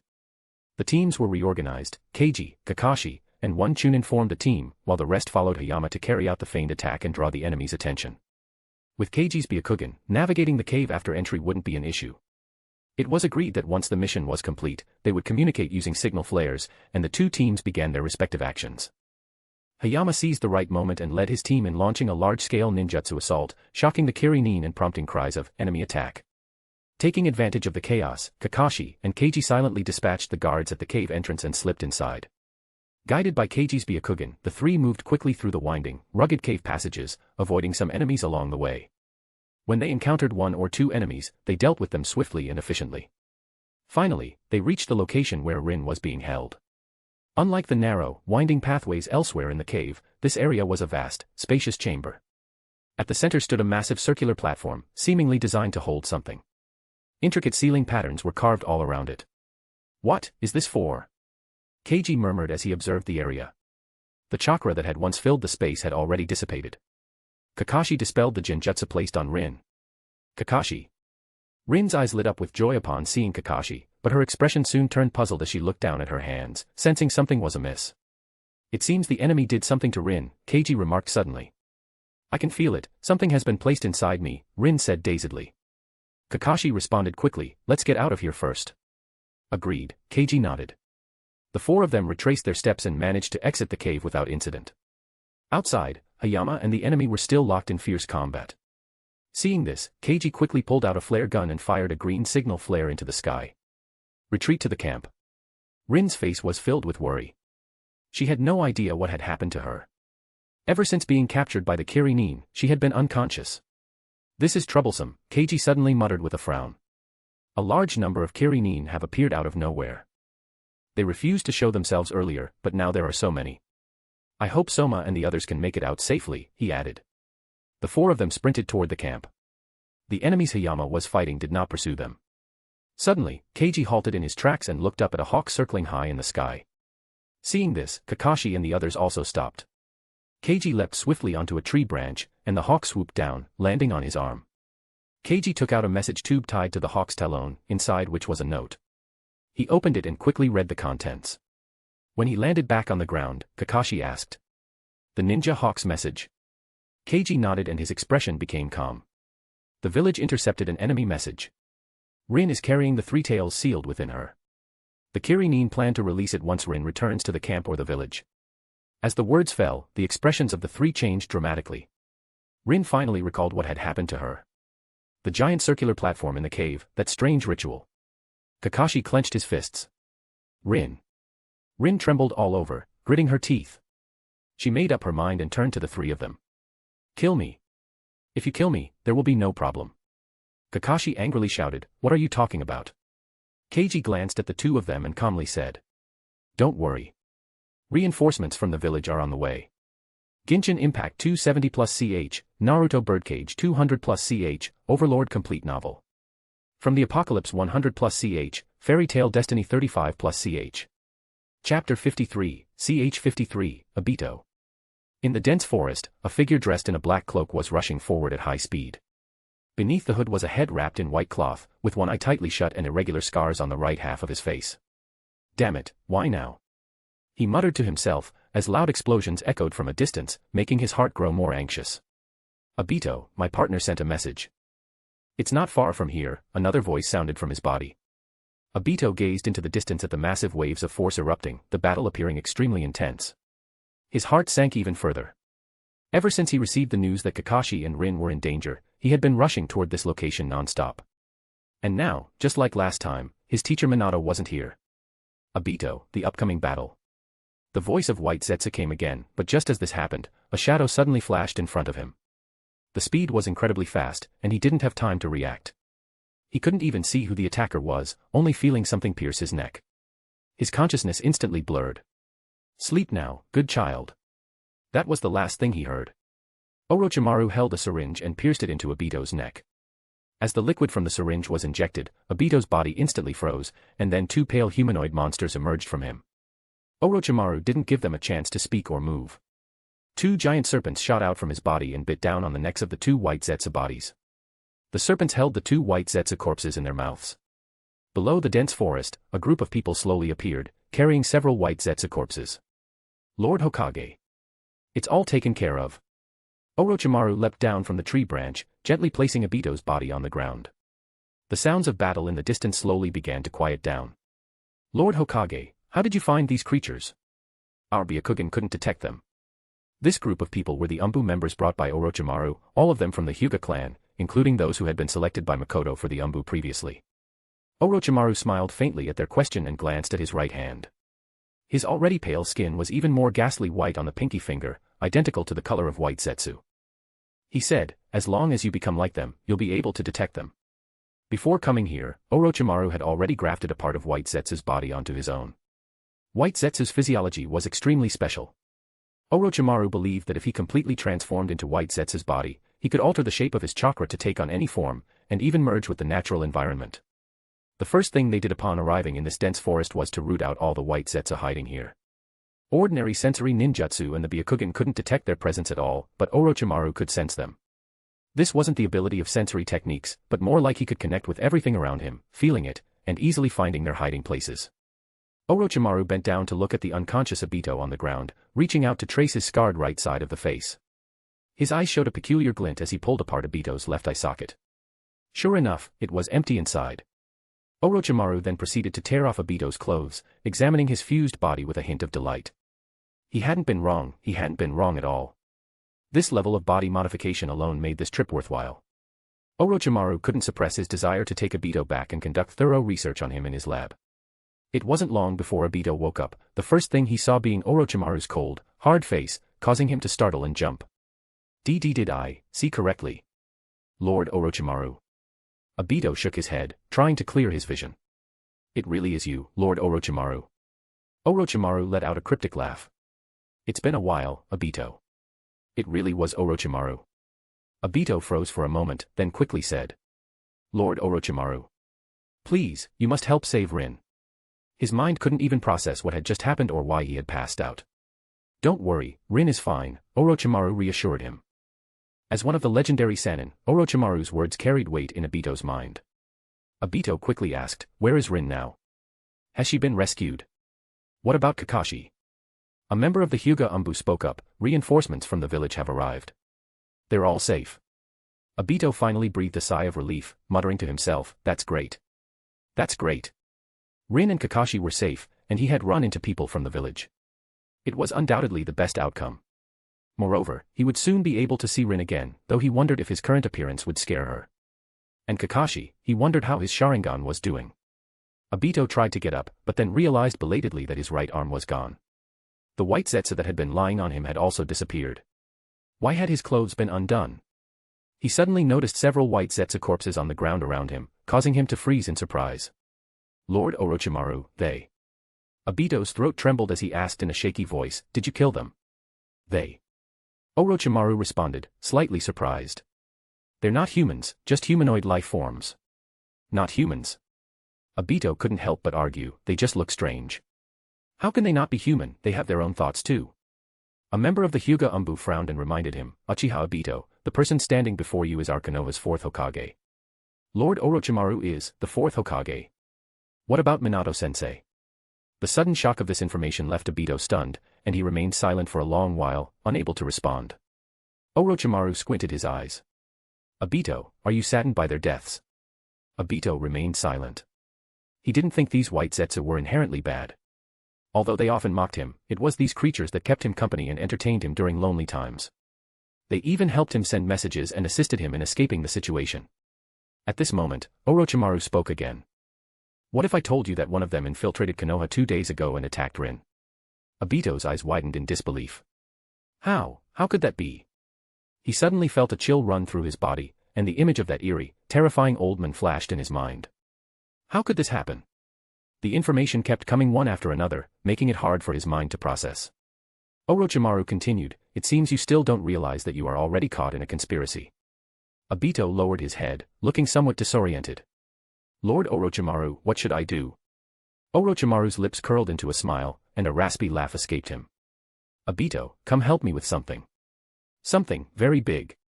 Genshin Impact 270 plus CH, Naruto Birdcage 200 plus CH, Overlord Complete Novel.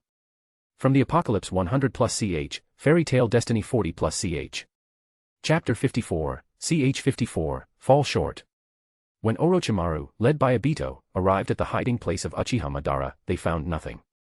The cave was empty, but there were traces of someone having lived there, such as robes and weapons hanging on the walls.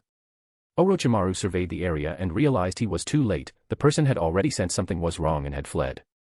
He found a pool of blood on a stone chair, along with 3 dried tubes resembling the white Zetsu's constitution. At the other end of the tubes was a large pit, which was dark and empty. Orochimaru released 2 snakes to scout the area. Near the pit, a few white Zetsu bodies were discarded. Unlike the ones Orochimaru had killed, these white Zetsu seemed to have been drained of their flesh and blood, leaving only their outer skin, which was terrifying. I remember, there was a strange plant here, Obito said from behind. What kind of plant? I think it was called the Outer Path, secret technique. Those white Zetsu were created from that plant. So it's called white Zetsu. Orochimaru thought to himself. Not long after, the 2 snakes returned from the deep pit and slithered up to Orochimaru's shoulder, flicking their tongues. What a pity, Orochimaru muttered. He turned his gaze to the empty shells of the white Zetsu on the ground, his eyes sweeping across the cave. But it doesn't matter, the unknown is what makes it interesting. He seemed to be speaking to the snakes on his shoulders, or perhaps to himself. Obito stood in front of the stone chair, staring at the bloodstains and the tubes. He remembered Madara telling him that if the Outer Path, secret technique didn't provide Madara with chakra, Madara would have died immediately. Could Madara have already died? Orochimaru stayed in the cave for a long time and actually found some useful things, which excited him greatly. He found the cells of the first Hokage, Hashirama Senju, as well as some related materials. In addition, he discovered several pairs of damaged eyeballs. Upon further examination of the documents, he realized they were Sharingan from the Uchiha clan. After a thorough check, Orochimaru confirmed that they were indeed damaged, but even so, he treasured them greatly. He carefully sealed them in a scroll, which was then swallowed by one of his snakes. After spending so much time in the dim cave, when he stepped outside, the sky had already darkened. The Umbu were waiting outside, and upon seeing Orochimaru and Obito emerge, they immediately approached. Lord Hokage. Take everything we can back to the village, Orochimaru ordered. Obito, still looking lost and dejected, stood by in silence. The group then left. Obito asked Orochimaru where Rin and Kakashi were, but now that everything was done, Orochimaru had no intention of dealing with it further. Obito, however, kept insisting on meeting them, which annoyed Orochimaru, who considered knocking him out and taking him back to the village for research in the lab. But this guy was from the Uchiha clan, and Orochimaru still wanted to observe the effects of Madara's body techniques on him. After some thought, Orochimaru decided that as the Hokage, visiting the front lines to check on everyone wouldn't be unreasonable. He immediately changed direction and headed to the eastern camp of the Land of Fire, instructing the accompanying Umbu to send the items retrieved from the cave back to the village. Upon hearing that the 4th Hokage had arrived, Shikaku and Minato, along with all the ninjas in the camp, came out to welcome him. Greetings, Lord Hokage. Everyone in front of them knelt to the ground. Most of the people here had not attended Orochimaru's succession ceremony, so this was their first time seeing the new Hokage, and they made sure to show the proper respect. Orochimaru, kneeling before Minato, smiled faintly and spoke. No need for formalities. Please, rise. It's been a long time, Minato. You've worked hard on the front lines. Minato lowered his head and responded, for the village, it's nothing. Orochimaru then said directly, I brought you a gift. Minato looked puzzled, and at that moment, a small figure stepped out from behind Orochimaru. He was dressed in a black cloak, and a large hood obscured most of his face. Minato felt that the figure seemed somewhat familiar. The person in the black cloak lifted his hood, revealing a smiling face. Minato-sensei. Oh. Obito. At the same time, a figure from the crowd swiftly darted forward, standing in front of Minato. Kakashi, huh? The new look suits you, Obito greeted them, clearly pleased as he greeted them both, seeing their incredulous expressions. He had imagined that after such a long separation, their reunion would be full of emotion, with the two of them embracing each other excitedly, but that seemed too melodramatic. Neither he nor Kakashi were the type for that. But just as the thought passed through his mind, Kakashi suddenly lunged at him. Ah. Ouch, ouch, ouch. I still have wounds. Kakashi, you're going to strangle me. I can't breathe. Ha, ha. Obito screamed in pain as Kakashi's arms tightened around him. Minato, witnessing this scene, felt his excitement slowly calm, and he let out a faint smile. Minato then looked toward Orochimaru and asked, Lord Hokage, what is going on with Obito? Orochimaru said, it's too complicated to explain right now. Let Obito tell you all about it later. He knew that Obito would likely listen to Minato, and when the time came, Obito would surely tell his teacher everything, both what should and shouldn't be said. Orochimaru hadn't originally planned to hide the matter, and it didn't matter even if Minato found out. "Obito, your arm." Kakashi suddenly spoke. Obito casually replied, "It was crushed by a rock, nothing serious." Kakashi fell silent, looking at Obito's closed left eye and the scarred right side of his face, feeling a deep sense of guilt. Obito, however, couldn't wait to ask, "Kakashi, Minato-sensei, where is Rin?" Minato pondered for a moment. "Rin." He then turned to Orochimaru and said, "I was just about to discuss Rin's situation with Lord Hokage. Let's go check on her first." Everyone dispersed, and Orochimaru, Minato, Shikaku, Kakashi, and Obito entered a tent within the camp. "Rin!" Obito exclaimed as he saw the scene before him, trying to approach, but Kakashi held him back. Inside the tent, there was a ceiling formation carved into the ground. Rin sat in the center of the formation with her eyes closed, surrounded by 4 ninjas who were performing a technique. "What happened to Rin?" Obito asked anxiously. Kakashi explained what had happened to them, from Rin being captured by the Kirin and turned into the Three Tails Jinchuriki, to how Minato had arrived to save them and placed the 4 symbols seal on Rin to suppress the tailed beast before bringing her back to the camp. The tailed beast issue is easy to handle. However, I discovered that there is a cursed seal placed on Rin by the enemy, and it hasn't been removed. These individuals are all experts in sealing techniques from the camp, and they've been working with me to try and remove the curse, but there has been no progress so far," Minato said. Orochimaru was somewhat surprised. "Minato, even you can't remove this technique." Minato's sealing techniques were inherited from the Uzumaki, a village famous for its sealing jutsu, and his skills in the art were exceptional. Minato pondered and said, "The chakra from the cursed seal was too strong when it was applied, and it's connected to the tailed beast's chakra. The Three Tails continuously supplies chakra to it, making it impossible for me to deal with it. Converting the chakra of a tailed beast for one's own use was something that could be done with sealing techniques. For example, Kushina's dual 4-symbol seal, which formed the 8 trigrams seal, could convert the chakra leaking from the 9 tails into her own chakra." Orochimaru nodded and said, "Let's send her back to the village.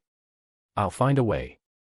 This was the Three Tails Jinchuriki, and in the future, it would be managed by Konoha. Orochimaru thought it was quite interesting. It was truly a strategy. Although it was an unexpected stroke of luck, the result was still the same. In Orochimaru's eyes, this was nothing short of a blessing. Obito couldn't help but speak up from the side, "Lord Hokage, you must save Rin." Minato reassured him, "Rin is fine. This cursed seal won't harm her, we just don't know its exact purpose yet." Orochimaru smiled faintly, "Don't worry, I'm the Hokage. How could I abandon a comrade from my own village?" Genshin Impact 270+CH, Naruto Birdcage 200+CH, Overlord Complete Novel. From the Apocalypse 100+CH, Fairy Tail Destiny 40+CH. Chapter 55, CH 55, Makoto Conditions. After learning that Orochimaru had missed his target, Makoto couldn't help but feel disappointed. Black Zetsu had managed to escape like this. He didn't really care about Uchiha Madara's current situation, he was a dying man, and whether Orochimaru could kill him or not didn't matter at all. But the outcome was still quite good. However, the result wasn't bad either. The information he had provided to Orochimaru was already the fullest extent, and he hadn't mentioned anything about Black Zetsu. If he had, Orochimaru would have suspected the source of the information.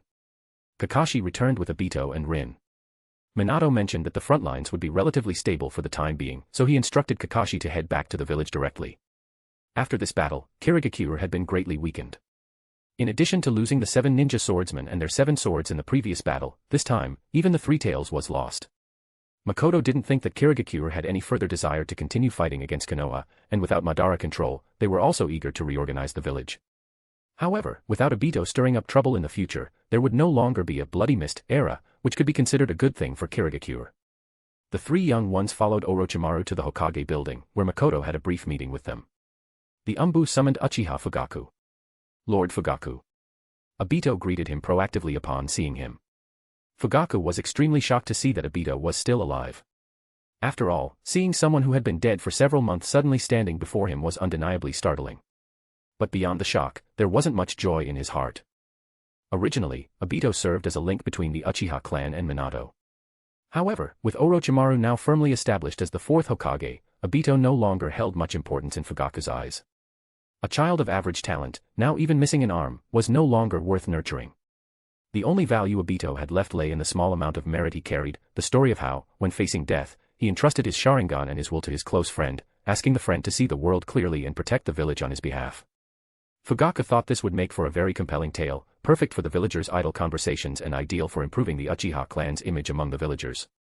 Moreover, it provided a valid reason to reclaim Kakashi's Sharingan. It's good that you're alive. It's good that you're back, Fugaka said to Obito with a calm and kind expression. When the clan members learn that you're still alive, they'll all be very happy. After Fugaka left, Makoto explained the arrangements for Obito and Rin. Obito could first go to the hospital for a checkup, and the sealing team would prepare to help Rin remove the curse mark. Makoto did not mention that he could personally help Rin remove the curse mark.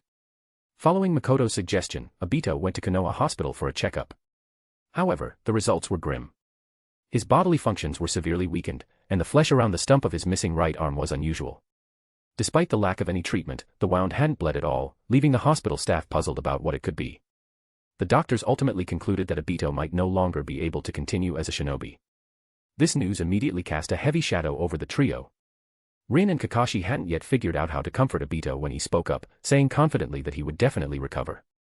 He said that the Uchiha's Sharingan could only unleash its full power when both eyes were together, and that Kakashi couldn't manage without him. They needed to protect Rin together. He also declared that he would become Hokage and save the world. Obito's optimistic demeanor only made Rin and Kakashi feel even more uneasy. After the hospital checkup, Makoto sent someone to inform them that the sealing team was ready. The next step was to address the curse mark on Rin. The three of them arrived at the designated location as instructed, and to their surprise, they found Kushina was also there along with the sealing team. Although Kushina had mentally prepared herself, she couldn't hold back her emotions when she saw that Obito was still alive. Overwhelmed, she rushed forward and hugged him tightly. Kushina-ne. Obito finally managed to free himself from her embrace. Then, looking at Kushina, he grew a little embarrassed and said, "I'm sorry, I wasn't able to keep my promise." Kushina was momentarily stunned but then softly said, "It's okay. It's already a miracle that you're back." The sealing team had discussed Rin's situation extensively, and with Kushina, a nine-tails Jinchuriki and an expert in Uzumaki sealing techniques, they had initially been confident. However, their first attempt yielded no results. The curse mark was located on Rin's heart, an extremely sensitive and fragile area, which greatly limited the sealing team's capabilities. Kushina's idea was to sever the connection between the tailed beast's chakra and the curse mark within Rin. However, the only known way to achieve this was to extract the tailed beast, and the outcome of such an extraction for a Jinchuriki was death. Even though Minato had reinforced the seal on Rin, it could not stop the tailed beast's chakra from leaking out. While this had initially seemed beneficial, granting Rin an enormous amount of chakra, it also made the curse mark within her even more stable. Kushina and the sealing team were at a loss. Although the exact purpose of the curse mark remained unclear, its constant presence in Rin's body, especially on her heart, left everyone deeply uneasy. "I'm sorry, Rin. I can't remove it for now. Please give me some time to do more research," Kushina apologized to Rin. "It's okay, Kushina-ne. You don't need to apologize. I'm already so grateful for your help," Rin quickly reassured her. When Rin left the sealing team's room, her mood wasn't too downcast. Even though both her and Obito's situations were far from ideal, at least they were still alive. From Kanabi Bridge, to the subsequent war with Iwa Nin, to being captured by the Kiri Nin, there were so many times she thought she was going to die. The worst outcome was nothing more than death, and Rin had come to terms with the idea of dying. Reuniting with her team after everything had already filled her with immense joy. But in contrast to their optimism, Kakashi's heart felt unbearably heavy. The bonds he had regained after so much loss seemed as if they might slip away again at any moment, leaving him filled with self-loathing for his own powerlessness. 2 more days passed. Kakashi suddenly received a summons to the Hokage's office. Upon arriving, he found Makoto sitting there. Ever since returning to the village, Kakashi had vaguely noticed that Makoto's position in the village seemed to have risen considerably.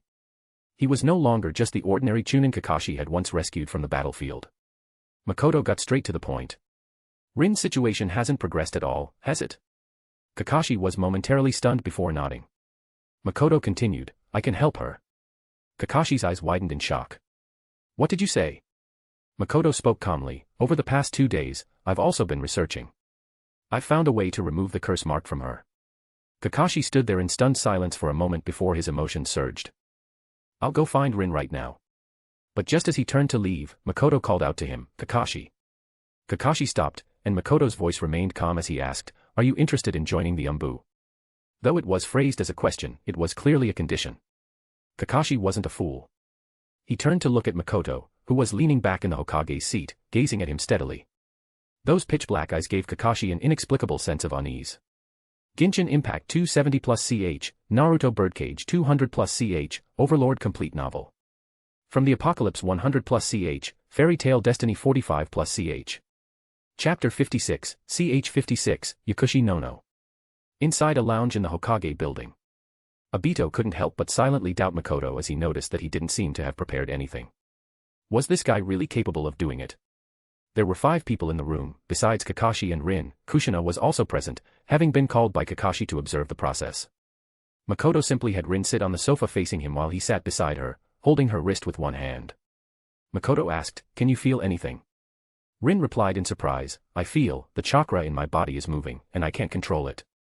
Makoto said calmly, "Relax. Don't worry about it." He slowly closed his eyes, carefully sensing the vibrations of Rin's chakra and guiding it to move according to his will. He placed his hand on Rin's abdomen, and he could feel that he could even manipulate the sealing technique Minato had placed. It might take some effort, but if he wanted to, it would only be a matter of slowly breaking it down, like a dam collapsing under the pressure of countless ants. Moving upward all the way to her chest, Makoto sensed the chakra he had previously left in Rin's body, now clinging to her heart. This guy, where is he putting his hand? Obito muttered jealously from the side, unable to help himself. He knew Makoto was doing something serious, so he held back, but he couldn't suppress his irritation. Kakashi reminded him to keep quiet and not disturb the two of them. With the resonance of the chakra, Makoto began to gradually remove the chakra seal that had been placed on Rin's heart. The process was somewhat lengthy. Kakashi, Obito, and Kushina stood to the side, watching for what felt like a long time. They stared intently at the two, but all they could see was Makoto's hand pressed against Rin's chest, with no idea of what was happening inside her body. Finally, blue chakra lit up around Makoto's hand, as though he had pulled it out of Rin's body, and it dispersed into the air. "It's done," Makoto said. Kushina stood there in a daze. "That's it. It's done." Rin carefully examined her body and indeed noticed that the previous feeling of restriction was gone. "I feel so much better," she smiled at everyone. Kakashi and Obito immediately moved closer, and Obito still asked with concern, "Rin, are you really okay now?" Makoto replied, "I've removed not only the curse mark on her heart but also the sealing technique used by Kiri to seal the tailed beast. I've left only the dual 4 symbol seal." At this point, Kushina approached Makoto and asked, "How did you do it? You didn't even form any hand seals, how did you remove the sealing technique?" Makoto simply said, "I have my own methods. If you're still unsure, you can have Rin checked again." Rin smiled and said, "No need. I feel great now. Thank you, Makoto." Kiri-nin used an odd-numbered sealing technique on the 3 tails, which was not very stable, designed so that it could be remotely released at any time, causing the tailed beast to rampage and attack Konoha. Although Minato's dual 4 symbol seal prevented this from happening and also converted the 3 tails chakra into Rin's own strength, the Kiri-nin sealing technique still interfered with the process. Makoto smiled faintly. "It was nothing. We don't need to mention such formalities between us." Obito, listening, couldn't help but scrutinize Makoto. Kakashi also expressed his gratitude, and Obito, noticing, bowed to Makoto as well. Makoto glanced at Obito and said, "When I have some free time, you can treat me to a meal. The owner of Ichiraku Ramen is still asking about you." Obito paused for a moment, then scratched his head and smiled sheepishly, agreeing. This guy saved Rin, and he's not bad at all. The group chatted for a while longer, mostly expressing their gratitude to Makoto. Afterward, Makoto told them to leave. Makoto had some other matters to attend to in the afternoon. After finishing his official duties, he brought Hakumen and an Umbu from the Hyuga clan to an orphanage located at the corner of the village. The reason for his sudden interest was that, while reviewing paperwork, he had come across a funding request from the orphanage. The head of the orphanage was a gentle-looking blonde woman. Upon seeing Makoto and the Umbu behind him, she was momentarily startled. "You are?" "My name is Hyuga Makoto," Makoto introduced himself. "I'm here to discuss the orphanage's funding issues." "Hello. I'm Yakushi no, the director here. Please, come in." Yakushi no, seeing the important guest, quickly invited Makoto inside. The prolonged years of war had led to a significant increase in the number of children at the orphanage, making the financial situation increasingly strained. The orphanage had applied to the village for assistance more than once, but with Konoha's finances already in trouble, the third Hokage had been unable to address the matter at the time. It wasn't until he stepped down that Makoto encountered this issue. Upon entering the orphanage, Makoto also took note of the environment. The orphanage wasn't large, but there were many children. Some were gathered in a room playing games, while others were chasing and playing in the yard. This year, the number of children has doubled compared to previous years. The orphanage is really struggling to keep up, Yakushi no said. We've applied to the village many times, but perhaps due to the busy military affairs of the war, we haven't received any response. A few of the staff and I went to the surrounding towns to fundraise, and some kind-hearted people have donated. Makoto's gaze swept across the room for a moment, and he finally spotted a silver-haired boy wearing armor and glasses. That child's name is Kabuto. He, like many others, just arrived at the orphanage not long ago. He's a bit introverted. Yakushi Nono noticed Makoto's gaze and voluntarily introduced him. Makoto nodded gently and then said, "The village's finances are also very tight, and there is no extra money available for the orphanage." Yakushi Nono's face showed a look of disappointment. After years of war, it was understandable that the village was in this state. It was just unfortunate for these children. One of the orphanage staff members, hearing this, couldn't help but want to say something. However, Makoto suddenly changed the topic. "I can apply to the daimyo for additional funding for the orphanage, enough to ensure its normal operation in the future." "Really?" Yakushi Nono exclaimed with delight. "Thank you. Thank you so much." She repeatedly bowed to Makoto in gratitude, despite him being just a young child. Makoto continued, "In addition, I plan to select some of these children and train them to become ninjas." Yakushi Nono asked in surprise, "Do you mean to send them to the ninja academy?" Makoto replied, "No." Yakushi Nono was momentarily stunned, but quickly realized what Makoto's words meant. These were orphans. Makoto continued, "In addition, you will be responsible for teaching them." He planned to turn these orphans into his own force, and Yakushi Nono, who acted as their mother figure, would be the means of controlling them. It's far easier to control one person than a group. Yakushi Nono lowered her head, saying, "You've got the wrong person." "I already." Makoto glanced at her from the corner of his eye. She was half a head taller than him, and her loose work uniform concealed her figure, but one could imagine what the body of this former elite ninja might look like. The orphanage will have sufficient funding and a highly professional new director to manage it. The children's future living conditions will be taken care of, and when they reach the appropriate age, they can attend school in the village. These are the conditions: Wandering Miko. Genshin Impact 270+CH, Naruto Birdcage 200+CH, Overlord Complete Novel. From the Apocalypse 100+CH, Fairy Tail Destiny 45+CH. Chapter 57, CH 57, Loneliness. Lord Makoto. A young maid knocked softly on the door of the study, calling gently to the person inside. "Dinner is ready." The person in the study gave a calm response, and the maid withdrew quietly upon hearing it. Makoto sat in his chair, feeling a hint of fatigue. On the desk before him lay a book delving deeply into the 7 chakra natures. Looking out the window, the moonlight filtered through the trees, scattering into a silvery glow. He left the study, entering the vast, empty living room. The servants remained out of sight unless summoned by him. Looking at the beautifully prepared dishes on the dining table, he found he had no appetite. Eventually, Makoto left the room, walking along the clan's covered walkways until he arrived at Ayari's residence, where the lights were still on. He knocked on the door, and when Ayari opened it, her expression immediately turned tense. Why are you here?" she asked nervously.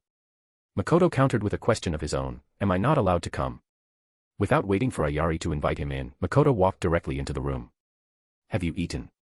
Makoto asked. "Yes," she replied. "I'm hungry." "Can you make me something to eat?" Makoto said as he sat on the sofa. Ayari sighed in resignation. "Don't you have food at your place?" "I've already eaten and cleaned up. All I have is instant noodles." "Instant noodles will do," Makoto said. As Ayari watched him playing with SPI on the sofa, she relented and headed into the kitchen. The living room was still familiar, and Makoto even noticed the short blade he had given her placed neatly on display. In less than 10 minutes, Ayari returned with a bowl of cooked instant noodles, topped with a fried egg. Makoto immediately began eating heartily, the room filled with the sound of him slurping noodles. Ayari sat beside him, gently stroking SPI's fur in her arms. "Finish eating and head back already. It's late. I need to sleep," she said. Makoto quickly finished the noodles, not leaving even the soup, and let out a satisfied sigh before grabbing a napkin to wipe his mouth. "Do you really dislike seeing me that much?" Makoto asked. Ayari lowered her gaze, avoiding his eyes. "I never said that." Makoto looked at her delicate face illuminated by the soft light and asked again. "What about the matter I mentioned last time? Have you thought it over?" Her breathing quickened instantly, and her hand, which had been petting the dog, froze mid-motion. I haven't decided yet," she replied. "Haven't decided about what?" Makoto reached out slowly to take her hand, but Ayari jumped up as if she had been shocked. Ayari's chest rose and fell rapidly, her voice trembling as she spoke. Do you have to bully me like this?" Makoto sighed softly, leaning back onto the sofa. Ayari stood there, her back to him, still holding SPI in her arms. Do you not want to? Makoto asked.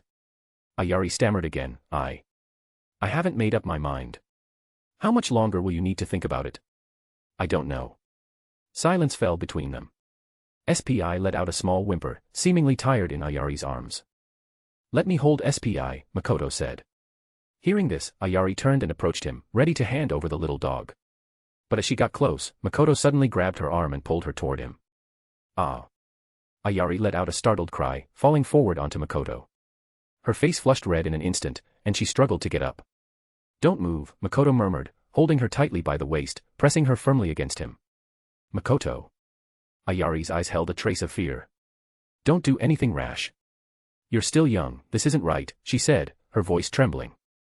Makoto only chuckled. What isn't right? Ayari's eyes grew red, and in the end, she couldn't hold back a soft plea. Makoto, please don't do this. It seemed she truly couldn't accept it, but Makoto's current power and status left her unable to refuse him outright. Makoto felt a wave of irritation. He hadn't intended to do anything, just tease her a little. But the Ayari in front of him was completely different from her usual self, now showing nothing but a look of deep grievance. He really was good at bullying people, wasn't he? Makoto reached out and wiped at the corner of her eye, feeling a few warm tears. He chuckled and said, This doesn't seem like you at all, Ayari-ne. Ayari lifted her arm to rub her eyes. Makoto, do you think you're still the same as you used to be? Makoto fell silent. Ayari suddenly noticed that Makoto's hands had loosened their grip. She immediately got up from him, quickly tidying her slightly disheveled clothes and hair. She glanced back at Makoto, who remained quietly lying on the sofa. The words to send him away reached her lips but were swallowed back down. At that moment, SPI jumped onto Makoto's chest, finding a comfortable spot and lying down there. You know. Makoto suddenly spoke. SPI spends every day with us, yet it doesn't have a single companion of its kind to talk to, not even someone who can truly understand it. Do you think it feels lonely? Before Ayari could respond, Makoto placed SPI on the sofa and stood up. What kind of melodrama was he getting caught up in? Makoto silently chastised himself, then said to Ayari, I'm leaving. As he walked toward the door, Ayari hesitated for a moment before hurriedly following him. Makoto. He stopped outside the door, hearing Ayari's voice. Glancing back at her, he said, If you ask me to stay, I won't refuse. Ayari's face turned red as she replied, Don't say silly things. After a pause, she stammered, You said before, you'd give me time. Makoto was slightly surprised, wondering if she felt guilty or something else. Then give me a kiss. Baka. What nonsense are you spouting? Ayari instantly flew into a flustered rage, shouting angrily before slamming the door shut with a loud bang. Inside, Ayari leaned her entire body against the door, her heart unable to calm down for a long time. Outside, Makoto exhaled deeply. His thoughts on women were straightforward, couldn't they just skip the whole dating process? But he still didn't want to hurt Ayari. After all, she had truly been good to him. If she needed time, giving her time was no problem. Makoto glanced up at the lonely moon in the night sky, pausing in place for a moment before setting off again, walking back along the corridor. As he neared his residence, he encountered a figure. Lord Makoto, the person greeted him respectfully. Haruka, huh? The moonlight shone brightly, illuminating the figure clearly. So late, and you're still out, Makoto said casually. Lord Makoto, I was just about to head back. Makoto remembered that the woman before him was Natsu's elder sister and also Ayano's attendant. After Makoto took over as clan leader, Ayano was no longer considered part of the main family. However, Makoto hadn't paid much attention to the matter. He hadn't seen Ayano since, and she had become very low profile within the clan. Ayano's residence was not far from Makoto's, so Haruka must have just come from there. You were at Ayano's place, right? Makoto asked again. Yes. Haruka answered Makoto's question but appeared hesitant, as if she had something else to say. What's wrong? Nothing, Lord Makoto. If there's nothing else, I'll take my leave. Haruka bowed once more to Makoto and left. Watching her figure slowly disappear into the night, Makoto couldn't help but feel contemplative. As the night deepened, a cool breeze began to stir, but Makoto changed his course and headed toward Ayano's residence. The lights inside were still on. Genshin Impact 270+CH, Naruto Birdcage 200+CH, Overlord Complete Novel. From the Apocalypse 100+CH, Fairy Tail Destiny 50+CH. Chapter 58, CH 58, Fall from Grace. Ayano's reaction upon seeing Makoto was similar to Ayari's, she became noticeably awkward. However, she quickly put on a gentle smile. Makoto, it's so late. Why are you here? Her way of addressing him hadn't changed from before. Makoto replied, am I not welcome here? Ayano hurriedly said, of course not. Please, come in. She could sense that Makoto's attitude toward her was different now. Perhaps he no longer bothered to disguise himself. For this young man to suddenly rise to the pinnacle of power within the entire Hyuga clan, what had happened in between? No one knew. Before that day, Ayano had always thought Makoto was just an ordinary branch family boy. The abrupt transformation in his status had caught her completely off guard. Makoto sat down on the sofa, and Ayano turned to pour him some tea. The room was quiet, with only the occasional chirping of insects and birds from the night outside. Makoto's gaze quietly followed Ayano's back. Although she was simply dressed in a casual long dress, the curves of her full figure were accentuated as she bent over. Unlike Ayari, Ayano exuded a far more feminine charm. When Ayano walked over with the tea, she caught Makoto's unabashed gaze, causing her body to stiffen involuntarily. She hurriedly averted her eyes in slight panic, lowering her head as she approached and placed the tea on the table in front of Makoto. Makoto spoke, I ran into Haruka on my way here. Ayano immediately tensed up. Did she say something to you? Hearing this, a flicker of emotion passed through Makoto's eyes, but he said nothing further. Instead, he picked up the teacup and took a small sip. Unable to contain herself, Ayano sat down beside him and said anxiously. Makoto, don't listen to her nonsense. It seemed she wanted to explain something, but the words caught in her throat, leaving her silent. In a bitter tone, she said, I know. I'm no longer part of the main family. I shouldn't act like before. Haruka probably thought it was improper too. Ayano's life had undergone a drastic upheaval in recent days. Once a highly esteemed and respected future matriarch of the clan, her position had suddenly shifted, leaving her shunned and avoided by everyone. Even Haruka, who had always served by her side, had changed her attitude. This filled Ayano with intense resentment, and she seized an excuse to harshly reprimand her. That wretch must have long been thinking about leaving her. How could she not have tattled to Makoto upon seeing him? Makoto listened to Ayano's pitiful tone, but he remained unmoved. Calmly, he placed the teacup back on the table. Judging from Haruka's earlier reaction and Ayano's current demeanor, he had already pieced together the situation.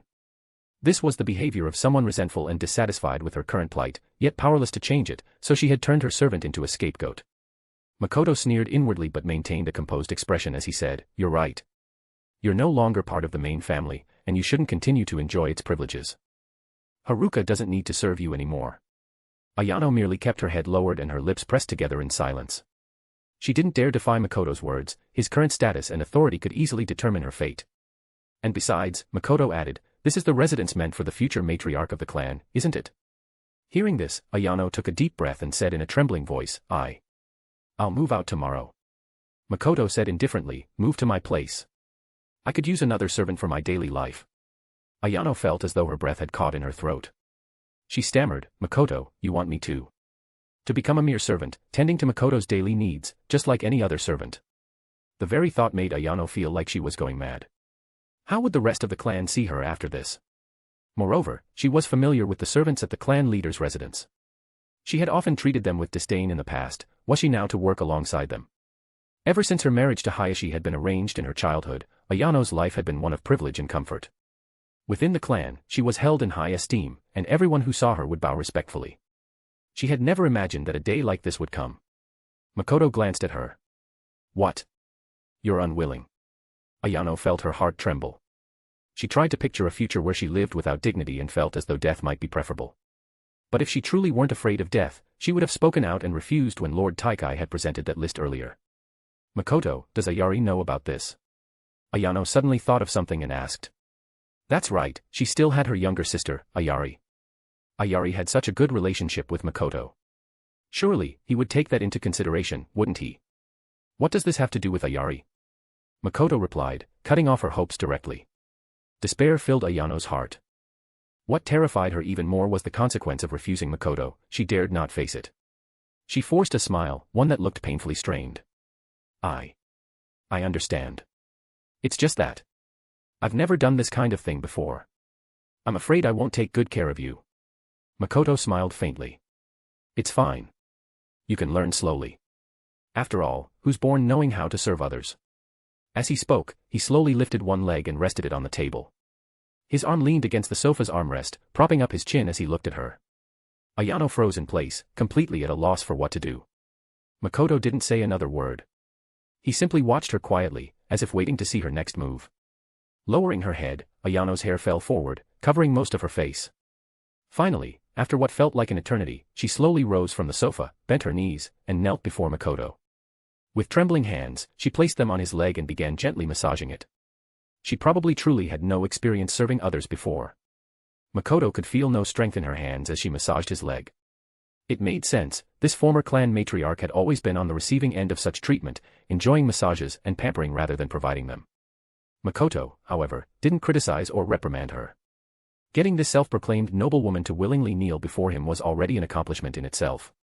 Watching a beautiful woman fall from grace was an exquisitely satisfying experience, like crushing a delicate petal in the palm of one's hand to release its fragrance. Under the light, Makoto studied the elegant woman in front of him closely. As the mother of Hinata and Hanabi, her beauty was undeniable. If her personality had been like Hinata's, he wouldn't have treated her this way. Perhaps she had done an excellent job of pretending to be gentle in front of her children, which was why Hinata had inherited that softness. Makoto suddenly reached out, brushing aside the strands of hair that hung over her forehead, tucking them behind her ear. The touch of his fingers made Ayano's body tremble slightly, but she kept her head lowered and continued with her task. "Did Hayashi ever tell you that you're beautiful?" Makoto suddenly asked. There was a long silence. Ayano, without saying a word, stood up and walked to the front door of the living room. Outside, the night was deep, and the courtyard was cold and empty. The moon in the sky had a faint halo around it, making it appear mesmerizing and dizzying. The room behind her glowed with warm yellow light, and she could hear the sound of Makoto sipping from his teacup. She reached out and closed the door behind her. Genshin Impact 270+CH, Naruto Birdcage 200+CH, Overlord Complete Novel. From the Apocalypse 100+CH, Fairy Tale Destiny 50+CH. Chapter 59, CH 59, Strike. Morning. The slightly open window let in a few beams of white light, which made the eyes redden and brought the dreamlike illusion back to reality. The wall clock ticked steadily, and outside the window, the wind blew with a whooshing sound. The window screen swayed back and forth, and the whole bedroom was quiet. Ayano didn't know when she had opened her eyes, but she still lay there motionless. Perhaps she had slept restlessly, as the tatami was in disarray. Sounds came from the living room, and Ayano glanced at the time on the wall. She then removed the blanket and slowly got up, putting on a sleepwear. Haruka was cleaning the room in the living room. After she left last night, she wasn't sure what had happened, but there was a pile of glass shards from cups beside the table on the floor. The sound of a door opening came from the bedroom. Ayano turned her head and saw Haruka, surprised to see Ayano, her hair a mess as if she had just woken up. Haruka was a bit surprised. She had never seen Ayano like this, looking so careless, and it was rare for her to sleep in so late today. Haruka. Yes. You don't have to come anymore.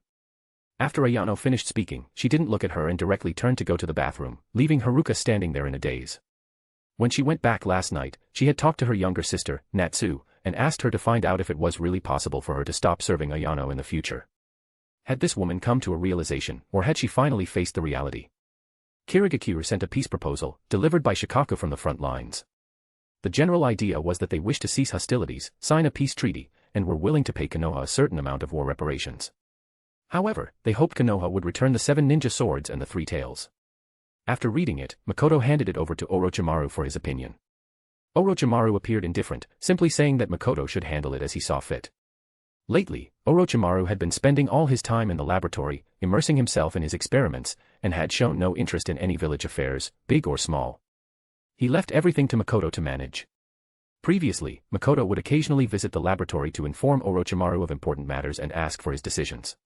This, however, had become a source of annoyance for Orochimaru, and eventually, he said that he no longer wished to be bothered with the village's political or military affairs, leaving all decisions to Makoto.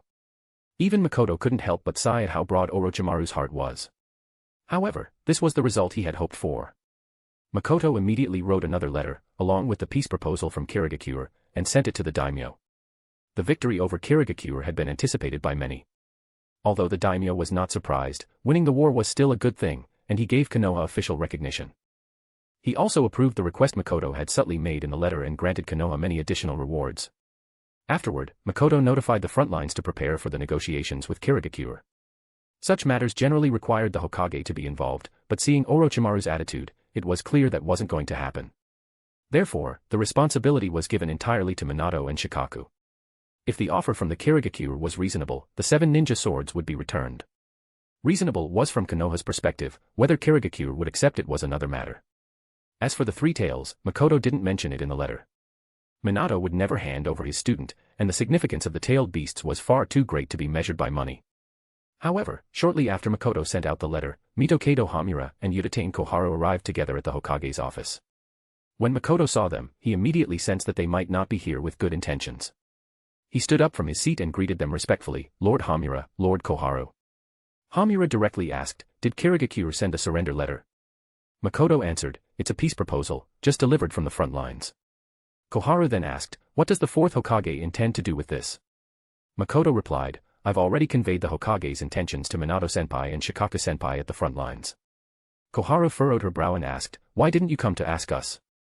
Makoto immediately responded, "It was the Hokage's order that this matter was urgent, and I was instructed to notify Minato-senpai immediately. Perhaps he also wanted to consider your advanced age and didn't want to trouble you with this matter." He promptly shifted the blame to Orochimaru. Makoto could tell that these 2 old geezers were here for him. If it were truly about Kirigakure, they could have gone directly to Orochimaru. Koharu gave him a side glance and said, "What? Do you think we're too old?" Makoto immediately panicked and said, "Lord Koharu, you've misunderstood me. I was just helping the Hokage with his tasks. How could I ever have such thoughts?" He then began flattering them, saying that both of them were important contributors who had worked alongside the 3rd Hokage to govern the village, and that Konoha's current strength couldn't have been achieved without their efforts. He had always regarded them as role models. This made Koharu speechless. Hamura continued to interrogate, "Did you arrange for 10 Hyuga clan members to join the Umbu?" "Yes, that did happen." Hamura immediately expressed his dissatisfaction. "The Umbu has strict vetting procedures. How can this be done so carelessly?" Makoto continued to shift the blame. "It was the Hokage's direct request. He said that the Byakugan ability of the Hyuga clan would be of great use to him. I was also concerned that they might not be up to the task, but I couldn't go against the Hokage's will." Hamura's words were momentarily caught in his throat. He thought to himself that this kid was really good at deflecting blame, constantly mentioning the Hokage. The implied meaning was clear, "Don't blame me, I'm just doing my job. If you have a problem, go talk to Orochimaru." The 2 Hokage advisors were both angry and helpless. Makoto suddenly put on a pitiful expression and began to speak sorrowfully. He said that he was trembling with fear of not doing a good job, afraid that his actions might harm the village's interests. As it seemed now, it had indeed turned out that way, otherwise, he wouldn't have caused Lord Hamura and Lord Koharu to be upset. He would go directly to the Hokage to resign from this position and suggest that the Hokage appoint someone more capable, while also listening more to the advice of the 2 esteemed advisors. Hamura and Koharu both felt a headache coming on, and their tone softened. "Makoto, we didn't mean to blame you." Makoto looked pitiful and asked, "Really?" With that look, paired with his youthful face, it was easy to believe him, but Hamura and Koharu both knew he was just putting on an act. Orochimaru's choice to promote this kid clearly wasn't a mistake, he wasn't foolish. "We just hope you'll think carefully before making any decisions. If you're unsure, you can come to us for advice. But I'm not the one making the decisions on anything. It's all up to the Hokage. The only decisions I make are things like village disputes." Hamura. Koharu. "By the way, there's been a conflict between Heiji and Kotaro in the West Street over the market stalls. I've been putting off handling it. How about, would you 2 advisors help take care of it?" Hamura and Koharu were immediately enraged, snorting coldly before turning and leaving, sweeping their sleeves as they went. Once the office door closed, Makoto finally stopped smiling. These 2 old geezer really don't think they've lived long enough. That afternoon, Ayano arrived. Makoto arranged for her to stay in a side room, separate from the other servants. But her arrival wasn't intended for her comfort. Makoto assigned her plenty of tasks to do, aiming to help this once pampered woman change her lifestyle habits. The household servants were quite surprised to see Ayano and gossiped about her in private. Ayano had expected this and ignored everyone, focusing solely on her tasks. However, she was so clumsy at household chores that she often caused loud crashes and disturbances. Some of the maids, out of kindness, stepped in to help her, but she never offered a word of thanks. Only when Makoto, annoyed by the noise interrupting his reading in the study, came out to scold her would she kneel and apologize. Ayano now entered the study, tea tray in hand, and knocked before stepping inside. She saw Makoto sitting there, fully engrossed in a book. The study was quite different from before. There were many more books, and the calligraphy pieces written by Hayashi were no longer there. It had been a while since Ayano last visited. The last time she was here, she had brought tea for Hayashi, but at that time, Hayashi had been noticeably cold toward her. She noticed that, in addition to reading, Makoto was also making notes in the margins of the books, as if he were a student studying for an exam. Makoto was indeed studying, absorbing new knowledge every day. He no longer went to the training grounds to practice but instead experimented with using the vibrations of his chakra to stimulate his muscles, aiming to improve his physical abilities. However, this method was far more excruciating than sweating it out at the training grounds. It felt as though his skin was being peeled away and his inner muscle groups were being directly pounded. Each session pushed Makoto to his limit, and he dared not overdo it, it was simply too grueling. The results, however, were remarkable. Makoto could clearly feel his body growing stronger by the day. Without his outer garments, his well-defined muscles were strikingly visible. "Wait," Makoto called out to Ayano, who had just set the tea down and was turning to leave. "Go to the kitchen and make me something to eat. No main courses, just some pastries or small snacks will do." Hearing no response, Makoto glanced up and noticed her standing there awkwardly, fidgeting with the hem of her clothes. "What's wrong?" he asked. I don't know how to cook," Ayano said softly. Makoto found it odd. "Didn't you bring me food before?" Ayano looked even more embarrassed. "That was made by Haruka." "Makoto." After a moment, he asked again, "Can you cook at all?" Ayano immediately replied, "I can learn." Makoto sighed in exasperation, thinking to himself how similar these two sisters really were. "Fine, just ask Akiri to make it instead." Genshin Impact 270+CH, Naruto Birdcage 200+CH, Overlord Complete Novel. From the Apocalypse 100+CH, Fairy Tail Destiny 55+CH. Chapter 60, CH 60, Konoha is under my control. Ayari rushed to Makoto's residence in a hurry, only to see Ayano doing housework in the living room. The two exchanged a glance. Ayano said nothing, while Ayari stormed angrily into the study. Makoto, who was reading a book, glanced at her and said flatly, "Why didn't you knock?" With a loud bang, Ayari slammed both hands on the desk. "Makoto." Makoto sighed and put down the book. "What's the matter?" Ayari, fuming with rage, demanded, "What's going on with my sister? What about her? Don't play dumb. How could you treat her like this?" She leaned forward, nearly pressing against the desk as she confronted Makoto. Makoto replied calmly, "She's no longer part of the main family. If she continues to enjoy the privileges of the main family, people in the clan will have complaints." Ayari retorted, "But you can't make her your servant. Does she even know how to do those chores? She can learn if she doesn't know. Besides, she's willing to do it." "Willing, my foot. That's obviously your decision. Does she even dare refuse you?" Leaning back in his chair, Makoto said unhurriedly, "You're right. She doesn't dare refuse me. In fact, no one in the clan dares refuse me, except you." Seeing him deliberately steer the conversation elsewhere, Ayari didn't want to waste any more words with him. She turned around, marched out of the study, grabbed Ayano's hand, and prepared to leave. "Where are we going?" Ayano asked. "To my place," Ayari replied. But Ayano stopped in her tracks and shook off Ayari's hand. Ayari froze, stunned. Ayano said softly, "It's fine, Ayari. I'm very willing to stay here." Ayari looked at her in disbelief. "You?" Ayano even gave a small smile and continued, "Thank you, Ayari, but you don't need to worry about me." Ayari stood there for a long moment before turning back into the study. "Close the door," Makoto said casually. "Did you threaten her? Do I seem like that kind of person?" "Ha! You've got the nerve to say that. Didn't you threaten me before?" Ayari trailed off as her face suddenly flushed red. Makoto sighed and said slowly, "Don't you understand your sister's current situation?" Ayari paused. "What happened to her?" Makoto asked, "Do you know what the clan's attitude toward the main family is?" Ayari thought for a moment, and then it seemed as though she realized something. "After Hayashi's death, Ayano will become a target of hostility. More than one person has asked me how I plan to deal with her, and some have even accused her of being Hayashi's accomplice." Ayari was silent for a long time before finally saying, "So you're doing this to protect her?" Makoto countered, "What else? What did you think it was for?"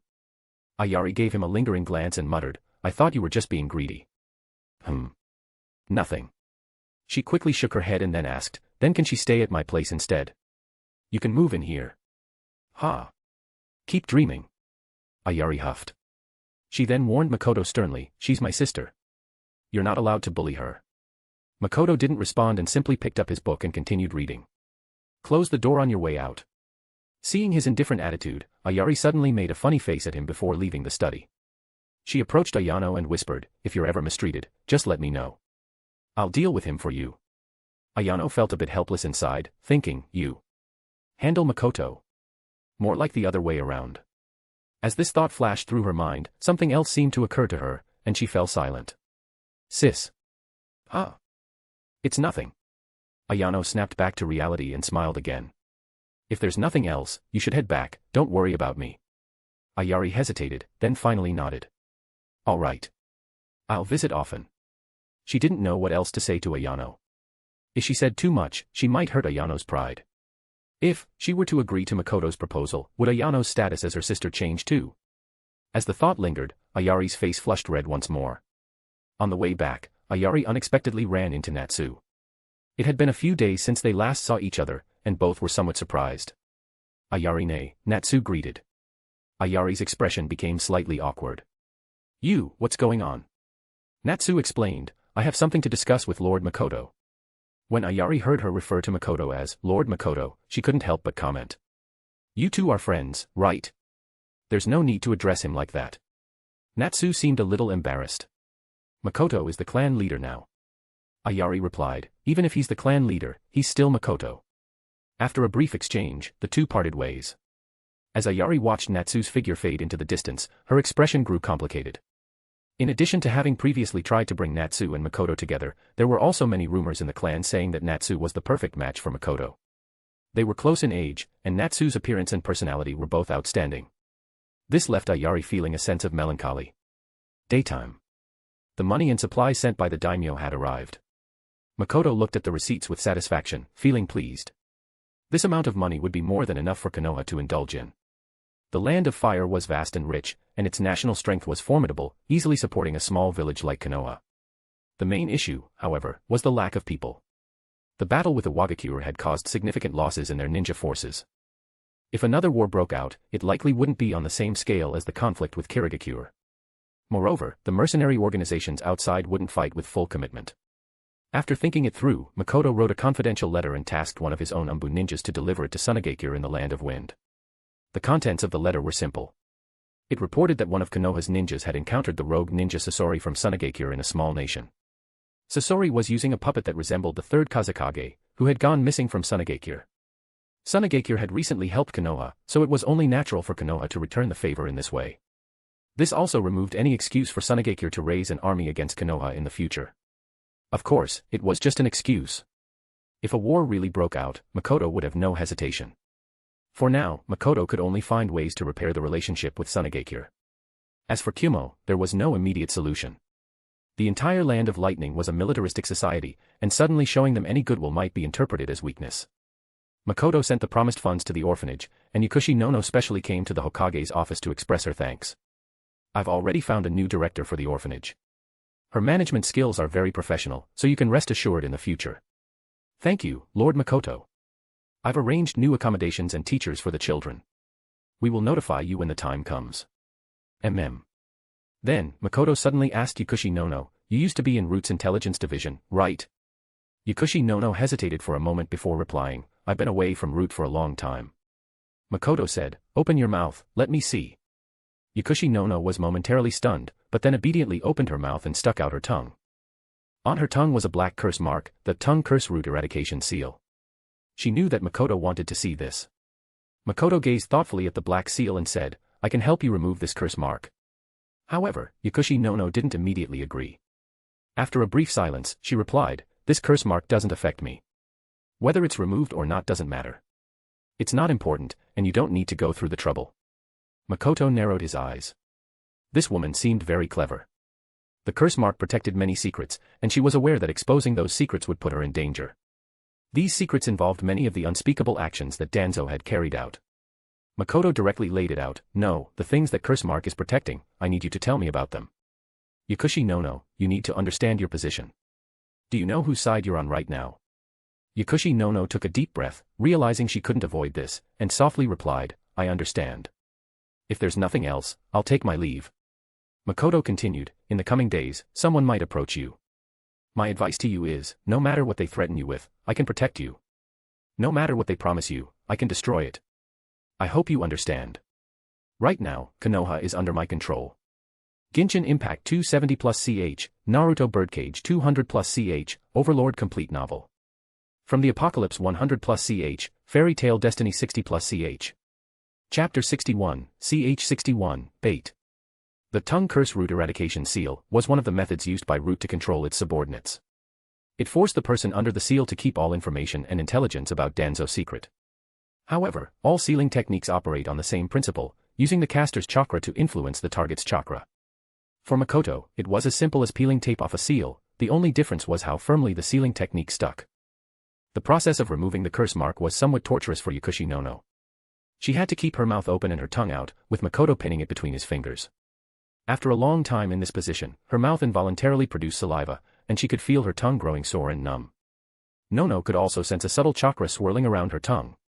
Half an hour passed before Makoto finally released her, taking a tissue from the side to wipe his damp fingers. Nono, feeling as if she had been granted mercy, quickly grabbed a tissue to wipe her mouth, walked over to the nearby trash can, and spat out the saliva, then let out a long sigh of relief. The curse has been lifted, Makoto said.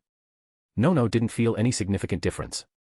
She tried softly speaking about one of Danzo's matters and found that her body was perfectly fine. Go back and prepare. Organize the records and bring everything I want. I understand. Nono bowed and left. Upon returning to the orphanage, she was surrounded by a group of children, excitedly telling her that a group of adults had come today and given them many things, clothes, snacks, toys, and books. She looked at the children's faces, glowing with smiles, and her heart softened. Nono responded to the children's chatter, hearing some call her orphanage mother, which made her unconsciously smile. But when she thought about her future, a sense of bitterness crept in. The new director Makoto had mentioned had already arrived, a middle-aged woman who seemed a bit strict. Nono had checked her qualifications. She was someone hired from outside the village, with experience as a teacher. The two greeted each other and talked for a while, with Nono mostly detailing everything about the orphanage, including the children's preferences and temperaments. The middle-aged woman finally said, "Don't worry, Miss Nono. Taking care of children is something I'm very good at." Nono walked out of the office with mixed emotions, and then she noticed Kabuto sitting alone by the side. She walked over and sat next to him. Kabuto. Director. Why are you sitting here alone? Kabuto seemed troubled. Upon hearing Nono's question, he simply shook his head silently. Nono gently patted his hair and said softly, "If something's bothering you, you can tell me. I'm your mother, right?" Kabuto hugged his knees, burying his head in his arms. "Director, are you going to leave us?" Nono froze for a moment. "Why would you think that?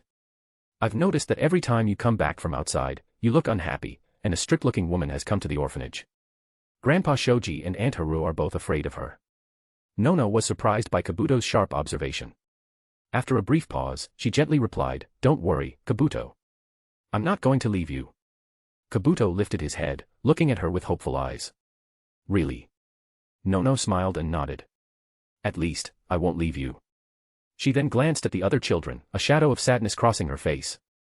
At Orochimaru's research facility, Danzo was stopped at the door by two Umbu members.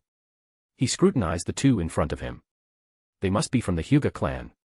When the third Hokage was in power, Sarutobi's Umbu would never have blocked him so easily, and Orochimaru's secret research facility outside the village was one he could enter at will. Soon, Orochimaru came out from inside, smiling as he said, "Lord Danzo, what brings you here personally? If there's something, you could just have your subordinates notify me." Danzo replied calmly, "I was afraid that when my subordinates came to find you, they would be blocked outside, just like me." Orochimaru chuckled, "I was in the middle of dissecting a corpse. I was worried that seeing it might affect your mood, Lord Danzo."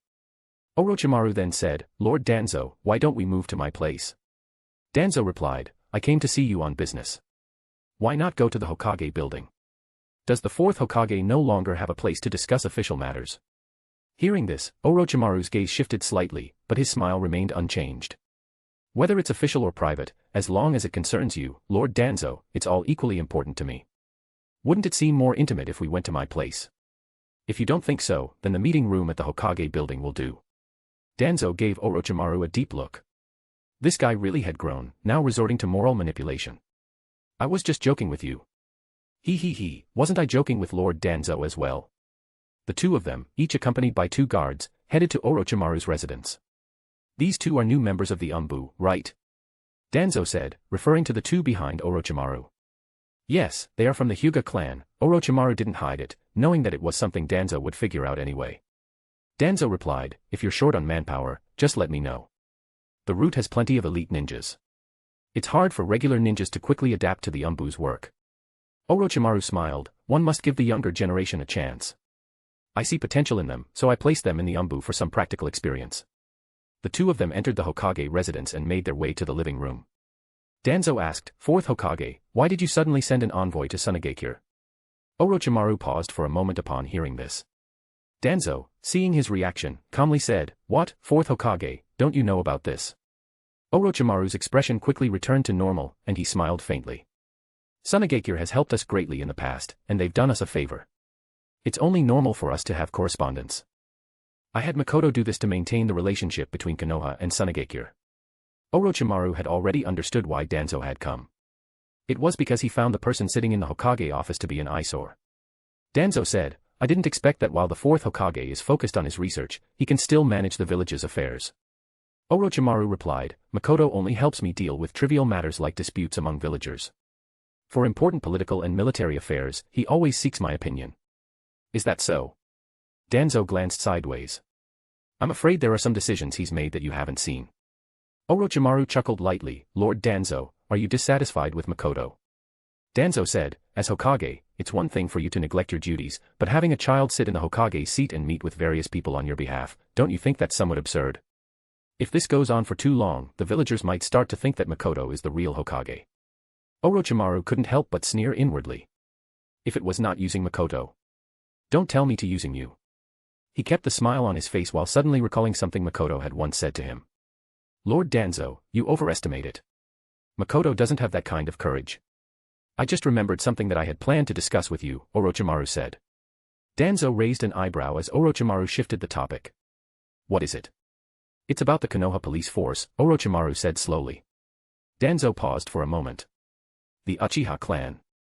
Orochimaru continued, after the battle with the Wagakure, the Uchiha clan suffered significant losses, and their numbers are no longer sufficient to fully take on the responsibilities of the police force. Fugaku spoke to me about this matter. I plan to supplement the force with ninjas from the village. Danzo's breath tightened. Orochimaru's eyes flickered. How about, Lord Danzo, you take charge of this matter? The Konoha police force, which essentially controls the pulse of the entire village. Orochimaru was offering to give this position to Danzo. Danzo wondered if Orochimaru had lost his mind or if he was trying to show weakness. After a moment of thought, Danzo could only think of one possibility. Orochimaru's foundation was unstable, and he wasn't bold enough to confront him directly. So he was trying to placate him by showing goodwill.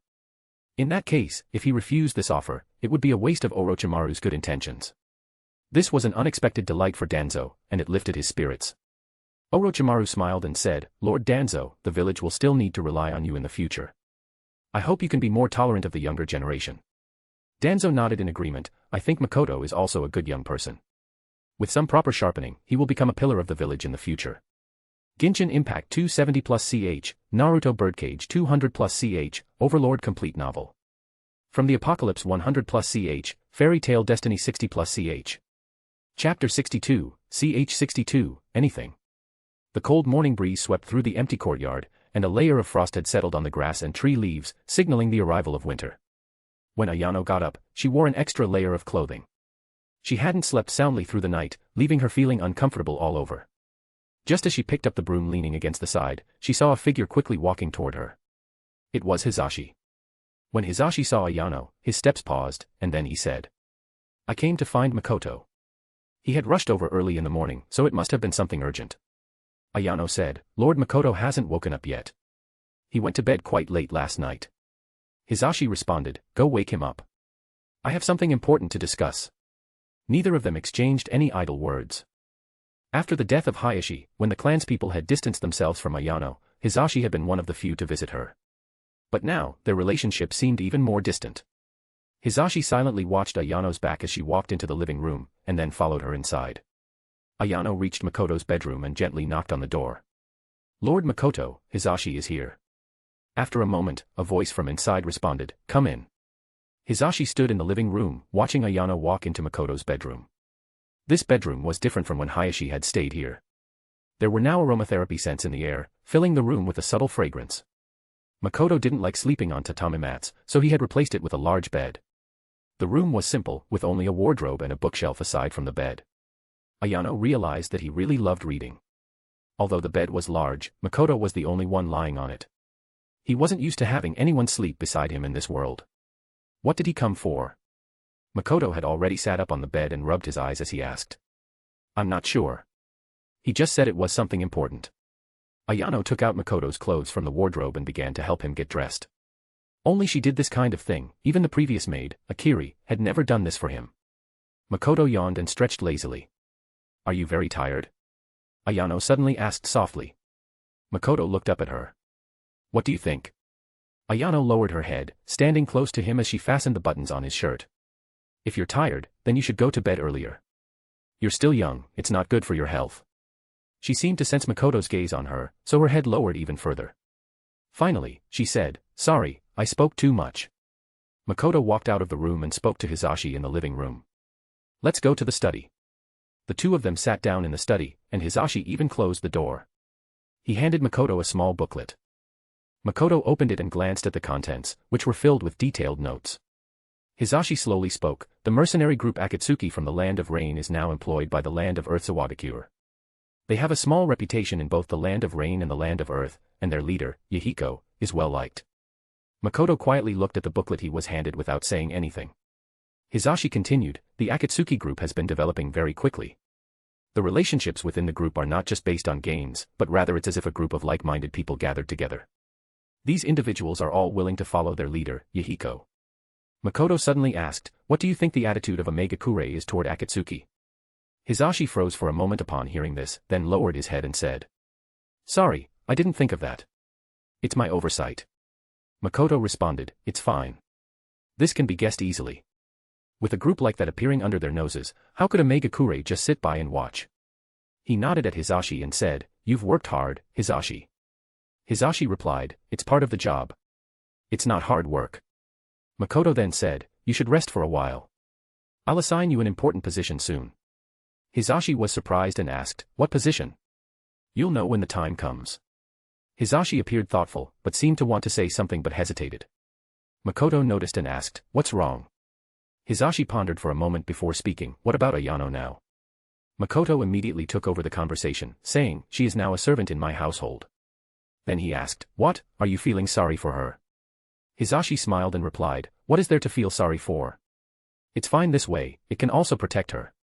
Makoto suddenly said, by the way, Hisashi, what are your plans regarding marriage? If you have someone you like, you can tell me. It doesn't even have to be from within the clan. Hisashi replied that he wasn't concerned with marriage at the moment and decided to put it aside for now, then excused himself.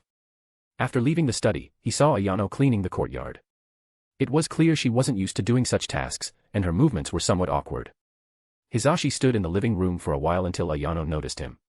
She smiled and asked. Are you done talking? Is Lord Makoto still in the study? Then I should go prepare breakfast. Ayano hurriedly put down the broom. Don't you have other servants?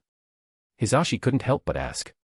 There are, but right now I am learning to cook, observing and practicing nearby, Ayano explained. Watching her hurry off, Hisashi let out a sigh and also left. In the morning, Makoto arrived at the Hokage building as usual, but Fugaku approached him first. Is there something you need, Fugaku-senpai? Makoto asked in surprise, standing up from his seat. Fugaku looked directly at Makoto and asked. Makoto-kun, what is this about the village's police force? Makoto responded, are you referring to Lord Danzo? This is Lord Hokage's decision. I conveyed Fugaku-senpai's opinion to him last time, and I also mentioned that we could select outstanding ninja from the village to supplement the force. Fugaku asked, did Lord Hokage say that members from Root would be added to the police force? Makoto shook his head and replied, Lord Hokage only said he would consider it. I don't know about the details afterward, and I only recently found out that Root members were being added to the police force. Fugaku's expression darkened slightly. He knew exactly who Root members were. Having them join the police force, was this an attempt to completely tarnish the Uchiha clan's reputation? He had originally been thinking about how to persuade the clan to accept outsiders, but now he was the first one unwilling to accept it. Makoto looked at Fugaku's expression and said. Lord Danzo's Root members are elite ninjas. I believe they are capable of handling this position. I also hope that Fugaku-senpai's clan members can get along harmoniously with the Root ninjas. These words were very difficult for Fugaku to swallow. He asked, where is Lord Hokage now? I need to speak with him. Makoto nodded. Of course. He then told him the location of Orochimaru's research facility. Fugaku hurriedly left, but by noon, he returned to the Hokage's office.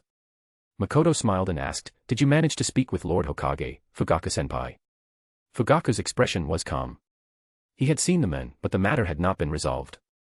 He had requested that Orochimaru retract the order, but Orochimaru had rambled on about various unrelated things. In the end, the answer had been no. Orochimaru had said that if Fugaku couldn't accept it, he could go speak with Danzo. Fugaku walked up to Makoto, took a deep breath, and said, "Makoto-kun, you have to help me." Makoto looked at him in surprise. "What do you need me to do, Fugaku-senpai?" Fugaku continued, "I am willing to co-manage the Konoha police force with the Hyuga clan." Makoto shook his head upon hearing this. "This is something that your Uchiha clan is good at. The Hyuga clan is not capable of handling it."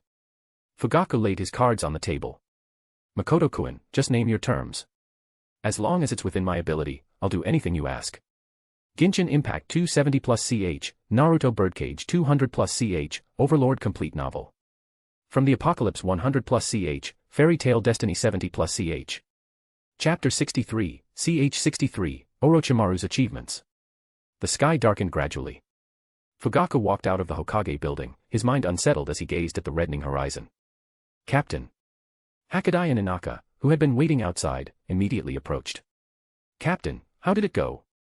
Uchiha Hakadai asked. After a moment of silence, Fugaku slowly said, "Let's go back. Tonight, gather the clan members for a meeting." He turned his gaze back to the Hokage building, reflecting on the unpredictable nature of the world. Who would have thought that someone from the Hyuga clan could suddenly rise to such a position, and at such a young age? Was this the result of betting on the right horse? Following Orochimaru had indeed raised his status. But Fugaku also clearly remembered that Hyuga Hayashi had once been quite close to Minato. Most of the clan families, including the Jonin leader Narashikaku, were supporters of Minato. The root cause of all this was not just the third Hokage's intentions, as Sarutobi Hiruzen had clearly planned to push Minato into the Hokage position, with no room for dissent. In Fugaku's view, it was Hiruzen's one wrong move that had led the Uchiha clan into this difficult predicament. Inaka asked again, "Captain, are we really going to let members of Root join our Uchiha police force?" Fugaku, slightly irritated, replied, "That's the Hokage's decision." Once home, his young son Itachi ran up excitedly. "Two-sama, when can we practice shuriken together?" Looking at his son, Fugaku felt a sense of relief. He reached out and ruffled Itachi's soft hair, smiling. "Maybe tomorrow, it's too late today." Makoto came out from the kitchen, tying her apron, and said with a smile, "Dinner will be ready soon, just wait a little longer." Later that night, at the Uchiha clan meeting in the Naka Uchiha shrine. The clan members were all fired up, voicing their objections to outsiders joining the Uchiha police force, asking Fugaku to convince the Hokage to revoke the order. Fugaku, however, stated, the Uchiha clan is no longer in a position to support the entire police force. This is a matter of village security, and for that reason, we Uchiha should make a compromise. Fugaku's words carried weight, and as soon as he spoke, the opposition fell silent. However, the expressions on the clan members' faces still revealed their dissatisfaction with the decision. He sighed inwardly and then spoke a few words of reassurance to calm the crowd. Afterward, he issued a few directives. In the future, those responsible for security patrols must refrain from using force for enforcement and must wear the Uchiha armbands. He also instructed the clan members to take the initiative to help the villagers, even with the smallest tasks, and to do so with dedication. He hoped this would help distinguish the Uchiha from Root in the eyes of the villagers and gradually improve the Uchiha's image. For now, this was the only solution he could think of. Fugaku wanted to free the Uchiha from the constraints of public opinion surrounding the police force, but the biggest obstacle wasn't from the outside, it was from the clan members themselves. Makoto saw the children selected from the orphanage. They were all quite bright in their daily behavior, around 20 in total. These children were simply those with potential for development, not necessarily the final candidates. One by one, the children looked at Makoto, who was standing next to Nono, with curious eyes, wondering who this unfamiliar big brother was. Among the children, Makoto also spotted Kabuto. Kabuto was originally more introverted and had an average performance, so he wasn't included in the initial selection, but Makoto specifically brought him up. Makoto didn't say much, simply instructing Nono to tell the children that they would receive an education and become ninjas to serve the village. One of the children asked if they could return to the orphanage in the future. Nono replied, "You were chosen from the orphanage because of your intelligence. If you perform well in the future, you can go back." The children didn't fully understand Nono's words and weren't sure what their future lives would be like. They just knew they had to listen to the mother. The living conditions offered to these children were far better than those in the orphanage, and they quickly cheered and ran off to choose their rooms. You seem worried. Makoto noticed Nono's troubled expression and asked. The children from the orphanage will inevitably have many who become ninjas. The process is just being changed a bit. Although the village will be stricter with them, it's because they want to make them elite, Nono said. Makoto remained silent upon hearing this. Makoto spoke, you're worried I'll turn them into ninjas like those from Root? Don't worry, I have my own methods. After all, I'm not a devil. Nono indeed had this concern. Root was officially the covert division, but in reality, it was an extremely ruthless and brutal organization, essentially Danzo's private army. Makoto did need a force of his own, but a group of tools was far less useful than a group of followers. These children would need time to grow, and Makoto was in no rush, he was still young himself. He then looked over the report from the first negotiations with Kirigakure. After some back and forth, Kirigakure agreed to pay a hefty price to retrieve their 7 ninja swords. Makoto looked at the documents enclosed in the envelope, and they were within his acceptable range. The people from Kirigakure probably understood that the swords wouldn't be returned without some blood being shed. If it were just a war, Kirigakure could have easily withdrawn their troops and returned to the land of water without the need to sign any agreement with Konoha. The vast ocean separates them, and Konoha had to cross the seas to fight them. However, now that their property had fallen into Konoha's hands, they had no choice but to negotiate. Kirigakure also wanted to buy back the 3 tails but were refused. In addition to official matters, Makoto received a letter personally written by Minato. It was a thank you note for helping Rin remove the curse seal, and he promised to visit and personally express his gratitude once he returned to the village. Makoto then wrote a letter in response, instructing Kakashi, Minato, and the others to decline Kirigakure's offer, prepare for a second round of negotiations, and raise the price for the 7 ninja swords. He also told them to inform Kirigakure that if they couldn't accept the new terms, Konoha could always cultivate its own group of 7 ninja sword wielders, and perhaps they would meet again on the battlefield. Konoha was not lacking in money, and the Land of Fire wasn't either. The damages Konoha sustained in the war couldn't be repaired with money, but if Kirigakure was willing to offer more, Konoha might consider selling the ninja swords to them. Makoto was busy every day handling various matters, within the village, outside the village, and even matters within the Hyuga clan. In the afternoons, he still found time to read and continue researching his use of chakra. These busy and fulfilling days made him feel as though he was back in his previous life, working hard for his career. The unfortunate part was that there was no one around to share his joys and sorrows with. Orochimaru's research had finally made progress, and he eagerly called Makoto over to share the results. In the research lab, Makoto saw a glass dish with a floating arm inside. The arm's skin was pale and appeared somewhat strange. This is... Makoto already had an answer in his mind but still asked. Orochimaru replied, this is a product combining the body of White Zetsu and the cells of the first Hokage. Makoto then asked, is this for Obito? Orochimaru responded, he is a very good test subject. Orochimaru's research on the cells of Hashirama Senju had progressed much faster than in the original story, mainly because he had White Zetsu at his disposal. Orochimaru had tried experimenting on small animals, but without exception, they all died. Obito would be the first human test subject. Makoto couldn't help but twitch his mouth. So, you haven't had a single successful case, yet you're eager to use a human for the experiment. He couldn't resist saying, aren't you afraid Obito will die too? Orochimaru replied, he already has the cells of the first Hokage in him, and there hasn't been any rejection. I suspect that non-human organisms simply can't handle Hashirama's cells. Makoto was speechless at Orochimaru's rigorous, scientific attitude. So you're planning to take a shortcut, skipping over many steps, right? Orochimaru answered confidently. Obito is an exception. There are no suitable substitutes for him as a test subject. It has to be this way. He assured him, don't worry, theoretically, there's no issue. I won't let him die. Genshin Impact 270+CH, Naruto Birdcage 200+CH, Overlord Complete Novel. From the Apocalypse 100+CH, Fairy Tail Destiny 70+CH. Chapter 64, CH64, Ayano and Ayari. In the bathroom, Makoto leaned against the wall, breathing heavily, while the shower's water poured down on him, cascading over his body, tracing the lines of his muscles as it flowed downward. At this moment, every inch of his skin seemed to tremble slightly, as though something inside his flesh was wriggling. Makoto was using his own chakra to stimulate the muscles throughout his body, aiming for the most perfect training effect. This method of training could only be done by him, someone capable of making chakra vibrate at high frequencies. But the process looked incredibly agonizing. There was a faint expression of pain on Makoto's face as he kept tilting his head back and gasping for air. If the results weren't so significant, he would never put himself through such torture. After a long while, the trembling of his body finally stopped, but the pain hadn't completely dissipated. Makoto gasped for breath, leaning against the wall, shivering. He stumbled over to the sink, looking at himself in the mirror. The terrifying scar on his chest had faded considerably compared to before. Makoto suddenly felt that he had changed, though not in terms of his physical appearance. The face in the mirror looked much colder and harder than he remembered. Is this how I usually appear to others?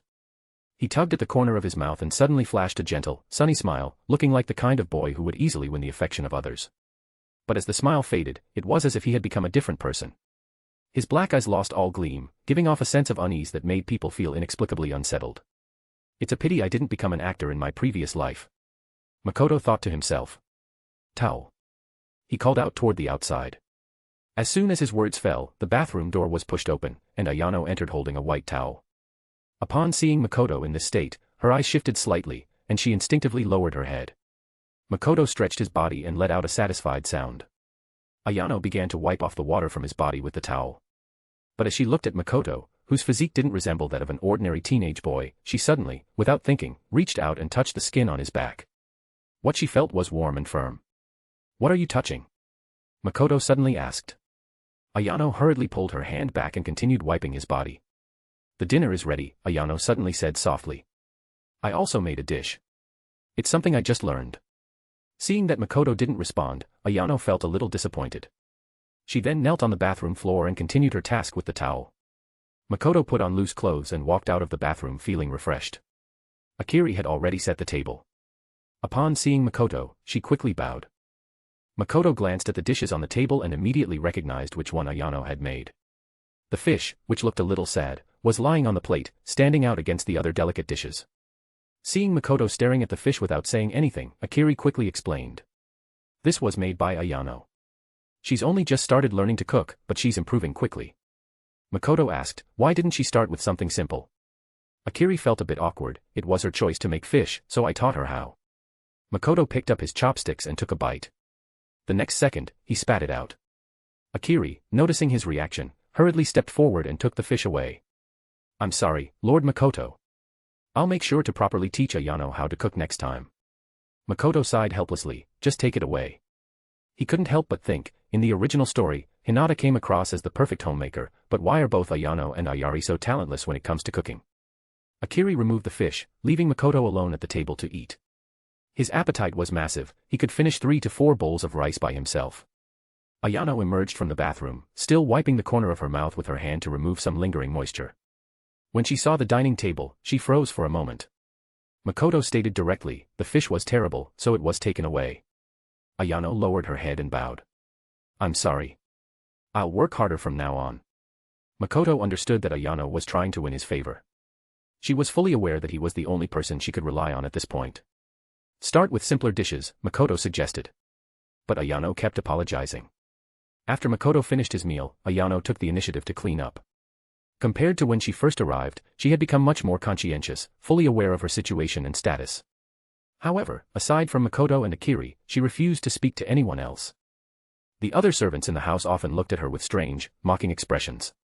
To them, it was satisfying to see the once noble woman, who used to boss them around as the future clan leader's wife, reduced to such a state, now no different from a servant like them. No, even lower than them. After all, she was the fiancée of that criminal, Hayashi. Ayano could easily guess what these people were thinking, but she had no intention of stooping to their level. She silently endured the daily humiliation that came with her current situation. One day, when Makoto changed his opinion of her, she could return to her rightful position. For now, her only task was to serve Makoto well. Ayari would often come to see her, usually when Makoto was not around. The two would sit and chat, something they hadn't done so frequently before. Ayano knew Ayari visited every day because she was worried about her. During one of their conversations, Ayano asked Ayari if she thought Makoto liked her. Ayari, upon hearing this, became visibly flustered but did not deny it. Ayano then asked Ayari how she felt about Makoto. Once again, Ayari gave no response. Ayano remarked, when Hisashi was mentioned before, you never blushed even once. Ever since Ayari's engagement to Hisashi was annulled, many within the clan had speculated whether it had something to do with Makoto. After all, the relationship between Makoto and Ayari was so close. If outsiders could see it, Ayano could see it even more clearly. Ayari simply replied, I don't know either. I never thought about it like that before, it's just that he feels different. Ayano asked, isn't Hisashi special too? Ayari said, Hisashi is special too, but they're not the same. She couldn't quite explain it. She and Hisashi were childhood friends, bound by an engagement arranged early in their lives. They had grown up together, sharing an extremely close bond. But perhaps because they were so close, Ayari never felt her heart race when she saw Hisashi. She had long since accepted him as her future partner, a relationship so smooth and ordinary it lacked any excitement. But Makoto was different. Ever since the day Ayari asked Makoto about marriage and he bluntly said he didn't want her to get married, her heart had been thrown into disarray. Since then, whenever she faced Makoto, it was hard to see him as the little neighbor boy who used to follow her around as a child. Feeling irritated, Ayari muttered, Makoto, that guy is so annoying. Ayano suddenly said to her, Ayari, say yes to Makoto. Ayari looked at her in shock. Why would you say that? Ayano, with a serious expression, said, I mean it. Say yes to him. Ayari fell silent, no longer speaking. Genshin Impact 270 plus CH, Naruto Birdcage 200 plus CH, Overlord Complete Novel. From the Apocalypse 100 plus CH, Fairy Tail Destiny 70 plus CH. Chapter 65, CH 65, Obito and Kakashi.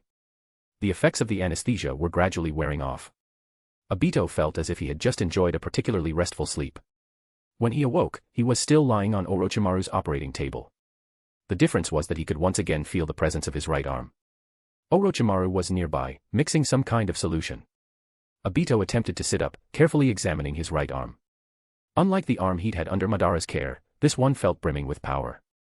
Don't move, Orochimaru said, turning around and handing him a test tube filled with a green liquid. Drink this. Obito stared at the green liquid in the tube, feeling an odd sense of unease, but gritted his teeth and tipped it back into his mouth. It wasn't bitter, nor did it have much taste, though it was a bit thick. Exhaling deeply, Obito asked, Lord Hokage, how am I doing? Orochimaru responded, what's the matter? Can't you feel it for yourself? Obito glanced at his arm again and clenched his fist tightly. My arm. Relax, it'll be even better than your original one. At those words, Obito's heart settled, and he felt a surge of joy.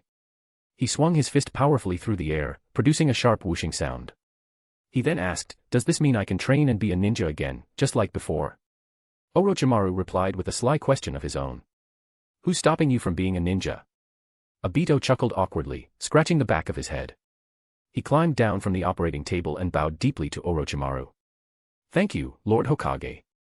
Orochimaru gave a faint smile and handed him a roll of bandages and a scroll. Obito, you're special. Use this arm well, and don't let my efforts on you go to waste. Obito unrolled the scroll for a quick glance and was stunned to find it contained instructions on several would-release techniques. He was filled with suspicion and amazement. This. Orochimaru said with a sly smile, consider it an additional gift from me. Leaving Orochimaru's lab, Obito's newly formed right arm was already wrapped in bandages, making it less conspicuous. Imitating Kakashi's style, he wore his forehead protector tilted to cover his empty left eye socket. Casting aside everything he couldn't figure out, Obito eagerly ran off to find Rin and Kakashi. The three of them gathered at Ichiraku Ramen for a celebratory meal. Obito declared that they were celebrating his recovery. It wasn't long ago that the three had visited this place together, and Tucci, the owner, still remembered the resilient young men who had defied death. Back then, Obito was still missing an arm. Now we can go on missions together again, Rin said with a gentle smile. I'm going to apply to Lord Hokage right away so we can head to the front lines, Obito added enthusiastically.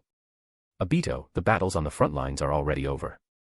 Even Minato-sensei is about to return, Rin replied. Really? Obito scratched his head, realizing he hadn't kept up with the latest news over the past few days. Kakashi remained silent, quietly eating his ramen. Kakashi, why aren't you saying anything? Obito asked, turning to him.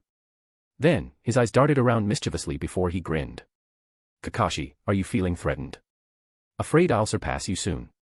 Kakashi's expression stayed calm. You should find another teammate. Obito and Rin were both stunned.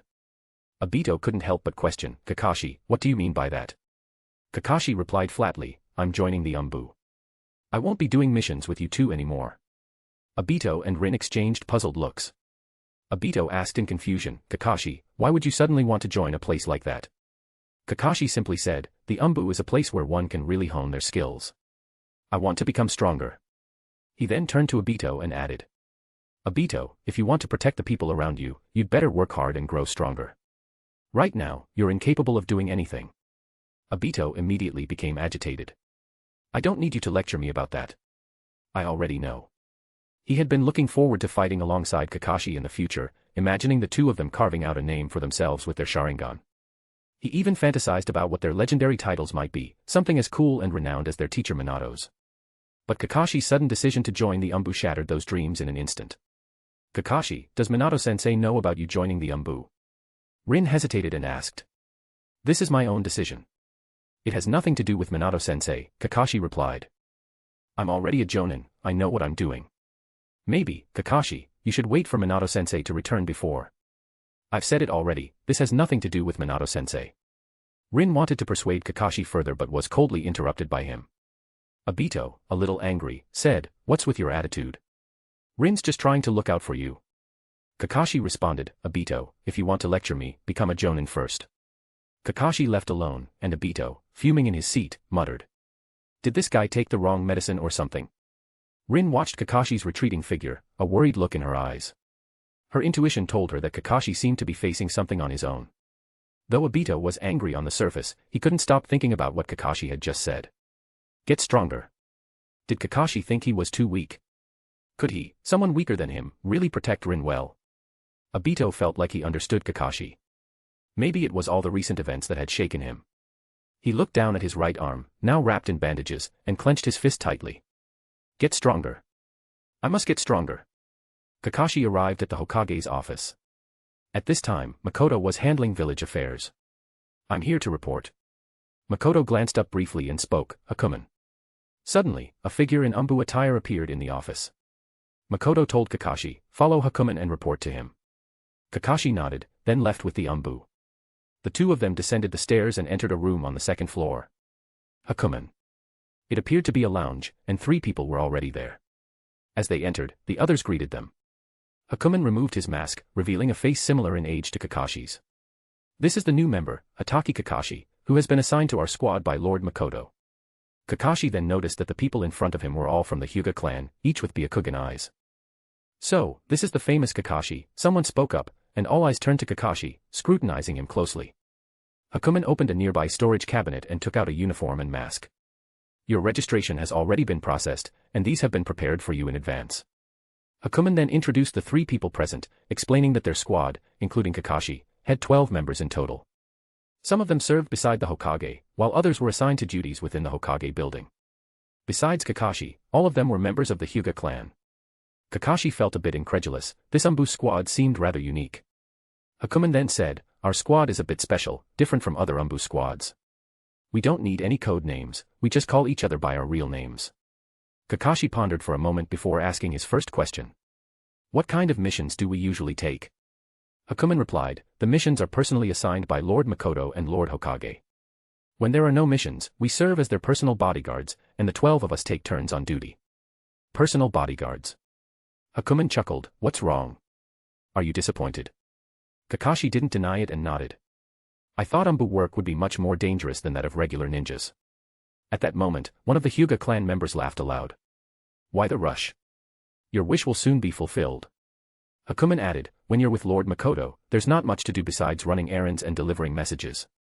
But when you're with Lord Hokage, well, let's just say, you'll get all the danger you wish for. Chapter 66, CH 66, Party.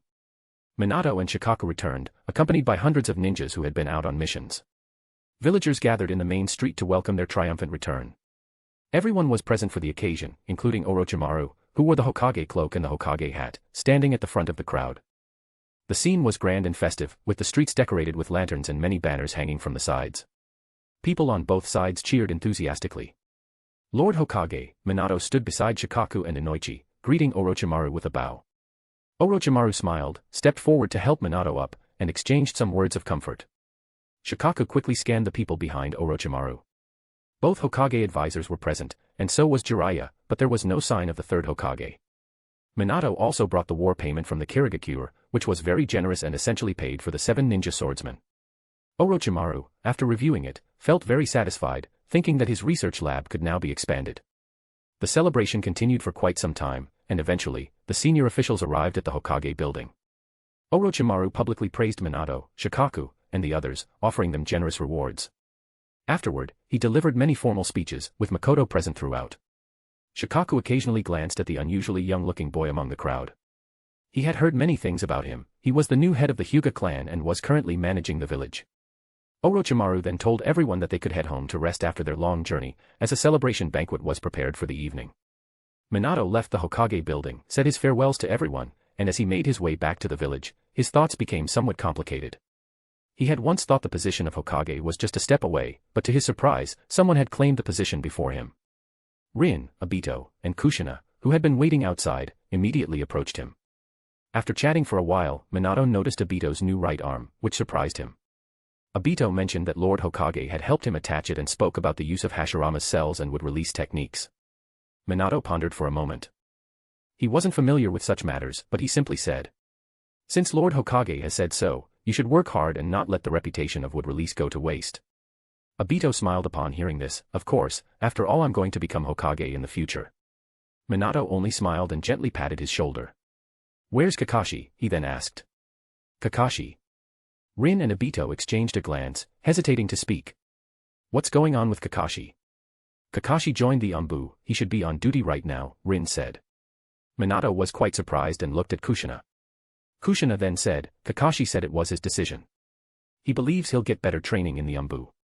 Minato remained silent for a moment before turning to Obito and Rin with a smile. "Let's go to my place first."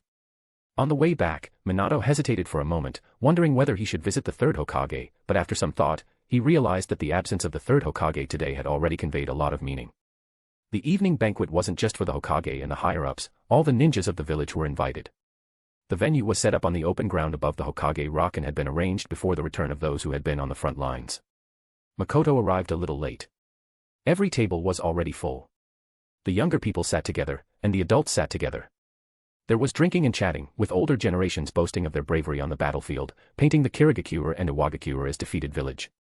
Some, already drunk, were dancing, while others laughed and cried when emotions ran high. The continuous wars had only brought sadness and suffering to Konoha, and everyone needed an occasion like this to release their inner feelings. Makoto. Makoto suddenly heard someone calling his name. Turning around, he saw that it was Anko, who was sitting with Rin, Obito, and other people of his age, and Kakashi was also there. Scanning the crowd, Makoto recognized people like Might Guy, Irika, Asuma, Shizune, and Kurenai. These young people couldn't drink, so they were sitting together, eating and chatting. "Makoto, would you like to sit here with us?" Obito smiled and invited him. "No need, you all enjoy yourselves," Makoto replied with a gentle smile, declining the offer. After Makoto left, someone asked who he was, as he seemed familiar. Kakashi spoke up, saying, his name is Hyuga Makoto, the new head of the Hyuga clan, and also an assistant to the Hokage. A few of the young people were surprised, as he looked about the same age as them. "Rin, is he the one you saved on the battlefield?" Kurenai suddenly asked Rin. Rin nodded and confirmed it, mentioning that the seal on her had been removed by Makoto himself. Makoto went to the table at the far end of the venue where Orochimaru was sitting. This table was occupied by the heads of various prominent clans and well-known ninjas, such as Jiraiya, Tsunade, and Minato. "Makoto, why are you so late?" Orochimaru, sitting at the head of the table, asked with a faint smile. Makoto couldn't help but roll his eyes internally, thinking to himself.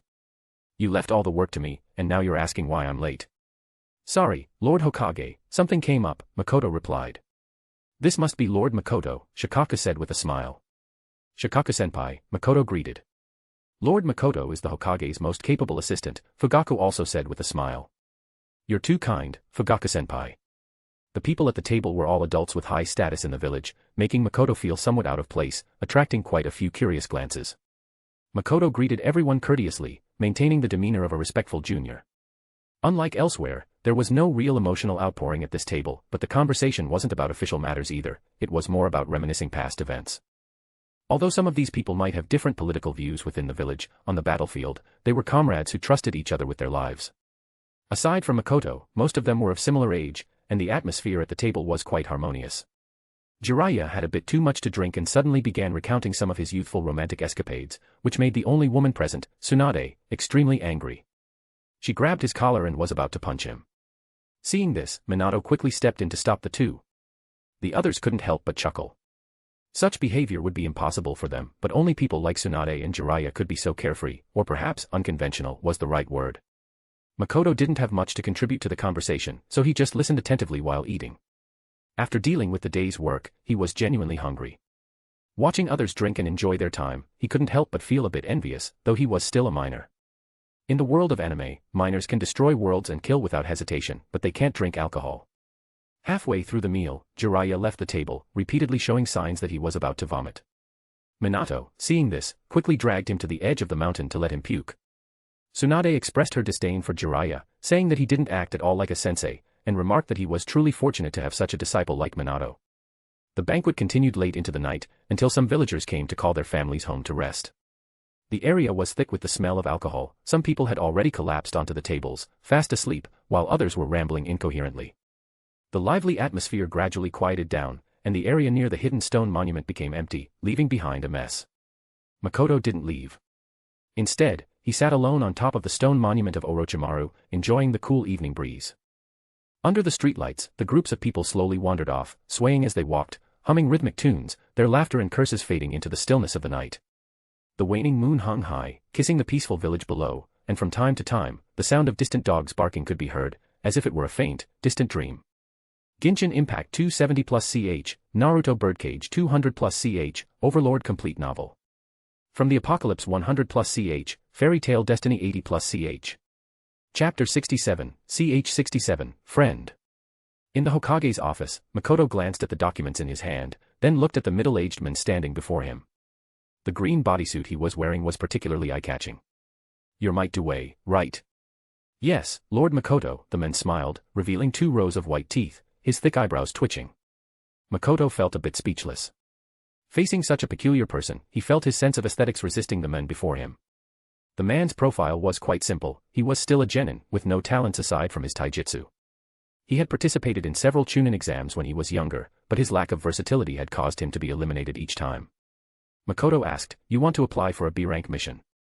Do you have teammates?" Might Dewey, with his honest smile, replied, "Not yet. I was hoping Lord Makoto could help me recommend someone." A B-rank mission, which typically involves the expectation of potential combat with enemy ninjas, can vary in difficulty. The enemy ninjas may range from rogue ninjas to more renowned ones. These missions are generally led by experienced chunin, and to undertake them solo, one must be at least a jonin. Might Dewey's record was filled with lower-ranked tasks, like acting as labor or searching for lost items, rarely ever even reaching C rank. Makoto asked again, "What did the mission office say?" Might Dewey scratched his head. "They said I just need to find a teammate." Makoto immediately understood, this person must have been unable to find a teammate, so he came to him instead. "Why do you want to take on a B-rank mission?" "Nothing special, just want to earn more money." Makoto opened a drawer, pulled out a file directory, and carefully flipped through it for a while. Suddenly, he found a suitable candidate. He then checked the recent mission list again. "This is an intelligence-gathering mission. Do you think you can handle it?" Might Dewey immediately became alert at the mention of it. "I will do my best." Makoto sighed, "Just don't wear that outfit while you're on the mission. You'll definitely get noticed." Might Dewey, hearing this, smiled a bit awkwardly and said he understood. Makoto then took out a blank sheet of paper, wrote something on it, stamped it, and handed the paper along with the file to Might Dewey. "Go find this person. You two will form a team to carry out the mission." Are we both genin?" Might Dewey took the papers, and his expression immediately became conflicted. "Mariboshi Kosuka, a genin." Makoto waved his hand, signaling him to leave. Might Dewey felt uneasy in his heart, thinking, how can this boy, who's about the same age as my son, be assigned to me as a genin teammate? This is too unreliable. Well, if he's a genin, then he's a genin. As long as it's a mission, I'll do my best to complete it. With this thought in mind, Might Dewey left the office with renewed excitement. Not long after Might Dewey left, another boy who looked quite similar to him in appearance and dress entered the office. Makoto felt helpless upon seeing him. First, the father, and now the son. "Makoto, please let me join the Umbu." Might Guy shouted excitedly as soon as he entered. "Makoto." His father at least knew to address me as Lord, but this kid dares to call me by my name. Makoto couldn't help but rub his forehead. "Why, do you have this idea?" Might Guy said passionately, "Kakashi is my destined rival. He's joined the Umbu, how can I fall behind him?" Makoto didn't expect to encounter such a scene. He finally replied, "The Umbu isn't suitable for you. You'd be better off thinking about how to become a jonin." Might Guy, however, was persistent and said, "Makoto, I will try my best." Makoto sighed and said, "Go take a look at who's standing at the door." Might Guy froze at the words, then quickly ran to the office door and observed the Umbu member on duty. He exclaimed, "This person looks like Kakashi." Kakashi. Might Guy stood there for a moment, then suddenly shouted. "You must be Kakashi, right?" Kakashi couldn't help but mutter under his breath, "Idiot. It's really Kakashi." Might Guy became even more excited and quickly ran up to Makoto. "Makoto, please let me join the Umbu." Makoto then said. "You couldn't even notice such obvious features of Kakashi, and you don't even have the basic observational skills. The Umbu often conducts covert intelligence missions, but in your case, your proficiency in techniques like the three-body technique is only barely passing. Do you think you're capable? The Umbu is an elite group of ninjas. Even a Chunin needs to go through rigorous screening to join." Might Guy stood there, speechless. Outside, Kakashi quietly listened to their conversation. He thought Might Guy's actions were reckless and foolish, but after hearing about him joining the Umbu last night, he had also developed an interest in joining. Might Guy seemed a little disappointed, as the gap between him and Kakashi in Makoto's words felt enormous. Makoto looked at the boy with thick eyebrows, thought for a moment, and then said, "If you can beat Kakashi, I might consider it." Might Guy immediately became energized at these words, "I will definitely do it."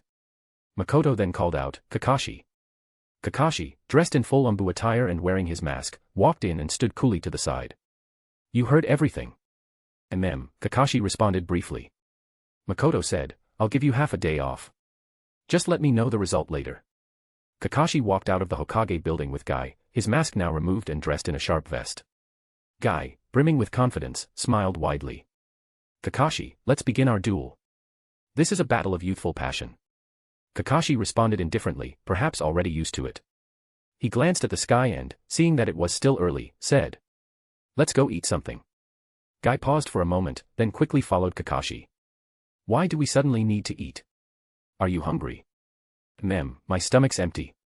Can't unleash my full power without food." "Alright then, Kakashi, you have to eat more. Too much food and intense exercise will make you throw up. Then eat more, but just a little less." The two walked down the street together, with Guy chattering loudly and excitedly around Kakashi.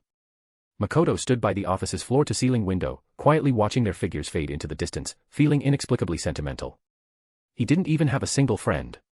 He glanced at the mountain of paperwork on his desk, suddenly feeling very frustrated. In the evening, Kakashi returned and, seeing Makoto reclining in the chair, swaying back and forth, was momentarily taken aback. He asked, "Aren't you off work yet?" Makoto responded, "If you think I'm off work, why are you still looking for me here?" Kakashi replied, "I thought maybe you hadn't finished yet." Makoto simply smiled faintly in response. Kakashi fell silent for a moment, then said, "Guy won." Makoto replied calmly, "I don't believe it." Seeing that his lie had been exposed, Kakashi didn't try to argue. He said, "Guy is very talented. You should consider it." Makoto asked, "In what way?" Kakashi thought back to the fight with Guy. In the dusk, Guy had been knocked down by him countless times, yet still struggled to get back up. He had also told Guy that the Umbu wasn't the place for him and that with such perseverance, he was heading in the wrong direction. He's very talented. I'll consider it. You can go now. Kakashi nodded, turned, and left the office. Just as he reached the door, he glanced back into the room. The empty room only had Makoto sitting there alone. The desk was already cleared, and the official business was likely finished. Is he still waiting for me? Kakashi wondered, uncertain. From the Apocalypse 100+CH, Fairy Tale Destiny 80+CH. Chapter 68, CH68, Might Guy. Nightfall. Makoto returned to the Hyuga clan's residence but didn't go back to his own place. Instead, he went directly to Ayari's doorstep. He found his actions a bit strange, always going to a girl's house late at night. Despite thinking this, he still reached out and knocked on the door. With the sound of approaching footsteps, the door opened. Ayari appeared to have just finished showering, her hair still damp, and she was wearing only a nightgown. A pleasant scent of shampoo wafted through the air. It was a different fragrance from Ayano's. Ayari looked at Makoto standing outside the door and pursed her lips. "What are you doing here?" Makoto smiled faintly. "What, not welcoming me?" One stood outside the door, and the other inside, and they just stood there. Ayari wondered if letting Makoto inside would lead to him being inappropriate with her like that night. "Come in." Makoto walked inside, and immediately felt a wave of warmth. "The days are getting colder, it's almost winter. Who told you to wear so little?" SPI excitedly ran up to Makoto, wagging its tail. Ayari poured him a glass of water. Makoto looked at her and suddenly asked, "What do you usually do during the day?" "Huh? I mean, what do you usually do?" Ayari thought for a moment before answering. There's no set routine. Sometimes I just lie around at home, and other times I go out with friends to shop or eat. Makoto asked, you have friends? Ayari snorted, what do you mean by that? Doesn't everyone have friends? I've never seen them. Why would my friends need to be seen by you? Makoto shrugged and gently rubbed the teacup in his hand. Upon thinking about it, it seemed like Ayano didn't have any friends around her. This woman is really pitiful. Makoto suddenly thought of the late Hyuga Iroha, the boy who would often reach out to him. What are you thinking about? Ayari's voice interrupted his thoughts. Makoto smiled, thinking about you. Ayari's face turned slightly red, and she scoffed, you're so shameless. Makoto didn't stay long at her place. The two only chatted about some daily trivial matters before Makoto stood up to leave. What Ayari had expected to happen did not occur. As she walked to the door to see him off, Makoto suddenly turned around, looked at her, and smiled. How about a farewell kiss? Ayari's face flushed slightly as she replied, in your dreams. Makoto left, gradually disappearing into the night as he walked along the courtyard. Ayari felt a bit melancholic, thinking to herself that Makoto, the fool, should have been a bit more persistent. The evening breeze blew against her, and Ayari, dressed too lightly, felt a chill. There was no sign of anyone in the distance. Ayari lowered her head, slowly turning around to close the door. Daytime. While Makoto was handling official duties, he suddenly received a report from his subordinates that someone from the Root faction had clashed with the Uchiha clan, and a fight had broken out in the streets. Makoto pondered for a moment before asking if Fugaku had arrived yet. The Umbu replied that when they reported back, Uchiha Fugaku had not appeared yet. Makoto walked over to the floor-to-ceiling window, using his sensory abilities to scan the area, and soon discovered that Fugaku had already arrived. Then Makoto simply said to the Umbu, I see, and returned to his seat to continue handling official matters. Meanwhile, on the streets of Konoha, Fugaku was bowing to two Root ninjas, apologizing on behalf of the Uchiha. Onlookers murmured among themselves, while the Uchiha clansmen standing behind Fugaku wore expressions of anger. Fugaku, however, seemed oblivious to the reactions around him, taking all the blame onto the Uchiha without complaint. The Root ninja before him was a man named Abirame Ryoma, someone Fugaku recognized as holding a significant position under Danzo. Captain Fugaku, you're being too hard on yourself. This isn't entirely the Uchiha's fault, we share some of the responsibility as well, Abirame Ryoma said. No matter the circumstances, we shouldn't have resorted to violence, Fugaku replied. I will ensure my clansmen are properly disciplined when we return. Abirame Ryoma nodded. Captain Fugaku, since we're all working together now, we'll inevitably spend a lot of time in each other's company. It's important to show mutual understanding and tolerance. Fugaku smiled politely. You're absolutely right, Ryoma-san. Both sides eventually went their separate ways, though the Uchiha clansmen behind Fugaku were still visibly upset. Fugaku let out a long sigh and said, I've warned you before, under no circumstances are you to clash with the Root members. Captain, why do we have to put up with those people like this? Exactly. They were the ones being unreasonable. Tetsuka only acted because he couldn't stand it anymore. Fugaku had no explanation that would satisfy them. In the end, he could only say, just trust me and do as I say. I won't let the Root members remain in the police force for much longer. Hokage Tower. Kakashi brought Guy to his assigned Umbu squad. Guy was carrying his newly issued Umbu uniform, mask, and standard short blade. Kakashi glanced at Guy's green jumpsuit and said, Didn't I tell you to change your outfit? There's no concealment at all in that. Guy cheerfully pulled another set of clothing out of the bag he was holding and said, I'll just wear an extra layer over it. Kakashi frowned. Wearing so much will affect your mobility, won't it? Guy, however, grinned confidently. Not at all. This set is an ultra-thin version I specifically prepared, it works perfectly as an inner layer. Kakashi. The two entered the room, where two others were already resting. Yo, Kakashi, Hakumen greeted casually. He then turned his attention to the person next to Kakashi and smiled. So this is my Guy, right? Lord Makoto has already given us a heads up. Guy flashed his signature smile, giving a thumbs up as he introduced himself. That's right. I am the proud green beast of Konoha, Might Guy. As he finished, he made sure to show off his gleaming white teeth. Hakumen. His smile froze on his face, and he glanced at Kakashi. Kakashi, however, remained silent and subtly took a step away from Guy. Might Guy, as outgoing as ever, warmly greeted Hakumen and the others. We're teammates now, right? I'll be counting on you all. Hakumen nodded stiffly, forcing a polite smile, but internally he wondered if Lord Makoto had lost his mind, sending someone this eccentric to the Umbu.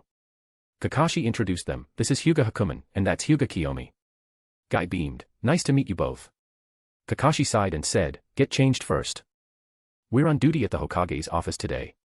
Guy instantly became excited. This was his first assignment since joining the UMBU. He quickly dressed himself, putting on the extra outfit he had brought over his green jumpsuit, before finally layering the UMBU uniform on top. Hakumen and Kiyomi watched in deadpan silence as Guy went through his elaborate dressing routine. All set, Kakashi. Let's go. Guy said enthusiastically. After the two left, Kiyomi couldn't help but turn to Hakumen and ask. Is this guy out of his mind? I just remembered something. Hakumen suddenly said. Back in the academy, there was a guy who failed everything except taijutsu. Every day, he'd train like a madman on the training grounds, setting himself a bunch of impossible goals, calling it self-discipline. Kiyomi was astonished. There was really someone like that. Hakumen nodded. I wasn't in the same year as Kakashi, so I've only heard of him. But if Lord Makoto placed him here, then there must be a reason behind it. From the Apocalypse 100+CH, Fairy Tale Destiny 80+CH. Chapter 69, CH69, Younger Generation. The first snowfall of winter blanketed the entire village in pure white. Makoto walked along the snow-covered streets that hadn't yet been cleared, his boots crunching with every step. He realized he wasn't as resistant to the cold as the locals, so he had bundled up in thick layers early. After finishing a meeting with a group of merchants, Makoto was on his way back. Under his governance, the village had returned to order, and everything was steadily recovering. I'd love to have some hot pot, Makoto remarked wistfully. There's a hot pot restaurant in the village, Lord Makoto. You can go if you'd like, his personal attendant, Hakumen, helpfully suggested. Makoto merely shook his head. The hot pot here was the traditional Japanese kind, but he was craving the type with a broth brimming with red oil and loaded with chilies. On the street, a group of children were chasing each other and playing. A stray snowball flew through the air and hit Makoto squarely. Kenji, you hit the wrong person. Sorry. Makoto gently brushed the snow off his clothes and smiled faintly, saying it was fine as he watched the group of children laugh and run off into the distance. Suddenly, he recalled a plan related to those children. The Ninja Academy would need to significantly expand its enrollment next year, otherwise, Konoha's ninja population wouldn't recover for a long time. However, with the war just having ended, many villagers might be reluctant to send their children to the academy. Makoto would have to come up with ways to ease their concerns. Let's go eat some grilled meat, Makoto said suddenly. He and Hakumen made their way to the barbecue restaurant on West Street. On a snowy day like this, the place was much busier than usual. As soon as they stepped inside, they were met with the lively buzz of conversation and sizzling meat. A staff member informed them that there were no available tables, and they'd have to wait a bit.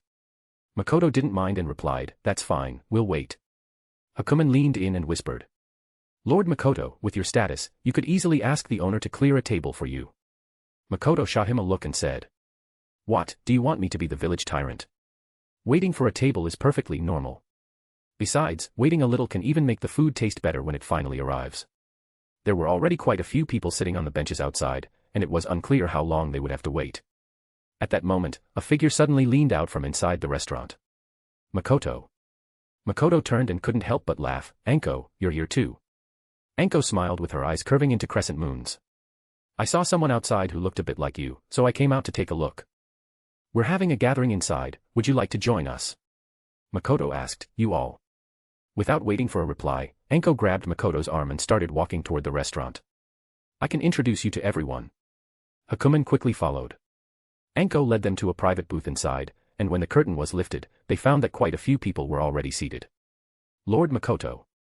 Kakashi immediately stood up, and in the process, he kicked Might Guy, who was engrossed in eating barbecue beside him. Makoto, both Obito and Rin also greeted him in surprise. They hadn't been informed by Anko about where she was going just now. All eyes in the private room turned to Makoto. The people present remembered him from the celebration and were also surprised by Kakashi's reaction. Asuma then recalled that this person had seemed to be sitting with Lord Hokage at the banquet. This is Hyuga Makoto, Anko introduced to everyone. This is Hyuga Hakumen, you should have heard of him.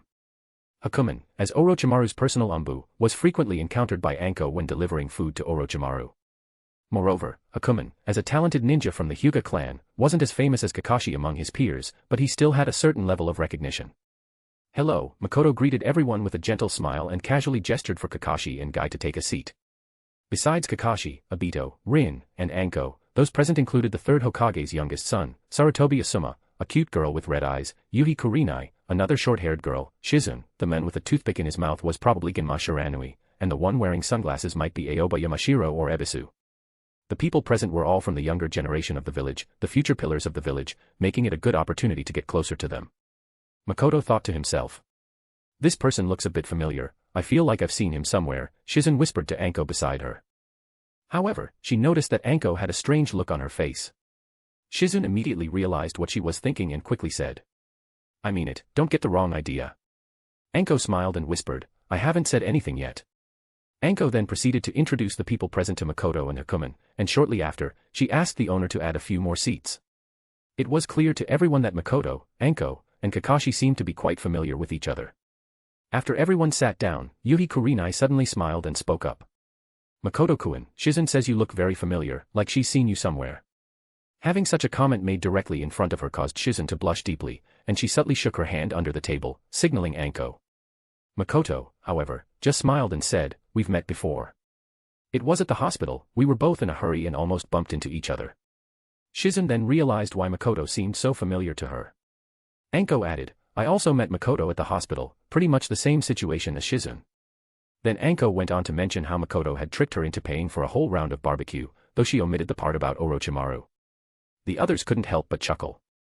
Makoto responded, saying it was actually her fault for needing to apologize, not that he tricked her, and that most of the barbecue was eaten by her anyway. Hakumen quietly sat by without speaking, and when Makoto didn't move his chopsticks, neither did he. Some people had figured out that Makoto was likely from the main branch of the Hyuga clan, while Hakumen was from the branch family. However, the main family didn't seem to have the Byakugan, which looked quite odd. The group continued to discuss the matter of Guy joining the Umbu, with Ebisu complaining that there was no way someone like Guy should be allowed into the Umbu, either the person in charge was blind or had a problem with their head. Obito, leaning against the side, added his sarcastic comment in agreement. Makoto. Hakumen. Kakashi. Kakashi shot a glance at Ebisu, but Ebisu didn't seem to pick up on it. Hakumen, trying to suppress his laughter, also shared his thoughts aloud. After working with Guy recently, he was quite certain that Guy was simply not suited for the Umbu. He couldn't understand what Lord Makoto was thinking. Makoto cleared his throat and said, I believe Guy does have his own strengths.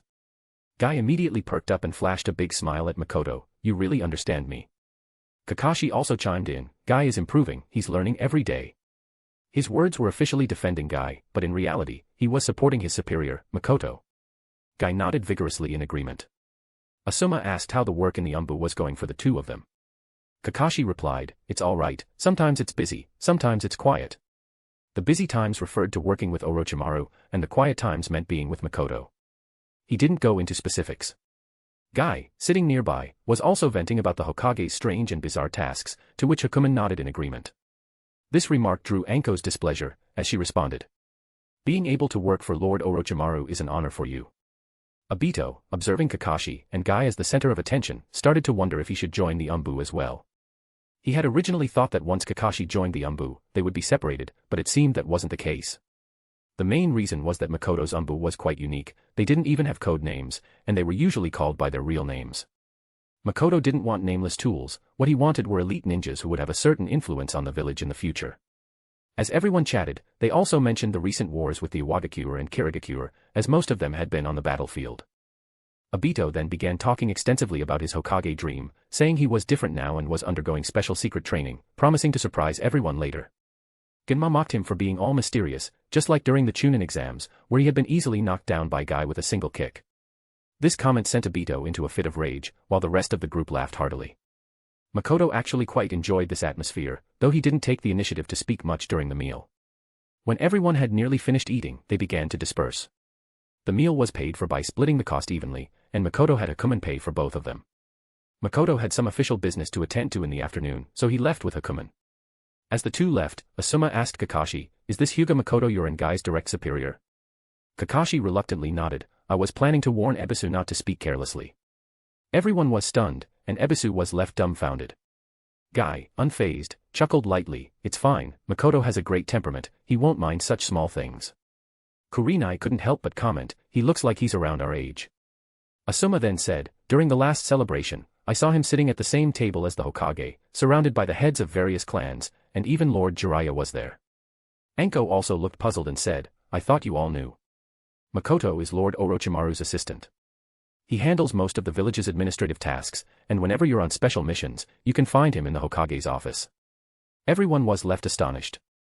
Obito, only then realizing, understood that Makoto seemed to hold a significant position. He began to feel conflicted, thinking, if I join the Umbu, would I have to address him as Lord like Kakashi does? Makoto returned to the Hokage's office and received a report from his subordinate. It was about how Kakashi had been in close contact with some of the Uchiha clan members recently. Makoto then thought it was likely due to the Sharingan. In the original story, the Uchiha clan didn't retrieve Kakashi's Sharingan because Minato became the fourth Hokage. Now that the Orochimaru is the fourth Hokage, and with Obito still alive and returned, the Uchiha had sufficient reason to take back Kakashi's eye. Makoto pondered deeply and thought it was necessary to pay Orochimaru a visit. From the Apocalypse 100+ch, Fairy Tale Destiny 80+ch. Chapter 70, ch 70, Human Experimentation. Orochimaru's research lab had been completed. It was far larger than before and appeared much more formal and professional. However, it remained a top-secret location.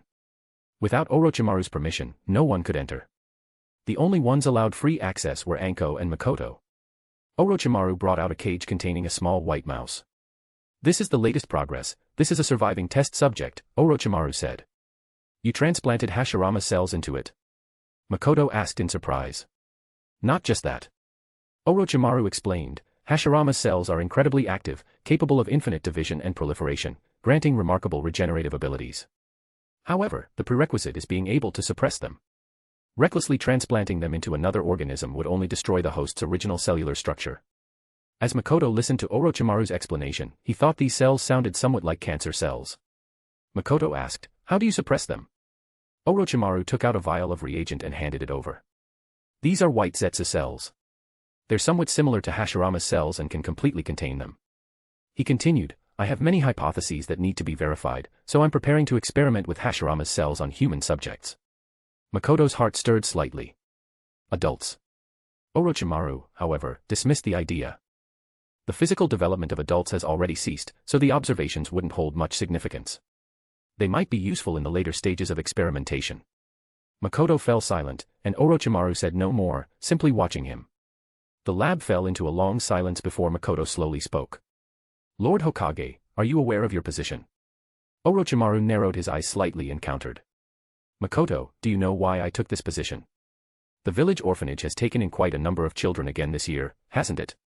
Losing a few wouldn't be too difficult to cover up, would it? Makoto calmly responded, those children represent the future backbone of the village. I think it would be better for you, Lord Hokage, to seek other alternatives. Orochimaru smiled faintly. Then I'll leave this matter in your hands, Makoto. Makoto lowered his eyelids and did not refuse. Orochimaru continued, Makoto, I've only now realized how fortunate I am to have someone trustworthy by my side.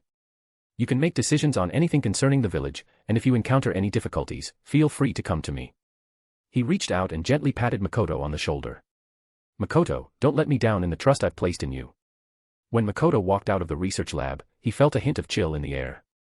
Orochimaru was about to begin human experimentation. With Orochimaru's current power and status, this was an inevitable development, and Makoto had no choice but to be involved. This was also Orochimaru's way of warning him. Everything Makoto had done might have been noticed by Orochimaru, but it had all been tacitly allowed. Orochimaru believed he understood Makoto completely, knowing that all of Makoto's power depended on him, the Hokage. Without Orochimaru, Makoto would be nothing. If not for Orochimaru, would Hyuga Hizashi be so obedient to a child like him? Would he have been able to securely take the position of Hyuga clan leader? Makoto understood as well, ultimately, it was because he was too weak, both in personal strength and in influence. Becoming stronger required a process, as did building his own power base.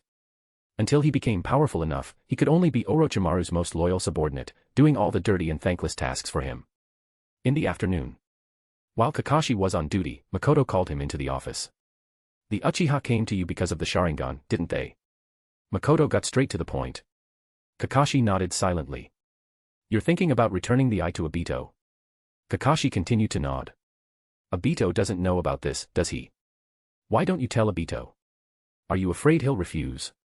Every word Makoto said mirrored Kakashi's thoughts. Kakashi's Sharingan had originally been a gift from Obito. Kakashi had intended to carry on Obito's will by keeping it. But now that Obito was still alive, and with the Uchiha clan presenting compelling reasons, Kakashi felt it was only right to return the eye. However, if Obito were to find out, that fool would undoubtedly argue and refuse.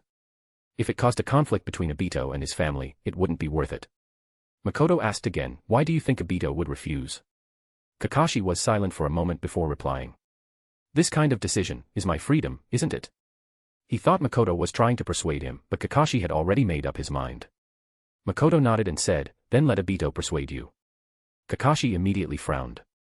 He felt Makoto was meddling in something that was between him and Obito. Why was Makoto involving himself in this matter? Makoto continued, I can make the Uchiha clan abandon the idea of reclaiming your Sharingan. Kakashi deliberated for a long time before asking, why would you do that? Because you don't know what your eye's true ability is. If Obito ever awakened the Mangekyo Sharingan, and the power of two Kamui were combined, who in this world would be able to stop him? Makoto thought this in his heart, but outwardly, he said. You're my subordinate. Naturally, I want you to be stronger. The reasoning felt weak, and Kakashi replied. Even without the Sharingan, I won't become weaker. At times, Kakashi even felt that the Sharingan was more of a burden on his abilities. Makoto asked, without the Sharingan, can you still use Chidori? Kakashi. How does he even know the properties of Chidori? Makoto continued, I believe that, deep down, Obito also hopes you can make good use of this eye. Kakashi remained silent for a while before finally saying. If the Uchiha clan insists on reclaiming the Sharingan, I won't refuse. Makoto nodded and then dismissed him. That night, before heading home, Makoto made a stop at Yakushi Nono's place to check on how the children were adjusting. Fortunately, there hadn't been any major issues. When he got home, Ayano had already prepared dinner and was waiting for him. Her cooking skills had noticeably improved, her dishes were now edible. It was clear she had been putting effort into learning. During dinner, Ayano brought up Ayari, mentioning that Ayari had come to chat with her earlier that day and spent much of the conversation talking about Lord Makoto. While she didn't explicitly say anything, her words were full of hints that Ayari seemed to care deeply about Makoto. Makoto gave no response to this. The evening was a bit chilly. After dinner, Makoto took a hot bath, and when he returned to his bedroom, he saw Ayano lying in his bed, warming it for him. When she saw him enter, she got up from the bed and left the room. Makoto couldn't help but reflect on how indulgent his life had become. But he enjoyed it nonetheless. Ayano seemed to have sprayed on some perfume, the bed was filled with her scent, though thankfully it wasn't overwhelming. Lying alone in the warm bed, Makoto's mind wandered to Ayari's image. What is that woman still holding back for? From the Apocalypse 100+CH, Fairy Tale Destiny 80+CH. Chapter 71, CH 71, Akatsuki. Ayano was holding tea and snacks as she approached the study door. However, when she pushed open the door, she found that everything inside the study was floating, as if gravity had disappeared. Countless books and some ornaments were suspended in midair, and even the large bookshelf was swaying about 10 centimeters above the ground. The chair Makoto had been sitting in was also floating, as if it were a small boat adrift in the sea. Ayano stood at the door, stunned, not daring to enter. At that moment, Makoto glanced at her and said, "Come in." Hearing this, Ayano cautiously stepped into the study. As she had expected, her first step seemed to miss the ground. She then felt an invisible force lift her up. The sensation of weightlessness was uncomfortable, and she couldn't help but cry out in surprise as she was carried toward Makoto. "Lord Makoto," she said, a bit frightened. Ayano floated closer to Makoto, her body tense, afraid she might suddenly fall. "Don't be afraid," Makoto said. The bookshelf returned to its original position, and the books and ornaments flew back onto it one by one. Makoto and Ayano slowly descended to the ground, allowing Ayano to feel grounded once more. Makoto let out a sigh, a trace of fatigue appearing on his face. His chakra reserves were limited, and if he were to fall during flight due to a lack of chakra, it would be quite embarrassing. Relying solely on his chakra wasn't enough. If only he could fully master natural energy. But there were no precedents for this in any of the books, and he would have to rely on his own trial and error.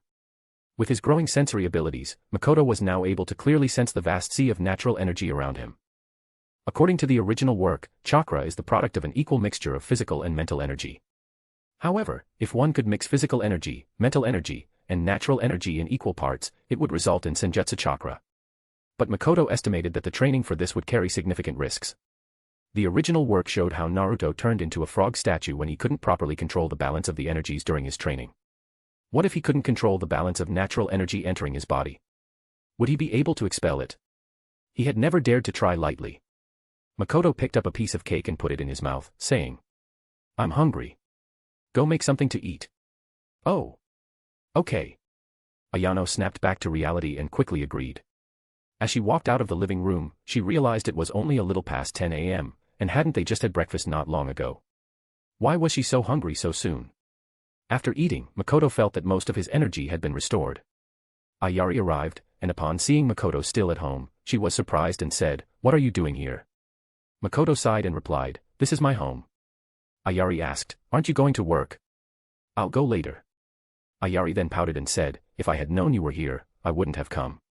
Makoto. Why did that sound so bratty? When Makoto was about to leave, he didn't engage in idle chatter with her and just headed out. While walking down the street, he suddenly saw the police force arresting someone. A group of people had gathered, watching as two ninjas escorted two drunk men away. From what the people around him were saying, it seemed that the two drunk men had gotten into a scuffle due to a verbal altercation, and the police force had intervened, though their methods were somewhat violent. Passers-by were discussing among themselves, wondering if it was really necessary to be so harsh over just two drunks. Makoto's mind stirred slightly, and he asked one of the bystanders, "Aren't these all Uchiha clan members?" The passerby replied, "No, the Uchiha clan members were the Uchiha clan armband. These are all new recruits to the police force, ninjas who joined recently. They are very strict in their daily duties, and people tend to be afraid of them." Makoto pondered for a moment upon hearing this. It seemed that Fugaku's method still had some effect. In the land of rain.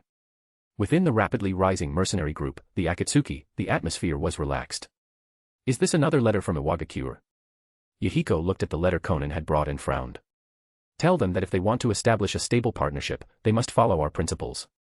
The Akatsuki will not assist them in military expansion." Iwagakure seemed quite interested in their strength and had approached them multiple times to discuss cooperation. Akatsuki had been hired by IWA several times, but it had only been for routine jobs.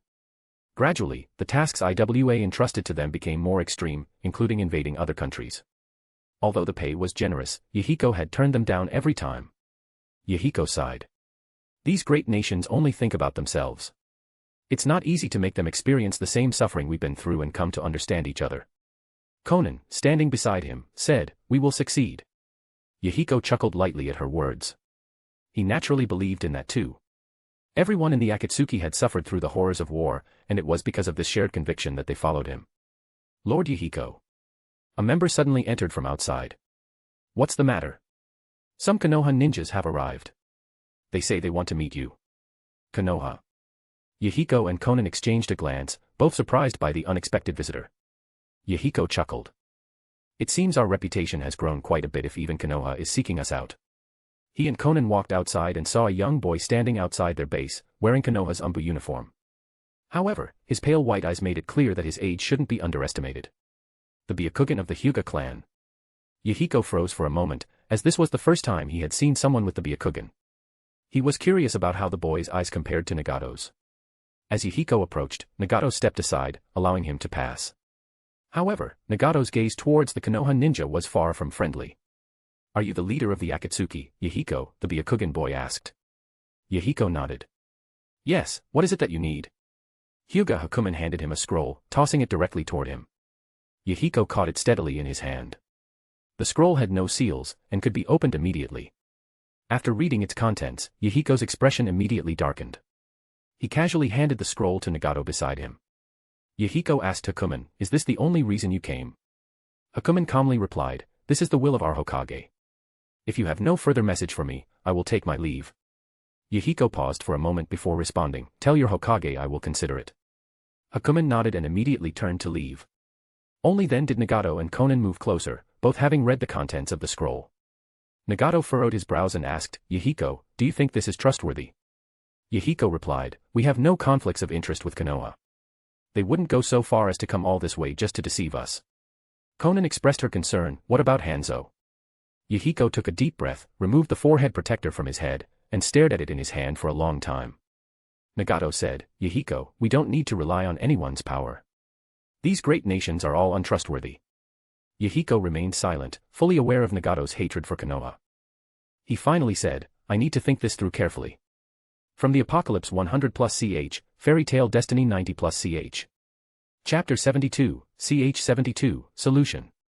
A Megakure, in the room of its leader, Hanzo of the Salamander. The flickering candlelight cast shadows as Hanzo looked at the letter handed to him by his subordinate. It was from Shimura Danzo of Konoha, with instructions to proceed according to plan. A figure slowly rose from behind Hanzo, cloaked in black. Beneath the hood were a pair of eerie eyes, and the voice was low and hoarse as it spoke, "More people from Konoha."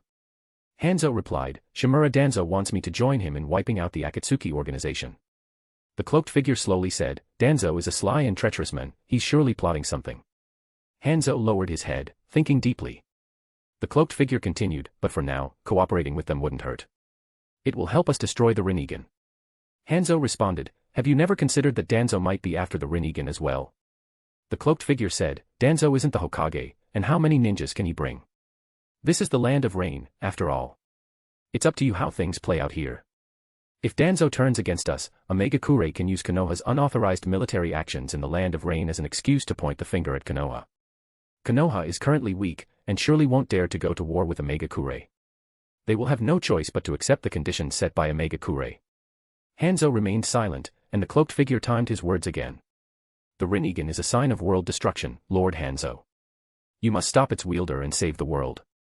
The room was quiet for a long while before Hanzo slowly rose and walked out the door. As he opened the door, a cold breeze blew in, extinguishing the candlelight in the room and knocking off the hood of the cloaked figure. The figure, dressed in black robes, turned out to be a strange creature, its body split down the middle with black and white parts. In the silent room, White Zetsu spoke, this Hanzo of the Salamander is already considered a discarded pawn of the times, isn't he? Is he worth using? Black Zetsu replied, the more a person is like that, the greater their desires grow. He's probably still scheming on how to take control of the Rinnegan. White Zetsu remarked, his ambitions are certainly not small. Black Zetsu sneered coldly, without the power to back it up, it's all in vain. Hokage residence. Lord Danzo says that the Uchiha clan should give up their clan's land and property. Orochimaru looked at Danzo with slight surprise. Danzo, expressionless, replied, the Uchiha clan's numbers have dwindled, and it's a waste for them to occupy such a large area. It should be returned to the village. Orochimaru glanced at Danzo's serious expression and couldn't help but want to laugh. He said, Lord Danzo, have you considered that doing this might provoke the Uchiha clan's dissatisfaction? Danzo replied, for the sake of the village, it is only right for them to do so. Orochimaru. Danzo slowly said, Fourth Hokage, you've only recently taken office and are unaware of the details here. Orochimaru asked, what details? Danzo said, the Uchiha clan is filled with ungrateful, malicious people. They must be suppressed. Now is the perfect opportunity. This has been the policy since the second Hokage. Orochimaru asked, Lord Danzo, have you forgotten that the Uchiha clan was decimated on the battlefield while fighting to protect the village against the Iwa Nin? Danzo sneered, ninjas must sacrifice themselves, it is their duty and responsibility. Orochimaru felt he could no longer communicate with Danzo in a rational way. This old man's mindset was completely out of the ordinary, imposing his own standards on others. Why on earth did Sarutobi-sensei allow him to rise to this position? Or did this old man think of himself as Sarutobi-sensei? After thinking for a moment, Orochimaru smiled faintly and said, Lord Danzo, you may want to discuss this matter with Makoto. Danzo immediately frowned. Why must you involve him? Can't you make the decision yourself? He was somewhat resistant to working with that Makoto, looking down on such a young child. Orochimaru said, my research is at a critical point. I'll leave everything to Lord Danzo. Makoto will cooperate with you. Hyuga clan estate.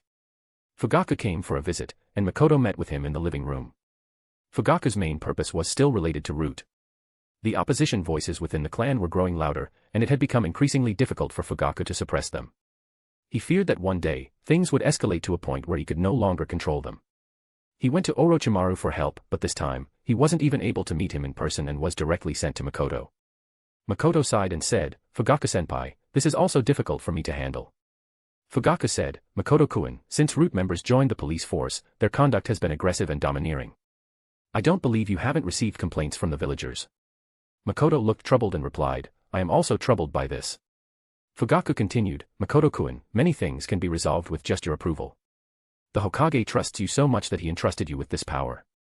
Makoto hesitated for a moment before saying, all right, I will personally speak to Danzo and try to convince him to rein in the behavior of his Root subordinates. Fugaku, upon hearing this, felt a bit frantic.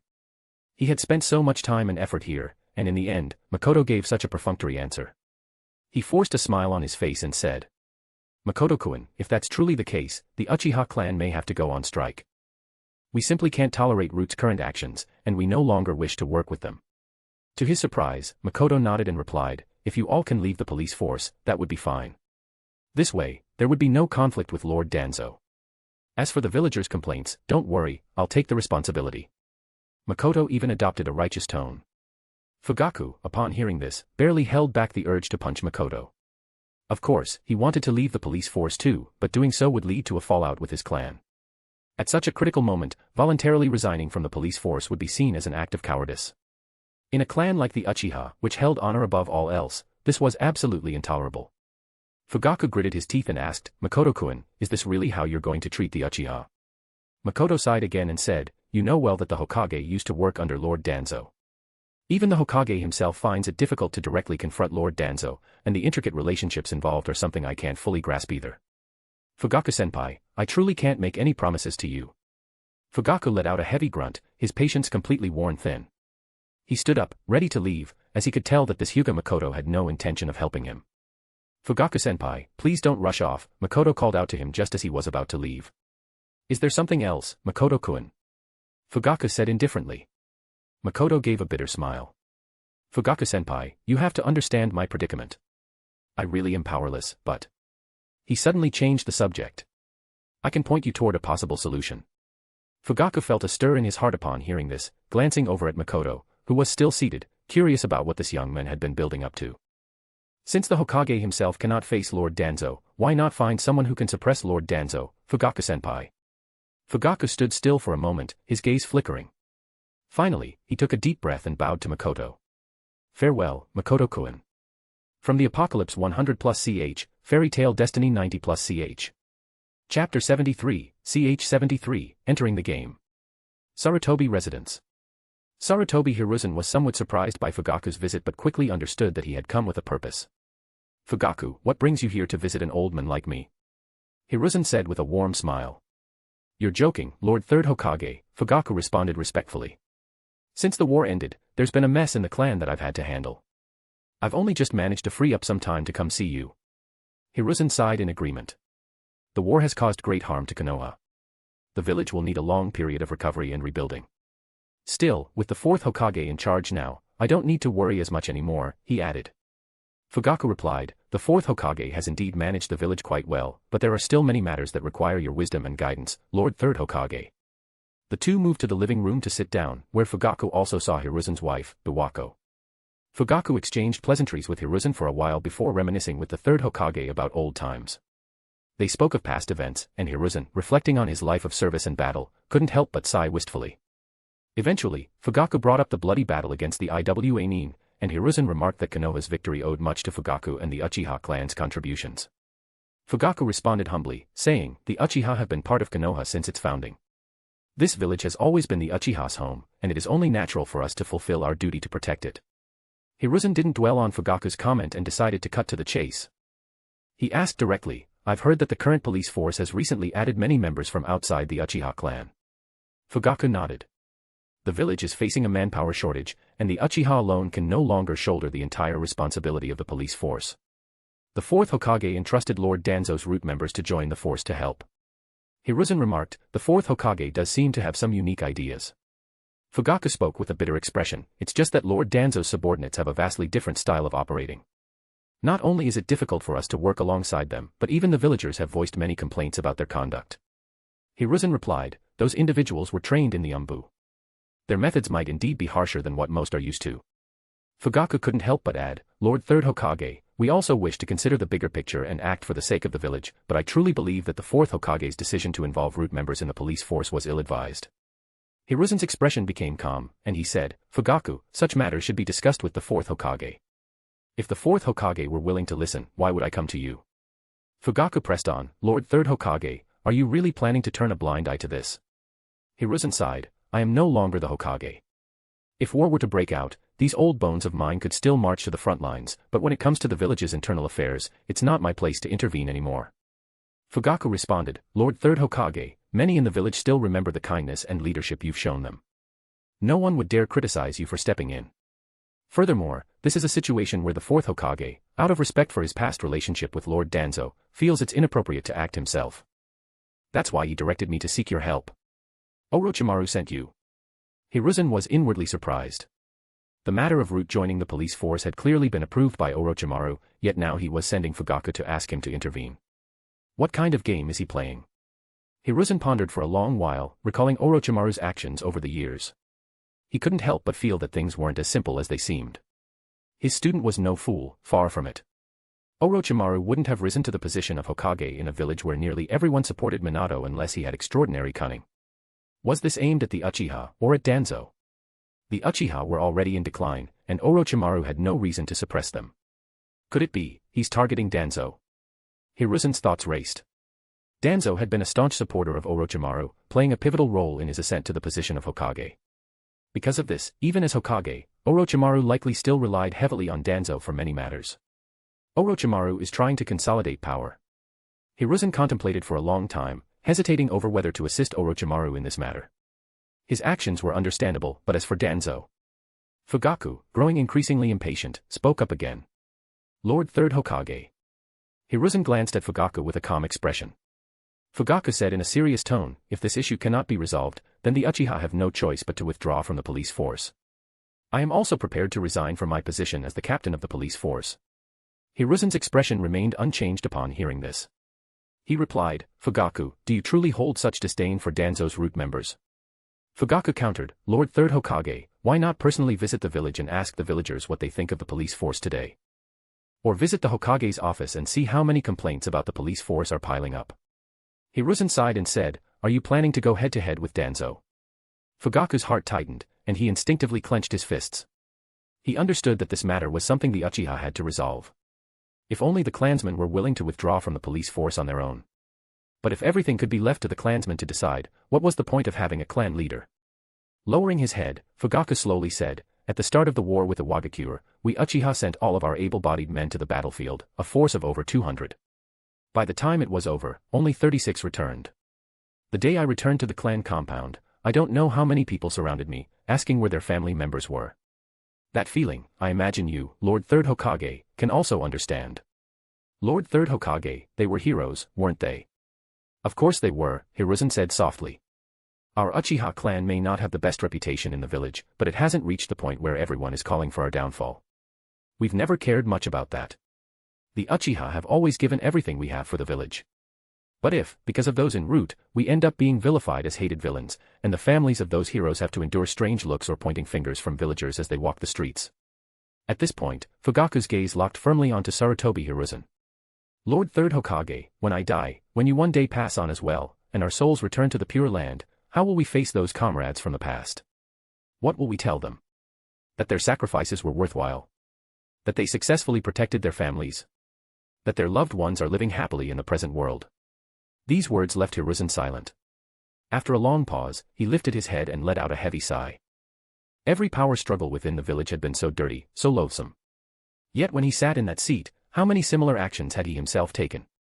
Such things only became clear once you stepped away from the vortex. Orochimaru was merely at the beginning of this path. Fugaku. Hiruzen spoke softly, the Uchiha clan's contributions to the village are something every villager remembers. The police force needs your strength. It is only right that you continue to shoulder this responsibility. I won't allow innocent people to be wronged. From the Apocalypse 100+ ch, Fairy Tale Destiny 90+ ch. Chapter 74, ch 74, Ambition. When Danzo arrived at the Sarutobi residence, he was surprised to find not only Sarutobi Hiruzen but also Udatain Koharu, Mito Kato Hamura, and Akimichi Torifu already present. Hiruzen and Hamura were engrossed in a game of shogi, while Koharu and Torifu stood by, observing the match. It was a rare gathering of old comrades, and Danzo couldn't help but feel a bit curious. Danzo, you're here, Torifu said with a hearty laugh, greeting him warmly. Danzo responded with a faint smile. What's the occasion, Hiruzen? You've invited us all for a meal. Hiruzen glanced at him briefly, his tone casual yet sharp. What, are you unhappy that I'm treating you to dinner? Danzo noticed Biwako busying herself alone in the kitchen as he took a seat beside the others, his eyes naturally falling on the shogi board where Hiruzen and Hamura were playing. Hamura's brow was furrowed deeply, lost in thought as he deliberated his next move, while Hiruzen looked entirely at ease, exuding an air of confidence. After what felt like an eternity, Hamura finally moved a piece. The sight of it made Danzo chuckle audibly. Koharu remarked, Hamura's skill in shogi is as terrible as ever. As expected, Hiruzen delivered a decisive checkmate on the board. Hamura twitched his lips in frustration before begrudgingly tossing down his piece in resignation. Danzo chimed in, with your level of skill, you shouldn't even bother embarrassing yourself. Hamura retorted, annoyed, you're not much better than me when it comes to shogi. Hiruzen, however, wore a confident smile. The only one who could truly match me was Kagami. Uchiha Kagami had long since passed away. Whenever his name came up, the group spoke about him with an air of ease. Danzo remarked, Kagami always went easy on you, didn't want you to lose too badly. Hiruzen protested, I sometimes went easy on him too. The five of them, with a combined age of over 3 centuries, sat together reminiscing and chatting idly. Danzo initially thought Hiruzen had called them over simply because life had grown dull for him after stepping down as Hokage. When Biwako finally called out that the food and drinks were ready, they all got up and moved to the dining area. During the meal, as cups clinked and toasts were exchanged, the group indulged in reminiscing about the past. They spoke of their years on the battlefield and the highs and lows of their lives. Perhaps these memories were all they had left to talk about in their later years. Danzo said little, quietly sipping his drink while listening to Hiruzen and the others wax nostalgic. He knew these men were content, at peace with their lives. But he wasn't. Even at 50-something, with more than half his life behind him, he hadn't found an appropriate endpoint for himself. At the very least, he had to reach Hiruzen's level, or better yet, surpass him. Danzo. Hiruzen's voice called softly. Danzo's expression remained calm. Hamura, his face flushed red from the alcohol, leaned his arm against the table and rested his forehead on his hand. I'm telling you.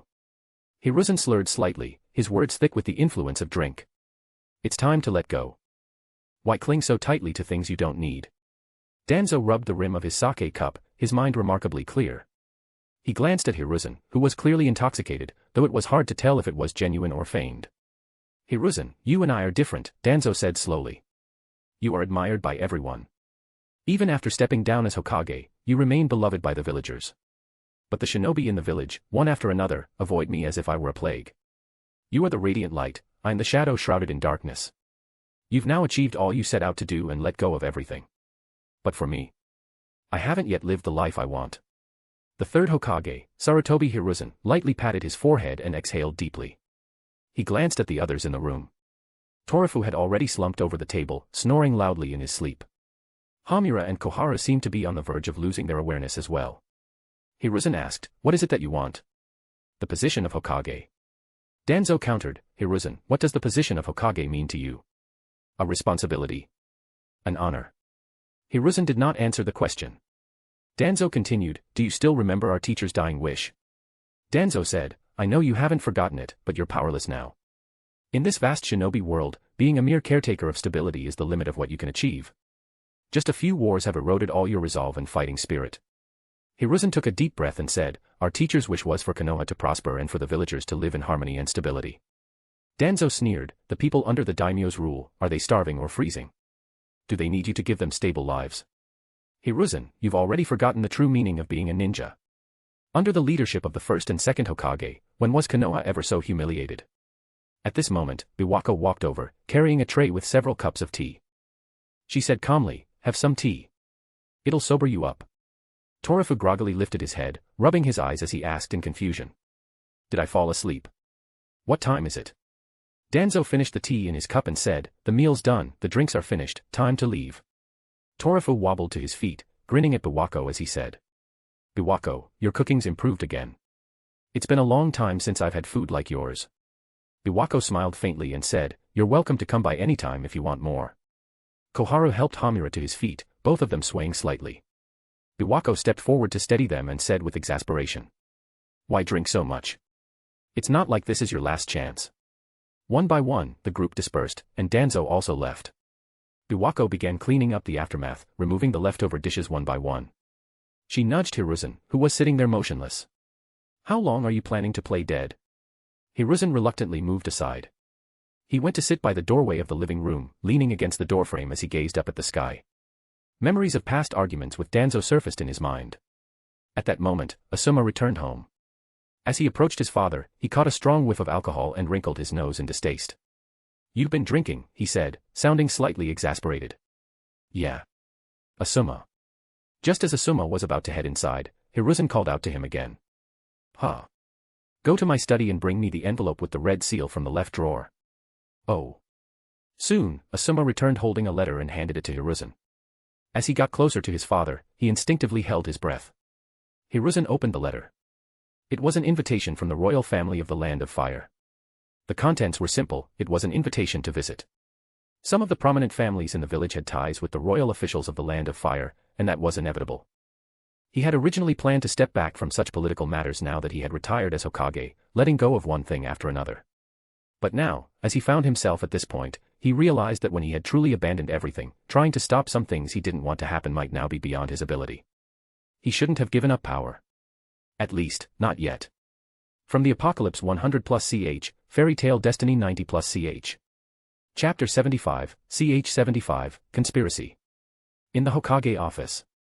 Makoto looked at a row of dark blue vials on the desk, holding one carefully in his hand, inspecting it. This was the new drug that Orochimaru had just sent over through a messenger. According to Makoto, the drug, when injected into the human body, would temporarily make the person immune to various toxins. It was called immunity, but in reality, it could be understood as merely isolating the toxins in a small, black room.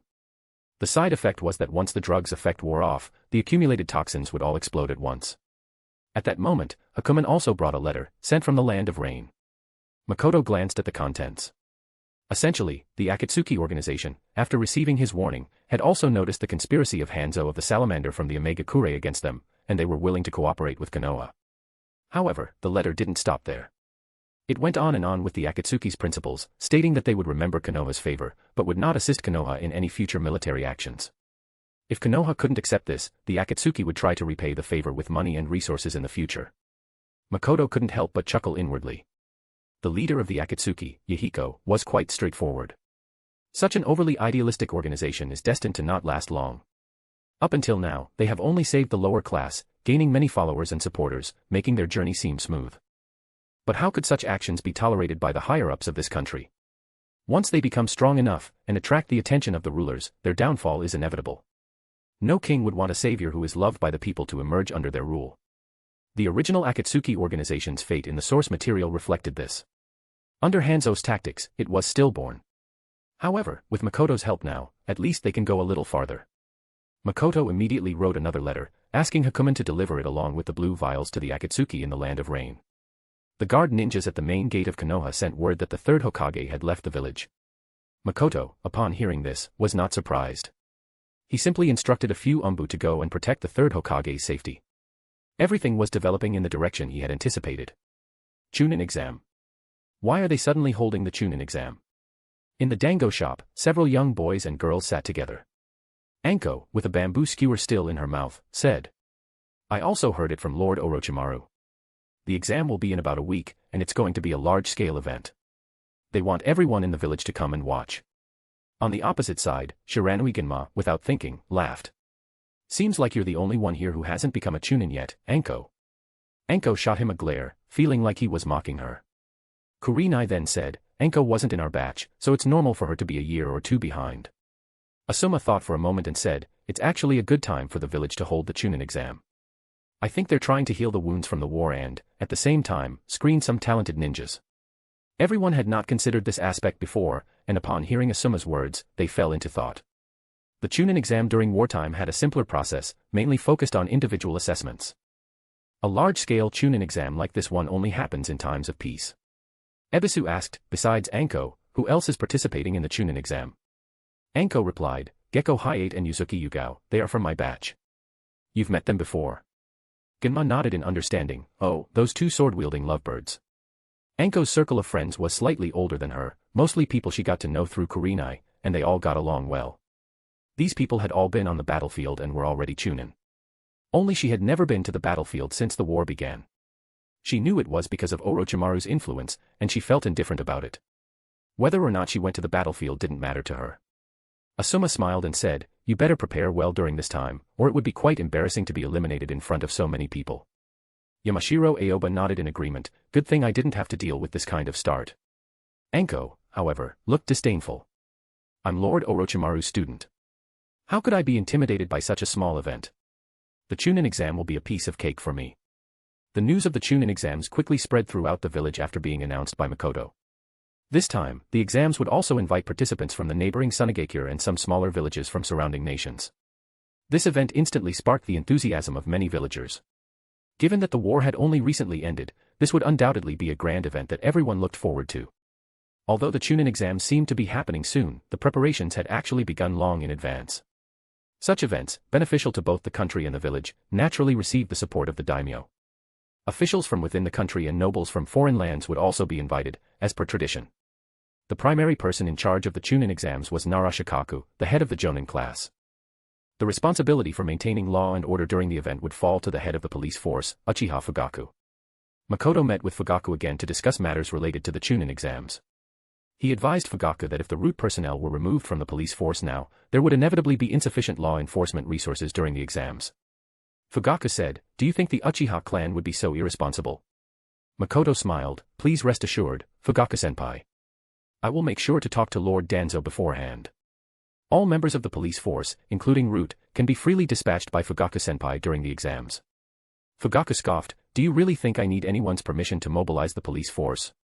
As the head of the police force, I've always been independent." Makoto responded, "Please bear with me for a while longer, Fugaku-senpai. After the Chunin exams, all grievances will be resolved." Upon hearing this, Fugaku's eyes glinted. The third Hokage had promised him that he would look into the matter, but there hadn't been any results yet. With the Chunin exams coming up, it seemed that the issue would only be dealt with after the event. If he clashed with Root now, it would leave only a handful of people to maintain the village's law and order, which would be quite the joke. But looking at Makoto, Fugaku felt something was off, as if someone behind the scenes was manipulating everything. Was the fourth Hokage plotting something? Not long after Fugaku left, Danzo proactively visited the Hokage's office. This was his first time coming to meet with Makoto. "Lord Danzo." Makoto lowered his posture greatly, immediately standing up and walking out from behind his desk to greet Danzo.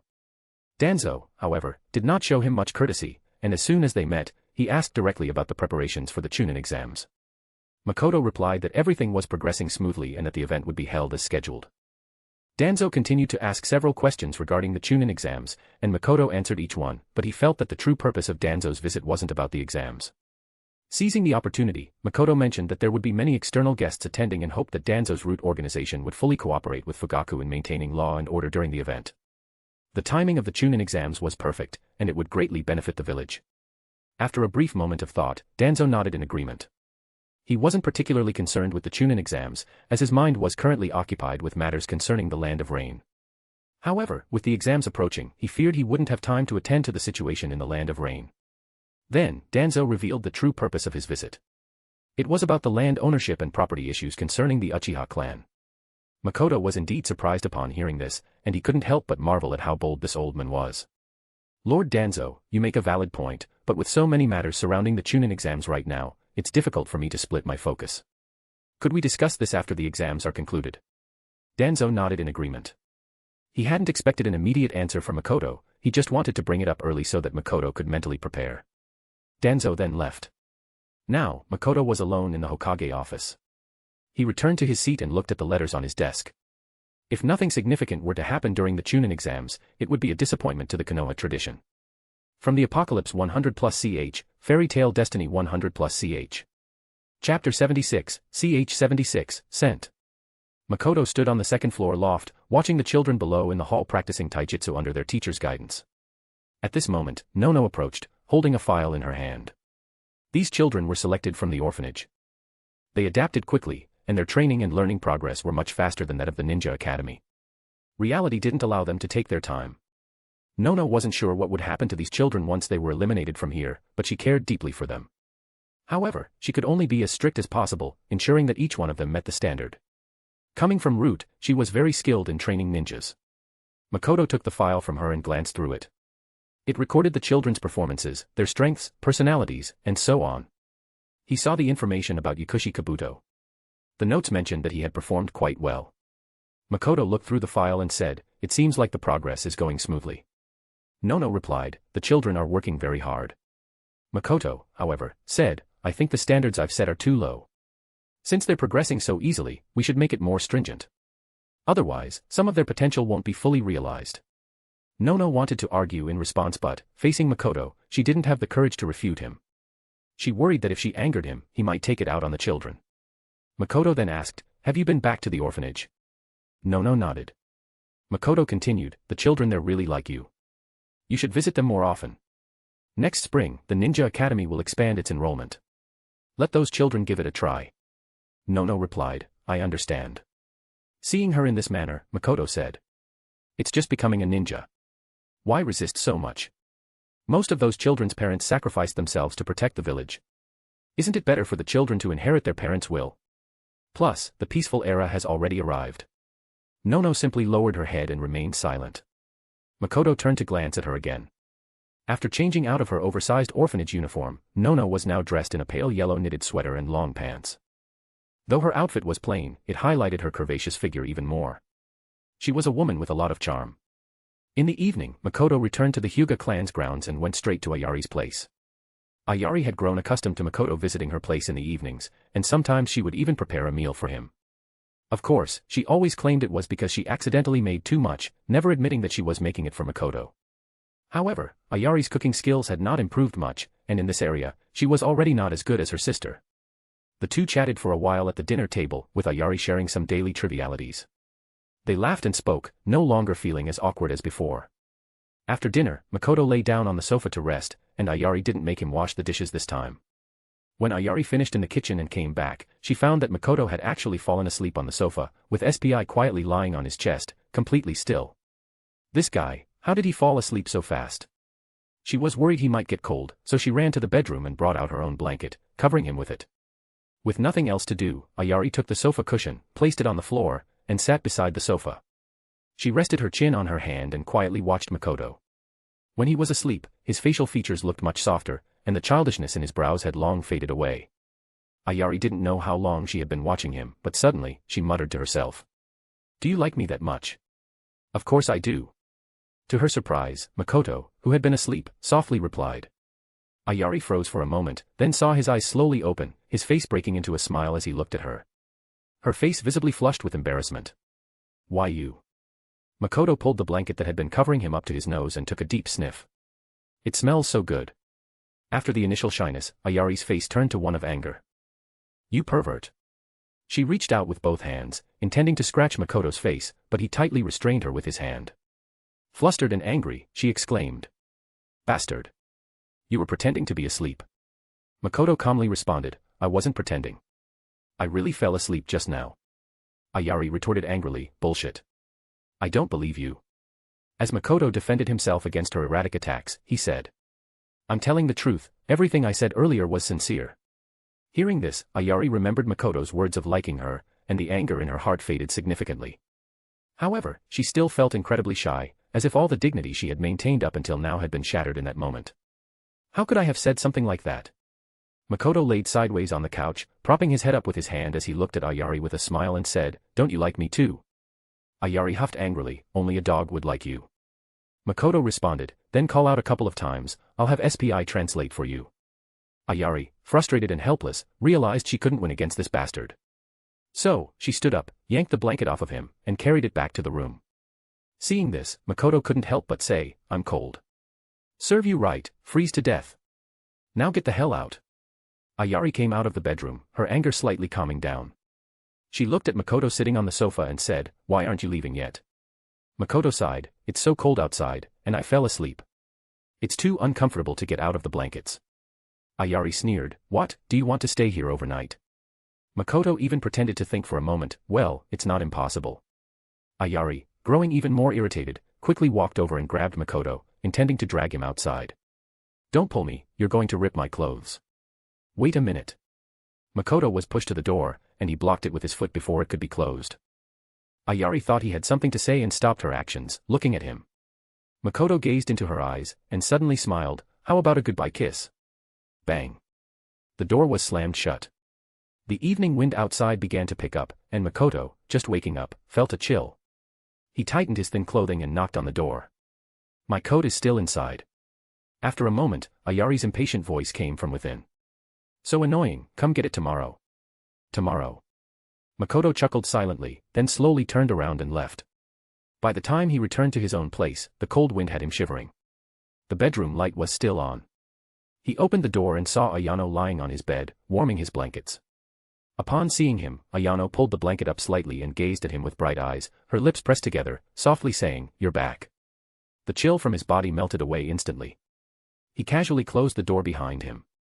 Ayari had turned off the lights and was lying in bed, but she couldn't fall asleep, tossing and turning, her mind constantly replaying the scene from earlier. She felt that she had completely lost face, which made her so embarrassed that she was nearly driven mad. She rolled around in bed, punching the pillow in frustration. It wasn't until she had exhausted herself a bit that she finally calmed down. With her eyes wide open, she stared at the dim ceiling. She gently lifted the blanket and took a deep breath, inhaling the scent lingering on them. The smell made her feel weak all over, and her heart raced. In the darkness, she blinked rapidly. Then, she took another breath. From the Apocalypse 100+ch, Fairy Tale Destiny 100+ch. Chapter 77, ch 77, 2 Genin from Konoha. Snow had fallen throughout the night, and the entire village was covered in a layer of silvery white. On the streets, people were using brooms and shovels to clear the accumulated snow, while children were chasing each other and playing. The aroma of home-cooked meals wafted from some houses. Today, ninjas from various villages had arrived to participate in the Chunin exams, all led by their respective jonin and arranged into the village's guest lodgings. Normally, Orochimaru would be the one to greet them, but he remained holed up in his research lab, unwilling to come out, so it fell on Makoto to handle the task instead. Makoto also understood that, to outsiders, a young boy like himself probably wouldn't carry much weight, so he invited Minato to join him. With the famous Konoha yellow flash there, the guests wouldn't feel neglected. Minato had initially been reluctant to attend such an event, but since Makoto personally asked him, and remembering how Makoto had helped Rin, he couldn't refuse. Thus, Minato ended up being Makoto's assistant for receiving the guests. The leader of the Sunanin team was a young and beautiful woman named Pakura, a bloodline ninja skilled in the use of the Scorch Release, who was quite famous in the ninja world. When Makoto met her, he recalled that this woman had been sold out by Sunagakure, becoming a political sacrifice. Although she was still alive, she probably wouldn't be for long. The village was much livelier than usual, with ninjas from other countries already visible on the streets wearing foreign headbands. In addition, many merchants had arrived, something that Makoto had arranged long ago, providing them with a street where they could set up stalls to do business. Konoha had increased its police force, conducting strict checks on everyone entering the village. Everything related to the Chunin exams was progressing smoothly, and Makoto had been quite busy these past few days, overseeing many tasks. Meanwhile, within the borders of the Land of Rain, at the Akatsuki's base, Yahiko was looking at a letter presented by his subordinate, sent by Hanzo of the Salamander. The contents of the letter expressed Hanzo's admiration for the Akatsuki's actions and his desire to meet with them to discuss future national affairs. If it had been before, Yahiko would have been overjoyed to receive such a letter, feeling that all his hard work over the years had been worth it. Across the entire Land of Rain, almost no one did not admire Hanzo of the Salamander, the legendary figure who pushed the military power of the Land of Rain to its peak, fighting against the three great nations simultaneously by his own strength. But after receiving the warning from Konohagakure, Yahiko couldn't help but reflect on his naivety, as well as Hanzo's cruelty. Clearly, both he and the entire Akatsuki organization had a vision for the entire Land of Rain. Why couldn't Hanzo understand this? Did he no longer wish to save the country? Or had the aging Hanzo lost his former ambition and become obsessed with the power in his hands? Could such a person still lead the Land of Rain? A subordinate came to report, "Lord Yahiko, the ninjas from Konohagakure have arrived." The letter from Konohagakure had mentioned that they would send ninjas to assist them when the time came for action. Yahiko thought the visitors must be elite ninjas from a major nation, and he didn't dare to be negligent. He immediately stood up to meet them. There were only two of them, an elderly man with a hunched back carrying cooking utensils, and a middle-aged man dressed in a comically tight green bodysuit. If it weren't for the Konohagakure headbands, Yahiko wouldn't have believed they were ninjas. The image he had imagined earlier instantly crumbled. He turned his head and whispered to Nagato, "These two." Nagato, with a blank expression, replied, "Konoha ninjas." He didn't show much favor towards Konoha. Every time he saw a Konoha ninja, he would be reminded of the day his parents were killed by them. Yahiko's mouth twitched, thinking that perhaps Konoha was simply brushing them off. "Hello," he still greeted them first. Mariboshi Kosuka handed over a document. "My name is Mariboshi Kosuka, and this is Might Due. The village sent the two of us to assist the Akatsuki's operations." Yahiko took the document and his expression instantly turned sour. Genin. Both of them were genin. He felt a surge of anger, but considering the recent help from Konoha, he held it back. Mariboshi Kosuka noticed the change in Yahiko's expression and knew exactly what he was thinking. He smiled faintly and said, "Mr. Yahiko, judging people by their appearance is not a good habit." Yahiko was startled, and seeing Mariboshi Kosuka so calm and composed made him feel somewhat doubtful. He took a deep breath and gave them a smile. "You two must be tired from your journey. Please rest for now. We will notify you when the operation begins." The subordinates led Mariboshi Kosuka and Might Due into the base. At this moment, Conan couldn't help but ask, "Are you sure these two are okay? They didn't seem like normal people." Yahiko responded, "This is our own matter. Konoha has already been very generous in offering their help. We shouldn't push them any further. After being led into a resting room, Might Dewey finally let out a sigh of relief. He had been on edge the whole time, worried that he might show weakness. Ever since he requested an B-rank mission from Makoto earlier, Makoto had frequently assigned him high-level tasks, and his partner had always been Mariboshi Kosuka. Mariboshi Kosuka, however, was accustomed to such situations. He had completed countless high-level missions. Though both were genin, he was quite different from Might Dewey, who was often despised and ridiculed in the village. Mariboshi Kosuka still had a certain level of fame, and aside from a few young people, many treated him with respect. Recently, after teaming up with Might Dewey, Mariboshi Kosuka had figured out his teammates' abilities. Dewey had mastered a secret technique of taijutsu that allowed him to unleash an incredibly strong burst of power for a short period, but afterward, he would experience a period of weakness. What bothered him the most was that, despite being married with children, Dewey had very little experience with high-level missions, and there were many aspects where Mariboshi Kosuka had to guide him. Mariboshi Kosuka suspected that this was probably Makoto's intention, wanting him to train Might Dewey. Senior Kosuka, our mission target this time is Hanzo of the Salamander, right? Might Dewey asked. Sort of, Maru Hoshi Kokusei replied. He's a demigod. Might Dewey couldn't help but click his tongue. Hanzo had once been a figure at the pinnacle of the ninja world. Even the three Sannin of their own village had relied on him to gain their fame. Might Dewey had never imagined that one day he would face him. Don't worry. It's not just us. The entire Akatsuki organization is involved, Mariboshi Kosuka said. Lord Makoto holds them in high regard, so there must be something special about them. Plus, Hanzo is getting old. Age is a ninja's greatest enemy, and Mariboshi Kosuka deeply understood this. He took a green vial from his pocket and handed it to Might Dewey. This was an antidote given to them by Makoto before they left. It had fewer side effects than the one Makoto gave to the Akatsuki, but there were only 2 vials. Hanzo of the Salamander was notorious in the ninja world for his use of poison, so they needed to be prepared in advance. Might Dewey walked over to the window, thinking about how Guy would react if he knew what mission he was currently on. He couldn't help but chuckle to himself. From the Apocalypse 100+ ch, Fairy Tale Destiny 100+ ch. Chapter 78, ch 78, Dilemma. A few kilometers outside of Omegakure. Hanzo of the Salamander, along with his subordinates, was waiting here for the Akatsuki's arrival. He had received word that Danzo from the Konohagakure would not be coming due to certain matters, but he had sent ninjas from the Root Division to assist. Lord Hanzo. At this moment, 2 Aimnin suddenly escorted a person to him. Hanzo glanced at the person being escorted, his eyes slightly moving. One of his subordinates reported, while we were tracking the Akatsuki ninjas, we also captured this person. It seems he was involved in secret communications with the Akatsuki. This person did not appear to be one of the Akatsuki members, and his attire was not that of a ninja from their own country. Hanzo gestured for one of his subordinates to search the person. After a short while, they found a Konoha headband and a letter.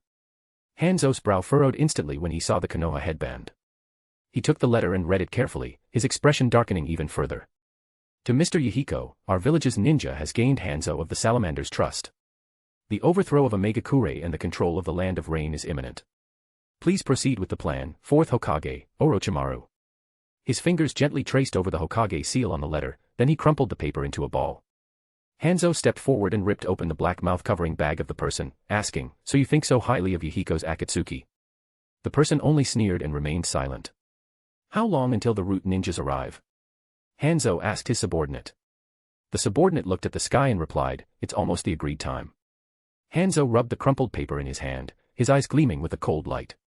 The conspiracy with Danzo from Konoha, only a few trusted individuals knew about it, besides him. This letter wasn't fake. Hanzo glanced at Konoha ninja lying on the ground, and said indifferently. "Take him back to the village, lock him up, and interrogate him thoroughly when we return." His gaze swept across his own ninjas, and after a brief moment of thought, he made a quick decision, Akiyama. "Lord Hanzo," someone immediately responded. "Take a team and leave no one alive. Kill all Konoha ninjas on their way here." "Understood. Shimura Danzo, I've underestimated you." The night before the Chunin exams. Many of the royal officials from the Land of Fire had arrived. Displeased with the lack of entertainment in the Konohagakure, they had stationed themselves 10 kilometers away on Adafuka Street, without entering the village itself. For these officials of the Land of Fire, attending the Chunin exams in the Konoha was essentially a government-funded trip, so naturally, they intended to relax and enjoy themselves. They were personally hosted by the 3rd Hokage, Sarutobi Hiruzen, and when spending time with these officials, there was nothing else to do but drink, revel, and enjoy songs and dances. On the bustling streets, a group of elegantly dressed individuals emerged from a luxurious banquet hall, all of them drunk and being supported by their retainers and servants. Hiruzen was among them, and the group swayed as they spoke, making plans to meet again tomorrow and insisting that the third Hokage must come. Hiruzen smiled and agreed, watching their carriages depart. He then returned to his lodging with the accompanying ninjas. It was already late, and he had drunk quite a bit. Returning to the village at this hour would be too troublesome, so he decided to stay here for the night. Lord Third, you should rest early. Hiruzen entered his bedroom, letting out a long sigh, feeling extremely fatigued. Though his body didn't feel cold after drinking, there was a cup of tea on the desk. He picked it up and drank it in one go. When he set the cup down, he noticed an envelope hidden underneath it. Who left this for me? Hiruzen paused, his heart filled with suspicion as he opened the envelope. As soon as he glanced at the contents, the effects of the alcohol faded almost entirely, replaced by a cold sweat. The letter contained a series of crimes committed by Danzo, and any one of these revelations, if made public, would stir up a huge uproar in the Konohagakure. Danzo would no longer be able to remain in the village. Most importantly, every single point in the letter was something he knew about and had tacitly approved. Hiruzen leapt to his feet, suddenly overwhelmed by dizziness, whether from the alcohol or something else, he couldn't tell. His hand, gripping the letter, was trembling with visible veins bulging. Someone is targeting Danzo. Orochimaru. Why so ruthless? This is an attempt to completely eliminate him. A chill ran down Hiruzen's spine. But how could these matters have been leaked? Who did this? There were few who knew about these things, mainly Danzo's subordinates and his own trusted aides. But Danzo's root ninjas had the Ton Curse seal to prevent leaks, so it shouldn't have been possible. Could it be that there was a problem on his side? Hiruzen's mind raced with countless thoughts in an instant, yet his head felt like a chaotic mess. Every single incident mentioned in the letter, if investigated, could implicate him. If Danzo were to fall because of this, he wouldn't be able to escape unscathed either. But why send this to me? If this was really Orochimaru's doing, was it a veiled message to me? Steadying his thoughts, Hiruzen sat at the desk, his brow furrowed as he deliberated. His expression shifted unpredictably, alternating between clarity and uncertainty. After an indeterminate amount of time, he placed the letter over the candle flame, burning it to ashes. The flickering candlelight cast dancing shadows on his aged face. Hiruzen stepped out of the room, and his personal guard immediately appeared at his side in a flash. Lord Third, do you have any orders? Return to the village, Hiruzen said calmly. It's so late, you. The ninja hesitated, concerned that Hiruzen had consumed so much alcohol. Hiruzen took a deep breath and didn't bother with unnecessary words. Return to the village. It was already 10 p.m. At this moment, Makoto was still in the Hokage's office. The paperwork on his desk had long been completed. With nothing else to do, he simply sat in his chair, gazing at the ceiling in a daze. He was waiting for something. The ticking of the clock on the wall echoed in the room, and even Guy, standing guard outside the door, was beginning to feel fatigued. Suddenly, a figure appeared with a flash step, holding a ledger in their hands. Lord Third has returned. Makoto took the ledger and glanced at it. It detailed the individuals who had visited Sarutobi Hiruzen's home shortly after his return. Among the names listed, some were familiar to him, while others were strangers. But there was no doubt that all the individuals listed were the core figures of Sarutobi Hiruzen's faction. Makoto carefully reviewed the names on the ledger multiple times before putting it away. Thank you for your hard work, Hakumen. Serving Lord Makoto is never a hardship. Makoto stepped out of the office. Kakashi, who was standing guard outside, immediately nudged Guy with his foot when he heard the door open. A drowsy Guy snapped awake instantly. All right, you can head back now, Makoto said to the two of them. Kakashi bowed slightly and replied, understood. Guy imitated the gesture with exaggerated seriousness and a slight bow. Watching Makoto's departing figure, he stretched and yawned. Working so late, Makoto is really overdoing it, he remarked to Kakashi. Kakashi didn't respond, but he shared a similar sentiment internally. Compared to Makoto, Orochimaru, who was officially the Hokage, seemed utterly negligent in his duties, constantly preoccupied with strange and incomprehensible experiments. It almost felt as if Makoto were the real Hokage. From the Apocalypse 100+CH, Fairy Tale Destiny 100+CH. Chapter 79, CH 79, Crime. The day of the Chunin exams. On the day the Chunin exams were held, Orochimaru finally deigned to step out of his laboratory, representing the village as he met with numerous individuals. During the conclusion of the first written test, he made an appearance before the examinees, delivering a few words of encouragement. The so-called written test assessed the theoretical knowledge, personal character, and teamwork values of the genin. After the written exam came the second stage, which tested team coordination, followed by the third stage, which evaluated individual strength. This structure is the fixed format of the Chunin exams. Regardless of how the content of the exams may vary from one year to the next, the core principles remain unchanged. The first exam alone eliminated nearly half of the examinees. Many spectators hoped that their village's ninja would perform well, but Makoto himself wasn't particularly interested in the exams. His only concern was that the Chunin exams proceeded smoothly. During the second stage of the exams, all the genin from smaller villages were eliminated, which was entirely expected. By the time the third and final stage arrived, only participants from Konoha and Sunagekure remained. Makoto also met with Bakura of Sunagekure and, amidst the formalities, casually inquired about the current situation between Sunagekure and Kirigakure. Bakura was surprised that Makoto would directly ask her about such matters, but he went on to say that if Sunagekure ever needed assistance from Konoha, they could feel free to ask. Makoto mentioned that Sunagekure had once offered aid during Konoha's time of crisis, and Konoha wished to reciprocate this goodwill. After a brief moment of thought, Bakura responded vaguely, saying only that Sunagekure would surely prevail, and assured him that she would relay Konoha's sentiments to the Kazekage. Meanwhile, Anko, having passed the second stage, excitedly rushed to Orochimaru to ask how well she had performed. Orochimaru simply smiled and patted her head, offering some words of encouragement. Anko, feeling proud, then turned to Makoto and smugly asked if he had paid close attention to her heroic performance earlier.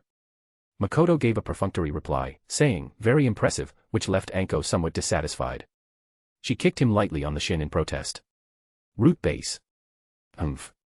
Danzo, you'll regret this. Watching Hiruzen storm off in anger, Danzo felt little emotion. In fact, he thought Hiruzen had grown rather foolish. Right now, Danzo controlled half of the police force, holding the village's lifeline firmly in his grasp. Who could touch him? Orochimaru? With just a few Hyuga Umbu under his command. Danzo sneered inwardly. Once he completely consolidated his control over the police force, he could gradually infiltrate every department of the village. When the time came, orchestrating another coup would be a walk in the park. No wonder Hiruzen had been forced to step down. Ultimately, it was because he was too weak. In this world, power doesn't always belong to those who hold leverage or evidence. With these so-called accusations, as long as Danzo refused to admit anything, they would remain baseless rumors. In the current state of the village, who had the strength to openly oppose him? Hiruzen's urgency in warning him about this matter was nothing more than an attempt to protect himself from being implicated and tarnishing his illustrious image as the third Hokage. Back when Danzo had done those unsavory tasks for him, did Hiruzen not anticipate this day would come? Danzo dismissed Hiruzen's words entirely. He was now perplexed as to why the subordinates he had sent to Omegakure had not returned, nor even sent a message. According to the original plan, the Akatsuki organization should have been eliminated by now. Abirame Ryoma he had dispatched was one of his most capable operatives. Assisting Omegakure in taking down a small mercenary group should have been a straightforward task. Could something have gone wrong? Danzo mulled it over repeatedly, and the only plausible explanation he could think of was the Rinnegan. Feeling uneasy, he sent another team to the Land of Rain to investigate the situation. In the dead of night, Sarutobi Hiruzen, who had been resting, suddenly opened his eyes wide. He jumped out of bed and rushed out the window. The cold wind blew fiercely, but no figures could be seen.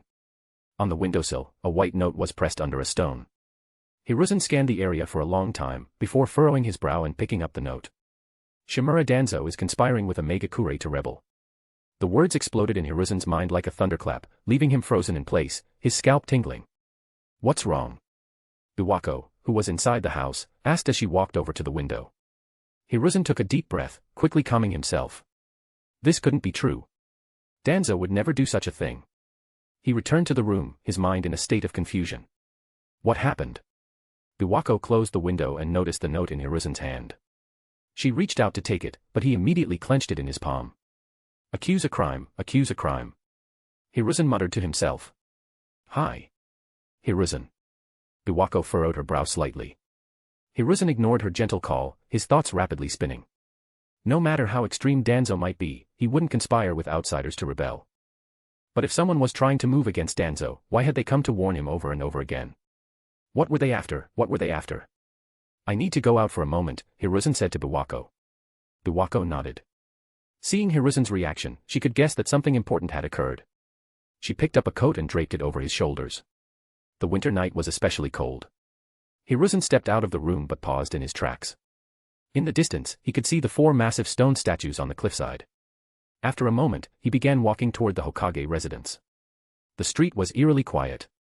The elderly man, nearing his 50s, arrived in front of Orochimaru's mansion. The door was opened by Anko, who was wearing pajamas, clearly just out of bed. "Third Hokage," she exclaimed. "Where's the fourth Hokage?" Hiruzen asked. Anko looked at Hiruzen and replied, "Lord Orochimaru usually doesn't stay here. He's at his research facility." Hiruzen nodded lightly and was about to leave. But Anko suddenly called out to him again, "Third Hokage. Lord Orochimaru told me that if you came looking for him, I should tell you that he's busy with an experiment. If you need anything, you can go find Makoto at the Hyuga family." Hiruzen furrowed his brow upon hearing this. Makoto. Hyuga Makoto. He left Orochimaru's mansion and cast a complicated glance toward the Hyuga clan's district. With his status, Hiruzen could typically summon anyone he wished with a simple message. The heads of the major clans in the village, even the fourth Hokage Orochimaru, would usually come to him and respectfully listen to his guidance and instructions. But now, the situation didn't allow him to act that way. He no longer held the initiative in this matter. The most critical issue was that he had no idea what the other party's intentions were. Were they trying to take down Danzo, or were they looking to gain something from him? Hiruzen, now alone, arrived at the Hyuga clan's district. The Hyuga guards, startled to see the third Hokage, immediately escorted him to the clan leader's residence. This wasn't his first time here. He had developed a deep connection with both Hyuga Taikai and Hyuga Hayashi. However, Hiruzen's impression of the Hyuga clan had not been updated since Hayashi's death. Or rather, by the time he had hoped to understand them better, he was no longer Hokage. He knew that the Hyuga clan was now aligned with Orochimaru, and the new clan leader, Hyuga Makoto, was one of Orochimaru's trusted subordinates. Every day, he sat in the Hokage's office, helping Orochimaru handle many of the village's affairs. Hiruzen didn't wait long in the living room before Ayano came to him, bowing respectfully. "Third Hokage, Lord Makoto requests your presence in the study." Hiruzen glanced at Ayano, the former fiancé of the clan leader, and couldn't help but feel a sense of contemplation. The master of this household had changed. Perhaps everything had changed. Following Ayano, Hiruzen entered the study, only to find it empty. "Where's Makoto?" Hiruzen asked. Ayano hesitated, her expression turning awkward as she struggled to answer. After hearing that the third Hokage had come to visit in the middle of the night, she had rushed to summon Makoto. But when she had arrived, Makoto simply told her to tell the third Hokage to go to the study, then return to sleep. How was she supposed to respond? Could she really say that Makoto was still sleeping? Hiruzen furrowed his brows as he observed her expression, then his gaze scanned the study. 3 of the walls were lined with bookshelves, and aside from the books, there was little else in the room. On the desk, however, were 3 stacks of documents. Hiruzen walked over thoughtfully and picked up one of the files. Seeing this, Ayano quietly closed the study door behind him. The file in Hiruzen's hand was a dossier on members of the Hyuga clan, focusing on their younger generation. These were all ninjas in the village, and Hiruzen recognized many of the names. He then picked up the second stack, his expression changing instantly. This too was a file, but it contained a list of his own clan members. The people listed held important positions in the village. Hiruzen silently set the file down, then picked up the final stack. This file wasn't a list at all, rather, it detailed all the shady dealings he and Danzo had engaged in. Hiruzen's hand trembled slightly as he realized the true purpose behind this. Chapter 80, Ch 80, Major Shift. When Makoto woke up, it was already morning. Ayano told him that the third Hokage didn't stay long in the study last night before leaving. When he arrived at the Hokage building, there was a crowd of people waiting downstairs. Upon seeing him, they all bowed respectfully to the young man. "Lord Makoto." Makoto responded calmly and proceeded to the office, where he first summoned Maraboshi Kosuka and Might Dewey, who had returned to the village. "This was entrusted to me by Yahiko, the leader of the Akatsuki, to deliver to you," said Maraboshi Kosuka as he handed over a box. Makoto took it and glanced at it, noting that the box was securely sealed. He remarked, "It seems the mission went smoothly." Maraboshi Kosuka replied, "There were some close calls. Hanzo of the Salamander is incredibly powerful. Without the antidote, Dewey and I would have died there. The Akatsuki suffered significant casualties. With Hanzo of the Salamander dead, the internal situation in Omegakure has descended into chaos. For Yahiko and his group, quelling the turmoil and seizing power won't be an easy task." Makoto nodded and said, "That's not something we need to worry about. If the Akatsuki can't even handle this, it just means their fate has run its course." He noticed Might Dewey seemed hesitant, so he asked, "Do you have something to say?" Might Dewey finally spoke up, "Lord Makoto, I'm just a genin. Why do you keep assigning me these high-level missions?" Hearing this, Makoto replied, "Didn't you come to me earlier, asking to take on missions like these?" Might Dewey scratched his head sheepishly. Back then, he simply wanted to earn more mission rewards. He hadn't anticipated repeatedly risking his life like this. It wasn't that he feared death, but he worried that if he died easily, no one would be left to take care of Guy. Makoto continued, since you're aware that you're just a genin, why haven't you worked harder to improve yourself? I'll give you 1 month. After that, you'll undergo a Chunin assessment. If your theoretical knowledge isn't up to standard, you'll retire directly. Might Dewey was instantly dumbfounded, while Mariboshi Kosuka couldn't help but stifle a chuckle at Makoto's words. Makoto smiled faintly and said, besides, isn't your son already a Chunin? He can support you now. Might Dewey wanted to say something more. Lord Makoto. But Makoto didn't give him the chance to plead his case. He waved them off, signaling for them to leave. He then opened the box in his hands. Inside were letters detailing communications between Hanzo of the Salamander and Danzo. The contents revealed plans for Hanzo to deploy troops to attack Konoha, aiding Danzo in seizing the position of Hokage. Of course, all of these were forged. Makoto had instructed Yahiko to help fabricate them in his earlier letter. After Mariboshi Kosuka and Might Dewey left, another group of people entered simultaneously. These individuals were all members of the Sarutobi clan. Leading them was a middle-aged man named Sarutobi Ruji, someone Makoto was familiar with and who held considerable renown in the village. Besides him, the others were all individuals occupying important roles within the village. With their influence, even if Hiruzen were no longer Hokage, he would still wield significant power and influence within Konoha. Lord Makoto, Sarutobi Ruji greeted with a respectful bow. There's no need for such formality, Ruji-senpai, Makoto replied with a smile. Though his words were polite, he made no move to stand, remaining seated in the Hokage's chair as he regarded the group before him. Sarutobi Ruji stepped forward and handed over a stack of letters. Makoto casually glanced at the top one. It was a resignation letter. Without any visible change in expression, Makoto refrained from the usual pretense of politeness or attempting to persuade them otherwise. Instead, he directly addressed Ruji, you have all served the village tirelessly. Your contributions will not be forgotten. You flatter us, Lord Makoto, Sarutobi Ruji replied, bowing his head even lower. Such perfunctory phrases were usually spoken by the Sarutobi clan to others. He hadn't expected to hear them directed at his own clan, and from the mouth of a mere youth, no less. Earlier that morning, Hiruzen had urgently summoned them and issued this directive. It was a strict order, leaving no room for opposition or debate. Sarutobi Ruji couldn't understand what could have forced their hand.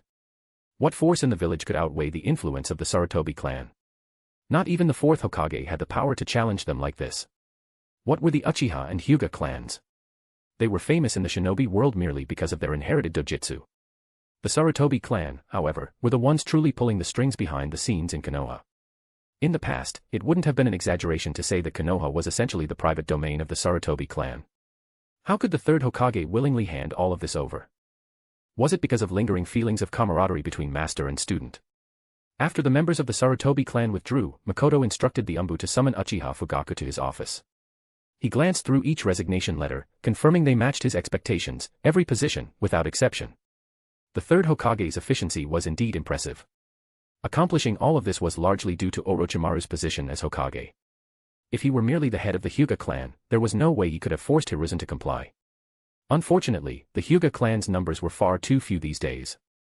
Before long, Fugaku arrived. Lord Makoto, is there something you needed from me? He asked. Without a word, Makoto pushed the box Mariboshi Kosuka had delivered earlier across the desk toward him.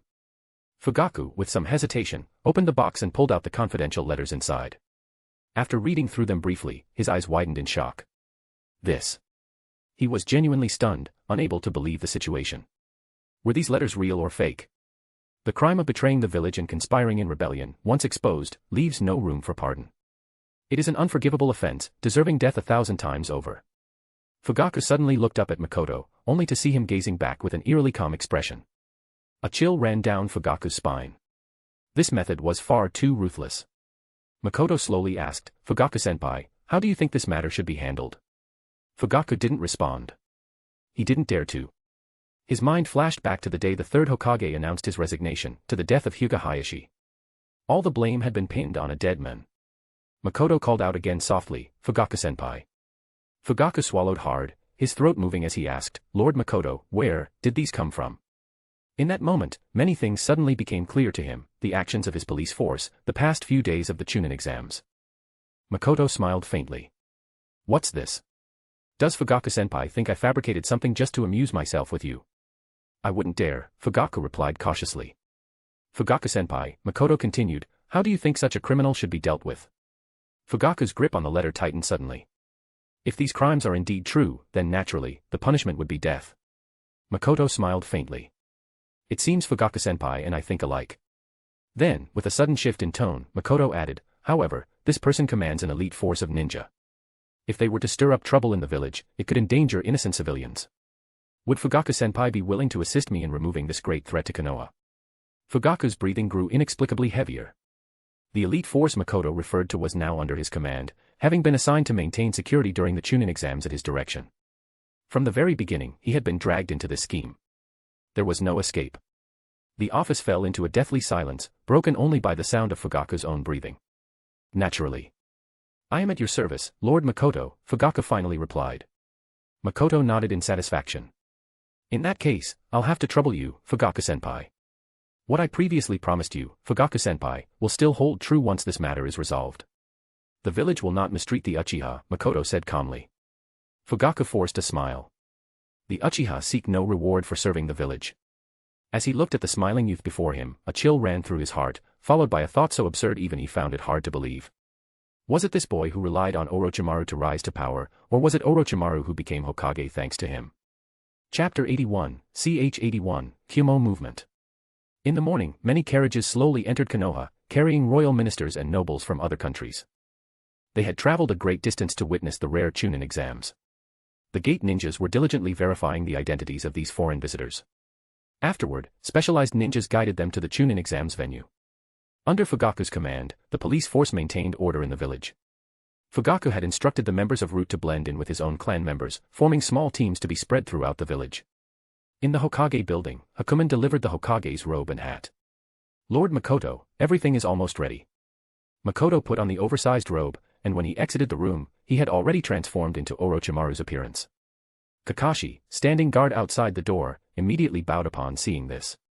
Let's go. Today is the day of the third round of the Chunin exams, and it will also be the most exciting part of the exam. The venue for the exam is set in a massive circular arena on the outskirts of the village, similar to a coliseum. When Makoto, disguised as Orochimaru, arrived, he could hear the villagers in the audience seats cheering for his arrival. Lord Hokage. From a distance, Bakura rose and bowed. This woman always carried herself with pride when facing him, but she would only lower that pride when seeing Orochimaru. In a world where strength is paramount, Makoto didn't mind it at all. He merely nodded lightly in acknowledgement and then sat in the Hokage's designated seat. By the time the event was about to start, the audience seats were already packed. Makoto stood up to give a speech. With the help of the Yamanaka clan's ninjas, his voice reverberated across the entire arena. The third round of the Chunin exams now begins. Outside the arena. Captain doesn't have to stay with us, you can go inside and watch the match, one of the Uchiha clan members said. Hearing his clan member's words, Fugaku could only smile helplessly. Yeah, leave the security matters to us. We've got it covered, another voice added. Fugaku responded, I'm just worried you'll get into conflict with someone. Today is an important day. One of the Uchiha clan members replied, Captain, you think too little of us. On an occasion like today, we'll be sure to show restraint. Besides, those guys shouldn't be looking for trouble, right? Fugaku sighed. Alright, there's no point in watching a bunch of genin fight. Focus on your patrols. Under normal circumstances, he wouldn't have to personally oversee security patrols, but today was different. The village was holding a grand event, and who knew what might happen behind the scenes. The streets of Konoha were mostly empty, with the vast majority having already gone to the Chunin exams venue. As Fugaku continued on his patrol, he suddenly caught sight of a figure swiftly darting across the rooftops. Naturally sensitive to his surroundings, Fugaku's instincts immediately kicked in as he saw the figure and quickly used his shunshin to intercept them. What's the hurry? He asked. I have important news to report to Lord Hokage, the person said, their expression urgent. Fugaku's gaze flickered slightly. The third round of the Chunin exams is currently underway, and Lord Hokage is at the exam venue. Hearing this, the person immediately changed direction and rushed toward the Chunin exams venue. Fugaku and the other Uchiha clan members watched the figure speed away, feeling puzzled. Why the urgency? One of them asked. Not sure, Fugaku replied. Unable to make sense of the situation, Fugaku shook his head and dismissed it from his mind. Alright, let's continue with our work. At this moment, Makoto was watching with great interest as two genin were battling below. It was Anko and Asuna ninja.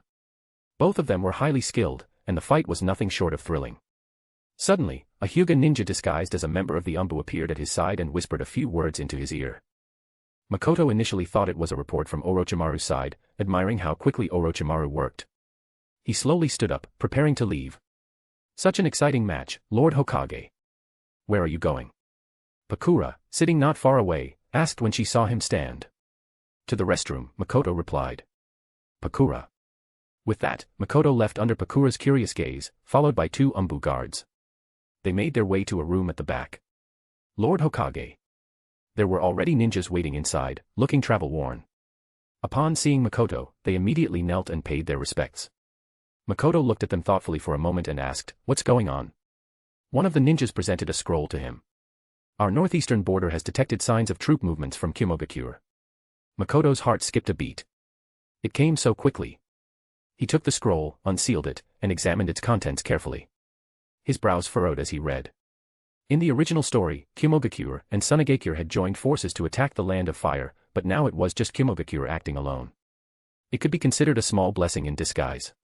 The reason for this might be that Kyomogakure, seeing Konoha's weakening state, rushed into action prematurely, while Sunagakure was likely still dealing with the issues concerning Kirigakure and had just established diplomatic relations with Konoha, unwilling to break that alliance.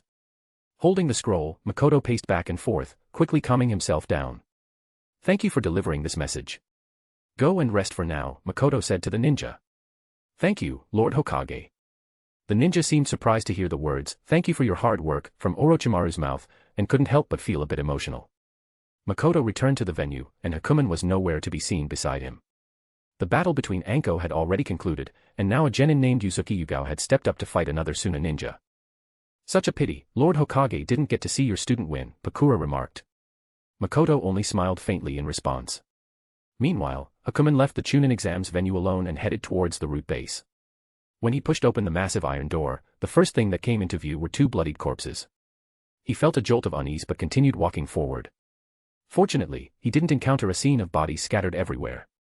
The root ninja were few in number at the moment, with most of them out maintaining the village's security. "Is that you, Hakumen?" In the dimly lit hall, Hakumen noticed a figure standing beneath 2 grotesque, giant statues.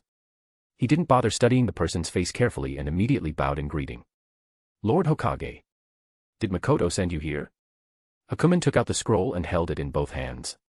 He bent down, and just as he did, he heard a faint hissing sound from a snake. A large python slithered up and snatched the scroll from his hands. Taking advantage of the moment, Hakumen slightly raised his gaze. In the distance, he saw Orochimaru's figure, his clothes looking somewhat torn, and a corpse lying at his feet. Truly never-ending, Orochimaru's voice slowly echoed. "Where is Makoto now?" "Lord Makoto is still at the exam venue." Orochimaru suddenly appeared in front of Hakumen and walked past him, heading toward the hall's entrance.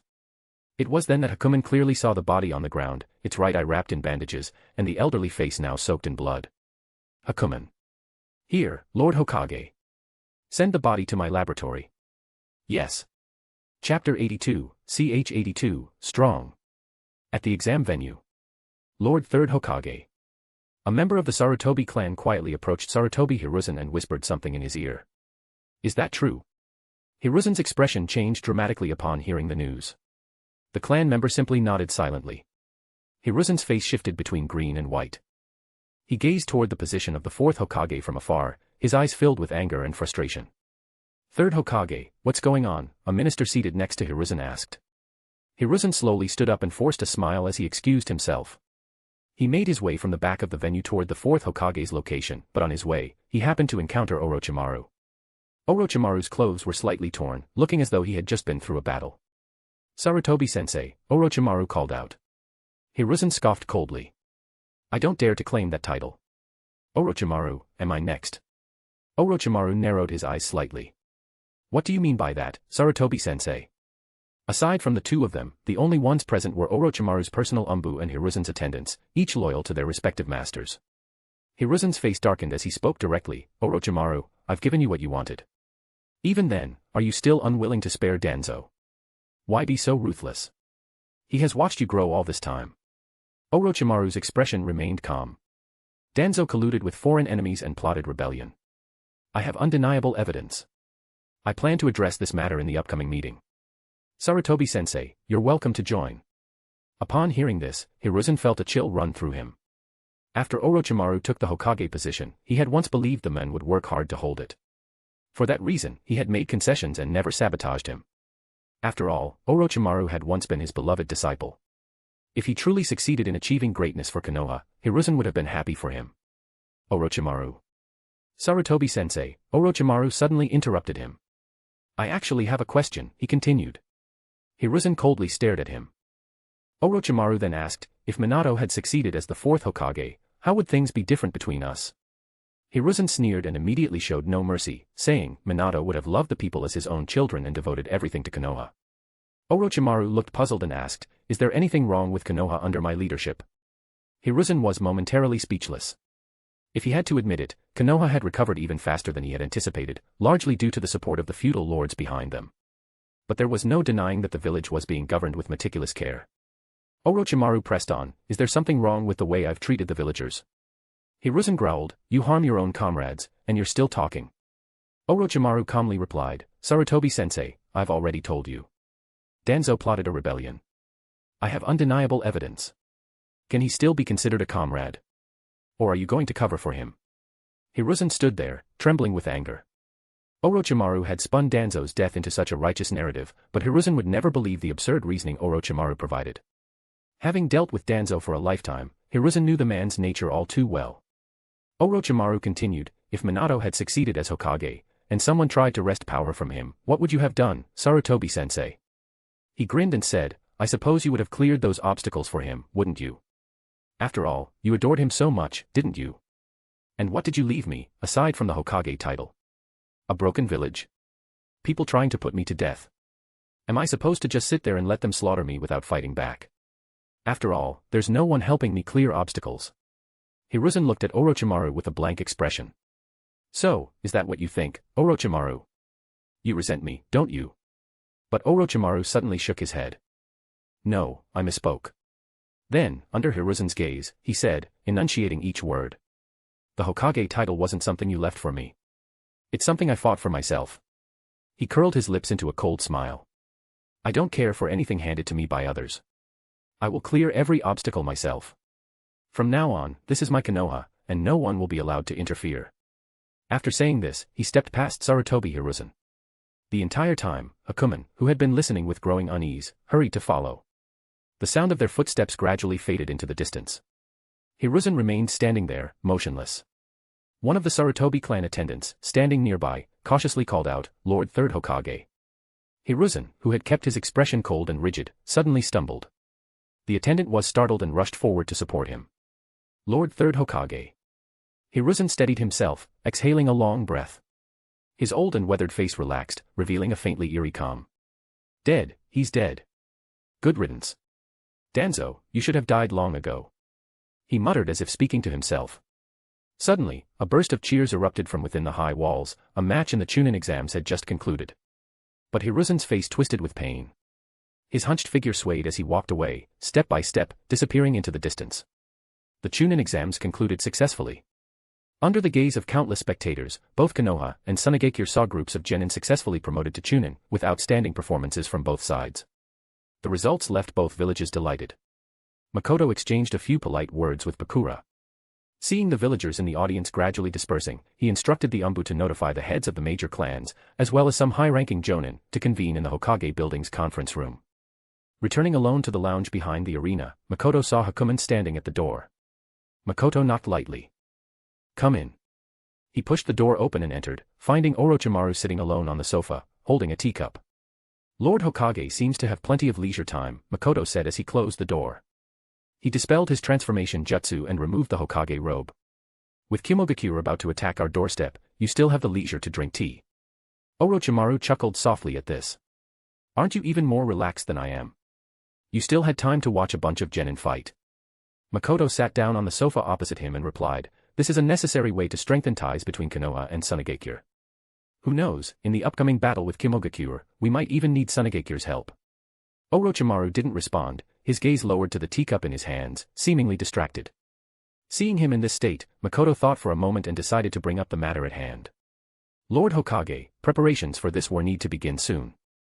Orochimaru, appearing indifferent, directly asked, who will lead? As Hokage, he wouldn't step onto the front lines unless absolutely necessary. Makoto replied, that depends on your decision. Orochimaru glanced at him. Why not just say what you're thinking? Minato. He's very suitable.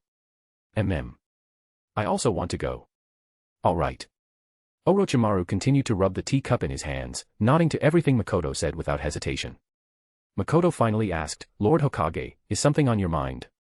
Orochimaru looked at him calmly and slowly asked, Makoto, if someone has no one they can trust by their side, does that make them a pitiful person? Makoto chuckled. Lord Hokage, when did you become so sentimental? Orochimaru didn't respond directly. I'm not a god, after all. Makoto replied slowly, it's just loneliness. Aren't all strong people lonely? Orochimaru gave a faint smile. Then it seems both you and I qualify as strong.